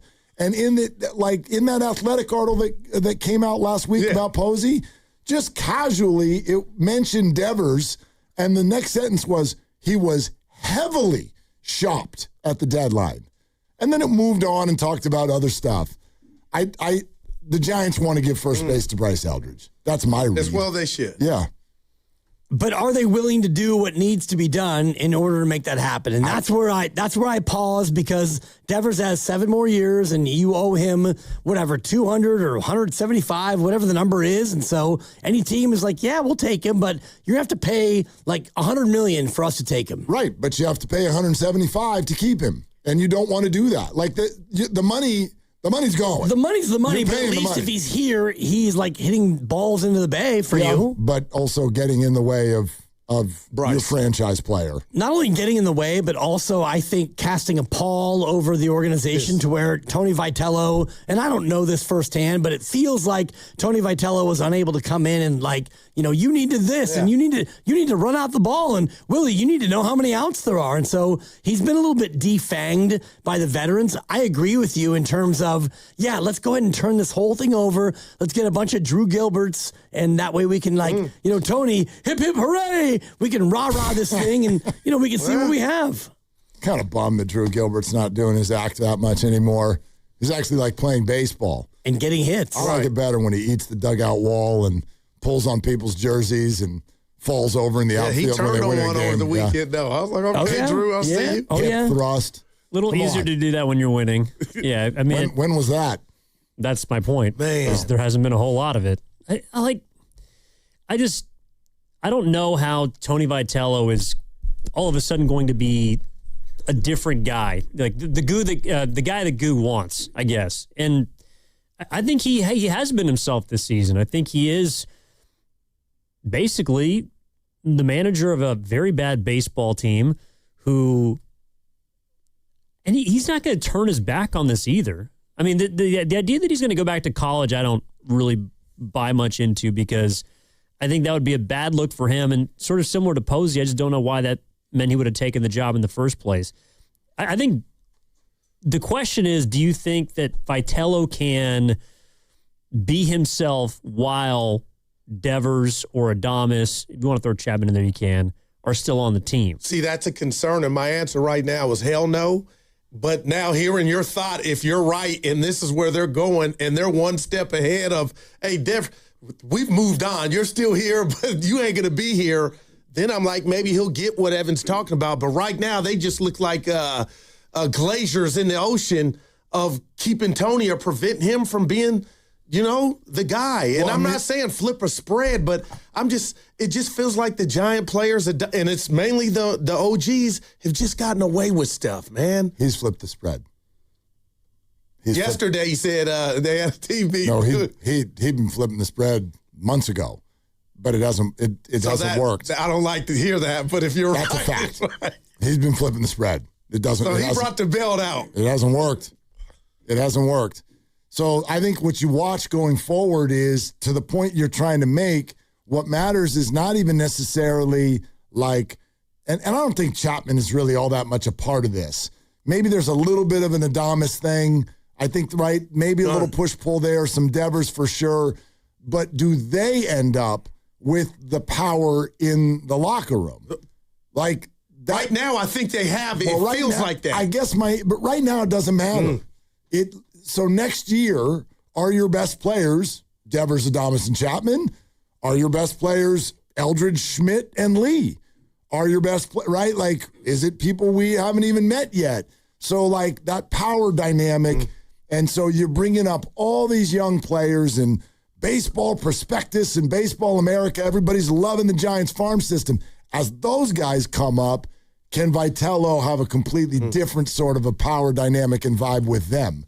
So, because if they're the most important people in the organization, then he's overseer. Yep. And can he last long enough to where they actually come up? That's a good question. Because if next year is like this year, well then, okay, your first year, your rookie year, that's fine. We give you a pass. You lost 90 whatever games this year, but next year if you run that back and you have the same kind of veteran disconnect with the manager, I think at that point he's in a little bit of a spot. And also I was reading, I think it might have been the one in The Athletic or maybe John Shea, but the Giants are paying $10 million for their manager this year. The Bob Melvin buyout, the Vitello buyout, and then the Vitello salary. It's not a great look when you lose 90-something. They're not, yeah. I've never thought that firing Tony Vitello. Now, if he left, that would have been completely different. But they weren't going to fire another manager. So in theory, I also think about this. Next year, this is true for Buster as well. They come back with another year of experience under their belt. You'd hope that they learn from some mistakes and do things a little bit differently. It does feel like if money was no consequence, that he'd still want Vitello to be the manager next year, though. I mean, it might be the wrong decision, but he thinks pretty highly of him. And, you know, the experience is not as much of an issue for Buster Posey. The $10 million is, I think, a big factor in why it's like there's no question we're not going to pay another dude. But he seems to really believe that Tony Vitello's got whatever it is. And so far this season, we haven't seen much of it. But my point to Goo is I'm just not sure how much we're allowed to because of how bad the team is and how he kind of was just set up to fail. Right. Exactly. And I'm laughing, bro. Go ahead. No, that's what hits me the most. It's like Buster goes out and he signs Adames, he signs Chapman, you bring in Devers. Let's find a college manager to go ahead and manage these guys making nine figures. That, to me, is the biggest red flag about Buster Posey. And yesterday, I'm laughing at Tony because he goes, it's kind of hard for Wash to watch this. I'm like, you should be more upset than Wash, but I believe that was get back from Ron talking to the Apple TV folks. You thought he was firing at Ron? No, I just like... It was kind of funny. I thought it was a measure of respect because he brought up the fans, too. But he was Ron. Like these. I'm like, you're the skipper. You should be more mad than Ron. No, but his point was, I love Ron, and we're making Ron watch this. And I love the fans. The people paid to watch you. Jace Tingler was a manager, but right. I still had to watch. Anybody, but I get it. He said Wash. I said, well, damn, Tony, you should be more upset than Wash, but I get it. But hey, we'll see what happens. But on your bingo card, real quick here, what if he does do, Tony decided this has been hell on earth. If there's an opening in Mizzou or I can get back to the college ranks, I'll go. And then Buster would look great by saying to us like he did, he was coming back, so it wasn't that bad of a hire. This would shock me. Okay. This would absolutely shock me. Because that would be very embarrassing for Tony. It would still, it would still be very embarrassing for the Giants, and I don't think Buster says what he said over the weekend unless they already know he's coming back.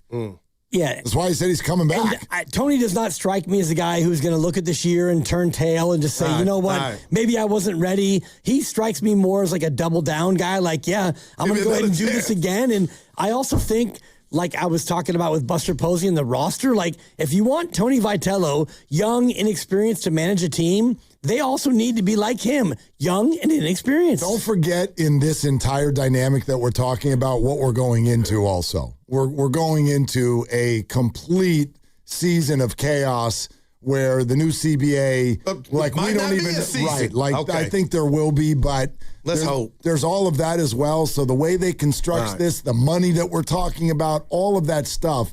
In other words, I guess the main thing that comes to my mind is Devers a lot more shoppable next July than this, knowing what's coming, like next year will be in the rear view by then. I think they can move Devers. I think I like Tony to finish next year with the Giants more than Devers. I'm not mad.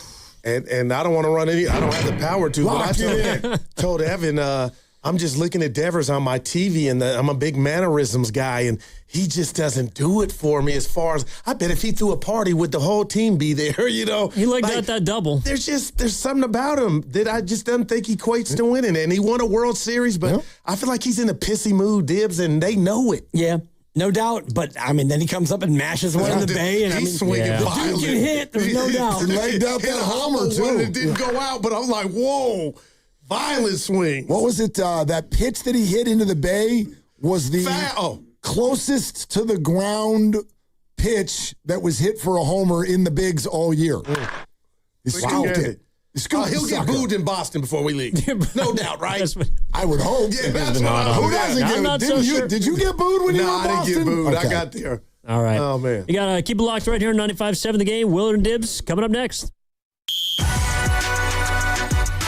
Are they the smartest show in the Bay Area? You guys are an intellectual feast for the smart sports fan in the Bay Area. Wow. You're pretty much the smartest guys on the radio. I agree. Good Lord, how big is your ego? Are they the funniest show in the Bay Area? Give it a laugh. Come on. You're a funny guy. Come on. Give me a laugh. You are funny, dude. Hit that S again. Are they the coolest show in the Bay Area? And no white boys.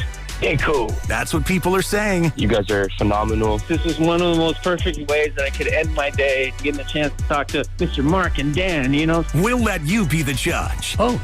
All I know is it's a couple of Bay Area boys talking sports. I know nothing. Thanks. It's Willard and Dibs on 95.7 The Game. All right, let's go. Let's get this week started. Glad you're with us here on Willard and Dibs. I want to chop that up with you. We'll get to it. Get to it. But just in that conversation, that popped into my head. Nice shot. Thank you. That's all I've got. Who lasts? Don't do that because then the show's over. Right. I have to contractually obligated to leave when someone says that. So if you ever want me to leave, just say that.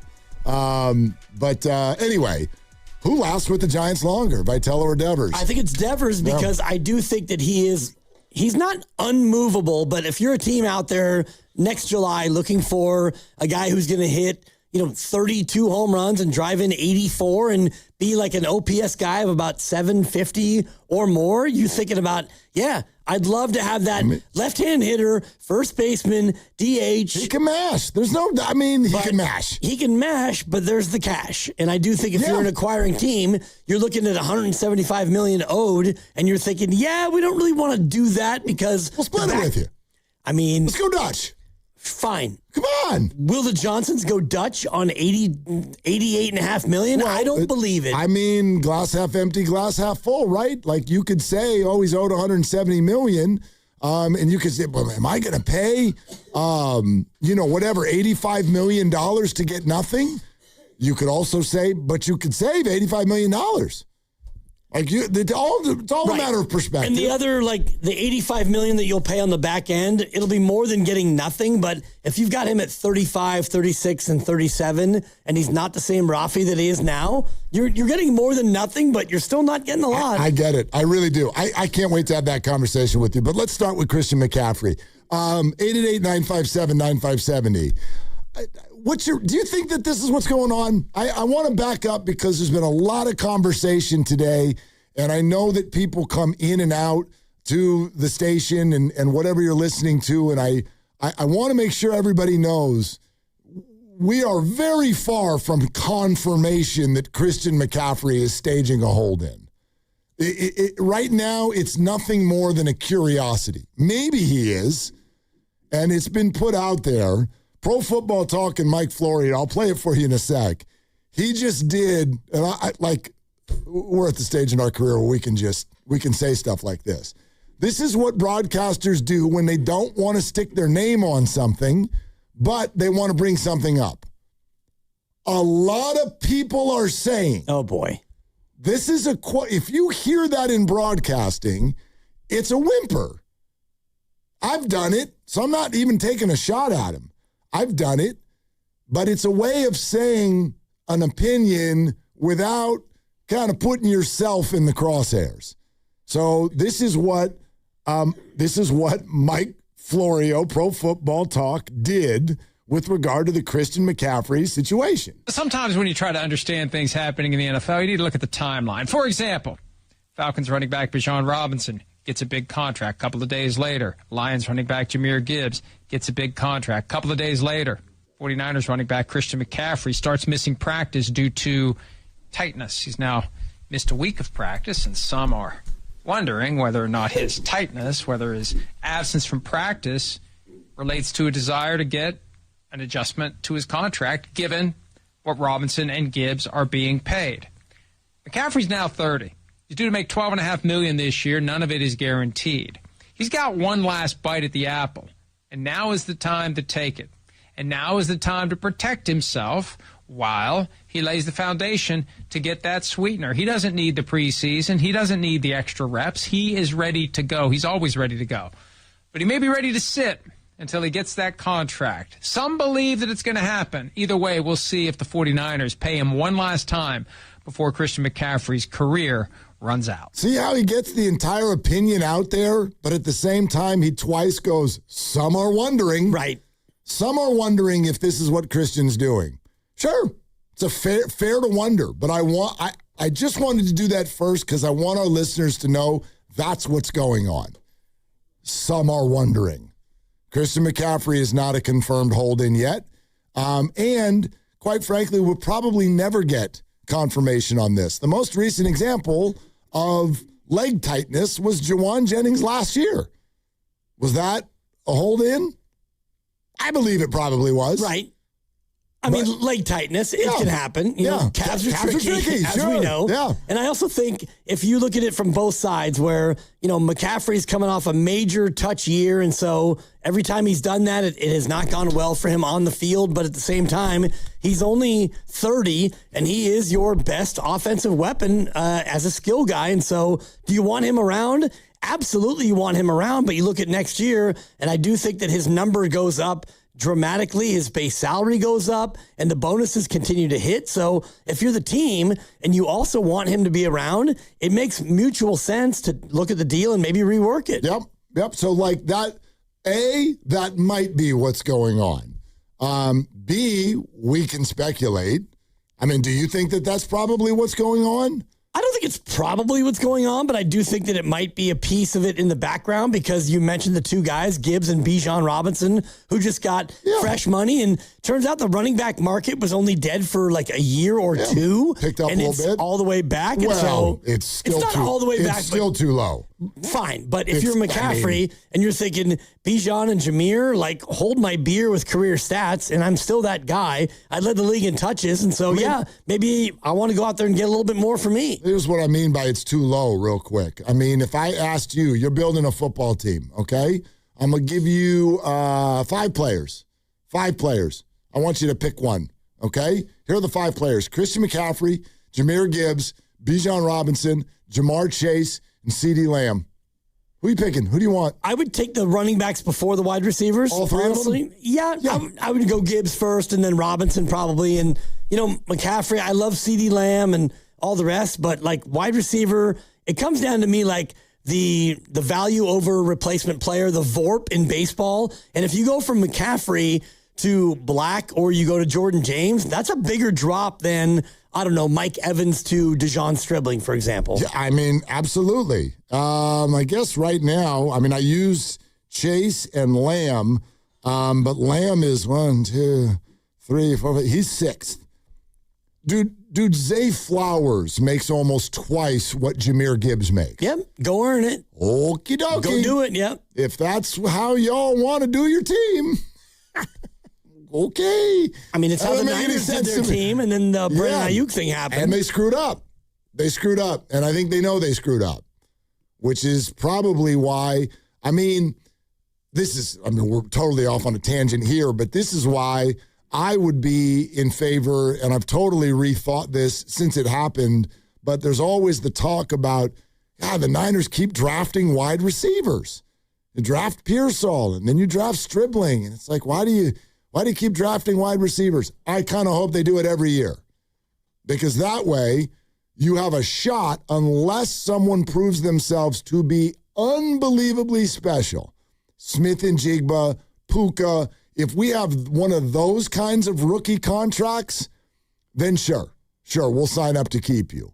But outside of that, turn and burn, dude. Turn and burn. I just keep drafting wide receivers, and I'll keep having a receiver room that's largely a bunch of second, third, and maybe fourth-year guys, sprinkle in some veterans, and if they're not worth $40 million at the end of their 3 or 4 years, bye-bye. Let them go, because I don't want to do those deals. This is what has the Bengals stuck in mud all the time. Agreed, and I do like the way that the Niners are now building their room, which is Mike Evans, short-term deal, Robinson, Kirk, short-term deals. These are veterans, and then you've got the drafted Ricky Pearsall. See you next year. You've got Stribling, same. Deebo Samuel, short-term deal. So I think the way you want to do it is a mix of veterans who you can bank as far as football goes, short-term deals, and then you draft a guy, you love him early, and maybe he's going to work out. Another quick aside, I think we've been working on a faulty premise in the wide receiver room. Which one? The insiders all think Christian Kirk's not even making this team. Wow, yeah. I can see that. I don't know if that's solely because he got hurt and has missed all this time, or if enough of the young guys, Watkins, certainly Stribling, Cowing, finally got back to practice, had a really, really good practice over the weekend, made some big plays.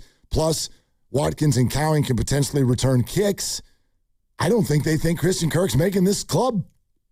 I mean, it becomes a little bit of wide receiver survivor, right? Yeah. As you always like to do. And if you start to look at 5 guys, maybe 6, he feels to me like number 7. Well, I think a lot of people thought he would make the team over to Marcus Robinson, and that is not going to be the case as it's turning out. So kind of interesting. Want to throw that in there. But anyway, let's get to the McCaffrey thing a little bit further on. In other words, A, do you think that's what's going on? And B, if you're the 49ers, what do you want to do about it? If Christian McCaffrey is asking for a little bump. The Valkyries take on the Wings tonight at 7 o'clock at Chase Center. Listen to it on the free Odyssey app. You just search Valkyries, and all of the action will be there. Clinch a playoff spot with a win tonight. Holy crap. That's an early clinching. Wow. We're also sponsored by Safeway. 888-957-9570. Your calls now. Bucky Brooks in 45 minutes. It's Willard and Dibbs. Head to Safeway this week for Signature Select Chicken Boneless, Skinless Breasts or Thighs value packs, just $2.99 per pound. Clip coupons from the weekly mailer or download them from the Safeway app. Visit Safeway.com for more details. See you in the aisles. I move mountains for a living. Literally. That means I don't carry hand lotion, and when it comes to serious heartburn, I don't mess around with anything but Rolaids Max Strength. Its dual-active formula has 1,500 milligrams of calcium carbonate and magnesium hydroxide that relieves heartburn fast. And the best part? The roll fits right here in my pocket, so I can get back to moving mountains. Rolaids spells powerful relief. 1,500 milligrams is our highest amount of acid per tablet. Read each label. Use as directed. Keep out of reach of children. T-Mobile is launching something no other wireless network offers. Introducing Nothing. Pay nothing today and walk out of the store with a new phone. What did he say? Nothing. You definitely said something about nothing. Exactly. Go to T-Mobile, pay nothing up front, and leave with a new phone. Wait, nothing rules. She gets it. Hey, thanks for nothing. For the first time ever, switch to T-Mobile, pay nothing. No taxes, no fees, no money down. And walk out with a new phone. There are 250 reasons to choose T-Mobile, and now nothing is holding you back. on eligible devices with qualifying credit plan and 36-month finance agreement. Thinking about upgrading your sleep? Now is the time to shop Sleep Number. Trusted by millions for nearly 40 years, Sleep Number offers superior comfort, personalized adjustability, temperature benefits, and value that is unmatched in the industry. And right now, during the Sleep Number Labor Day sale, all mattresses are on sale. Invest in your sleep and experience firsthand Sleep Number's personalized comfort. Stop by a Sleep Number store or sleepnumber.com to learn more. Cap off your summer at the Good Guys 39th West Coast Nationals. Over 3,000 of the country's baddest hot rods, muscle cars, customs, trick trucks, and more. All this weekend at the Alameda County Fairgrounds in Pleasanton. Details at good-guys.com. Jane is a small business owner. Tell them what that's like, Jane. Yeah, well, it's like a roller coaster with a lot of ups and downs, and some days things can feel like they're flying off the rails. Yep, it's a lot. But the Total Solutions Advantage only from Comcast Business can help you manage it all. With the largest, fastest fiber-powered network designed for 100% reliability with business internet and wireless connect. Nice. So everything stays on track. The Total Solutions Advantage. No one does business like Comcast Business. The more solutions you add, the more you save. Get started today with a qualifying internet package for as low as $60 a month when you add an advanced solution. Plus, new customers, ask how to get up to $1,500 in prepaid cards when you add 2 lines of mobile to a qualifying gig bundle. Don't wait. Call today. Limited time offer. Restrictions apply. New customers only. 1-year agreement, paperless billing, and automatic payments with bank account required. $60 offer requires 300 meg internet, security edge, and additional qualifying service. Equipment, tax, and fees extra. Prepaid card offers end 9/13/2026. Doors and loading dock equipment are a crucial part of your business, and one you probably don't think much about until they break. A broken door or dock leveler can be a real security threat, along with disturbing the flow of goods in your business. Luckily, RNS is here for all your commercial door, dock, and gate needs. From overhead doors and security shutters to fire-rated and personnel doors, RNS can provide your business with safety and security. Call 800-FIX-A-DOOR to schedule a free estimate or visit rsdoors.com. RNS Doors. Look for the red truck. When back to the office means back in traffic, turn to the traffic leader, KCBS. Very serious crash and brought to you by your NorCal Honda dealers. Versatile, fuel efficient, and America's best-selling SUV with a low payment. Choose the CRV today. The right choice for summer at your Northern California Honda dealers. T-Mobile has an exclusive bundle for customers 55 and up. I'm Sarah Bowl. Yeah, I'm Frank Bowl. A reliable network is key for us. And with T-Mobile, it's been wonderful. And going to the 55 plus plan saved us so much money. A lot. And that's important. Trying to keep costs down. The home internet's been perfect. It's fast, it's quick. The setup was so easy, it took less than 15 minutes. It was like, if you want simplicity, coverage, reliability, you want the whole package, T-Mobile has it. Right now, T-Mobile customers 55 and up can get 2 phone lines on America's best network, plus America's fastest 5G home internet for just $30 each. $30 per month each line with autopay plus taxes and fees. Minimum age 55. Pricing for home internet rely on 2 lines of essentials. Choice 55. $35 connection charge per line required. Best mobile network and fastest 5G home internet based on analysis by Oak Cliff Speed Test Intelligence data 2H 2025. All rights reserved. Someone had a birthday. Yep, 50. Can't believe it. 50 years of wisdom. Great segue. We have a health reminder from the CDC. Pneumococcal vaccination is recommended for adults 50 or older. Says here, we're over 6 times more likely to be hospitalized with pneumococcal pneumonia than adults under 50. I don't love those odds. Same. Look what I found. Pfizer's Prevnar 20 is proven to help protect adults against pneumococcal pneumonia and invasive pneumococcal disease in just 1 dose. And millions have already gotten it. Continued approval may depend on a supportive study. Don't get Prevnar 20 if you have a severe allergy to its ingredients. A weakened immune system may lower your response. Common side effects include injection site pain and swelling, fatigue, headache, muscle, and joint pain. For full prescribing information, please call 1-855-213-2138. Visit Prevnar20.com or talk to your doctor or pharmacist. I'm on Prevnar20.com now, scheduling my appointment. Good idea. And happy 50th.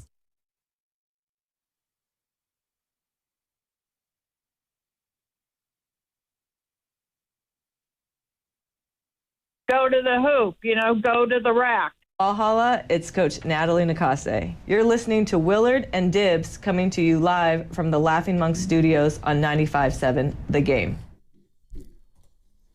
Playoffs. Juggernaut. Yo. The bar's been raised now. Wow.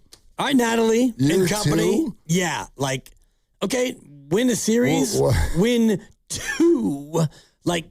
Go ahead and get deep into the playoffs now. What's the current record? What are we at? About 25-9, 26-9? I think 24-9. Something. The Valhalla Valkyries are 24-9. I think they've won 24-9. 14 of 16, or maybe it's 15 of 17 now. I've lost track. Yeah, they had the long win streak, lost 2 in a row, and they've won, their last 5? 5 in a row now. Yeah. 5 in a row now. But, let's see. They have, 2 losses since June 24th. Wow. That's crazy. 2 losses. That's all of July and half of August and the rest of June? Yeah. Incredible. Yep. They lost back-to-back games. I think they had the All-Star break in between, but on the 20th and the 29th, they lost back-to-back games of July. Outside of that, they have won them all. They have. And, at first it felt like, okay, they need to win 64 to 59, but then you look at their game log and they actually can open up a can and outscore teams that can score against them, and they can shut teams down. They're a pretty versatile, diverse team. 10 more games still on the schedule after tonight. Okay. So a playoff spot would be clinched if they win with 10 games still to go on the schedule. So who do we bubble wrap? Oh. Veronica Burton, all of them? Gabby.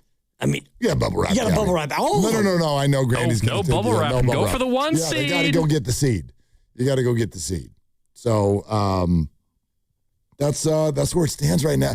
Just I get it's too early for this to sound right, but congratulations to everybody, just everybody with the Valkyries. That's awesome. But yeah, right now 3.5 out behind the Lynx for the 1 seed, and only a game and a half up on the Aces, and 2 up on those controversial Fever.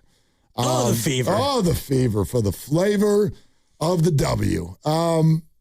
That's how it's all stacking up in the Dubs. And you get the Wings tonight, and the Wings have a nice little 5-game cushion on the Portland Fire for the 9. So yeah, the Wings trying to close in on locking their own spot down. That's fun. Good for the Valkyries. All right, I have no idea if Christian McCaffrey is staging a hold-in. But I guess here's my question, and it's maybe a larger one, but Christian's a great example. I do think that every player, when it comes to the whole money thing, there's 2 things that play. A, the conversation around every player is different. So to me, if we were having a conversation about Nick Bosa, that's a different conversation than we're having about Christian McCaffrey, because one of them is coming off of major injury. If George Kittle right now asked for a big raise, I'd be like, let's wait, right? That's how I feel on those, because as players get older and you have multiple injuries to the same area of the body, I think it's fair to say, we gotta see that you are still the same player. But Christian McCaffrey is coming off a year in which he led the NFL in touches, most he's ever had in his career. And while that rightfully scares us with regard to the future, from his perspective, he's sitting there going, I showed you everything I can show you. And I came back looking spry at camp. You know exactly who I am and how I'm going to go about this whole thing. So that's number 1. But number 2, I guess I question why we're so scared of this. 99% of us do not understand how the NFL cap works anyway. And there's so much hand-wringing over, oh my gosh, the Niners, they just get bent over every offseason. It's like, okay, when has this ever hurt? I would love for somebody to give me the example of, well, the Niners wanted to do X and they couldn't do it because they just didn't have any money. They had no money left because of Bosa and Ayuk and Debo and Trent and Christian. All I know is they're running around with the most cap space in the whole league. So what is the concern, I guess, is my question. Well, the concern for Christian, I think, would be next year. And just looking at the spot track numbers, his base salary next year will be 16.8. This year it is 1.3, his base. And so his cap hit next year will be $26 million. So if you're Christian, you're thinking, okay, you can go ahead and bring me back and I'll be on the team and I'll make $26.4 million because, the bonus and the option bonus and the roster bonus and the base salary. But I don't think the team actually wants that themselves. They don't want to pay him that much in a base salary. They'd rather look at that and say, all right, we owe you 26.4 just for next year. We're going to give you 2 years and 33 and give you 15 of that up front in a bonus, and then we'll work on it from the rest of it down the road. And that's what they do with everybody. They give you cash up front, and then they stretch you out to where you get into voidable years. And when you get to those voidable years, hopefully the number is small enough to where, all right, even though you're retired and we have to pay you, or we've already paid you, but we have to take on the cap hit, it's at least stretched out. Yeah, I get that, and that makes sense, and that's probably what they're going to have to do. But I guess, listen, maybe it's not great for the purposes of this discussion. From my seat as a fan, chilling. First of all, the whole question about why have you not done it until now? Well, there was no reason to. There's been no deadline. Okay, well, now you got to get it done because the game is 3.5 weeks away, and he's been working out with the team. He's Christian McCaffrey. Are we really worried that the guy's going to go AWOL? I don't feel or see any concern here. And then if there's any criticism of Christian, because this is, as I said in the crossover, the one thing that bugs me the most is when fans go, you signed the deal, dude. Show up. You signed the deal. Well, first of all, he has shown up. That's number one. But number two, why do you pin that on the players but never the teams? We love when a deal goes south in the NFL, just like Ayuk did, and a team is able to find their way out of the deal. Just wiggle on out of there. Just cut the guy. It's not guaranteed money. So if Christian is truly sitting here, and look at what Christian's looking at, right? He shows up at camp. He's coming off of 411 touches or whatever it is. And he's looking around, and he and his agent say, let's wait, because Jahmyr Gibbs and Bijan are both about to get extensions. And then, boom, they both get extensions, and they're both up in the $22 million range. Meantime, last 2 seasons, the 49ers have drafted running backs that they hoped would come in and contribute behind Christian. What happens to both of them in camp? Oh, yeah, they got hurt. They're hurt. Not Christian. They're hurt. To the point where Khalil Herbert and Zamir White and all of these dudes are getting run in the 49ers' first preseason game. So Christian's sitting there and he's going, well, the guys behind me are hurt and the top of the market just got reset and I'm Christian McCaffrey, 400 some odd touches. Why wouldn't that be a phone call? I'm trying to figure out why, if any of us were Christian, would we not do the same thing? And if I'm the Niners, I've made the call before he actually makes the call. Because if you look at what he is owed next year, as you get into that final year of what he had reworked in 2024, the cap hit is $26 million, and you'd much rather have that be, I don't know, $14 million, and you'd rather give him another bonus and stretch that over 4 or 5 years and tack on voidable years at the end. And so for the team, this is what they always do. They reach out to their veterans, the ones that they love, and they try to rework the deal, stretch the money. That way the cap hit is lesser, and you get into next year, and you can start to add more people. Do you guys know, Grandy, you can jump in on this too, have the 49ers, when they said tightness, tightness of what? What? I don't think they've specified. Just like it took a while for Bosa officially to have the issue with the knee. Right. There was questions, maybe it was a back or something else. Right. Florio threw out that it might be his back. They haven't specified. Okay. So I think that's another clue. That's another clue. Not that NFL teams are always forthright and they're going to run out in the streets with a big sign and tell you everything that's going on inside camp. I mean, Puka Nacua and Myles Garrett haven't been practicing for over a week either. You know, Puka Nacua left with a tight something or other. He didn't get an extension. He's eligible. Is he having a hold-in? I don't know. Maybe. Yeah. Like, Myles Garrett hasn't practiced in 2 weeks. Is anybody flipping out down there? Doesn't feel like it. So, I think that's probably a clue. If they're just like, well, why is he sitting out? Well, just tightness. Tightness of what? Just tightness. General tightness. A little tightness, yeah. I mean, the way I actually look at it, if Christian McCaffrey is taking this week off, give me the one party who might be involved in this situation who doesn't benefit from Christian sitting out in mid-August.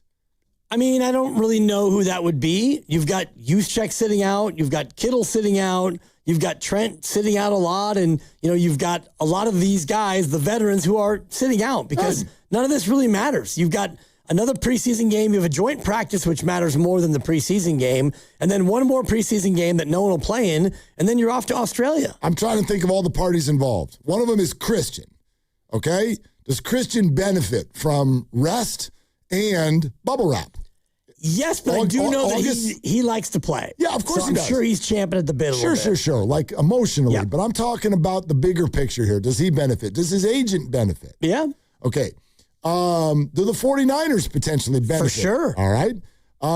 Does Patrick Taylor Jr. benefit? I was going to say, does Kalon Black and Jordan James, even though both of them are rumors right now, when they return, do they benefit from Christian McCaffrey watching practice? Assuming they can actually get carries and touches, yeah, they would. This is great. This is phenomenal.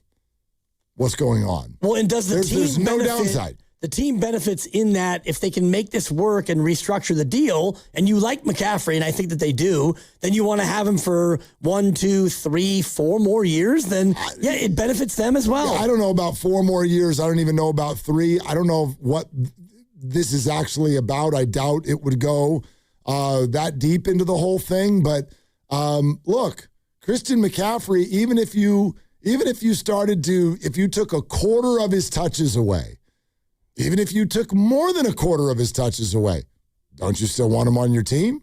Don't you think that would still be a really healthy option to have? You look around in the NFL, there are very few bell cow running backs like Christian McCaffrey. So there's no reason that he can't graduate into being a 65% running back. I mean, hell, if the Niners could ever hit one of these damn running backs that they draft, I actually would love that idea.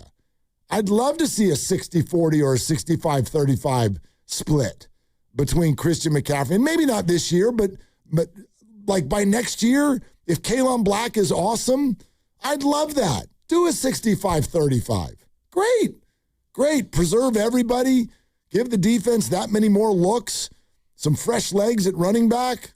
I think that's a good thing. But before we get to that, if I'm Christian McCaffrey, I'm thinking, well, before we get to that spot, I want to get as much more money as I can, guaranteed money and all the rest of it. Because, yeah, you mentioned it. You went out there and drafted a running back again, and Jordan James popped in 3 or 4 carries at the end of the year. But it was like, oh, my, this guy looks like he might be a thing. And so now you have 2 actual backups who are known and named. This is not Raheem Mostert, and this is not Jeff Wilson Jr., no disrespect, but they were either late picks or undrafted, but now it's like boom, boom, draft capital. These guys might be your replacement. And they say they like them. In other words, the returns that they're getting in camp when people, and I know the lights aren't on yet, and it's just camp, but camp matters. Remember, it was camp when Kyle Shanahan walked off the field and pulled Jed York aside after watching Trey Lance, Jimmy Garoppolo, and Brock Purdy play at camp for a month. And he went, yeah, boss.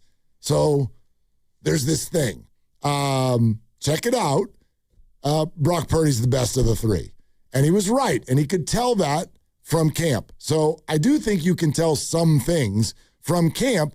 They're with these guys every day.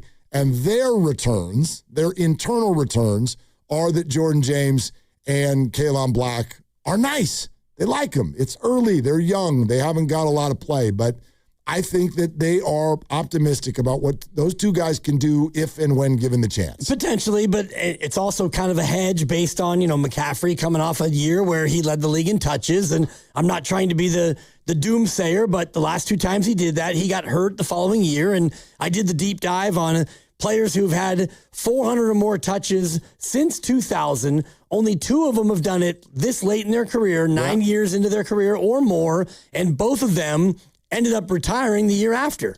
So one of them was Tiki Barber. Okay. And, the one anomaly is LaDainian Tomlinson. He was younger in his career, but he went 3 straight years of 390 or more. I was just going to ask you if anybody's done 400 plus 2-3 years in a row. Has anyone done that?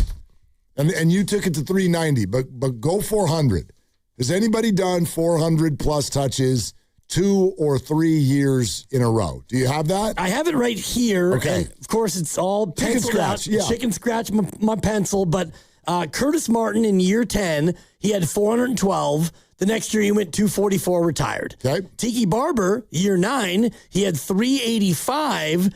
And actually, he had 411, came back with 385, retired. LaDainian Tomlinson's the one. He went in 02, he had 451. Jeez. And then 03, he had 413. Okay. 04, he had 392. Damn. So that's the closest that anyone came. And by the way, in 06, he had 404. So over the course of 5 years, he went 390 or more 4 times. It can be done.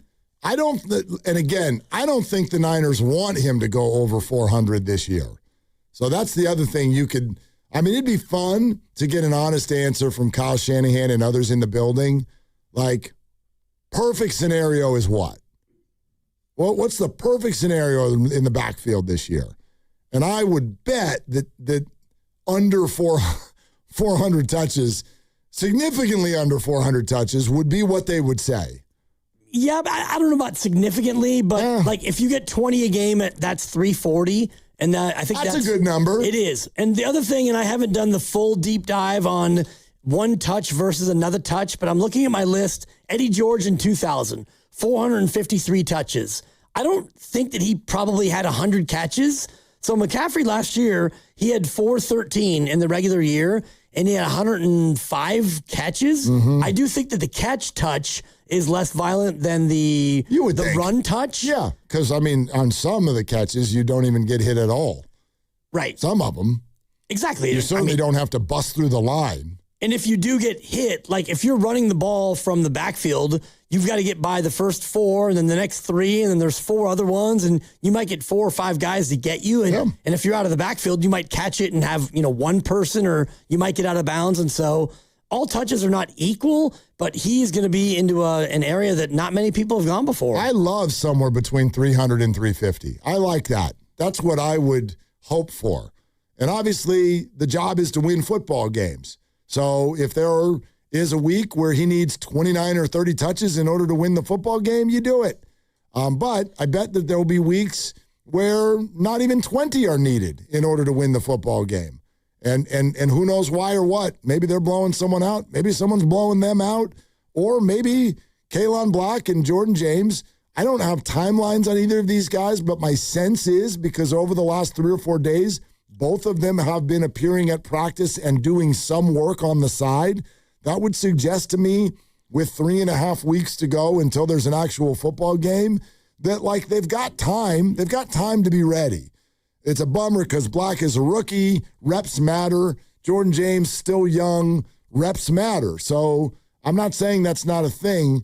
However, running back is not as complex to learn as wide receiver. I think it's more complex with Kyle, though, because he asks you to line up in the slot and in motion and all the rest of it. But still less than the receiver position. The receiver position is notorious, especially with Kyle, for being very, very difficult to digest as a rookie. That's fair, but I also think that the running back position with Kyle and with Bobby Turner, the running back coach, they are so exacting and so demanding. And, McCaffrey, last year he had 413 touches, and they all weren't like Picasso's, but it's a high level of reliability. Like, McCaffrey's going to know where to go. He'll know the route. He'll know the play. He'll know the blocking assignment, all the rest of it. And you're asking Jordan James, who barely played, and then Kalon Black, a rookie, you're asking them to measure up to that? That's a big ask. It's a big ask, but that's what football is. It's a big ask. You got to figure this all out. I guess my point is, in a perfect world, don't you think that Kyle Shanahan would like to get 1 or 2 of those guys like involved, like consistently. No. Oh, see, I totally disagree. In a perfect world, I think that he wants to like win every single play. No, and the best way to win the play is with Christian McCaffrey. Well, but I don't think that I agree with that, because there's also the next play, and you want to win that too. And there's a play 8 weeks from now, and you want to win that too. Yeah.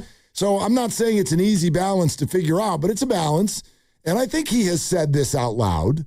He has said that he didn't think he did a great job last year of rotating in and out, number one. Number two, though, I think that he didn't love what the other options were. Right. I think the Niners would like to love one or two of those other options to the point where they don't feel like the gap, at least for a play here or there, or even a drive, like the gap isn't like, wow, major fall off. That's the hope. That's why you keep picking these guys. Right, and you brought in Brian Robinson last year, and I do believe you brought him in thinking that he was going to be better than he was, and, he turned out to not be a great pass catcher, and he didn't really have a lot of explosion in the run game, and to give him credit, the run blocking was not good for anybody, and so you brought in Brian Robinson thinking that he'd be your, like, not in a 60-40, but he might be your 80-20 or your 75-25 portion breakdown, but he didn't really do well enough consistently, and so you had to go back to McCaffrey. I wonder what the thought process is when they brought in Robinson, because I remember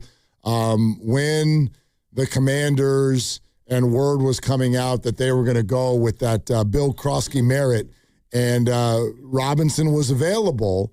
And the 49ers at that point, they had drafted Jordan James, but he struggled with injury. They had Isaac Guerendo, who was coming off of an interesting end of the year before. He got hurt again. And then even when he was healthy, he kind of fell out of favor a little bit. So I don't know. My perception is they looked at Robinson and went, maybe not perfect, but he's a dude. He's a dude with a bunch of NFL experience under his belt. But yeah, I'm with you. I think they got him here, and it was fine. Like, he didn't embarrass himself, but it was probably a little underwhelming. Right, especially when you think about what they like to do with their running backs. I mean, they like to throw it to him, and McCaffrey had more than 100 catches and all the rest of it, and I don't think that Brian Robinson was that guy. And so you went out and you drafted another running back, and you hope that Jordan James can be the dude. Bucky Brooks in 20 minutes. A little bit more to say on the Niners, and then we'll get Bucky in here. We're brought to you by Fremont Bank. Here for you, here for good. 888-957-9570. It's Willard and Dibs. And it's Willard for Habas Law. When you get injured, you're not just facing pain. You're facing an insurance company. Insurance companies don't send compassion. They send adjusters, a trained pack whose only job is protecting the insurance company. You need a guard dog. When the insurance company unleashes its pack, Habas Law unleashes a pack that's bigger, smarter, and trained to ferociously hunt down every dollar you deserve. And trust them, every insurance company already knows the names of the biggest dogs in the fight. Habas Law. Visit habaslaw.com. Omar Habas is a California licensed attorney, offices in Northern California, including San Jose. Past results do not guarantee future outcomes. You're still glowing, flirting, grooving. You've still got it. But your immune system weakens as you age, making it harder to fight illnesses like pneumococcal pneumonia and RSV. Vaccines are a key part of any health routine and can help protect you from getting really sick. Ask your doctor or pharmacist which vaccines you need. See more at PfizerForAll.com. Sponsored by Pfizer.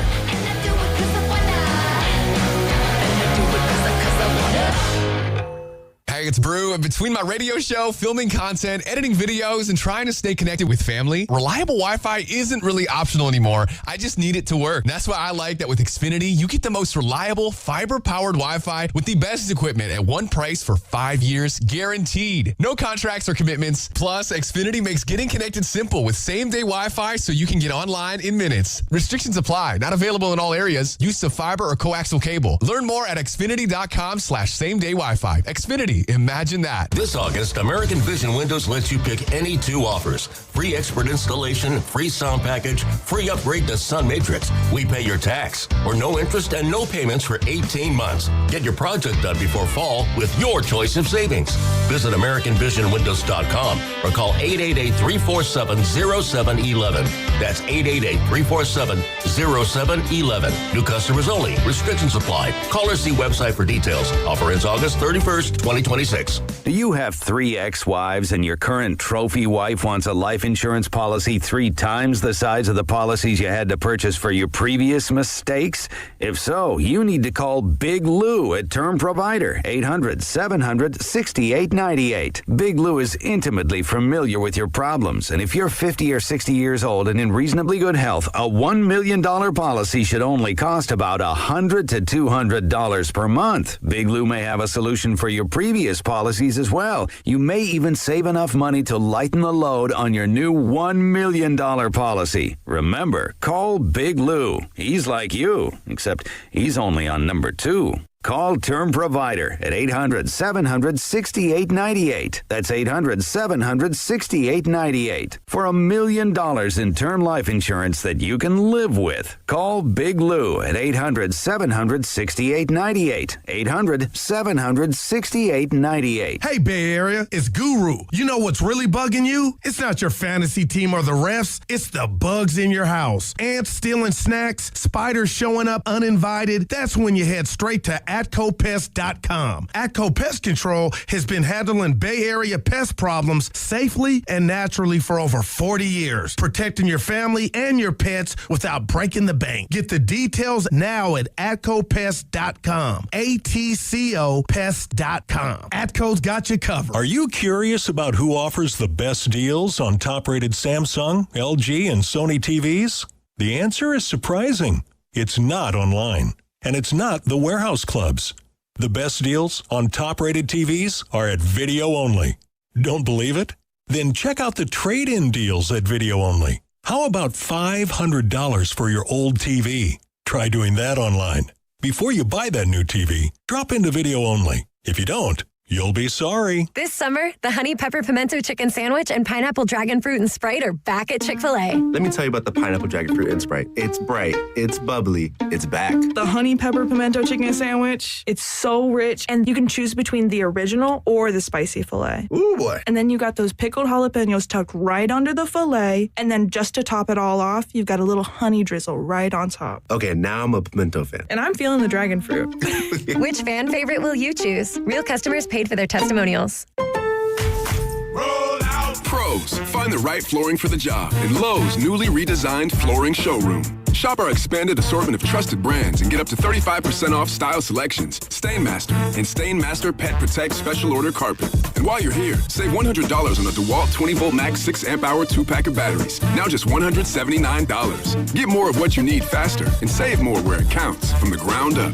Our best lineup is here at Lowe's. Valid through 8/26 while supplies last. Selection varies by location. Football season is here, and you know what looks great at your tailgate? A brand new Ford from Ceremony Ford. The summer sales event is on now, and this offer is built for game day weekends, school drop-offs, road trips, and everything else life throws at you. For a limited time, get special 0% APR financing for 36 months, plus $1,500 total cash, no payments for 90 days, and a complimentary 2-year Ford premium maintenance plan on some of Ford's most popular models. That $1,500 total cash includes $1,000 in summer sales event down payment assistance, plus $500 final days mega bonus cash. We're talking the 2026 Ford F-150, Bronco, Mustang, Mach-E, Explorer, and the Mustang. Or get up to $15,000 off MSRP on select new 2025 Ford models. Before the season really gets rolling, upgrade your ride at Ceremony Ford, right off the 280 in Coleman and Daly City, or anytime at CeremonyFord.com. That's the winning play call. Ceremony Ford, your Bay Area Ford dealer. You're listening to 95.7 The Game, KGMZ-FM and HD1 San Francisco on Odyssey Sports Station and the home of the Golden State Warriors and Valkyries. Always live on the free Odyssey app and now coming to you live from the Laughing Monk Studios.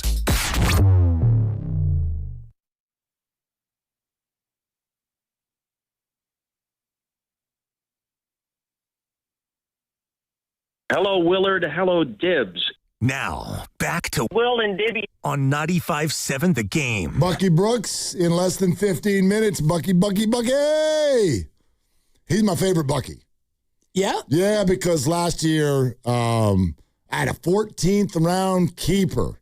This one's for you, Grandy. Bucky Irving. Yep. Screwed my whole season up. So now Bucky Brooks is my favorite Bucky. All right. Yeah. There you go. Yeah, don't get hurt next time, Bucky Irving. I grew up with Bucky Bornstein. Oh. Good guy. And his younger brother, Danny Bornstein, thought he was better than me at tennis. And Izzy, rest in peace, he would take us all out for tennis. And after we played tennis, we'd go and get Swenson's ice cream. And Danny was a couple years younger, and he had all the fancy racket and the tennis lessons. And I'm out there in my cutoff shorts and my beat-up shoes, and I would take him behind the woodshed. Your stories, dude. And get a double scoop mint chip and chocolate chip. So again, Bucky Bornstein. Bucky Brooks is coming on. Fine. My statement was he's my favorite Bucky. Great. The next thing you know, we've got jorts, ice cream, mint chip. Danny Bornstein. Somebody named Danny. Couldn't handle me. Tennis. Izzy. Your brain's amazing. When you talk about Bucky's, like, first of all, Buck Chavez, he went by Bucky. What? Marin legend. He's one of the great basketball players in Marin County history. Do your homework. I won't, but anyway, go ahead. Bucky Bornstein, further down on my list than Bucky Brooks. Bucky Irving, couldn't really pick him out of a lineup. Nice little fantasy player. Bucky Irving. Fine. He's a good back. He's a good player. Nice little player. Yeah. They don't want him. They don't want him. They wanted him to be bell cow. And then now he's not going to be bell cow. Right. I don't know. Bucky Irving's a good player, though.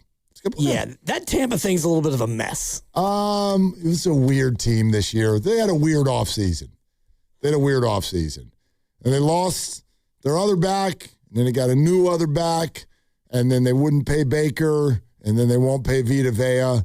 And then I don't know what's going on there. We could ask Bucky Irving Bucky Brooks about Bucky Irving and the Buccaneers. I could ask Bucky Bornstein, but I don't know if he'd weigh in with the same amount of heft. Is he in your phone?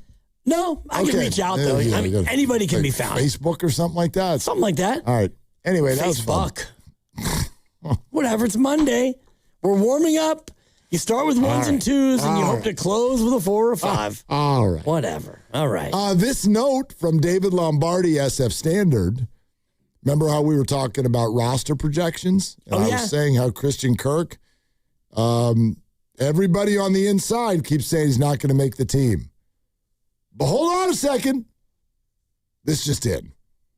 It's not really just in, but earlier today, Lombardi says the 49ers could theoretically view Deebo Samuel as their 5th running back for roster purposes. He has lined up in the backfield almost as often as he has at wide receiver so far this camp. So it doesn't need to be a notation. It doesn't matter. You can just keep people. But in theory, sort of as a mental trick, could the Niners consider Deebo Samuel almost as much a part of the running back room and therefore open up another spot for a wide receiver? And right now, the 2 wide receivers that are likely, if they were to look at it that way, likely to be the guys that would benefit from that would be either rookie Will Pauling, who they like, and Christian Kirk. So maybe there's a spot for one of those 2 guys because you look at Deebo as a hybrid. Yeah, and maybe there's a spot for both. I mean, if Will Pauling is the guy who winds up on your practice squad and you keep Christian Kirk on your active roster. Yeah, you could do that. I get that. I mean, I wonder about that use of a roster spot for Deebo because I don't see him as a guy who's going to have, 5 or 6 carries a game. Feels to me like more of a change up. Like he might get 1 or 2 and, a jet sweep here and maybe you line him up there. We need to keep him into the conversation we were just having about Christian, though. In talking about Kalen Black and Jordan James and people spelling Christian and all of this stuff, we need to keep Deebo Samuel in that conversation. That is a piece of this too. I absolutely think you might be right. It's not 5 or 6 carries a game, but with the way they move him around, backfield, slot, all of these things, does Deebo Samuel even mean 2 or 3 fewer touches for Christian a game. 2 fewer touches for Christian. Just Debo. Just the presence of Debo. Forget the other backs. I would argue that they could do that. They probably could do that. I guess. I mean, and for Debo, like if he's in there running the ball, is that a giant step down? I mean, we'll see. Everyone seems to think that, I mean, Debo, it's peak Debo again. He's all the way back, and Debo is ready to roll. So, yeah. He's had a good camp, yeah. Yeah, he's had a good camp. You know, you look at last year, and McCaffrey had 413 touches. The team had 879. So he was almost a half of all the touches. It was 413 for him, 466 for everyone else. It has to be less. Period. Well, it doesn't have to be. Yes, it does. It really doesn't. It makes sense that it would be, but at the same point, he was so highly effective in many ways last year. Right, and ineffective in ways. Their run game wasn't good. You know what I mean? Quality, quantity. I mean, all of those touches. And there's a big talking point at camp yesterday. The 49ers averaged under 4 yards a carry as a team. That has to be better. And I think one of the ways that it's better is you diversify. You don't allow 8 and 9 men in the box. And the way you do that is maybe I've got Debo and Christian in the backfield. Now you can't lock in, and I've got some speed at receiver that they did not have the year before. So defensive backs, safeties, etc., can't cheat so much, because if you do, they're going to dump the ball right over your head, and the 49ers will score a touchdown. That's the idea of Mike Evans and Dejon Stribling. I think so. And I mean, even if you want to go to the tight ends, and if Kittle's back, that gives you that dimension as well. And if Debo is in the huddle, and I always think about this when we talk to Greg Cosell, where you get the 5 eligibles in the huddle, and if you have McCaffrey and Debo, and you've got Kittle, and you've got a couple of wide receivers, whatever the composition is, when they break the huddle, you don't know who's going where. Yep. It might be Debo in the backfield, and it might be McCaffrey in the slot, and they might switch them out before the ball's even snapped. Yep. You know what? That is a great point. Thank you. It gives you that sort of flexibility in the huddle that you can, do different things. He never would have said that to you right there if he were actually here. I'm just saying. Possibly. Well, you don't know that. I say what I think, as do you. That's what we're doing here. Yeah, but you said it as fact, and so That's what we do. I don't think that he would say that to you. No, that's not the way we talk. I hate when people do that. You said it as fact. That's how we talk. In fact, in part, yes. If I tiptoed into a prediction, you would get mad at me.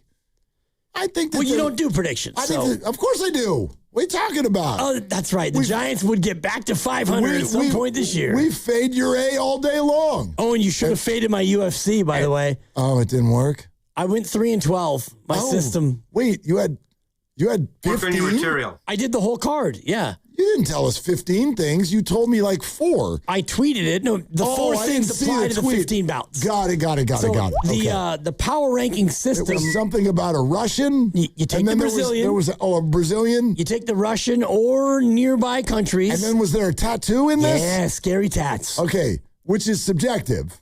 Yeah, and I subjectively was wrong. Scary tats. Is that location on the body or what the actual tattoo is? We had this conversation while you were gone. That's why I was like, I can't. So if you have a neck tat of like Mickey Mouse, that is less menacing than a face tat of the Grim Reaper. But what if you had a shoulder tat of the Reaper and a face tat of a butterfly? It kind of washes out. Oh, that's what I mean. I didn't figure. Either way, follow me on Twitter. I will do the same thing for this weekend's card, and you're going to want to fade your boy. 3-12, Mark. Hey. I hit the main event and the co-main event, but beyond that, the Brazilians had a tough day. Fade. Thank you. Did you watch them all, or did you just hear about it? Not a one. Yeah. Oh, okay. Yeah, not a one. Well, then, you got to give them your energy. Nah. But you put your energy into that picks sucker. And whatever. It was like, I think it was my birthday, so I wasn't like locked in on, having pizza and chocolate cake. What'd you do for your birthday? We went out to pizza, and it's funny because my wife was like, have you heard from your sons? I was like, no, I haven't. And then like an hour later, she's like, have you heard from your sons? Uh-oh. And I said, no, I haven't. What hour and then of the an day was hour this? later, Yeah. now we're getting like 5 o'clock. She's Okay. like, wait, Quest and Keon haven't texted you? That's a little late. And I said, you know what? I'm about to blow these mother jumpers out of the water. So we go to a restaurant in Oakland called Forge for pizza. Yeah. And here they come walking up. She knew the whole time. She did. It was a setup. Oh, wow. No wonder you texted that you had a banner day. And the first time I was like, awesome. The first time I was That's like, whatever. great. Why are you saying that? They got me. And the second time I was like, you know what? You're right. And the third time I was like, you know what? I'm about to get mad. And then here they come walking in. Did you cry? No. I'm angry, Jeff. That's awesome. I told you about the time I got that like 11:15 p.m. Father's Day text. Buzzer beater. I was like, it's too late. You missed it. It counts. You missed Count it. the bucket. All right. Do you think you got the best golf game in your office? Well, prove it. Sign up your foursome for the Pet Nelly Financial Partners Charity Golf Tournament at Harding Park and support the Autism Society San Francisco Bay Area on Friday, September 11th. Go to petnellyfp.com to learn more. Bucky Brooks, NFL Network, former baller, is going to be on next YouTube as well. It's going to come on video. Bucky Brooks with us next on Willard and Dibs. This game day traffic report brought to you by Crystal Geyser Alpine Spring Water. 101 northbound jam from Cesar Chavez getting to the Bay Bridge. Northbound 280 also tough. If you're going to go see those Valks tonight, I say go now. Oh, also check with Bart. They've changed their schedule. I'm Tiffany Whitstrom, game day traffic. What makes Crystal Geyser Alpine Spring Water different? We always bottle our Alpine Spring Water less than 1.5 miles from the spring source. And all our bottles are made with 50% recycled plastic from our own recycling plants. Crystal Geyser, bottled at the spring source. Hey, it's Dan Dibley here to talk about Fremont Bank. You know, it's my bank. You've heard about it for many, many years. I've been a part of it for more than 6 years, and I made the change for one big, simple reason. It's because this bank knows me. They know my goals. They know everything about me and my family. I'm not just a number at a big box bank. I'm an actual person, and the customer service is second to none. They always go the extra mile to make sure that I'm comfortable and well-informed with exactly what's going on. And by the way, I haven't paid an ATM fee since I've been with Fremont Bank for more than those 6 years. And the money gets deposited by me into Fremont Bank, and it stays local and reinvested into home ownership and businesses, philanthropy, nonprofits, and in fact, they themselves designate 5% of their earnings for charity, and that happens right here in the Bay Area, and their clients keep their money in the Bay Area as well, and that creates jobs, and by buying real estate, it becomes a big-time business circle of life. You want to get out of your multinational corporation and get into a good local institution. You won't regret it. It's Fremont Bank, proudly celebrating 60 years. Fremont Bank, here for you and here for good. On September 2nd, DraftKings Game Day arrives with massive deals, exclusive deals, and an all-day celebration built for sports fans. The countdown has begun. All roads lead to Game Day. The DraftKings Sports app is now live in 50 states. That means California from Texas to Florida. DraftKings Game Day is the kickoff of a new season, a new era, and the biggest day in sports history. New DraftKings customers sign up with code ALLNEWS, spend $5 to get $150 in rewards within 14 days in partnership with DraftKings. The crown is yours. Event trading offered by DraftKings Predictions, a CFTC registered introducing broker. Trading involves risk of loss, market availability varies, eligibility restrictions apply. $50 every 7 days via click to claim issued in non-withdrawable predictions dollars that expire in 1 year. Ends August 23rd. Terms dkng.co/predictions promo. Nationwide based on sportsbook, predictions, and free-to-play sports contest availability varies by state. Injured at work? Don't wait. Every day you delay can mean lost wages, delayed medical care, and more stress for your family. At Boxer & Gerson, we fight for people just like you. Construction workers, delivery drivers, factory workers, restaurant staff, hardworking folks who get hurt just trying to earn a living. We won't back down. We get results. You work hard, you deserve real help. Call Boxer & Gerson now at 510-835-8870 or visit boxerlaw.com. The consultation is free, but waiting could cost you. Boxer & Gerson, justice for workers. Is your client ready to build a functional outdoor space? Choosing Golden State Lumber and Showroom means faster deliveries and finishing your project on time and on budget. When it comes to decking, TimberTech stands out. It's trusted by contractors for its unbeatable quality, and with industry-leading warranties, it's clear why TimberTech is the top choice. TimberTech, the #1 brand in premium decking. Start at GoldenStateLumber.com. Golden State Lumber and Showroom. When you succeed, we succeed. So, I mean, hamburgers, sodas, ice, and a DJ. A DJ? Relax, Pa. With T-Mobile, we're saving when we bundle home internet and phone lines. Oh, wow.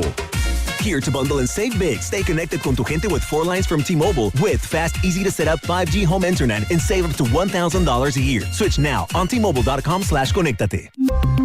Savings based on 3rd line free via monthly bill credits. Internet discount with $15 in monthly bill credits and auto-pay discount. Qualifying credit required. Credits will stop if you cancel any lines or change plans. Visit T-Mobile.com. Are you interested in being an install or service technician? Good news! R&S Doors and Gates is hiring. If you have good mechanical skills and a knowledge of power tools, welding, and motor controls, you should apply today. R&S Doors has openings to repair and install commercial overhead doors, entry doors, and loading dock equipment. You must be able to work in a professional, fast-paced environment. Call 800-FIX-A-DOOR and apply today. That's 800-FIX-A-DOOR or visit rsdoors.com. R&S Doors.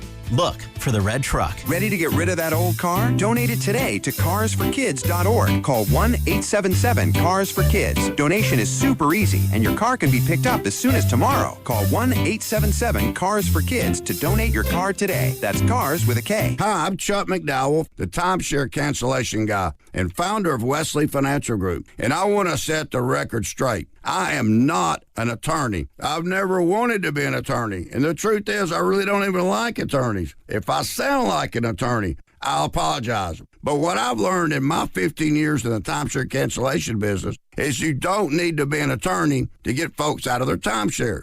After 15 years and over 50,000 cancellations, I can tell you with confidence, we know how to get you out of your timeshare. Call us today and we'll send you our timeshare exit guide absolutely free with all your options for cancellation.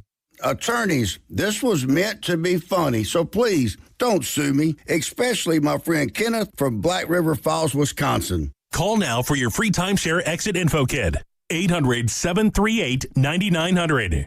That's 800-738-9900. 800-738-9900. Straight Talk Wireless presents Pickup Truck Wisdom. If you're only good to your new friends, you're not going to have any old ones. Straight Talk gets it. That's why new and existing customers get free 5G phones on Verizon's 5G network. Pretty simple, really. You keep good people by being good people. Find us at straighttalk.com and Walmart. Straight Talk Wireless. Straightforward. Always. Taxes and fees apply. Plan purchase required for free phone offers. Copyright 2026 Verizon.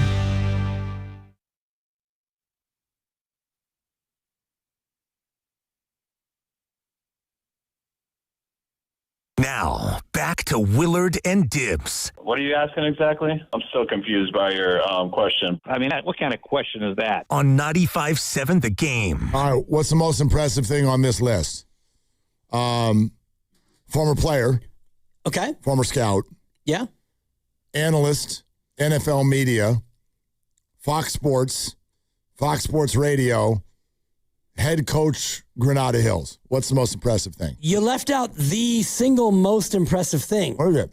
Handsome bald guy. I mean, hello. I don't know why that hits you so much. Because I aspire to be that. Like, he is bald. He's as bald as I am, and he's handsome. I hope to someday be a handsome bald guy, an HPG. There you go. Someday. Yep. River Island's guest line. It's Bucky Brooks. What do you think about his chances, Bucky? I mean, look, man. There's always a chance. You're like that. He's a former scout. Yeah, former scout. You got a chance. We can do this. Bucky, you will remember this. Last year, around this time, we're sitting here with you. We're breaking down the NFC West. And we went back to this later in the year. You wouldn't even know this. It wasn't news that you picked the Rams to win the division. What was interesting to us was the tone that you used. You were like, oh, the Rams. Like, duh. Now, first and foremost, you were wrong. They did not win the division, but I thought it'd be fun to get the exact same answer again this year. Yeah, they should have won the division. I mean, I hear you. They're 100% winning the division this year. Oh, damn. You leaned in for that one. Man. I saw how close you got to the camera for that one. Got a little less handsome on that one. That was uncomfortable. I don't know if you read the transactions, but Aaron Donald had another workout at the facility. He's just primed and ready to reappear and show up for them. And so then you have to deal with the prospect of, I mean, you know how they do down here in L.A.? Like, if you're going to build a championship team in L.A., it's about the stars. You look no further than the Dodgers and how the Dodgers have constructed it. When the Dodgers win, they win with star power. The L.A. Rams are certainly following the blueprint. You think about Myles Garrett coming over. They get Trent McDuffie. They get Jalen Watkins. They already have Matthew Stafford and Puka Nacua on the offensive side. Star power is everything to L.A. And if they get Aaron Donald to go with the reigning defensive player of the year, you can write the ticket that they're going to win the division and maybe more. And what's the weakness then? I mean, is the Puka Nacua thing still unresolved, or beyond that, like, what do you see from the Rams that makes them a little bit vulnerable? Well, I mean, look, injuries are always a big part of it. And an injury to the quarterback, an injury to one of those notable players certainly can hurt them. This is a team that typically builds their rosters where they're very, very top heavy, because if you're going to kind of live in the land of stars, you're not going to be able to fortify all areas of their roster. What they do to supplement that is they're unafraid to play young players. And you'll notice that they'll play late round picks, they'll play undrafted guys in prominent spots, but they lean into their stars and they're going to rely heavily on their stars to do it. So an injury obviously would be detrimental to Matthew Stafford or anything like that. But outside of that, if it comes down to playing ball and they have the majority of their guys healthy and ready to play, it's going to be hard to beat the Rams. Yeah, we all know there's only one team out there that can withstand a bunch of injuries. But anyway, how do you see the 49ers and Seahawks factoring into this division that is clearly going to be won by the Rams? I mean, the Seahawks are going to be right there. They're defending champions. Now, the hard thing is going back-to-back, because now there's a different energy that they're going to face from the opponents that play them. They're now the measuring stick. And so last year, I got a chance to see them early in the year when they knocked off Jacksonville. They were able to kind of fly under the radar. And if you really look at the way it was, they snatched the division at the end. I mean, the Niners had it all right there for them. They were the number one seed in the NFC going into the final weeks of the season. And then Seattle kind of jumps on top and wins it. It'll be different for Seattle. Everyone will go against them.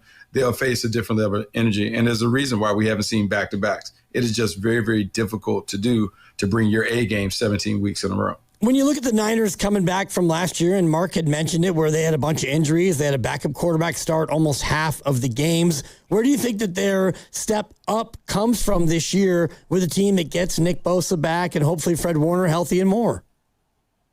No, look, man, if their guys return, like, they're certainly one of the tougher teams. Here's the thing, the division is a heavyweight division. Those three teams, the Niners, the Rams, the Seahawks, they all could win the big one.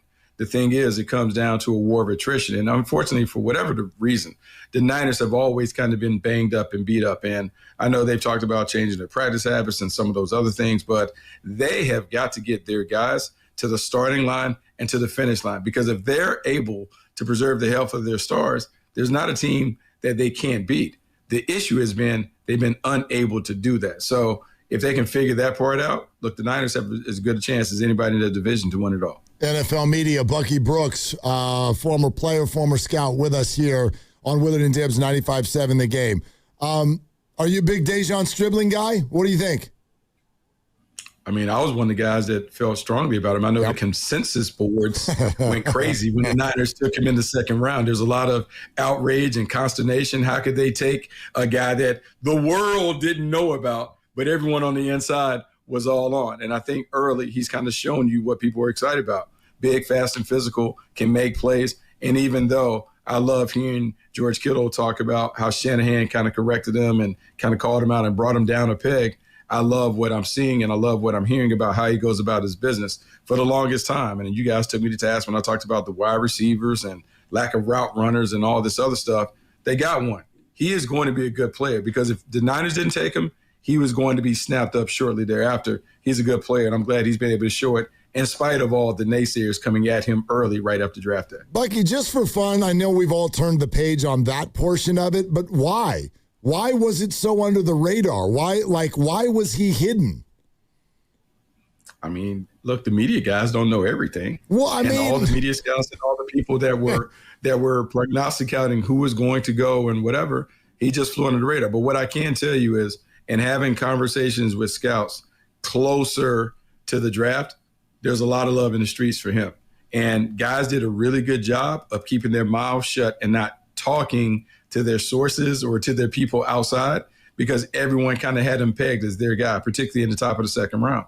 So it's just one of those things that there's always a surprise or two, a late riser in terms of the media world. He was that guy, but there were a lot of people that were on him. And look, man, there was conversation he was going to be a first-round pick. So it's just one of those things. He goes, and when he went, people are surprised. But it's one of the reasons why we can't get caught up in like a group think tank, the herd mentality. Sometimes teams are privy to more information than us on the outside. And is part of that just the nature of like the big schools and the big names and the big guys that all of us amateurs see on Saturday versus somebody like DeJon Stribling who was putting out good tape in a lesser profile spot? No, it's just so much conversation, right? And I love it, right? Obviously, like I've made a living kind of being a draftnik and kind of being on it, but we're not privy to everything. And sometimes things get lost. And a lot of times on our side, like we talk about herd mentality, it takes one analyst to start talking about somebody, then we all flock to that because there's this desire to be right on draft night, where scouts in the world, in the scouting community, they're trying to be right 2-3 years down the road. And the reason why people were high on him is because of the physicality, because of the speed, because of the size, and because he fit this offensive system. Because there's so many offshoots of the Shanahan-McVay system, there's an entire faction of people in the NFL that loved him because he played like they want their wide receivers to play, but the physicality and toughness to be able to block on the edge, to make things happen when the ball gets in his hands. And so the one thing that we're not privy to when we're media scouts is how teams plan to utilize him. We can rank people on talent, but fit and scheme is everything, and that drives some of the movement on draft boards. And that's why he might have been a hidden gem or an unknown commodity to so many of us on the outside. Bucky, we'll circle right back to the 49ers, but my eye was grabbed by this piece that you did a week ago with regard to the running back comparison, Jahmyr Gibbs and Bijan Robinson, and you called it the toughest running back comparison that you've ever done. I mean, you can answer this as an NFL answer or a fantasy football answer, however you want, but what did you come up with when you compare those two players? Man, they are everything that you want in the running back. And I'll say it, the guy that you have right in San Francisco, he kind of started the movement. He and Saquon Barkley and Alvin Kamara. Even when Le'Veon Bell, and it's funny now that Le'Veon Bell won't get the credit, but when Le'Veon Bell was holding out for more money and he talked about being an RB1 wide receiver 2, being a hybrid at the position, well, we've seen Christian McCaffrey do it, where he's had 1,000 and 1,000. He's had 100 catches and 1,000 rushing yards and those things. These guys fall in line with that. And when you look at Jahmyr Gibbs and Bijan Robinson, it's a matter of what are you banking on. Jahmyr Gibbs gives you all the pizzazz, the splash plays as a runner and a receiver. Bijan Robinson gives you the steady production with some flash and some big playability. To me, it was really difficult because what do you hang your hat on? And the only reason I nodded towards Bijan Robinson is because he's having to do more with less around him. But shoot, man, Jahmyr Gibbs is a game changer.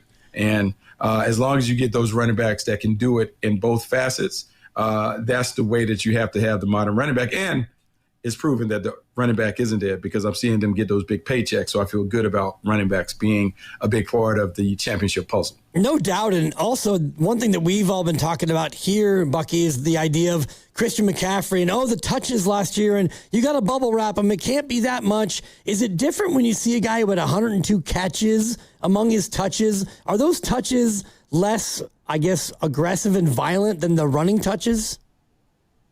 Yes, and the reason why you can feel confident in paying a Christian McCaffrey or Jahmyr Gibbs or Bijan Robinson is because I always talk about being able to age gracefully. So when they get older and they're not necessarily able to run between the tackles with the same vigor, what you can do is you can put them out in space. You can throw option routes and swings and those things. And then it goes from being one guy against 11 to 1-on-2, 2-on-2, a blocker. And so the contact isn't as violent as it would be when he's running between the tackles. So for Christian McCaffrey, I would expect to see it kind of flip, maybe fewer carries, more receptions, same production, because at the end of the day, for the first, like the last 5 years, you hear coaches talk more about scrimmage yards as opposed to rushing yards. And scrimmage yards is a combination of rushing and receiving yards that you total out. More guys are focused on the scrimmage yards totals as opposed to just what they're able to get on the ground. Bucky, how do you read the Christian McCaffrey situation right now? He has missed practice for about a week. They're just calling it tightness. They haven't even told us tightness of what. And some have noticed that the timing of him watching practice just came right after Jahmyr Gibbs and Bijan Robinson both got new contracts. He's gotten paid. I think Christian McCaffrey is probably suffering from what the three of us suffer from. When you get old, you get some of that soreness and tightness. I get tight just for no reason. Like it's a Monday. You know, my back is tight. So maybe Christian McCaffrey is suffering from aging. But I don't think it's a direct shot at like what's going on with the running back position. But I do know he had a lot of yards. He had a lot of production. Yep. And the one thing that makes all the owies go away, a direct deposit that crosses across your screen, this has a bunch of commas and a bunch of zeros. So maybe, just maybe, they can get that bank masseuse to kind of help him loosen up some of those tight muscles. The old bank masseuse. I like bank masseuse. I do too. I might remember that one. The bank masseuse. I mean, seriously, like you don't even need the teller. You just need to like get that app on your phone and you look and all of a sudden you feel better. I wonder what you think, Bucky, about the upcoming trip to Australia where the Niners are going to go 8 days in advance and the Rams are looking to just get in and get out. As a former player, which one makes more sense to you? I've seen it done successfully both ways. Going with the Jaguars broadcast team, I've seen teams come over and spend a bunch of time over there and kind of say that they want to get acclimated. And then I saw the Rams last year go over there, and I don't even know if they spent 36 hours in London and issued a straight beatdown. So I think at the end of the day, it'll be the result that tells you who did it right. I know the Rams have tried to minimize the amount of time that they're overseas, and that's worked for them. But that's not to say that their way is right. I think ultimately you try to put your team in the best position to play at their best. We'll see. Look, it's an oddity because you're going so far away to play a game in the middle of the week. It's just a different thing. But look, I'm sure the sports science has given the Niners an indication of how this will turn out if they do it right. We'll see if it plays out like the science will say. There are a lot of question marks around individuals. I know this game is still 3.5 weeks away. Kittle is giving a shot right now that he may play. I know the NFL is still reviewing things on the Puka Nacua situation. Let's look at that one for a second. How different would the Rams be in that game if Nacua's not going? Well, the one thing that Sean McVay is he's a masterful play designer, and he will create opportunities for whoever steps in that place, and that'll probably be Devontae Adams. You'll probably see more run action with Kyren Williams and Blake Corum. You'll see them find a way to get the ball to Devontae Adams. And one of the things that the Rams have done that the league is copycatting, all those tight ends on the field at one time. 13 personnel, 1 wide receiver, 3 tight ends, 1 running back. They have done that, and they'll continue to do that if they don't have the big fella out there. But, look, it's going to be a rock'em sock'em robot type game anyway. When these two teams get down, they don't really like each other. It is a bit of a rivalry, even though the Niners may not see it as a rivalry. But down here in SoCal, they certainly circle that game because it's a big one. And so I think it'll be one of those games where we're going to see the best of both teams, regardless of the personnel that's available. You mentioned the 13 personnel, 1 running back, 3 tight ends. What does that do to a defense when you see that personnel package come in? Do you have to automatically just get into your base because you're afraid that your nickel won't be able to stop the run if they choose to run it? There's so many different things that teams can do out of that. And depending on the complementary skills of the 3 tight ends that are in the game, normally what you have is one guy that is a true blocker, another guy that is a true wide receiver, and then the third guy is like a mixed player. And what that does is it forces you to make tough decisions. If you put all your bigs on the field, the wide receiver, the receiving tight end is going to give you problems because they'll empty it out. They'll put him out wide, and then you have him against an overmatched safety or a linebacker. If you put the little guys on the field in anticipation of the passing game, they're going to run right at you. And the part that people don't talk about, the extra gaps that are created when you put all 3 tight ends beside each other on one side. Now you're dealing with basically an unbalanced formation. How do you bump to that? How do you handle that? And then when you get the motions and shifts and all the different things that you can do, it's a headache. But because they unveiled it last year when people weren't ready for it, this year everyone spent the offseason preparing for it. They'll be better prepared to face it. But knowing McVay and some of these other coaches, they're already on to the next thing. They'll break something else out that'll send everyone running to the sideline to figure out how to make an adjustment to some unforeseen formation that they're trying out. While we're nerding out on X's and O's, I wanted to make sure I got an answer from you on this one. Bucky Brooks, NFL Media, and for people who don't know, you were a former DB. And the DBs here in San Francisco are singing the praises of Raheem Morris. Not shots at Robert Saleh, but they think that this is going to be better set up for them. And I was looking at last year's DVOA for teams. Rams had the number 1 offense. Niners were number 2. Rams had the number 4 defense. Niners were number 27. Talk to me about what you think Raheem Morris is going to do differently and what the Niner defense may end up looking like because of it. Well, obviously, his viewpoint, right? Robert Saleh saw the game from front to back, whereas Raheem Morris may see it from back to front, meaning that he'll think about the coverage and then build the front around how he wants to play in the back end. What I will say, like, Raheem Morris is one of the best defensive coordinators that this league has seen and one of the best defensive back developers that has seen. So what he's going to do is put these guys in a situation to play tighter. I expect them to be very similar to how they've been in the past. They've more from being a cover 3 team, a 3D team that was running a lot of the old Seattle Seahawks system to being more quarters based. And what that does is playing a matchup zone where you can match up and pass things off on crossing routes, and those things you can get tighter and stickier when they're running vertical things. So they'll do that. I just think they'll have maybe a little more diversity in the back end to maybe give quarterbacks more problems. But I also know this. Kyle Shanahan wants to see certain things on defense. Raheem add his own touch to what they were doing. But I'm going to say this, man. They've had a lot of success for a long time with an offshoot of that Seattle-based system. I think it'd be very similar to that. He'll just put his own touch on it. Bucky, either conference, give me one team right now you think is laying in the weeds. No one's talking about them, but you think they could be dangerous.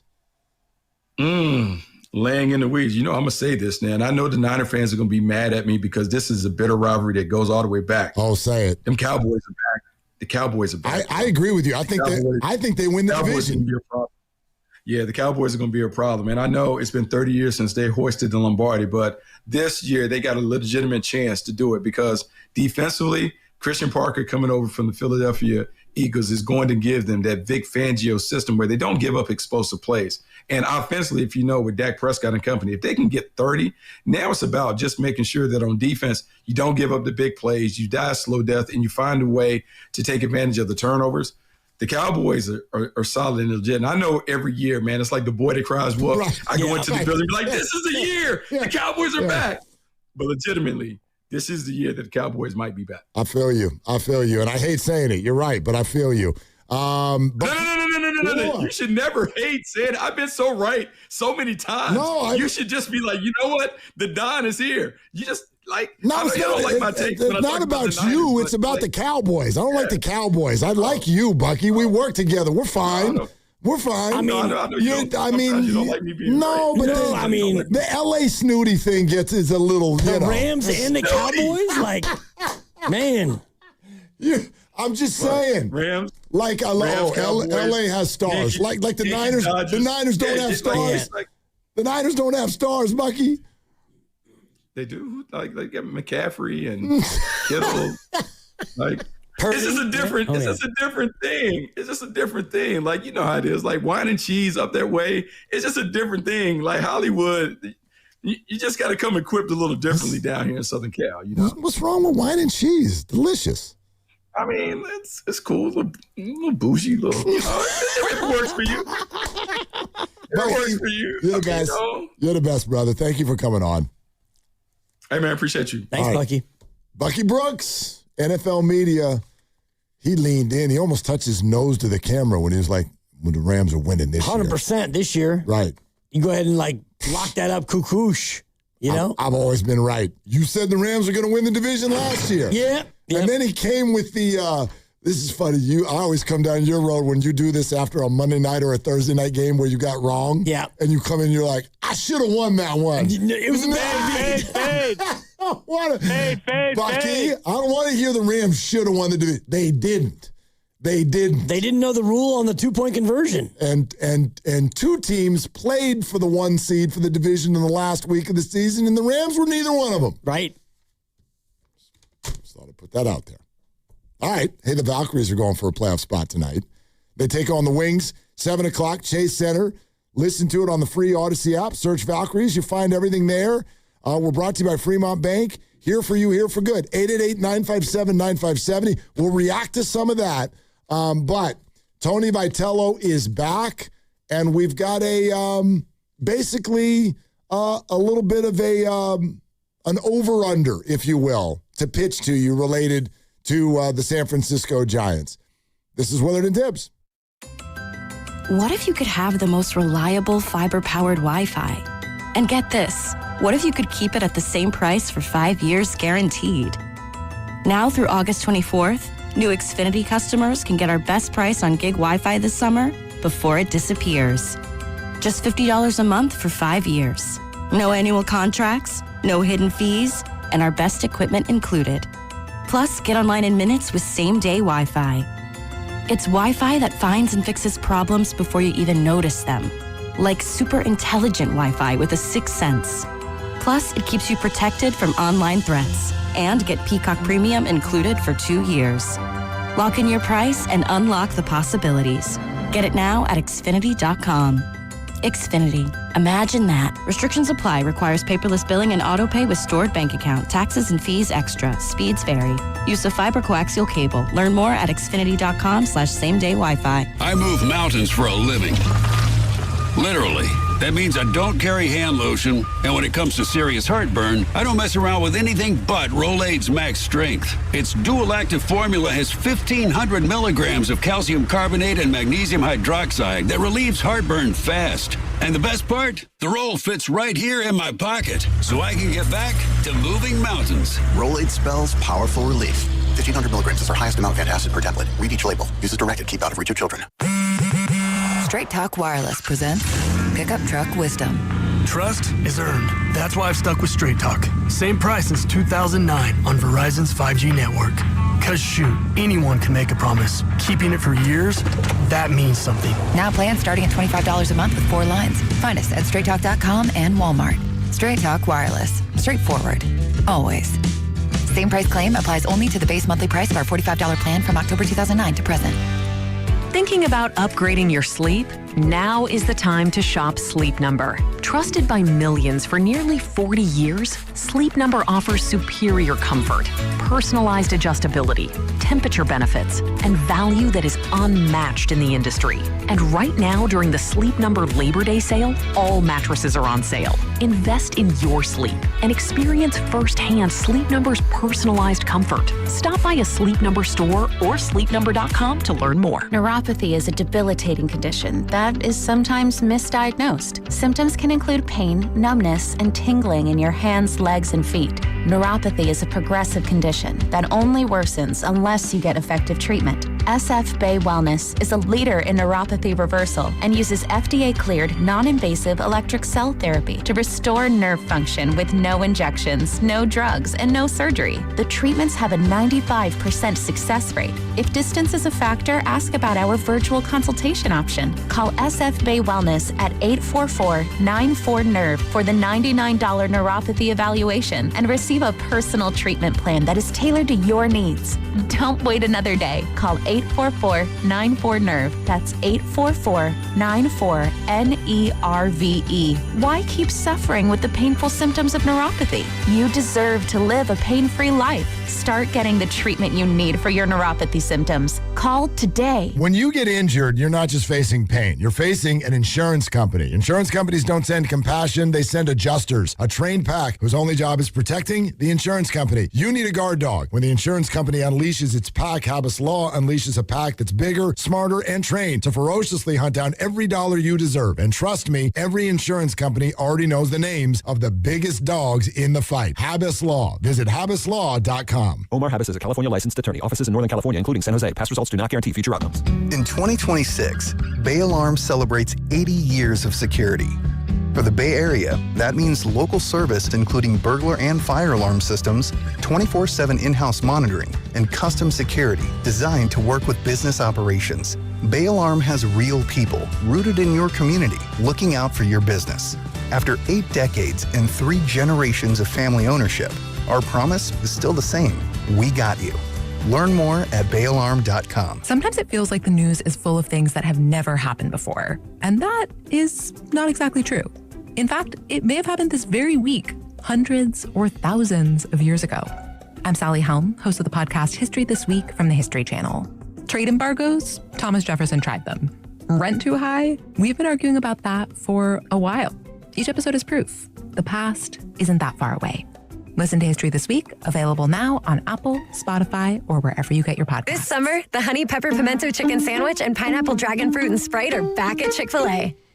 It's back. We've been waiting. I love that honey pepper pimento sandwich. And that pineapple dragon fruit and Sprite is everything. It's got that razzle-dazzle that makes you stop and say, okay, wait a minute. I love the creaminess of the pimento cheese. It's savory. It's bold. It's flavorful. Our faves are back. High five, girl. Which fan favorite will you choose? Real customers paid for their testimonials. This is the story of the one.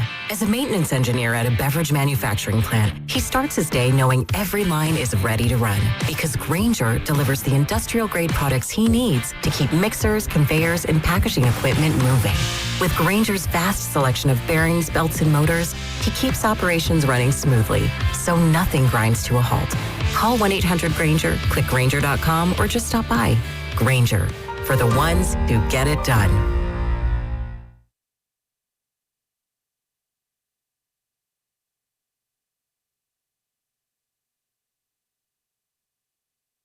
Bucky, you're putting your chip in whose circle to win the NFC West? Oh, the Rams. I mean, the Rams are the best team in the division. First and foremost, you were wrong. They did not win the division, but I thought it'd be fun to get the exact same answer again this year. Yeah, they should have won the division. I mean, I hear you. They're 100% winning the division this year. Oh, damn. You leaned in for that one. Man. Now, back to Will and Dibby on 95.7 The Game. So a year from now, will we have Bucky on again and he'll go, man, the Rams should have won the division again. No doubt. Can't believe they didn't win it again. Fluky. Doug Fluky. It's Monday. What's it's a one. I Get today? it. What like everything's gotten into me. Did you Life have is lunch wonderful. with Spadoni or something? Like, what is going on? Wow. Okay. What? He loves the puns. I haven't seen Spadoni in years. I don't see You guys Spadoni. should get together and pun out. Wow. Yeah. Okay. I had a couple more right there, but no, that's all right. No, go ahead. No, I'll take a play off. It's good. It's clear that my efforts are not well received. No, you don't need to take a play off. It's just unlike you. That's all. It's very like me. No, you're more like one-liner, not pun. All right, duly noted. Yeah. No, I mean, there's nothing to note. Like, you get it's been noted. But you get to do whatever you want to do, and I'm allowed to be surprised by it when you do. You can be whatever you want to be about it. Thank you. I mean, you're a grown man. Yeah, we're sharing the show. So I say something and you react. You say something and I react. Yeah. Just caught me off guard. That's all. There you go. What is going on here? Nothing at the moment. No, not a thing. Just working through some nothing. stuff. Nothing fine. at all, Grandy. No, we'll get to this a little bit later, and I'm not going to do some sort of parade around and tell you, rah, the Niners are going to beat the Rams. The Rams are really good. The Seahawks, I think, are obviously very dangerous, very good. I think the Niners are too. The more I'm just really trying to deep dive positional battles, strategy, anybody can get hurt.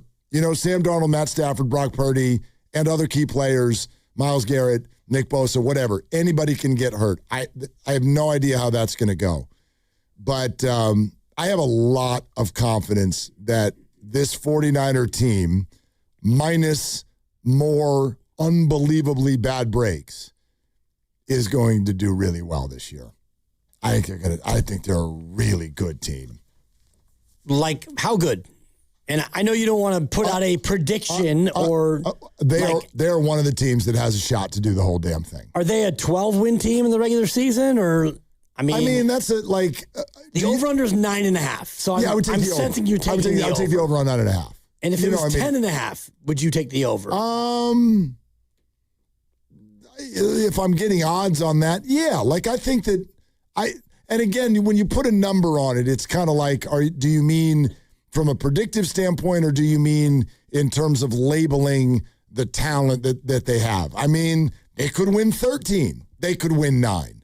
But I think that they're a very good team. I think they're going to be a force to be reckoned with. If I put together a list of teams out of the NFC that I, like, realistically, I could wrap my head around them winning the whole banana, I would say that list is,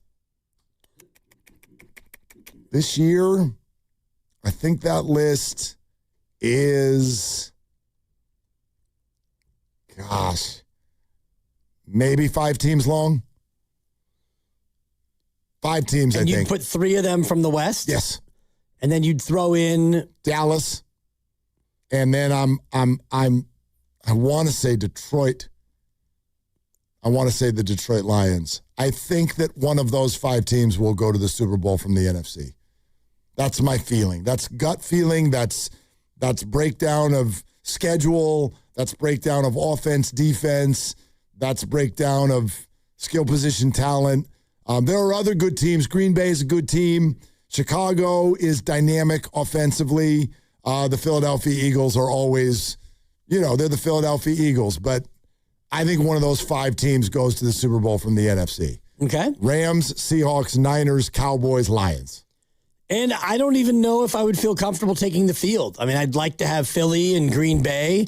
I don't think that Chicago is quite at that level. Throw out the South, and then you're left with Arizona and Minnesota and the Commanders, who, I don't know if they're necessarily going to be that good either. So if I had your group of 5 or the other 11, I probably would take the group of 5. You think so? Yes, because I think that the Rams are a big heavy favorite, and I think that Seattle and the Niners are live, and you've got Detroit and Dallas as well. You know what I would love one of us to do over the next couple of days?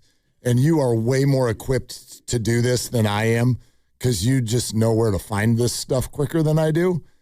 I would love to know how often, in at least recent NFL history, 10, 20 years, how often has the preseason Super Bowl favorite gone to the Super Bowl? Just gone to it. Just gone. How likely is that the Rams go to the Super Bowl based on the last couple of decades? Because they are the clear Super Bowl favorite. And I wonder how often that happens. Because one of the things that I always kind of fight back with when people, Bucky is being somewhat performative, but whenever anyone is that definitive at the beginning of the year before it's even started, I always fight back with something that feels flimsy. But it's true. I'm just like, the NFL season doesn't work that way. That's one of the reasons that this division, I'll acknowledge how difficult the division is, but I also it doesn't scare me that much. I feel like a lot of Niner fans feel like the division is preventative of something. The idea that the Rams and Seahawks will just show up and win 12, 13, or 14 games again, because that's what everybody says is going to happen, I push back. And what's my reasoning? I don't have a great reason other than history. Every year it is the reason. It just doesn't work that way. So if you ask me, for example, because all 3 teams won what? They all won double digit. Was it 12? Yep. 12, and then Seahawks won 14? That sounds right, yeah. Whatever it was last year. All 3 teams, double digits is too easy because there's 17 games. But if I said all 3 teams, 12 or more wins again, would you say yes or no? No. Yeah, I agree. No. I agree. Like, 10 wins or more, yeah, I'd give you all three will get 10 or more. How about 11?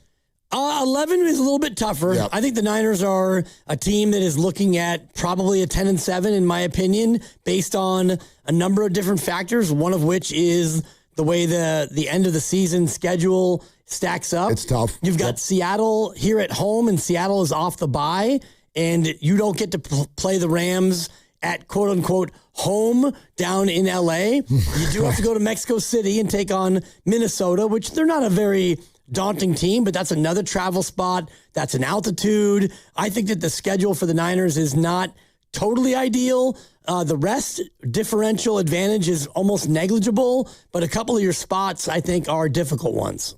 Yeah, I think that's all fair. But I also think a lot of the points you just made about the Niners, those things ring true for the Rams and Seahawks too. Like those are... In ways, the Seahawks have a first-place schedule that they have to face, so yeah. They do. Yeah. I mean, if I just, without, and I don't know, rest, advantage, disadvantage, I haven't done the deep dives that you've done on this, but the Seahawks are going to start things off. First of all, I feel like that we won the Super Bowl home opener NFL kickoff thing. Usually the home team wins. So, I think the Seahawks will beat the Patriots on Wednesday night. The traditional opener. Right, and then after that, they've got to hit the road, but it's teams you figure they can kind of handle, Arizona and Washington. I could totally see the Seahawks being 3-0 3 weeks in. But then, Chargers, Niners, Broncos, Chiefs, Bears, and then they hit the back half of their schedule, which includes the Niners, the Cowboys, the Eagles, the Rams twice in the last 3 weeks of the season. So, gauntlet everywhere. And I'm sure that's true for the Los Angeles Rams as well. Just by the fact that a quarter of these teams' schedules are against each other sort of automatically makes them hard schedules, I think. For the most part. And I do look at, the rest differential. Seattle's got the fourth nicest schedule in terms of rest. They have a +9. They've got 5 games where they're going to have more rest than their opponent. And I know that one of those games is, as you mentioned, coming straight off the top where you go from a Wednesday into a Sunday. And so that's a +4 automatically there. But I just think about them facing the Niners off their bye and the Rams in the Niner game. This one is going to be a really tough one, a litmus test for the Niners, because if you're able to go out there and get this win, I do think that the way that they're going about their schedule on the back end could be a little bit challenging, although you've got Arizona and then you've got Miami before you actually, ramp up and take on Denver. Rams, 4 of their first 5 games of the year against playoff teams from last year. And then listen, they've got their bye week 11, and then watch this. Starting week 12, Packers, Chiefs, Niners, Cowboys, Seahawks, Bucks, Seahawks. That's the Rams' final 6. Yeah. Oh, yeah. Boosh. Tough. As my friend might say. Right. I mean, the Bucks, we don't know exactly what they'll be, but everybody's high on the Cowboys, and you've got Seattle twice, and the Niners, and the Chiefs. And the Packers. Yep. Yeah. It's, so it's a lot. Anyway, yeah, I think that you could convince me of, sure, the Rams are the Super Bowl favorite, so I'll buy that. I'll completely buy stock in the Los Angeles Rams this year. But my surprise level, if any one of those 3 teams wins the NFC West, my surprise level will be null and void. Like Zippo. Would not shock me in the slightest if you told me that at the end of the year it's any one of the 3. Only Arizona, that would knock me over. Right.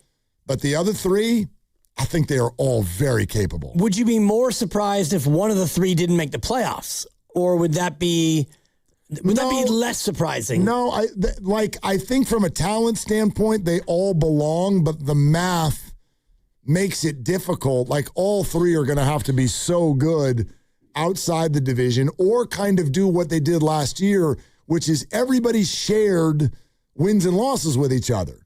Nobody ran through the division and went 5-1 or 6-0. I think Rams and Seahawks split. Niners and Rams split. Niners and Seahawks split. Everybody's split. So if you're all 2-2 against each other, it kind of keeps your records afloat. And then they were all really good against everybody else. And so all of them went to the playoffs. But no, it wouldn't surprise me if one of them misses at all. Yeah, it's a little bit of a gauntlet when you get into if you go 10-7 or 11-6, and you mentioned Green Bay and Chicago was there last year, and you're certainly high on Detroit. Many people are, and people are up on Dallas, and the Giants seem to think that they're going to be really good, and Philadelphia is always right there, so you start to run out of spots for everyone. I'm high on Detroit, except for they need to stop going for it on all the fourth downs. You need to stop the swashbuckler thing. No, they won't. I know they won't, but I think they'll do better if they would actually have, I don't know, some sort of a conscience. Just, you know what I mean? Don't do it automatically. Just like it's fourth down, we go for it around here. Can you just think a little bit through situations? Sometimes that's not the right answer. A little more open-minded, I guess, is what I'm asking for. I don't know, going to the punter? Yeah, Dan Campbell. Use your kickers. Once a game. Something like that. They actually were 10th last year in fourth down attempts in the NFL. Yeah. And I'm kind of with you. It feels like they always go for it, every single time. And you look at the teams that actually do. The Jets had the most attempts because you're the Jets. And you're not going to win. So just go for it. You're listening to 95.7 The Game, KGMZ, FM at HD1 San Francisco and Odyssey Sports Station. Home of the Golden State Warriors and Valkyries, always live on the free Odyssey app and coming to you live from the Laughing Monk Studios. Okay, we're going to get back to the Niners in just a second, but we definitely wanted to have this conversation. Look, Tony Vitello, I kind of liked what I heard from him over the weekend with regard to especially yesterday's game. And who cares about yesterday's game except for from this perspective? I don't care if you lose to the Rockies even. At this point, it doesn't matter. But Tony's right. This was embarrassing. I can't even recount. There was one inning where it went something like walk, wild pitch. Hit by pitch, walk. I don't know. Did someone get pantsed? There was a single in there. Somebody got a base hit. I was like, what in the hell are you all doing out there? And I appreciated Tony being like, that was not Major League Baseball. That doesn't count for Major League Baseball. And I know that the snap response is, well, give a manager minor league baseball players and you'll get a minor league baseball game, which is kind of what broke out. But check it out.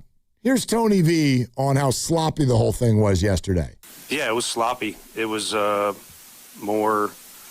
no discredit to some of the great work position players. Rafi starts the game with great base running. Obviously, the highlight was the home run. But for me, with that, some of their guys I think are really promising athletes, and they had good at bats. But it had more of the feel of a lower level, a junior college game, as opposed to a big league game with how some of the things transpired.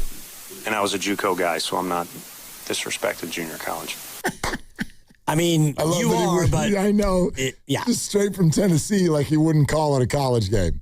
Had to call it a junior college game. Right, and he didn't want to call it a minor league game because he doesn't know what a minor league game looks like because he wasn't in the minors. But top of the sixth, it was a walk, bunt into a fielder's choice, a walk, a ground out, and then Brubaker comes in. Brubaker? Wild pitch, a walk, a hit by pitch, and then here comes San Martin, and he gives up another hit. Next thing you know, 4 runs on 2 hits and a bunch of walks and a hit by pitch and a wild pitch. And, yeah. Did they walk 10 people all told yesterday? 10. 10 walks. That's so gross. Right? That's so gross. There's nothing in a big league game that is, to me, more embarrassing than when a line of pitchers literally, you can't even throw strikes. Look, sometimes you're going to get shelled, but you can't find the strike zone. It's just, and okay, I'm wild, once a month. I'm wild. No, but I didn't have it today. But this just consistent line of seemingly pitchers who have no plan, no idea exactly how to execute it, walking people all over the place. I love what Tony V said. Apparently there was a big team meeting. Blade Tidwell, who started the game, had this to say about it. Sounds like Tony could address the team after the game. What's his message in general? Just conviction. Have conviction in everything you do. Obviously, seeing him address teams plenty of times, how would you kind of evaluate his message, based on kind of your knowledge of him? I think he did a good job. Everybody was locked in, and the guys were nodding their heads and stuff, so I think everybody was on board with what he was saying. That's great. That's great. I'm stoked that everybody was nodding their heads.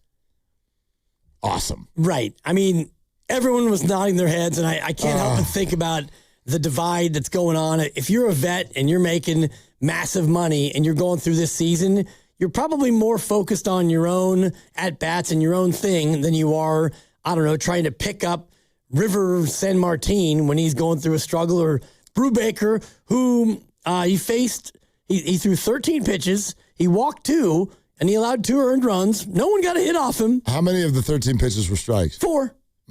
4. How many? 4.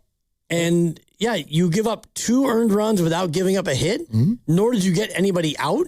So, and, here's why I play the Blade Tidwell thing. Blade is a young guy, and that's a tough interview for him. So, how'd you feel about the team meeting? Well, everybody was nodding their head. So, I think we're locked in. I think we get it. Y'all have no idea. They clearly have no idea. And the reason they have no idea is because they're all babies. And, of course, Tony Vitello is going to be back next year. You can't fire a manager every year. It's incredibly embarrassing. There is a lot of learning on the job going on right now. And guess what? Now the learning on the job is not just at the managerial position and the president of baseball operations. Guess where else it is? Third base, shortstop, second base, center field, left field, catcher. Yeah. Yeah. They're all learning on the job. The Giants will never use this word, and they won't tell you. The Giants are in a rebuild.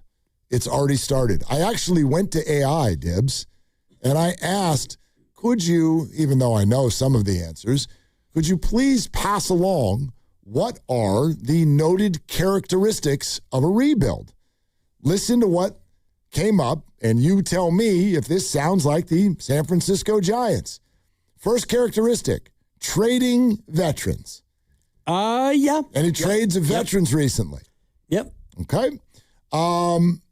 Maximizing control.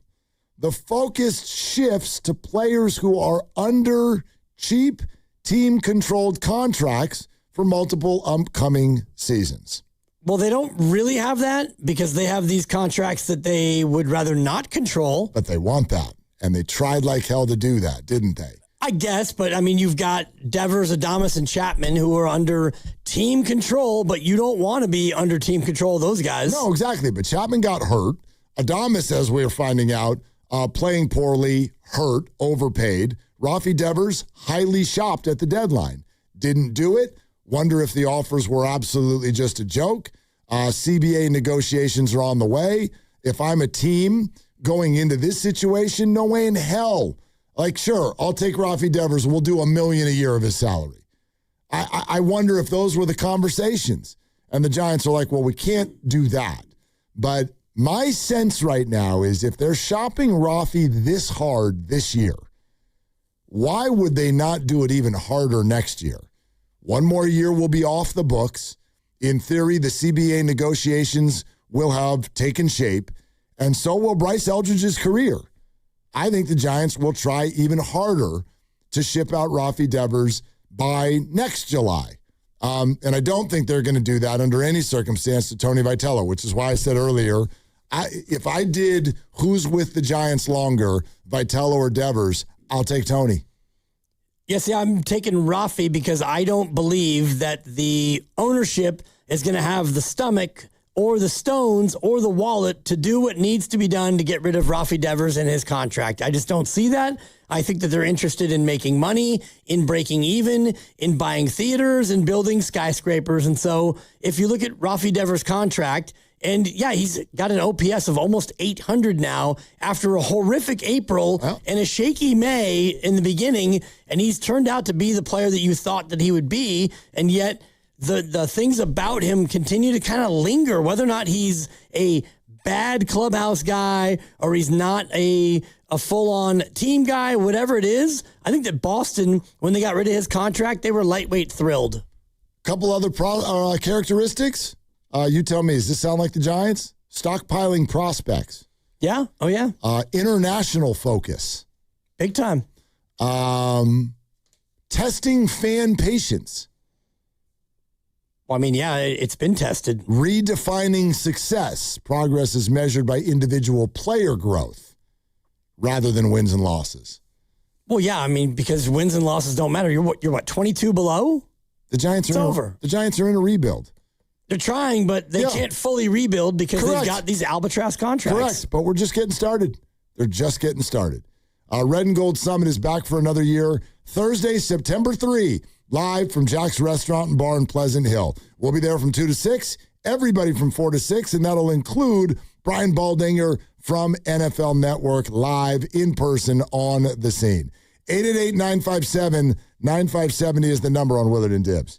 This game day traffic report brought to you by Crystal Geyser Alpine Spring Water. The metering lights are off at the Bay Bridge. That's after you get out of that terrible East Bay traffic, though. And if you're heading on 101 or 280 north to go see the Valks, it's pretty jam-packed. It's all right. It's a festive crowd. I'm Kippity Whitstrom, game day traffic. What makes Crystal Geyser Alpine Spring Water different? We always bottle our Alpine Spring Water less than 1.5 miles from the spring source. And all our bottles are made with 50% recycled plastic from our own recycling plants. Crystal Geyser, bottled at the spring source. Hey, it's Dan Dibley here, and baseball season is in full swing. There's no better place to be than Kalshi, America's #1 prediction market platform. There's a baseball team that wears blue in the southern part of this state, and right now they're trading at 34% to win it all, meaning a $100 trade would pay out $283 if, in fact, that team came through and won in October. On Kalshi, you're trading against peers in a live market, meaning there's no house. And as the probability changes, you could buy in and out of your position.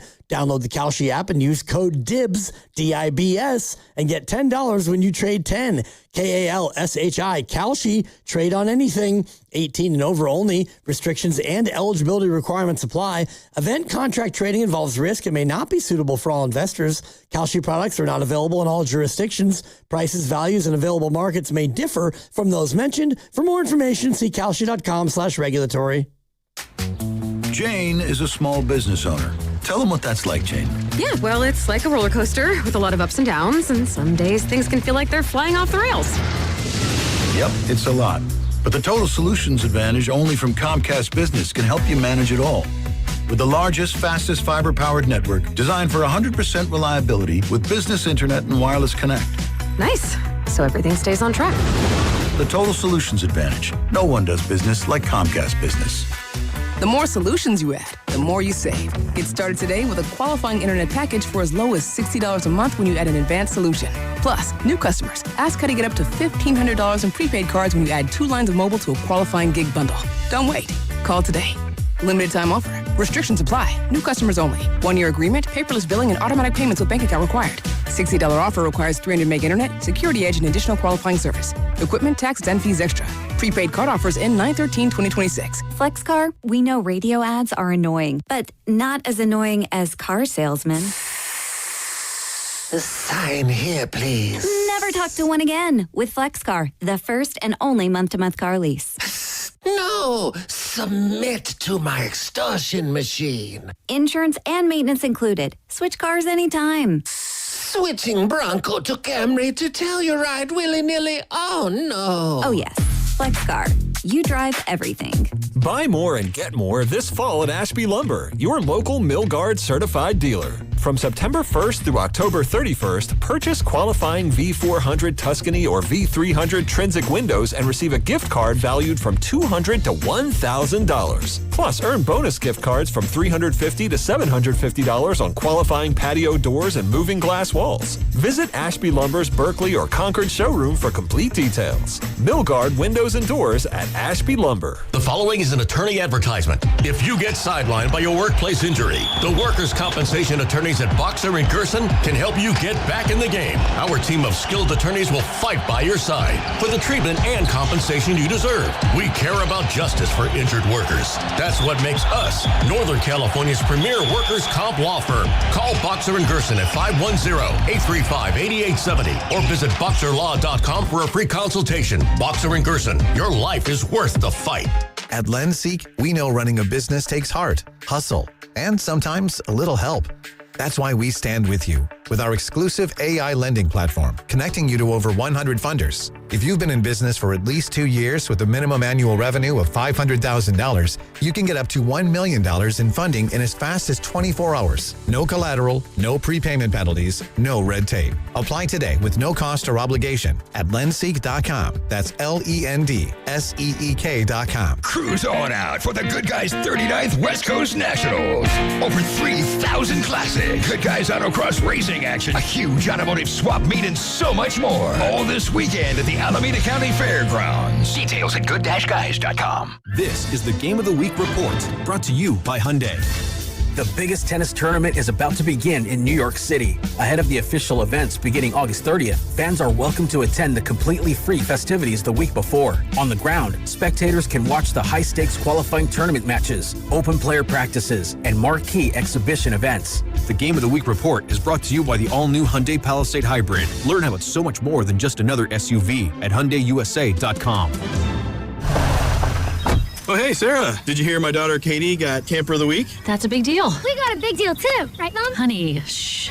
What's that? Okay, that Hyundai Santa Fe, I only paid...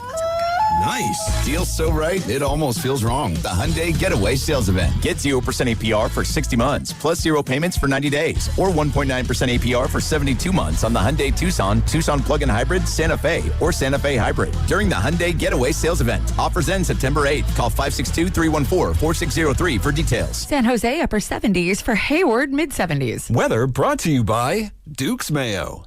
Welcome to Duke's Mayo Country, where the mayo is so smooth and creamy, it makes every bite better. Duke's Mayo. Look for the yellow lid.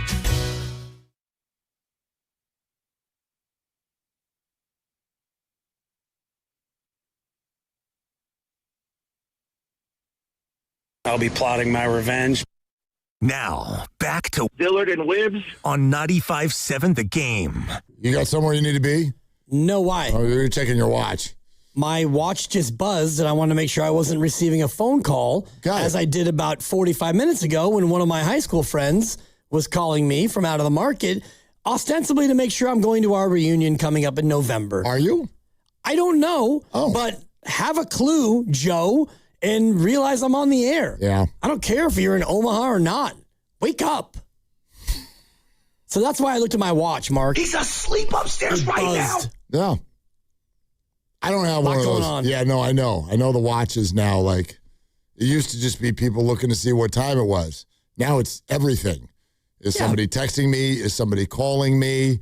How many steps do I have today? Sleep score, too. And what else is on there? What's on the watch? Weather. And I actually get a sleep score because I wear it when I sleep. And How's that work? What do you get a score like you won 5-2 or like no, what give happens? You a score on a scale of 1 to 100 and like how much time were you awake? How much REM sleep? How much light? How much deep? REM sleep?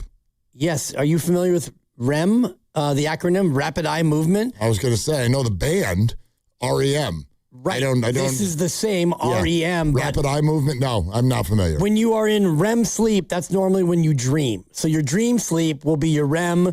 Your deep sleep is obviously deep sleep. And light sleep, how much time are you awake? And so it tracks all that stuff. And you do what with this information? I look in the morning and I think, you know what? I feel like I slept pretty good last night. And then you press the button and it tells you, your sleep score last night was a 63 out of 100. Interesting. Not bad. No, I get it. It's like if you get on a scale and you're like, I don't like that readout. I can do something about that.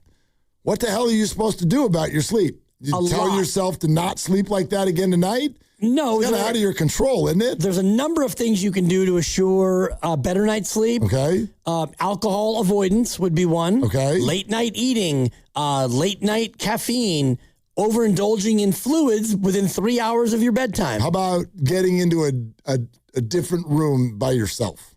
It can be helpful. Depending on the comfort factor of that bed. Just saying, I'm a big fan of this. I think all spouses should do this if you have the means. It's genius. If you have the means, just like make an agreement so no one's offended and sleep like an ex in your own bed. And then nobody's beating each other up because someone's snoring or any of this crap. No cover stealing and all the rest of it. Snore. Do it. Just be in your own room. It actually tracks snoring data as well. Somehow, although... Do you snore a lot? No, I mean, my watch says I never snore, but I know I snore more than my watch thinks. Maybe it's just a small, very gentle snore. Okay. But yeah, the watch. It's more than just like what time So is it. loud. I sleep score. Like, what am I supposed to do about it? You don't do any of those things. You don't drink right before bed. You don't... I mean, you got a hidden camera? Well, no, I'm just saying if that's the first thing that pops into your mind. Let's go to dibs, half in the bag. Right. And that's how I sleep better. And you're someone who tracks sleep score. That would suggest to me that you care. Therefore, you do the things that you know help you.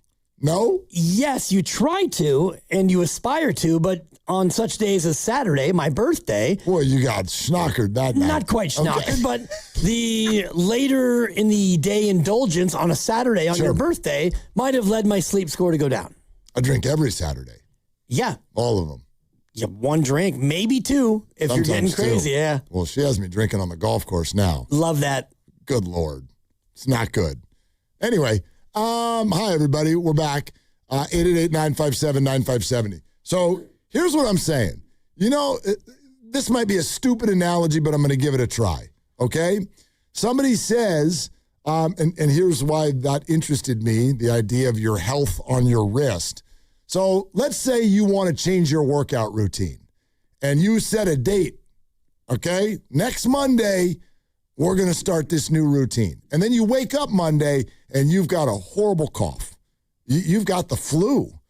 Well, you're going to say, hey, we're still doing this workout routine, but it might need to wait a couple days, right? I gotta put it aside so that I'm in the right spot and I can effectively go after it. That is my analogy for what the Giants are doing with Rafi Devers. In other words, the rebuild is already on. They won't use that word because that's taboo around these parts. This is a major market and a major financially affluent marketing machine with a beautiful ballpark, the San Francisco Giants. It is not allowed that they tell their fans we're rebuilding. So just do it without telling anybody. And the only characteristic that does not fit into a rebuild is that the Giants don't have a quote-unquote low payroll, and they are not free from bad contracts. But that's not for lack of trying. Because of the CBA, because of the injuries to Chapman, Adames, because of these situations, the Giants are basically saying, we're going to get there, but not today.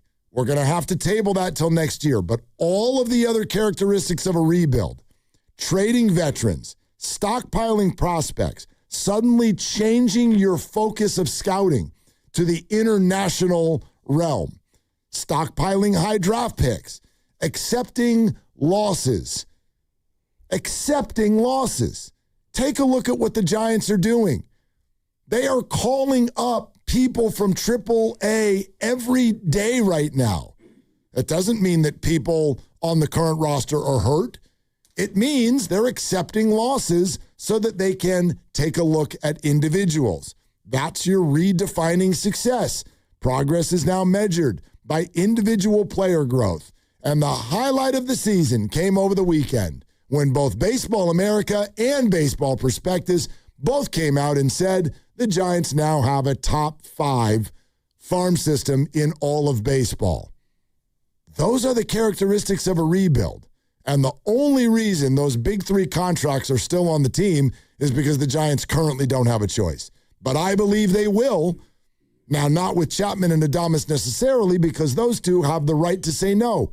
They've got no trade clauses. But keep losing, and I guarantee you that they will waive the clause potentially at some point. So that's kind of how I see what the Giants are doing. They'll never use the word. They'll never tell their paying fans that this is what they're doing. But all the characteristics of a rebuild have already gotten underway. Yes, and the proof is in the pudding. And in this case, the pudding is Robbie Ray expiring, gone. Arise, gone. 4 of the guys gone. Elliot Ramos, team control. Well, he decided that he was not going to be somebody who fits into your pitching and defense model, if you ever can make it back to that. And so you've got Logan Webb here for 2 more years under contract. Is he going to be around to be a part of what happens after the rebuild, or does he become somebody who is collateral damage because he is actually somebody who would be attractive in the offseason or attractive at next year's trade deadline with a year and a half left on his deal? And so I don't think you're wrong about the idea of the rebuild, but I disagree with you as far as their ability to make something out of the Devers, Adames, and Chapman contracts. I just don't know if this ownership group, well, I'll just say it this way. I don't have faith in this ownership group that they will go into their coffers and dig out the money necessary to make those things go away. Well, I hear you, and I completely feel where you're coming from on them, but what gets me thinking about it is, like, you're paying that money anyway. Like, you are going into the coffers. You're going into the coffers to pay Rafi Devers. So, but you at least have a player, like you're paying for something. Yeah, but it's getting in your way. It's not like, in other words. What was the thought going in to actually acquire him? And this is where. That was a different time. This is where, well, it was a year ago. And yeah, so. A lot was different. Right. This is where I have doubt about Buster Posey and his ability to do the job. Totally fair. So you have a pitcher who turns out to be better than you thought, and you trade him, and you trade Tibbs, one of your top prospects, and you bring in Devers, a guy who's going to positionally block your future, and maybe he's not absolutely the most team-first guy. And so, okay, fine, you do that, and man, he's a good hitter. You love to have him. And then you fire a veteran manager, and you bring in a guy with no experience to manage a team that's got a bunch of vets. It just feels to me like Buster Posey is kind of making it up as he goes along. Do you remember what the Giants' record was when they traded for Rafi Devers? It was probably about 500, maybe a touch above. 41-31. Or 10 above, okay. So I remind. And they wound up 82-80, is that right? They lost all the games after that. Okay. I can't even remember them winning a game since. But that's kind of what I mean, is at that time, the Giants were dealing with a very, very different reality. The thought was, we're good. They're 41-31. We're a good team. And we're in go-for-it mode. But my God, we're desperate for a hitter. The whole organization, for what feels like 6 to 8 years, cannot convince a big-time hitter to join the team. They tried on everybody, from Shohei to Bryce to Aaron Judge, et cetera, and they just couldn't do it. So that's their mentality in that moment. June 15th, 2025. The mentality is, we're very good, but we're desperate for a really good hitter. So they leverage that, and they go get Rafi Devers. And from that moment forward, they have been a disastrous baseball team. So now you're dealing with a completely different reality where Rafi Devers no longer fits what you're desperate to do. And think of all that's different. First of all, you've lost the majority of your games. Second of all, Bryce Eldridge has become a big leaguer and looks like he's going to stick. Third of all, you've brought in a new manager who comes straight from college and probably doesn't blend well with 30-year-old, highly priced veterans who don't want to run hard. So all of these things are true now that weren't true back in June 15th of last year. Changes your perspective a lot. So I'm with you. All of your concerns and your doubt are completely fair.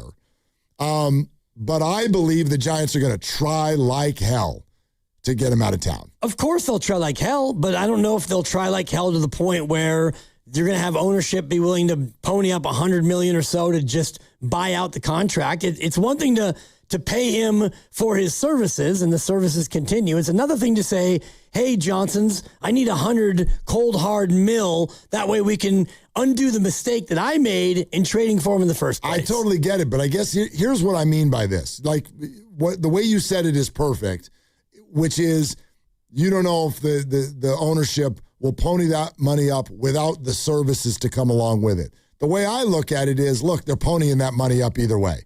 And in fact, this could save some of it. Let's say somebody, just for the sake of the conversation, somebody will pick up 50% of the money. Someone will pay Rafi Devers $15 million a year for the remainder of the contract. Well, that's half of your money back, and you're probably, and actually in his case, you're definitely replacing him with someone who will only make pennies. So this is, you could look at it as, I don't think ownership will pony up money for nothing. The other way to look at it is, this will save money that has already been inked. You're spending that money either way. So this is a way to save money because the Giants are threatening right now to dot the entire field with arbitration people. Honestly, like, who else are they going to sign for big money? Maybe a pitcher or something like that. But if you look at their minor league system, they're going to start plopping cheap people in at every position around the diamond. Assuming that those guys are actually good players, which is another piece of this whole bigger conversation where, yes, it's a rebuild, and I believe that they want to rebuild, but it's a lot of the same people who've been player development execs in this organization, and you have not done a good job of developing players. Also totally fair. Like, again, you're coming to this conversation with a lot of doubt, and I'm like, fair. Like, wow, fair, beyond fair. However, Buster Posey, in terms of him drafting players, in terms of the young players he just acquired in these trade deadline deals, on that level, we haven't really gotten to assess Buster yet. And you're not wrong to say, I don't know if these guys are going to become players, but the baseball people sure like their farm system now. And my point, though, isn't even if they're going to be good. My point is they're going to give them a look. Like, over the next couple years, you're going to start seeing these dudes graduate up. I don't know if you saw, for example, Bo Davidson. He won Pacific Coast League Player of the Week for the week that just ended. He hit 4 home runs and hit over 500. He's going to be in the big league outfield next year. That's probably why Elliot Ramos is a Yankee. He's probably going to be the left fielder next year. And he's going to be cheap as hell for a long time. So your doubt is completely fair. I just think if you are excessively focused on getting Rafi Devers out of town, you'll find a way. They'll find a way. And I believe right now that's what they're going to do over the next 11 calendar months. Right, 11 months until next year's deadline. Yep. And, I mean, it would be great if they could do that and get something back for him and not just have to pay it down and ship him out. But I don't really have a lot of faith in the manager. I think that this year has been mostly a disaster. He's been learning on the job, and I get that. I think that he's an ill fit for the roster that you have, and it's a little different now because Robbie Ray is gone and Arise is gone, and you're left with Logan and Chapman and Adames and Devers as your true veterans. I think that he should have been brought into a team like the team that they actually want to construct now, which is Marcelo Meyer and Casey Schmidt and Bryce Eldridge. Like, go manage a bunch of 24-year-olds as opposed to Rafi Devers. You're going to try to manage Rafi Devers, and you're going to try to manage Adames and like, hey, Willie, it's really important to me that you know how many outs there are and stuff. I mean, no, he's been completely defanged from the get-go. It's a completely fair opinion. I think the question is when did the front office decide this was a rebuild? Because that's where my brain goes. When you ask, why didn't you sign a bunch of relievers? Why didn't you go spend more for starting rotation? Why did you get Scooter McGee to go play center field? Harrison Bader. Why did you do all those things? Why did you spend so little? Well, is it possible that the Giants knew 2 things already at the beginning of the year? A, collective bargaining agreement is about to explode, and we're going to come in with a completely different financial structure for baseball teams a year from now, number one. And number two, we're not winning the NL West this year. We're not going to compete this year. So let's spend very little. No long-term contracts, no new long-term contracts, and nothing terribly expensive. And the bullpen stinks even worse than you could imagine. The 2 new starters you brought in do absolutely nothing. But that fits. That fits. All it does is open up spots for young guys to come in and show what they can do. And the only signing that worked, Luis Ariz, no big deal. It's a year. He's gone. And if it goes well, we can trade him at the deadline. That's exactly what Landon Roop turned out to, not be what he was in April and May. And so he's back to the drawing board. And you look at Carson Wisenhunt, and he's been completely uneven as well. He doesn't look like the answer. So up and down, even like Blade Tidwell, he came out yesterday and gave up, 6 runs and 4 1/3. And so if you want to look at their pitching internally, they don't have a lot going on right now. And you have Logan Webb and you have a bunch of Brewbakers, basically. You're not wrong, which is why they spent their entire draft on pitching. But that's their answer right now. They're rebuilding. So if they are rebuilding, what are we looking at, 2028 or 2029 for your Johnny Levels and your Joe Suarez? It's going to be a slow build. Like I said, there's the Bo Davidsons of the world. There's a few others who look more ready than others, but you're going to spend the rest of this year and part of next year checking that out. You probably supplement it a little bit with free agency. But, yeah, I don't even know when next season's going to start. So, no use stressing on it. 2028? Sure. That sounds about right. Wow. Yeah. Maybe 29. They're never going to say this. They're going to do things that can make them act like they're not doing this. But all I'm looking at is their behavior. Look at their maneuvers. And they didn't trade any of the big guys, but that's because they couldn't. Right. They tried. I'm sure they tried. And Chapman's injury didn't help.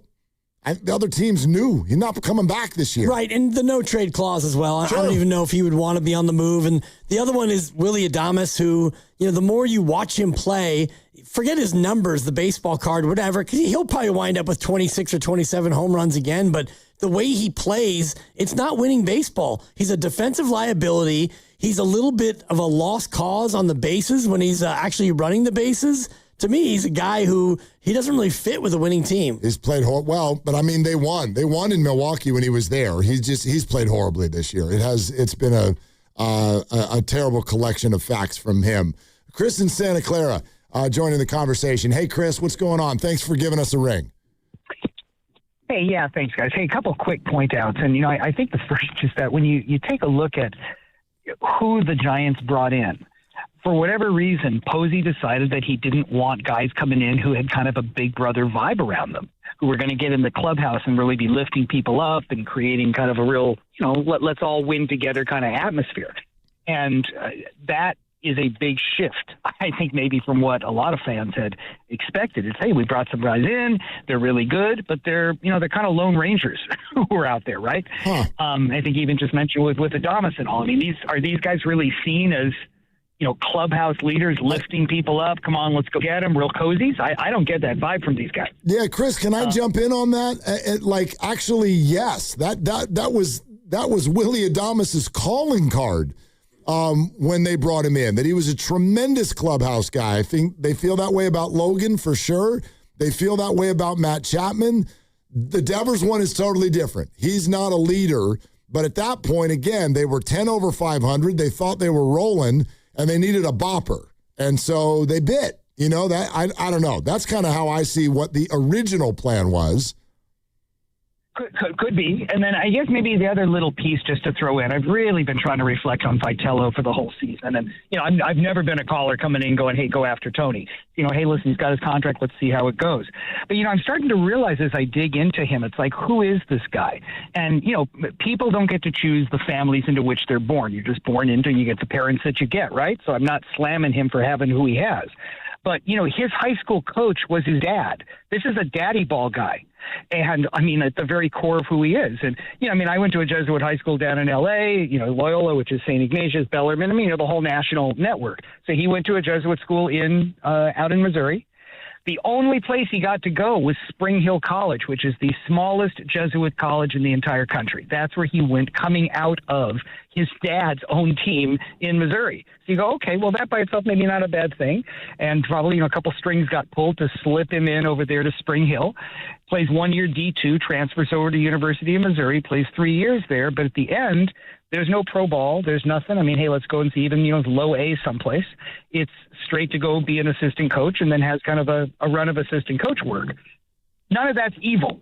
But my sense, I'm kind of realizing this guy was never really a superstar at any level where he performed. if he had truly been that good on a Jesuit high school team in Missouri, he wouldn't have gone D2 Spring Hill. He would have found, it could have been, even if it's USF, Santa Clara, some average Jesuit universities, right? For as far as baseball goes. And it just kind of makes me wonder, how is he able to relate? Well, this is always, Chris, thanks. This is always, what do you think about this? I'm not someone who believes, I know a lot of people do though, you have to have been like a great player and then boom, you can be, or at least have a chance to be a great coach because you can relate to the players better.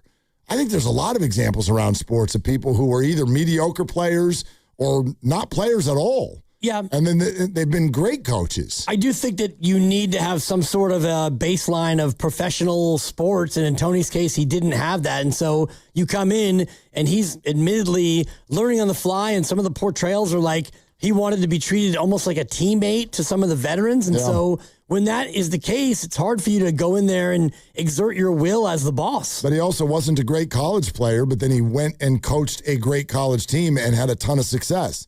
Kyle Shanahan wasn't a great football player. Right, but Kyle Shanahan's been in the pro game for 20, 25 years now. Grew up around it, obviously. All right, let's keep that conversation going. Those of you on hold, stay right where you are, and then we'll have a lot of Niners in the 5 o'clock hour as well. We're brought to you by Fremont Bank, here for you, here for good. Willard and Dibbs.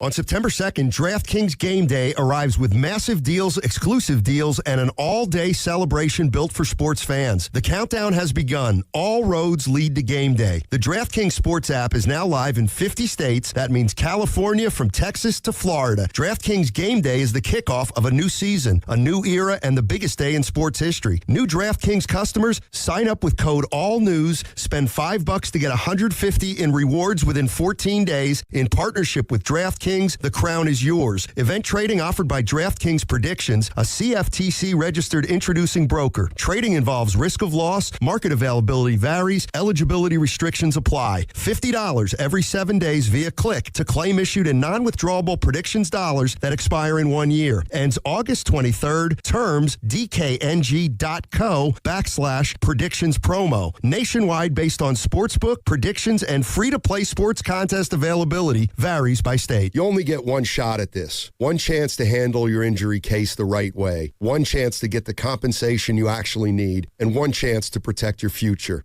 And once you make the wrong move, you don't get a do-over. Sign too early, it's final. Say the wrong thing, it's recorded. Take a low offer, you can't go back. Before you make any decisions, call Beam Law. They'll step in immediately, guiding you, protecting you, and making sure every move is made with your best outcome in mind. Beam Law has recovered millions for clients across the Bay Area and has been named Best of the Bay by SF Weekly 4 times. If you've been injured or lost someone due to someone else's negligence, don't take that risk. Call Beam Law now at 415-523-5555, 415-523-5555. That's 415-523-5555, or visit hurtinthebay.com. That's hurtinthebay.com, because it's not whether you get knocked down, it's whether you get back up. Beam Law, they've got your back, Bay Area. Right now is the perfect time to head to Saramonte Ford. Huge selection, big savings, and straight up great deals. They've got a lineup of brand new Fords ready to roll. Trucks, SUVs, and hybrids, all priced to move. Whether you're buying or leasing, Saramonte Ford makes it easy, fast, and stress-free. So don't wait. Stop in person right off 280 in Colma or online 24/7 at SaramonteFord.com. That's SaramonteFord.com. Saramonte Ford, your San Francisco Bay Area Ford dealer. Neuropathy is a debilitating condition that is sometimes misdiagnosed. Symptoms can include pain, numbness, and tingling in your hands, legs, and feet. Neuropathy is a progressive condition that only worsens unless you get effective treatment. SF Bay Wellness is a leader in neuropathy reversal and uses FDA-cleared, non-invasive electric cell therapy to restore nerve function with no injections, no drugs, and no surgery. The treatments have a 95% success rate. If distance is a factor, ask about our virtual consultation option. Call SF Bay Wellness at 844-94-NERVE for the $99 neuropathy evaluation and receive a personal treatment plan that is tailored to your needs. Don't wait another day. Call 844-94-NERVE. That's 844-94-NERVE. Why keep suffering with the painful symptoms of neuropathy? You deserve to live a pain-free life. Start getting the treatment you need for your neuropathy symptoms. Call today. So, I need hamburgers, sodas, ice, and a DJ. A DJ? Relax, Spot. With T-Mobile, we're saving when we bundle home internet and phone lines. Oh, wow. Here to bundle and save big. Stay connected con tu gente with 4 lines from T-Mobile with fast, easy to set up 5G home internet and save up to $1,000 a year. Switch now on T-Mobile.com/conectate. Savings based on third line free via monthly bill credits. Internet discount with $15 in monthly bill credits and auto-pay discount. Qualifying credit required. Credits will stop if you cancel any lines or change plans. Visit T-Mobile.com. Finding great candidates to hire can be like, well, trying to find a needle in a haystack, but not with ZipRecruiter. Its powerful technology actively finds and invites qualified candidates to apply to your job. So while other companies might deliver a lot of hay, ZipRecruiter finds you the needle in the haystack. See why 4 out of 5 employers who post a job on ZipRecruiter get a quality candidate within the first day. Try ZipRecruiter for free at ZipRecruiter.com/team. That's ZipRecruiter.com/team. ZipRecruiter. This is the story of the one who keeps multiple buildings running smoothly day after day. Plumbing that flows, HVAC that hums, cleaning supplies that keep surfaces sparkling. That's why she counts on Grainger. With easy reordering online and 24/7 support, Grainger helps her keep the products she needs on hand. So shelves stay stocked and buildings stay ready. Call 1-800-GRAINGER, click Grainger.com, or just stop by. Grainger, for the ones who get it done. Hey, Mom, now that I have an after-school job, I think I want to buy a drum kit. Okay, Rockstar. Let's look at your account. When kids start making money, Chase has easy-to-use tools and expert bankers to help them learn how to manage it. And next month, I'll buy the bass drum and the cymbals. Oh, and maybe some noise-canceling headphones for you. Aw, you've thought of everything. Help kids save, budget, and build financial independence, all with Chase. That's good for kids and good for parents. Visit your local Chase branch and get started. Account subject to approval. J.P. Morgan Chase Bank, N.A. member FDIC. Skechers elite athlete OG Anunoby has been making history on the basketball court. Anunoby tips it in. Unbelievable. What a shot. He's been balling out in Skechers high-performance basketball sneakers, and the world is noticed. But how does OG train off the court to keep in peak physical condition? Hands-free Skechers Slip-ins Aeroburst. They help prepare OG for the physical demands of playing at a championship level. Get your pair of Aeroburst for only $165 at a Skechers store, Skechers.com, or wherever high-performance running shoes are sold.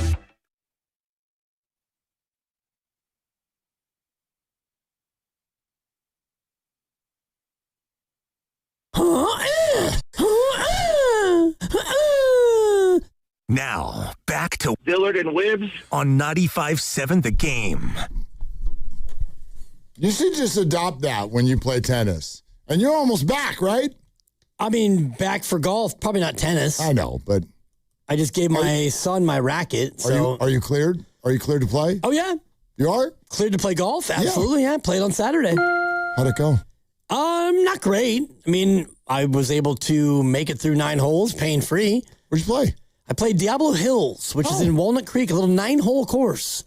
1 par 5 and I think 4 par 4s. It's like a par 32. Fun little 9-hole track. Great. Neighborhood track, yeah. Did you go out there solo? Solo, yep. I met meditation sensation. Well, yeah, that's a buck, and I got paired up with 2 other singles, including Yuko, who was a Japanese gal, who I will play with her every single time for the rest of my life. Oh, why? What was so wonderful? Step up, tee it up, hit the ball. Yeah. I mean, on it, efficient, quick, friendly, all of it. That's the whole thing. Yes. Yeah. And I played with another guy whose name escapes me, but he went to high school with Lubman. He's like, oh, yeah, you work for the game? Do you know Sam Lubman? And I said, do I know Sam Lubman? This guy, he's one of our favorites. He's a piece of work. I'm like, you know Lubman? So I took a picture of me and this guy, and Lubman, of course, went like full Cliff Clavin with like 9 facts about him. And, we got a B- in geometry our sophomore year. And it was pretty funny. It was right. It was pitch perfect. You put your shoulders up. I thought you were going to say that, like, Sam had the response of, I have no idea who that is. I mean, no. I hate when that happens. Yeah, I sent him this picture, and I'm just showing you, and it's Matt Burke. Shout out Matt Burke. Okay. Good guy. And, I just sent him the picture. I'm like, yeah, turns out I'm golfing with one of your classmates. Okay. He's like, Oh my God, Matt Burke. How's he been doing? Listen. You could catch up with Matt Burke on your own, Sam. I don't want to take us too far off track, but what would you have done in this situation? Because, by the way, nothing gives the lovely Christy, who is now addicted to golf, more anxiety than, quote, who are we going to be paired with? This gives her a lot of anxiety. There's two things that give her anxiety. It's the first tee shot, because we believe that everybody's looking. And then secondly, it's who are we paired with? So little Tilden Park action over the weekend, and we get out there and we get paired with a couple of dudes, younger dudes, I don't know, 30s maybe, early 30s. One of them's wearing a Dodger hat. Dodger hat. A Dodger hat. Man. So I'm already like, this freaking guy, right? And so we head out to the first tee, and wearing a Dodger hat. But what the hell am I going to say? Go Dodgers. My team wins once a week. So I'm like, look, whatever. Just, I don't want to hear it. We're not going to do Freddie Freeman's BABIP. This is my day off, right? And he was super cool. But the two guys, we hit our balls and they hit their balls, and then we get out to the balls, and that's, that first hole. Yeah. It's stairway to heaven. Severely uphill. Very big. Okay. So we get halfway out there. And one of them goes, not the Dodger hat guy, the other guy, comes over to me and goes, so I just want to ask you guys, would you be all right if, we're planning to smoke a bunch of weed out here today. Planning to. Okay. So he goes, first, do you want some? Yeah, exactly. That's the correct first question. I'm high, bro. But secondly, are you guys all right with that? Because if not, then maybe we can, just dissipate and break off from one another out here on the course today. What would you have said to the guy? First of all, I would have tipped the cap, because that is the correct way to approach it. Like, hey, Philmo, what are you doing? I'm smoking tree. It's pretty much how it went, yeah. And I mean, you guys don't come across as so square. Like, if you were a 78 and a 77-year-old couple, maybe they'd be like, ducking and dashing in the trees. But I like the fact that they were upfront about their plans and how do you feel about it? Yeah. So, I mean, I would have just said, yeah, smoke up, Johnny. Just have at it. Let's try to keep things moving, though. Yeah, no, and I wasn't worried about that. Like, yeah, it was no thank you and have at it. Have a day, dude. Yep, exactly. Do what you're doing. And it's kind of like when you play with people and it's like, hey, how do you feel about music on the course? Yeah, and that's what we do. So we've got the JBL speaker out there, right? And we're not like loud with it, but yeah, like a little music. It's relaxing. Exactly. Yeah. And so, I mean, if you're a twosome with another twosome, you kind of have to, maybe not on the first tee, but pretty quickly after, you have to kind of like let the other people know how you normally do it, and is that going to work for you? And if not, then yeah, maybe you have to do something else. And then the only thing that went through my head at the very end of the round is I'm always curious because, look, I used to partake in college like I think a lot of people do. You try things, you experiment, whatever. I'm always curious about people who are exactly the same after they've been smoking for 3 hours versus completely sober. Right. Could not tell one difference about them. Their game was the same. Their patterning was the same. Their speech was the same. How quick they were. How just kind of whatever. Great conversationalists. Fun day out there. Yeah. I'm like, that's interesting. Those are everyday, all-day smokers. Yeah. Those are people who smoke all the time, and what they do. You don't necessarily get high anymore. You just, you smoke weed and you get a little high, and then you don't, and then you smoke more, and it's a tolerance thing. Yeah. So I'd have been like, I need 2 turkey sandwiches. Seriously, at the turn. And a nap. Yeah, and probably let's head home. Anyway, let's go to Shane in San Francisco. Hi, Shane. Thanks for calling. Yo, what's up, guys?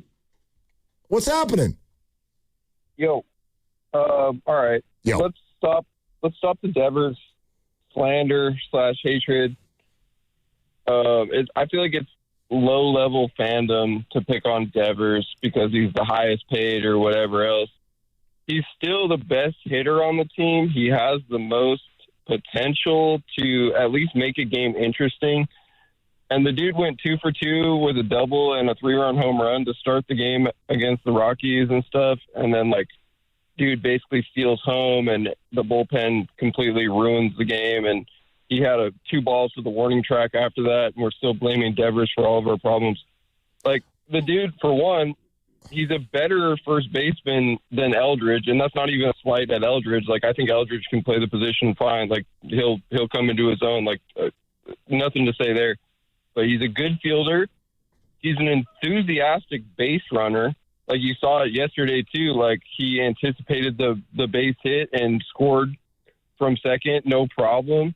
It's a little, Shane, I got to jump in. That's a little unfair. An enthusiastic base runner who walks to first base on every pop-up. Come on now. Once he gets to first. Oh, once he gets going. On base. He's like a jalopy, man. He's committed, like, you got to rev that thing up a little bit. Okay, but anyway, go on. It's like a 1990s weed whacker. You know, you gotta prime it a few times and pull the cord. You know. Fair enough. It's old school, but no, for real though. If you watch baseball, which I know you guys do, yep, he likes to win. He likes watch him after that home run yesterday. Watch him after any game-changing play or any sort of like dramatic situation. The dude is invested. He's not lazy. He's not all the stuff he's made out to be in the media and stuff. Like, he's not that. He might be quiet and he might be, he's not outgoing and stuff. So maybe that's a clubhouse problem, or it shouldn't be, but like maybe that's just his personality. The dude likes to win, and he likes playing baseball. Play the Brandon Pajemski, Steve Kerr quote. He's a ball player, man. He likes to win baseball games, and like the whole nothing burger waving Tony Vitello off for pinch running for him is like, dude, I want to play. Like, I don't think there's anything wrong with that. Like, it was a bad look because it came out publicly, but again, they lost that game. There was no point in pinch running for him because they lost, because they're the Giants, and that's what they do. Well, but they were trying to win. I hear Shane. Shane, can I ask you a question? I don't know if you're referring to just like a general season-long conversation, or if it's something you heard today on this show. I don't feel like either from me or from Dibs here, I don't feel anything with regard to blaming Rafi Devers.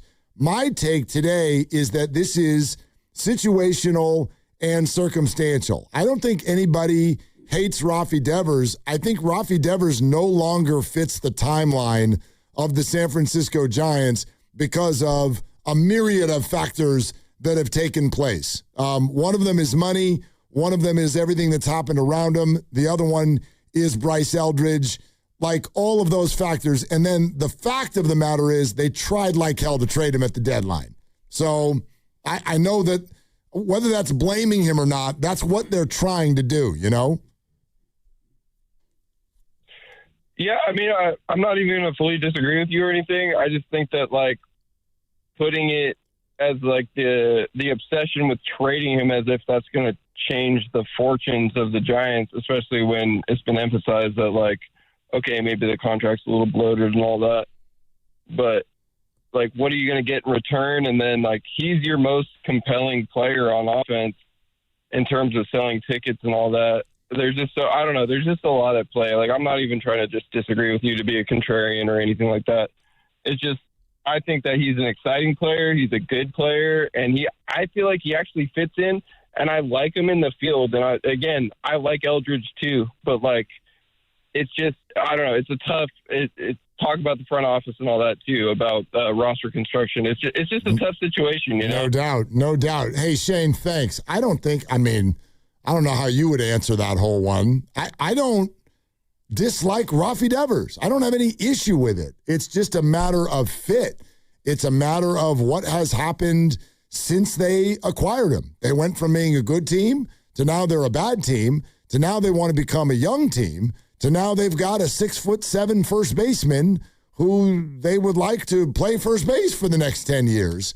All of those things add up to whether we like him or not, or he hits the ball or not, we probably should get Rafi Devers out of here. Well, this is why I go back to why did you get him in the first place when you knew the length of his contract, and perhaps you didn't think that Bryce Eldridge would be this good this soon, but you should have, because he was your number one prospect. And so he's somebody that you had to look at and think, okay, he's a first baseman, and we're going to go out and trade for Rafi Devers because we need a bat right now. We're 10 games above 500 at the trade deadline, or before the deadline, rather. They had like a month ahead of it. And so you made that move, and it felt like a short-term fix, but a long-term problem. And you doubled down on bringing in a college manager with no experience. You are listening to 95.7 The Game, KGMZ FM and HD1 San Francisco and Odyssey Sports Station, the home of the Warriors and Valkyries.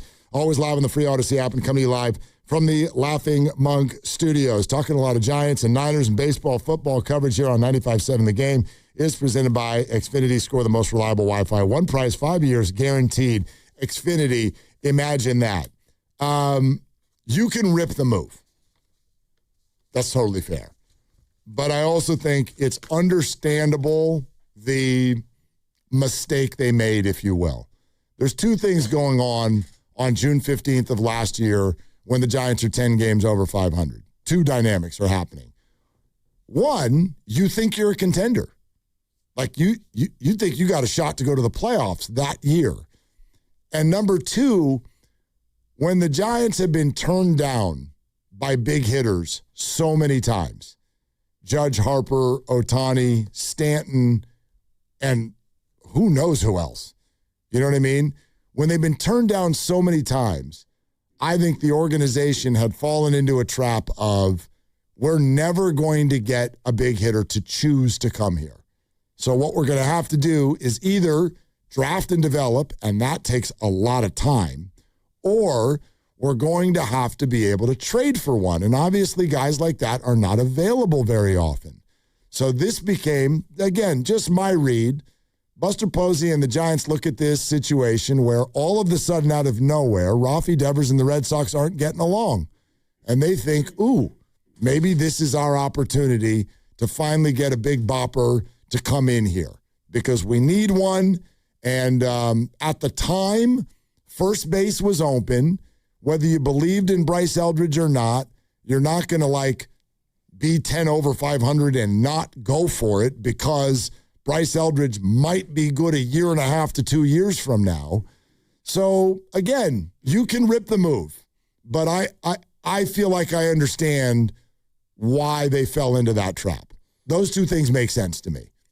It makes sense to the extent that he's a really good hitter, but it doesn't make sense to the extent of what Buster Posey came in and like gangbusters suddenly is trying to do. And so he steps over Farhan Zaidi and gives Chapman the extension, and that's been widely reported that he was the one who advocated for that. And so Farhan, the writing's on the wall. Buster is here, and he's taking the job. And so, boom, we're going to do Adames. We're going to give him a monster deal, even though reportedly Milwaukee didn't offer him anything. And so you gave him a deal which was more expensive than you probably could have gotten him for. And then you go out and you trade for Devers, and you got these fancy new hitters both making 9 figures, and neither one has really worked out. And so, I don't know, it was a lot of eggs in one basket for a guy who's brand new on the job, and now he has to go about trying to undo it. And you undo it with Robbie Ray, I get that, and Luis Arraez, a good signing who was here for a little more than half a season, and you get stuff back for him, and you get all these now prospects, and you realize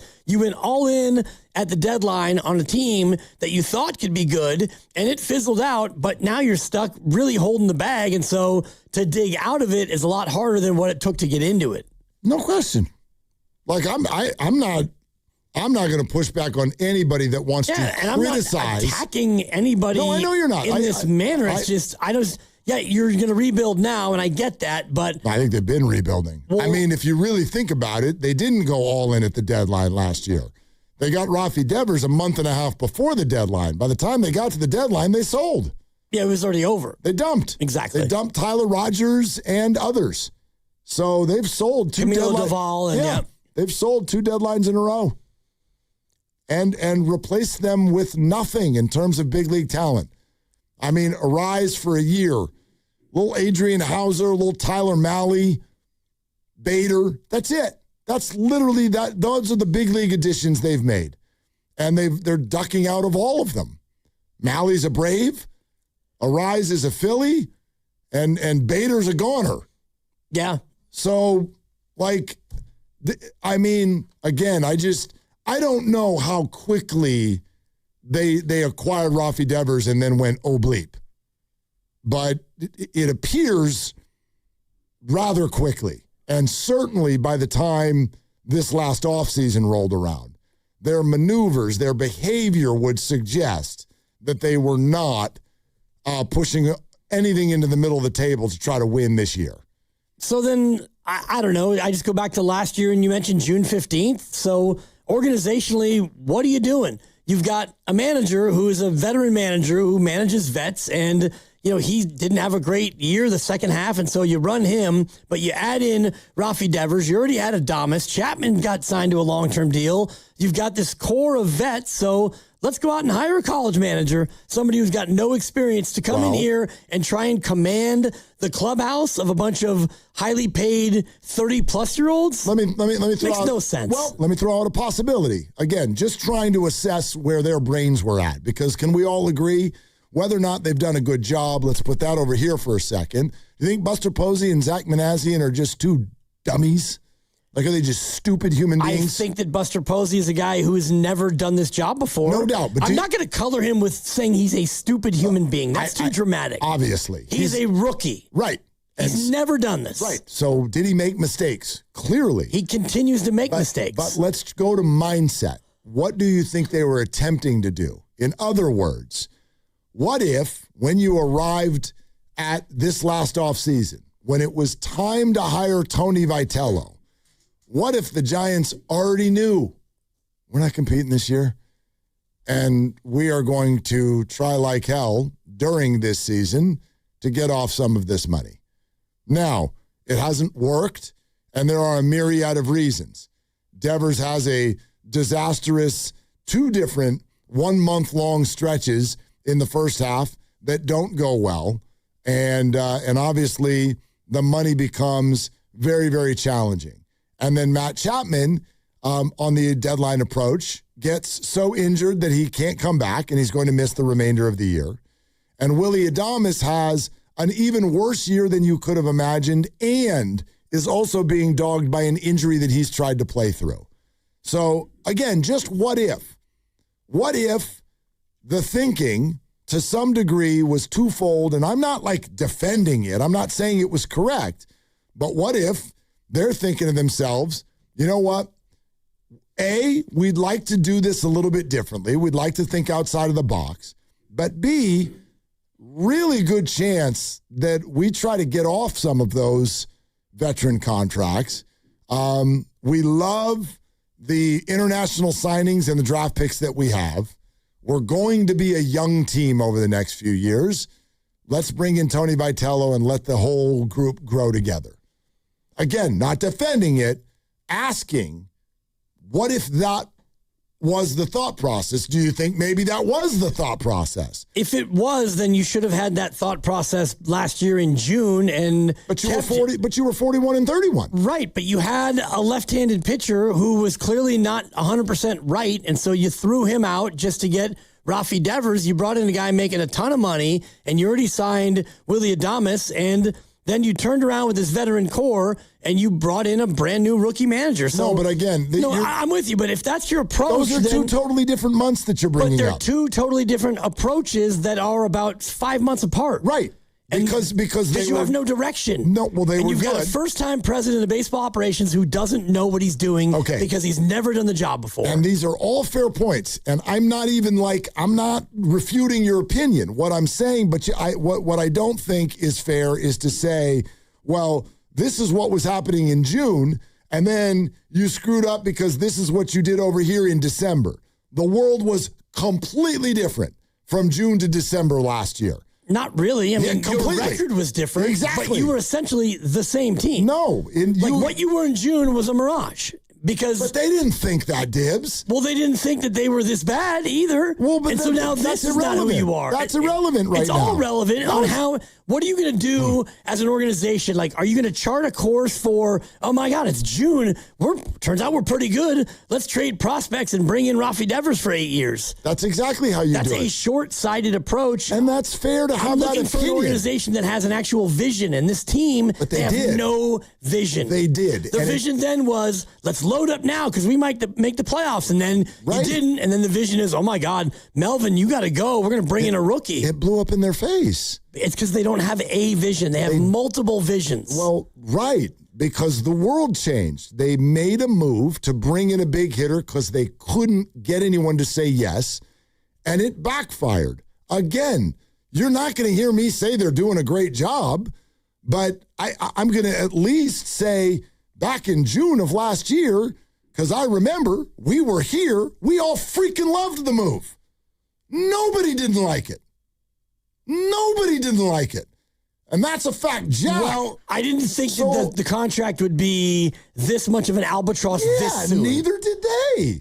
That's what I'm saying. All I'm really telling you today, my only point, is I think the Giants did a complete, what are you shaking your head at? I'm shaking my head at the notion that what they did last June and what they did in the winter and what they did this June, to me, is like three different things. They have in my opinion, they don't have a vision. And maybe they do now. And you're talking about a rebuild. I think they've got a new vision. So now the new vision might is blow up too. 2029. We're going to get a bunch of these draft picks and 19-year-old shortstops, and we're going to see if we can get rid of these high-priced guys, although you can't trade Adames and you can't trade Chapman unless they give you the green light. I guess here's what's funny to me. When things go poorly, what I hear fans say is, you know what, this was a screw-up, blow it up.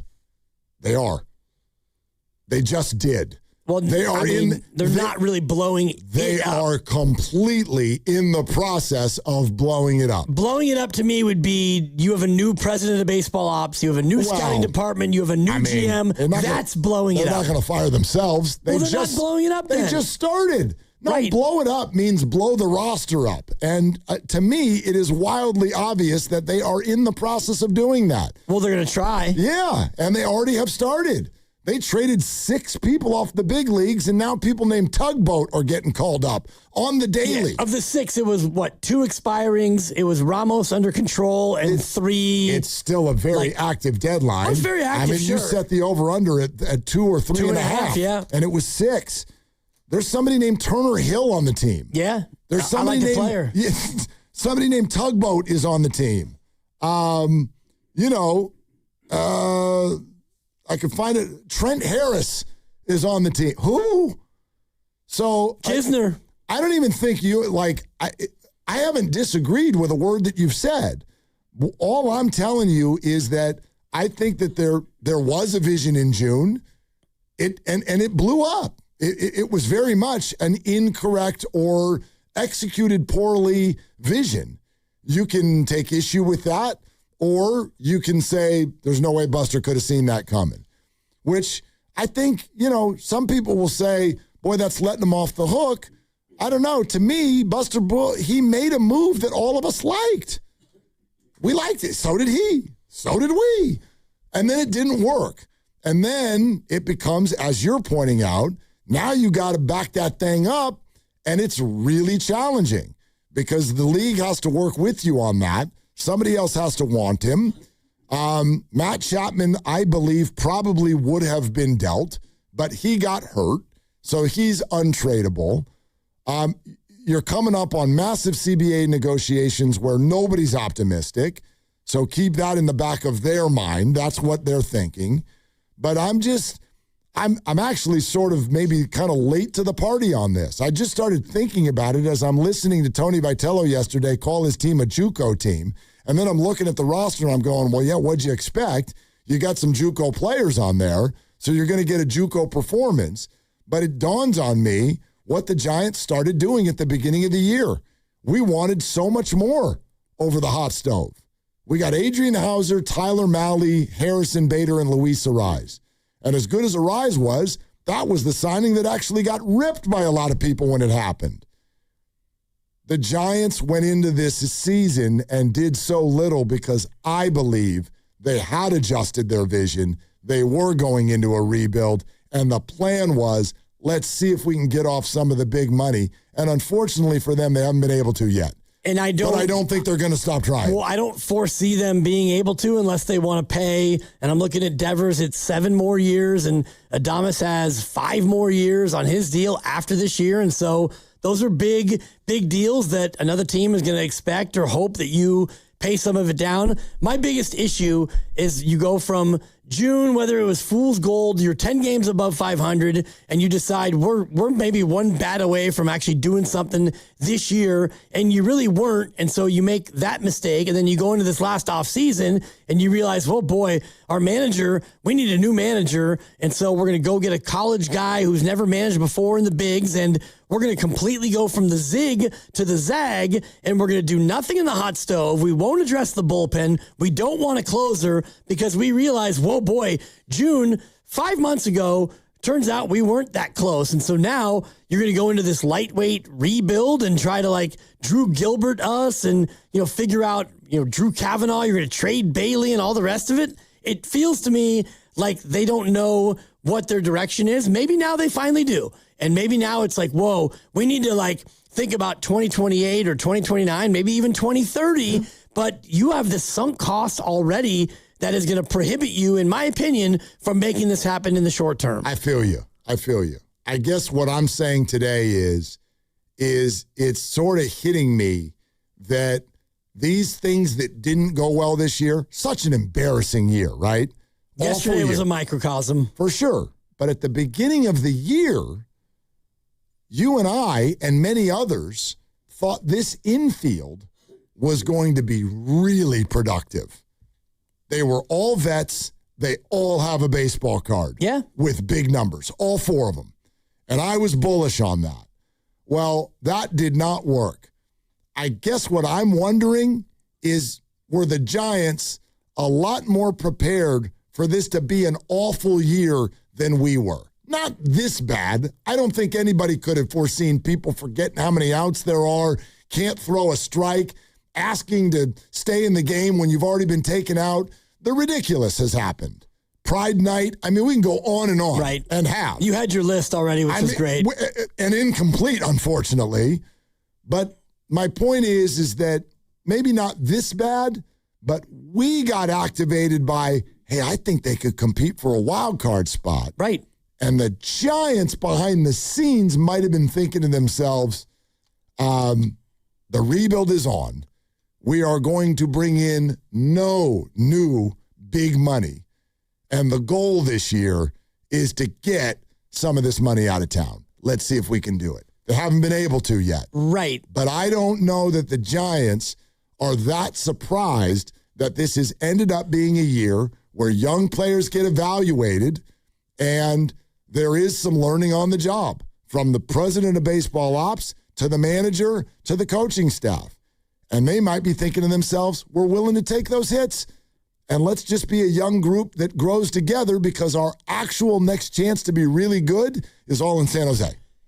And they're actually not a young group that's growing together. And that's where, How so? You've got Devers and Chapman and Logan Webb and Adames. Those are not young players. Again, and the goal was to get some of them out of town. I'm sure that's the goal, but it's hard to accomplish that goal. And you look at those 4 guys, and they're here going into the year. You've got 8 years of Devers, and you've got 6 years of Adames. Like, these are not normally things that you're able to do as a team, to where you trade a guy and you pay down half of it and you get maybe nothing in return, but at least you get it off your books. Right.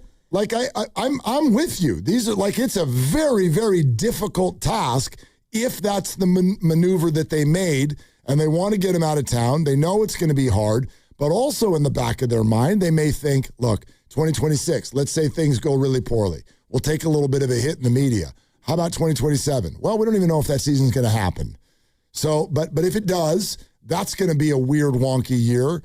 The PR of the league is probably going to be more about the league than it will be about us. But in theory, that sort of gives us maybe 2 cracks at it to see if we can shed money.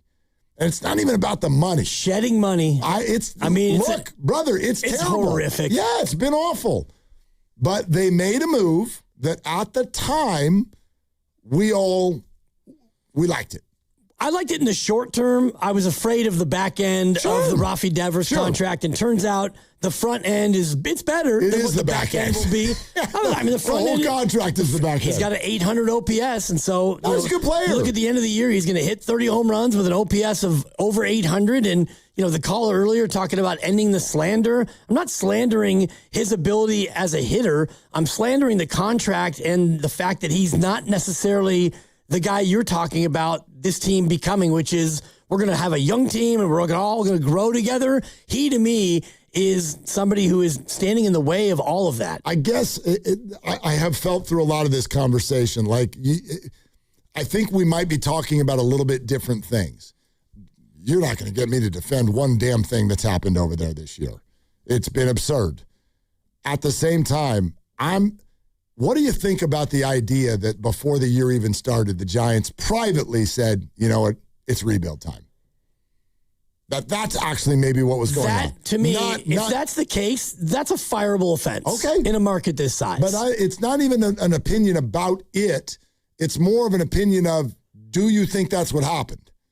Do you think the Giants decided before the year, we're going young? I think that there are constraints that come from ownership that are handed down that limit what the baseball people actually are allowed to do. Interesting. And I think that plays into my theory, my belief about them being able to get rid of Devers or Adames or Chapman. Chapman's owned $100 million, and Adames has got $150 million after this year. And so I don't believe that ownership is going to be willing to rubber stamp that sort of a buyout, because this last offseason, they weren't willing to go out and spend on an actual starting pitcher who's halfway decent. Right. Because and again, that's my assessment, because A, they knew they were going to stink, and B, they knew that the CBA was going to explode at the year's end anyway. So why would you go commit more money if you know? Because you're a big market team. Yeah, no, Who does big market things? Who currently has made so many missteps that they're caught in a spot.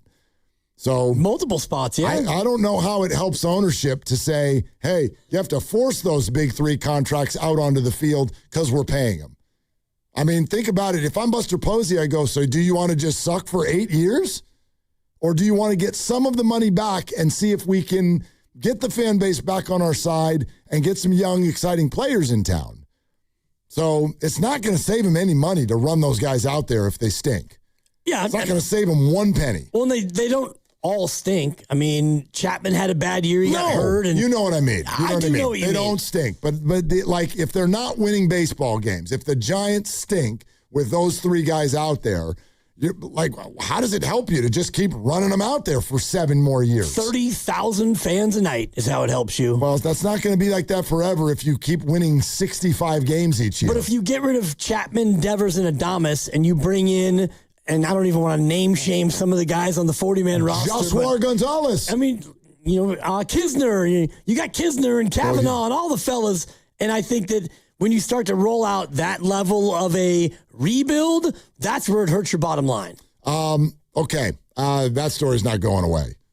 We got some fresh McCaffrey perspective. Okay. Is that a good word for it? Ian Rappaport, The Insiders on NFL Network. So check this out. A lot of discussion earlier today with regard to whether or not Christian McCaffrey is staging a hold-in. And if you remember, I started off the show by saying I really want to highlight we don't know that that's what's going on. This is a capital IF. It was a hypothetical conversation that's been happening all day and really kind of got started by Mike Florio of Pro Football Talk, who threw out the whole, there's a lot of people wondering if maybe this tightness that he's experiencing is a hold-in. Well, Ian Rappaport got on his reporter scooter, and this is what he had to say. Let me give you the contract update here. This is not fake. actual tightness, not fake tightness, not a hold-in, actual tightness. Does not seem to me like anything really to worry about. I know we've heard that before with Christian McCaffrey, but for real, this does not seem like anything to worry about. The timing of this coming right after Jahmyr Gibbs, right after Bijan Robinson got paid. My understanding, coincidence, Christian McCaffrey should be fine. Now, were there some initial check-in maybe about a contract at some point in the offseason? Sounds like maybe there was. I don't get the sense that went anywhere. So maybe after the season, he goes out and kills it, gets paid again, and then develops himself to the top of the running back market again. All possible. What do you think? I think that he got a call from somebody. Maybe it's McCaffrey's agent, or maybe it's the Niners saying, yeah, it's not a hold-in. He has actual tightness. And I believe that, and the way he lays it out makes the most sense to me, where you're coming off a year where you had more than 400 touches. The last 2 times McCaffrey's done that, he's been unable to make it through the season. So if I'm the Niners, I'm thinking, you know what? We're going to lighten your load a little bit this year. Go out there and play 15 or 16 and maybe some playoff games, and we'll take care of you, Christian, but we got to see it a little bit first. Yeah, I wonder. It's funny. Grandy brought this up before the show. He's like... A lot of people are so triggered by the whole contract hold-out, hold-in thing that it was almost as if they were rooting for an injury. You didn't want this to be a hold-in, which means you want him to actually have tightness. Right, actual tightness. In one of his muscles in his legs. And I was like... No, thank you. I don't want that. I'm like, hold in, brother. Let's do it. We can fix that. The 49ers have money. That's easy. That's a phone call. Here's a few $1 million. Let's play football. No, he's got actual tightness. That's not a relief. That's a bad thing. It's a relief to the extent that we know that the Niners this year are being super duper precautious with injuries. For sure. So if it's like actual tightness, like Mike Evans had, a quad, and he sat for a week. And so DeJon Stribling had a hammy or something, and he sat for 4 or 5 days. So... he can have actual tightness, and this cannot be a hold-in. And the other thing about this, and look, this is just a perception, but there's a handful of dudes, and McCaffrey is definitely one of them. Kittle, Warner, Purdy. There's a handful of these guys that I just have the hardest time believing that the Niners and most of those, franchise players are going to end up in some sort of high-level standoff. Trent, he pushes it a little bit. Bosa, for sure. Everyone with the last name Bosa is just contract prickly. It's the way that whole family has been built. We watched it with Debo. We certainly watched it with Brandon. But I believe the 49ers and Christian McCaffrey have such a high level of respect that goes in both directions. Last year, there was a little bit of a contract thing. They took care of it at OTAs. And again, that's why my reaction to this earlier was what it was. McCaffrey cannot hold out right now for some massive extension. He's 30 years old and coming off of 413 touches. If this is a hold-in, it would be a few bucks. It literally, in a relative sense, it would be a few dollars. So I don't think there's going to be any drama there between these two. I don't either. And just looking at the contract in a rudimentary way, I don't have it all right in front of me, but it seems like when you get to next year, that's when they're going to want to do something with the Christian McCaffrey contract, because his cap hit, his actual salary goes up from $1 million and change to $16 million, just the base salary itself. So if you're the Niners and you go to Christian McCaffrey and you're basically saying, yeah, we want to rework your deal, just not right now. Let's wait until we get into this year or through the year, and then you can go ahead and show us that you're going to be the Christian McCaffrey that we know you're going to be. And then, we're going to take care of you, because they don't want to pay him $16 million in base salary next year. No, this is a dangerous game in football. You can't do and hell, you and I know, this happens in our business all the time. Hey, we'll get you on the next contract. You get in there and you bust your little tuchus. Yep. I promise you, we're going to get you the next time around. I've been told that 10 times in my life, not once has my tuchus been taken care of. So, yes, a lot of respect between Christian and the Niners. I hear where you're coming from there, but we don't even know. You go into a football season, you don't even know what tendons are still going to be attached by the time that season is over. And you could do it like into the season, right? You don't have to wait until the off season. You're allowed to, but it's rare because it's a distraction. It can be. I mean, it's less of a distraction when you're just going to rework a deal. I mean, they could be working behind the scenes. I think Joel Siegel is his agent, and so they could be having conversations of, figuring out what's the money, how do we go ahead and, prorate the bonus throughout the life of the deal and add in those voidable years in the back end and all the rest of that football stuff that you call cap schmap. And cap schmap. You're not wrong about that because the salary cap, if you've got cash is king, you can manipulate the salary cap all you want and give McCaffrey, you can give him a 3-year deal for $42 million in total and a signing bonus of $20 million. And It's like, here's your 20 and we'll deal with the rest of it down the road. Let's go to Jonathan on 880. Hi, Jonathan. Thanks for calling the show. What's up? Hey, guys. I wanted to change the attitude, not your guys' attitude, but, the radio, the callers coming in has just been a little depressing and down, and I get it. You're talking about the black and orange Giants. That is a depressing subject. However, as I drive through Santa Clara going into San Jose, I'm excited about this area, boys. Not just Santa Clara, but San Jose, 2 of those cities. We got a bright future. The Niners, I'm excited. Last season, things happened. I think the last Super Bowl loss, some of us fans, I think that was like a death almost to us. And it took a little while to get back to football, at least for me, man. And this season, I'm excited. Getting the reunion, having Debo. And what I like about football, game 1, week 1, everyone's on the same page. Except we have Kyle and we have the 49ers, we have Debo, we have all of these players that are going to make other teams shake because it's the same playing field. It's not last season.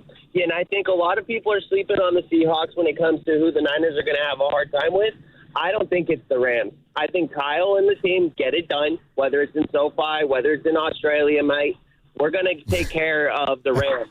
And I'm excited, boys. And the Sharks, they got a bright future. I can't go into – I'll be here all day if I went in about the Sharks. That's my real team there. I bleed teal. But the future is looking great in San Jose. What do you guys think? Jonathan, first of all, thank you for checking in. Just because you brought up the Sharks, I wanted to talk about this today, and we haven't had a chance to mention it yet. But did y'all see the price tag on the Macklin Celebrini 1-of-1 rookie card? It sold at auction over the weekend. I saw that, yeah.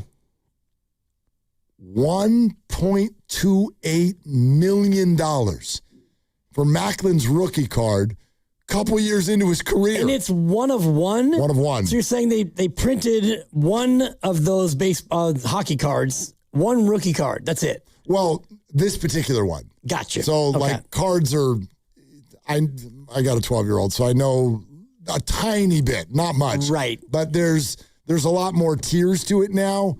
Specialized cards. There might be like the regular rookie card, but then there's a special edition, and some of them have autographs, or they might have jersey patches or whatever. So this particular one, there was one of them. Incredible. $1.28 million.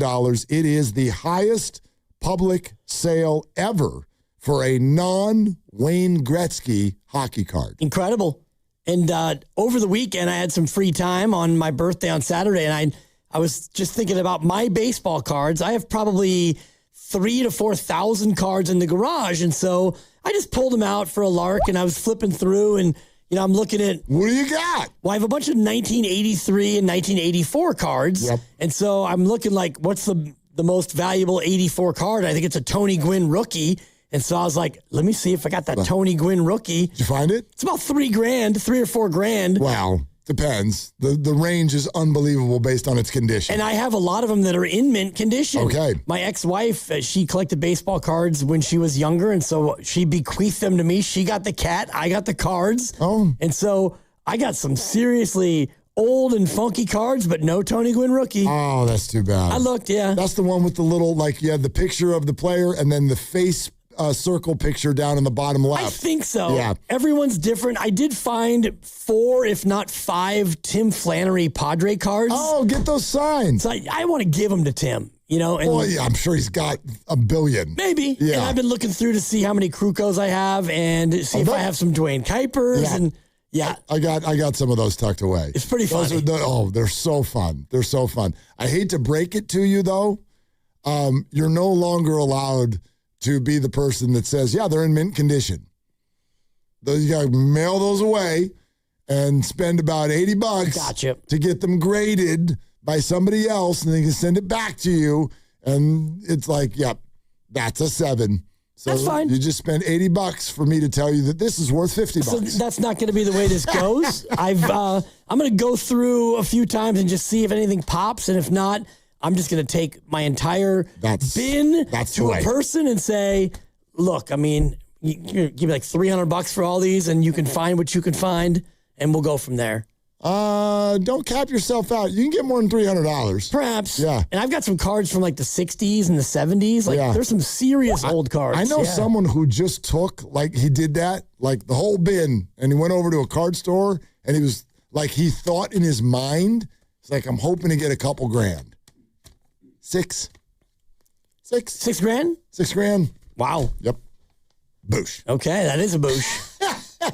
Just changed your night, didn't I? Let me know where that is. The problem is I have no idea what he had and what the years were. The years that you just talked about, my sweet spot as well, the most overproduced, completely undervalued period in the history of sports cards. I've got a Schmidt ton of Donruss, Fleer, and Topps. Like that's when all of the companies like started. Yeah, largely worthless. No, completely. Largely. That said, when we moved from the old building to the new building, one of the last days we were there, I came upon a cabinet that was full of records. And, you know, I'm a record collector. And so I went to somebody in building ops and in management. I said, what's going to happen to these records?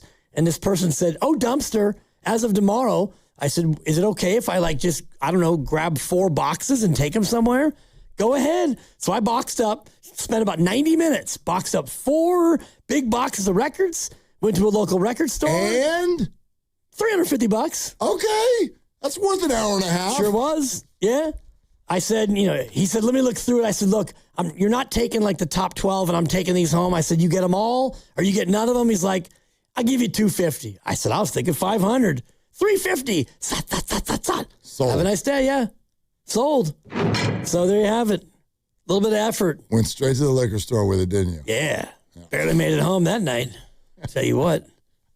$350. Not bad. Yeah. What was the best record of the bunch? Oh, I can't remember now, Grandy. There were a bunch of... Get some Motown in there or anything? Oh, yeah. Some Motown. And I've got another couple hundred records at home, but some of them are from my dad, and I don't want to... You're not going to sell those? Not yet.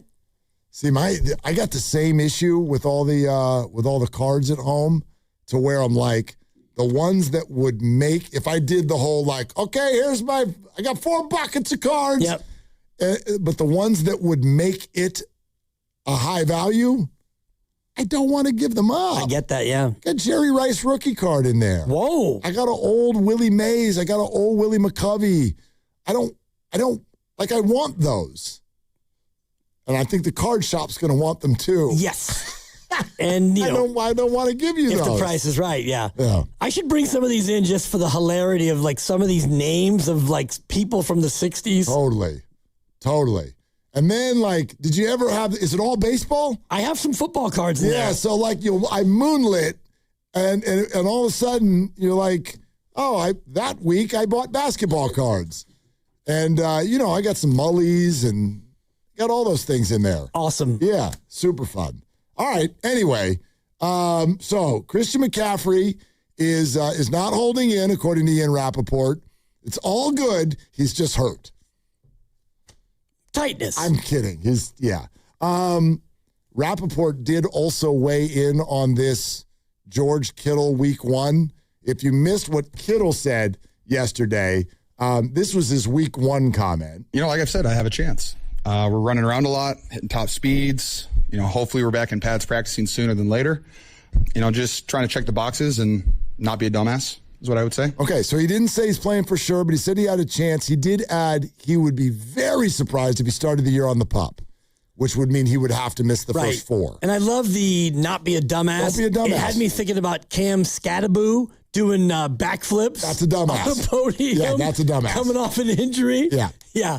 I mean, that's the first thing I thought of is, was it a front flip or a back flip? Yeah. I can't remember. The dumbass quotient with the New York Giants, just from afar, appears to be rather high in the moment. I mean, Jackson Dart, are you trying to lead the preseason in rushing yards? What are you doing, kid? Get down. Thank you. Thank you for using what are you doing. It works. So anyway, Rap Sheet weighs in on Kittle. We'll have that for you next. The Valkyries take on the Dallas Wings in an hour and 20 minutes at Chase Center. You can listen to it on the free Odyssey app. Search Valkyries. You'll get all the action. The Valks clinch a playoff spot with a win. It's all brought to you by Unstoppables. As official laundry fragrance partner of the WNBA, Unstoppables brings the freshness. Feel confident, stay in the moment, and smell unstoppable. Try Unstoppables laundry scent boosters for as low as $5. Willard and Dibs. This game day traffic report is brought to you by Crystal Geyser Alpine Spring Water. Northbound 101 is crawling now almost from Candlestick. If you're headed to that Valkyries game, give yourself some time. 280 North is tough, and the Bay Bridge West metering lights are on, and it is a grind. I'm Tiffany Whitstrom, game day traffic. What makes Crystal Geyser Alpine Spring Water different? We always bottle our Alpine Spring Water less than 1.5 miles from the spring source, and all our bottles are made with 50% recycled plastic from our own recycling plants. Crystal Geyser, bottled at the spring source. Golf, community, giving back. Join Pettinelli Financial Partners for the 11th annual charity golf tournament benefiting the Autism Society San Francisco Bay Area. Gather your friends, clients, or colleagues for a memorable day on the course while supporting programs and resources for local individuals and families affected by autism. Whether you're signing up a foursome or becoming an event sponsor, your participation helps make a meaningful impact. Visit PettinelliFP.com today to register and learn more. We look forward to seeing you on the course. Cap off your summer at the Good Guys 39th West Coast Nationals. Over 3,000 of the country's baddest hot rods, muscle cars, customs, drink trucks, and more. All this weekend at the Alameda County Fairgrounds in Pleasant. Details at good-guys.com. Thinking about upgrading your sleep? Now is the time to shop Sleep Number. Trusted by millions for nearly 40 years, Sleep Number offers superior comfort, personalized adjustability, temperature benefits, and value that is unmatched in the industry. And right now, during the Sleep Number Labor Day sale, all mattresses are on sale. Invest in your sleep and experience firsthand Sleep Number's personalized comfort. Stop by a Sleep Number store or sleepnumber.com to learn more. This is Chris Dolan. And I'm Vanessa Deniston, senior attorney from the Dolan Law Firm. Chris, what's with all these out-of-town personal injury firms coming into the Bay Area with these catchy jingles and funny names? Unlike the Dolan Law Firm, most of these firms are from out of state or in L.A. The Dolan Law Firm is headquartered right here in San Francisco, going on 30 years. We live here, we work here, we win here. The Dolan Law Firm, we're the best lawyers we hope you'll never need. DolanLawFirm.com. Right now is the perfect time to head to Saramonte Ford. Huge selection, big savings, and straight up great deals. They've got a lineup of brand new Fords ready to roll. Trucks, SUVs, and hybrids, all priced to move. Whether you're buying or leasing, Saramonte Ford makes it easy, fast, and stress-free. So don't wait. Stop in person right off 280 in Colma or online 24/7 at SaramonteFord.com. That's SaramonteFord.com. Saramonte Ford, your San Francisco Bay Area Ford dealer. Neuropathy is a debilitating condition that is sometimes misdiagnosed. Symptoms can include pain, numbness, and tingling in your hands, legs, and feet. Neuropathy is a progressive condition that only worsens unless you get effective treatment. SF Bay Wellness is a leader in neuropathy reversal and uses FDA-cleared, non-invasive electric cell therapy to restore nerve function with no injections, no drugs, and no surgery. The treatments have a 95% success rate. If distance is a factor, ask about our virtual consultation option. Call SF Bay Wellness at 844-94-NERVE for the $99 neuropathy evaluation and receive a personal treatment plan that is tailored to your needs. Don't wait another day. Call 844-94-NERVE. That's 844-94-NERVE. Why keep suffering with the painful symptoms of neuropathy? You deserve to live a pain-free life. Start getting the treatment you need for your neuropathy symptoms. Call today. what if you could have the most reliable fiber-powered Wi-Fi? And get this, what if you could keep it at the same price for 5 years guaranteed? Now through August 24th, new Xfinity customers can get our best price on gig Wi-Fi this summer before it disappears.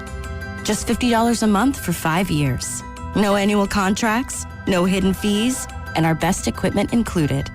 Plus, get online in minutes with same-day Wi-Fi.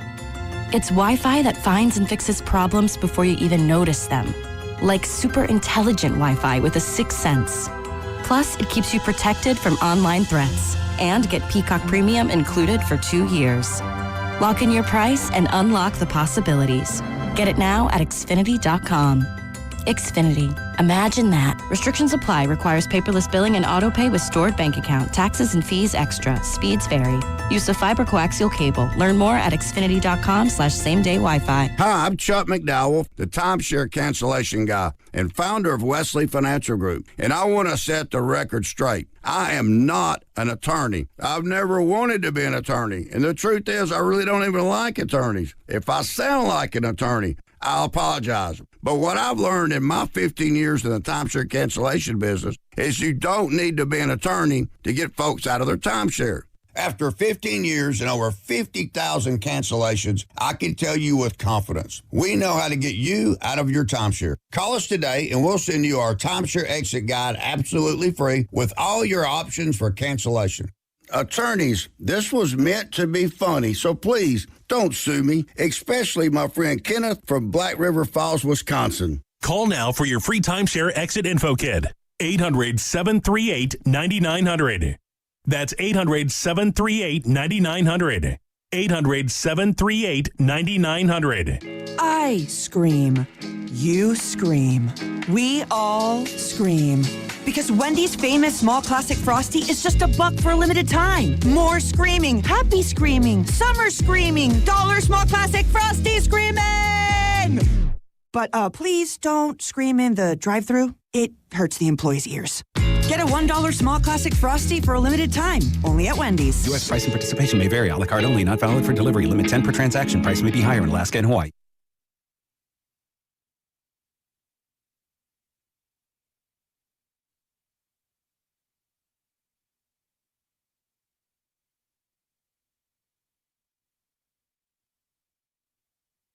Hey, it's Joe Shasky from The Morning Roast, and you're listening to Willard and Dibs. And if you want to see their beautiful faces, you can check them out on YouTube. Search 95.7 The Game right now. I love that you just brought that up. Probably going to spend some time in the basement tonight just because of that conversation that we just had. Yeah, I think I'll do the same. Yeah. I'll pull out a box and just see what's in the box and, try to figure out if anything's worth a damn. Kids are going back to school, so... Thank God. Starting at 8. I got one more day. Starting at 8 in the morning, between 8 and noon, I'm going to have some time all of a sudden. So, they start tomorrow or Wednesday. Okay, yeah. Wednesday. Same as my daughter, Wednesday. I love that the funniest thing to me, parents in early June. It's almost summer. So excited. Thank God. The morning routine and cooking breakfast and it's going to be great to just relax, and we'll go on a vacation. It's going to be so great. Parents in mid-August. Almost time for school. Thank God. Thank God. Get these people out of my home. No doubt. Wearing me out. They're wearing me out. I'll be honest. Yeah. The mornings, some long mornings now. Yeah. Yeah. I'm just trying to show prep, and so she's like, her thing is, she's been watching Bluey lately, and so... Her thing when an episode ends is, can I watch ye? And yes, you can watch for another 3 hours. Oh, you can. Yeah. I'm grinding right now on baseball cards and show prep. Here's an iPad. I'll see you next month. I'm reading John Shea in the SF Standard. Mm-hmm. I'll get back to you, Mila.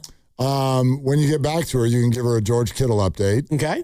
George gave us a George update, but nobody ever believes the players themselves because they're always overly optimistic. But here's Ian Rappaport on George Kittle and his chances for week 1.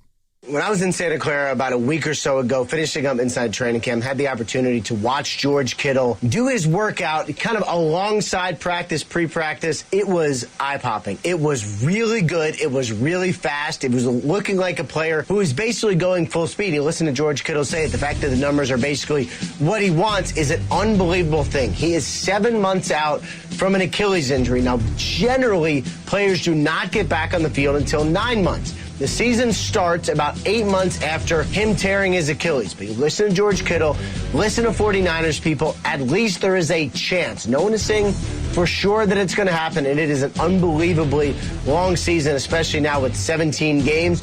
They want to make sure that one of their best players on their roster, regardless of position, is in position to contribute in December and January. But the fact that George Kittle has a realistic chance of playing week 1, of being out on the field, is incredible. He is not wrong. He's got a shot. Okay. I mean, look, he tried to tell us all along.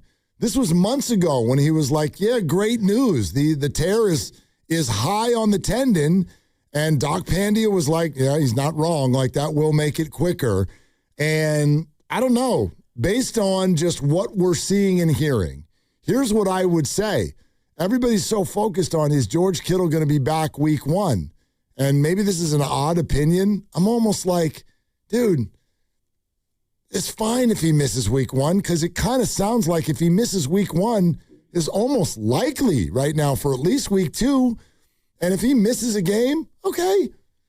Don't push it. And I don't think they will. But take out the plane flight to Australia and the fact that you're going to get another week and a half along the road here if you don't do week 1. That's what it feels like to me right now. It feels like week 1 or week 2 for George Kittle. Yeah, and we'll know going in if he starts on PUP, that's 4 games. It seems like all signs are pointing toward that not being the reality, but I like the way you're laying that out. And interesting, and I think I threw this out to Grandy when you were gone. If George Kittle is ruled out for week 1, do you still let him make the trip?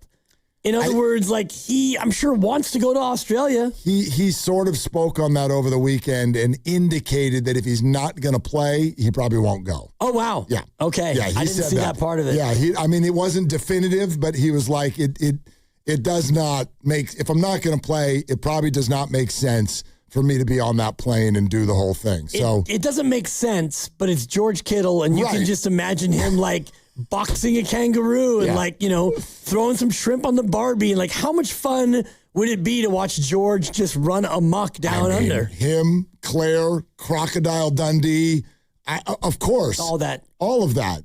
It would be great for Instagram. But it makes more sense to be here, you're right, and not have the wear and tear and the travel and all the rest of it. I mean, I think that's got to be our new phrase, right? Not just for 49er football, but for all of us. Like I've said, I have a chance. We're running around a lot, hitting top speeds. Hopefully we're back in pads practicing sooner than later. Just trying to check the boxes and not be a dumbass is what I would say. Don't be a dumbass. Go Niners.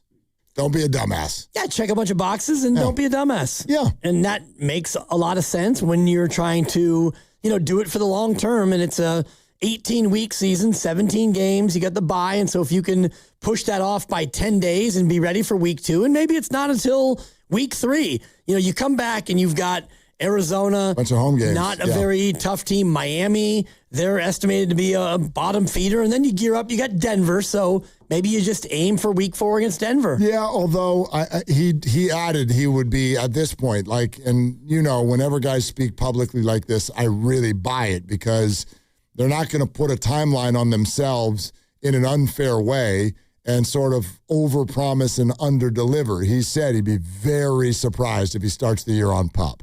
And if you have a chance to miss the first 4 games, that's exactly what they would do. But that does not sound like the plan. So week 1 is a realistic possibility. I'm going out on a limb here. No one's told me this, but just based on everything I've listened to, sounds like week 2 is a probability. It very well could be. And he talked about it in other cuts that I heard earlier about how he doesn't want to be in pads for the first time in Australia. You need to get that. You need to get that callus developed, Mark.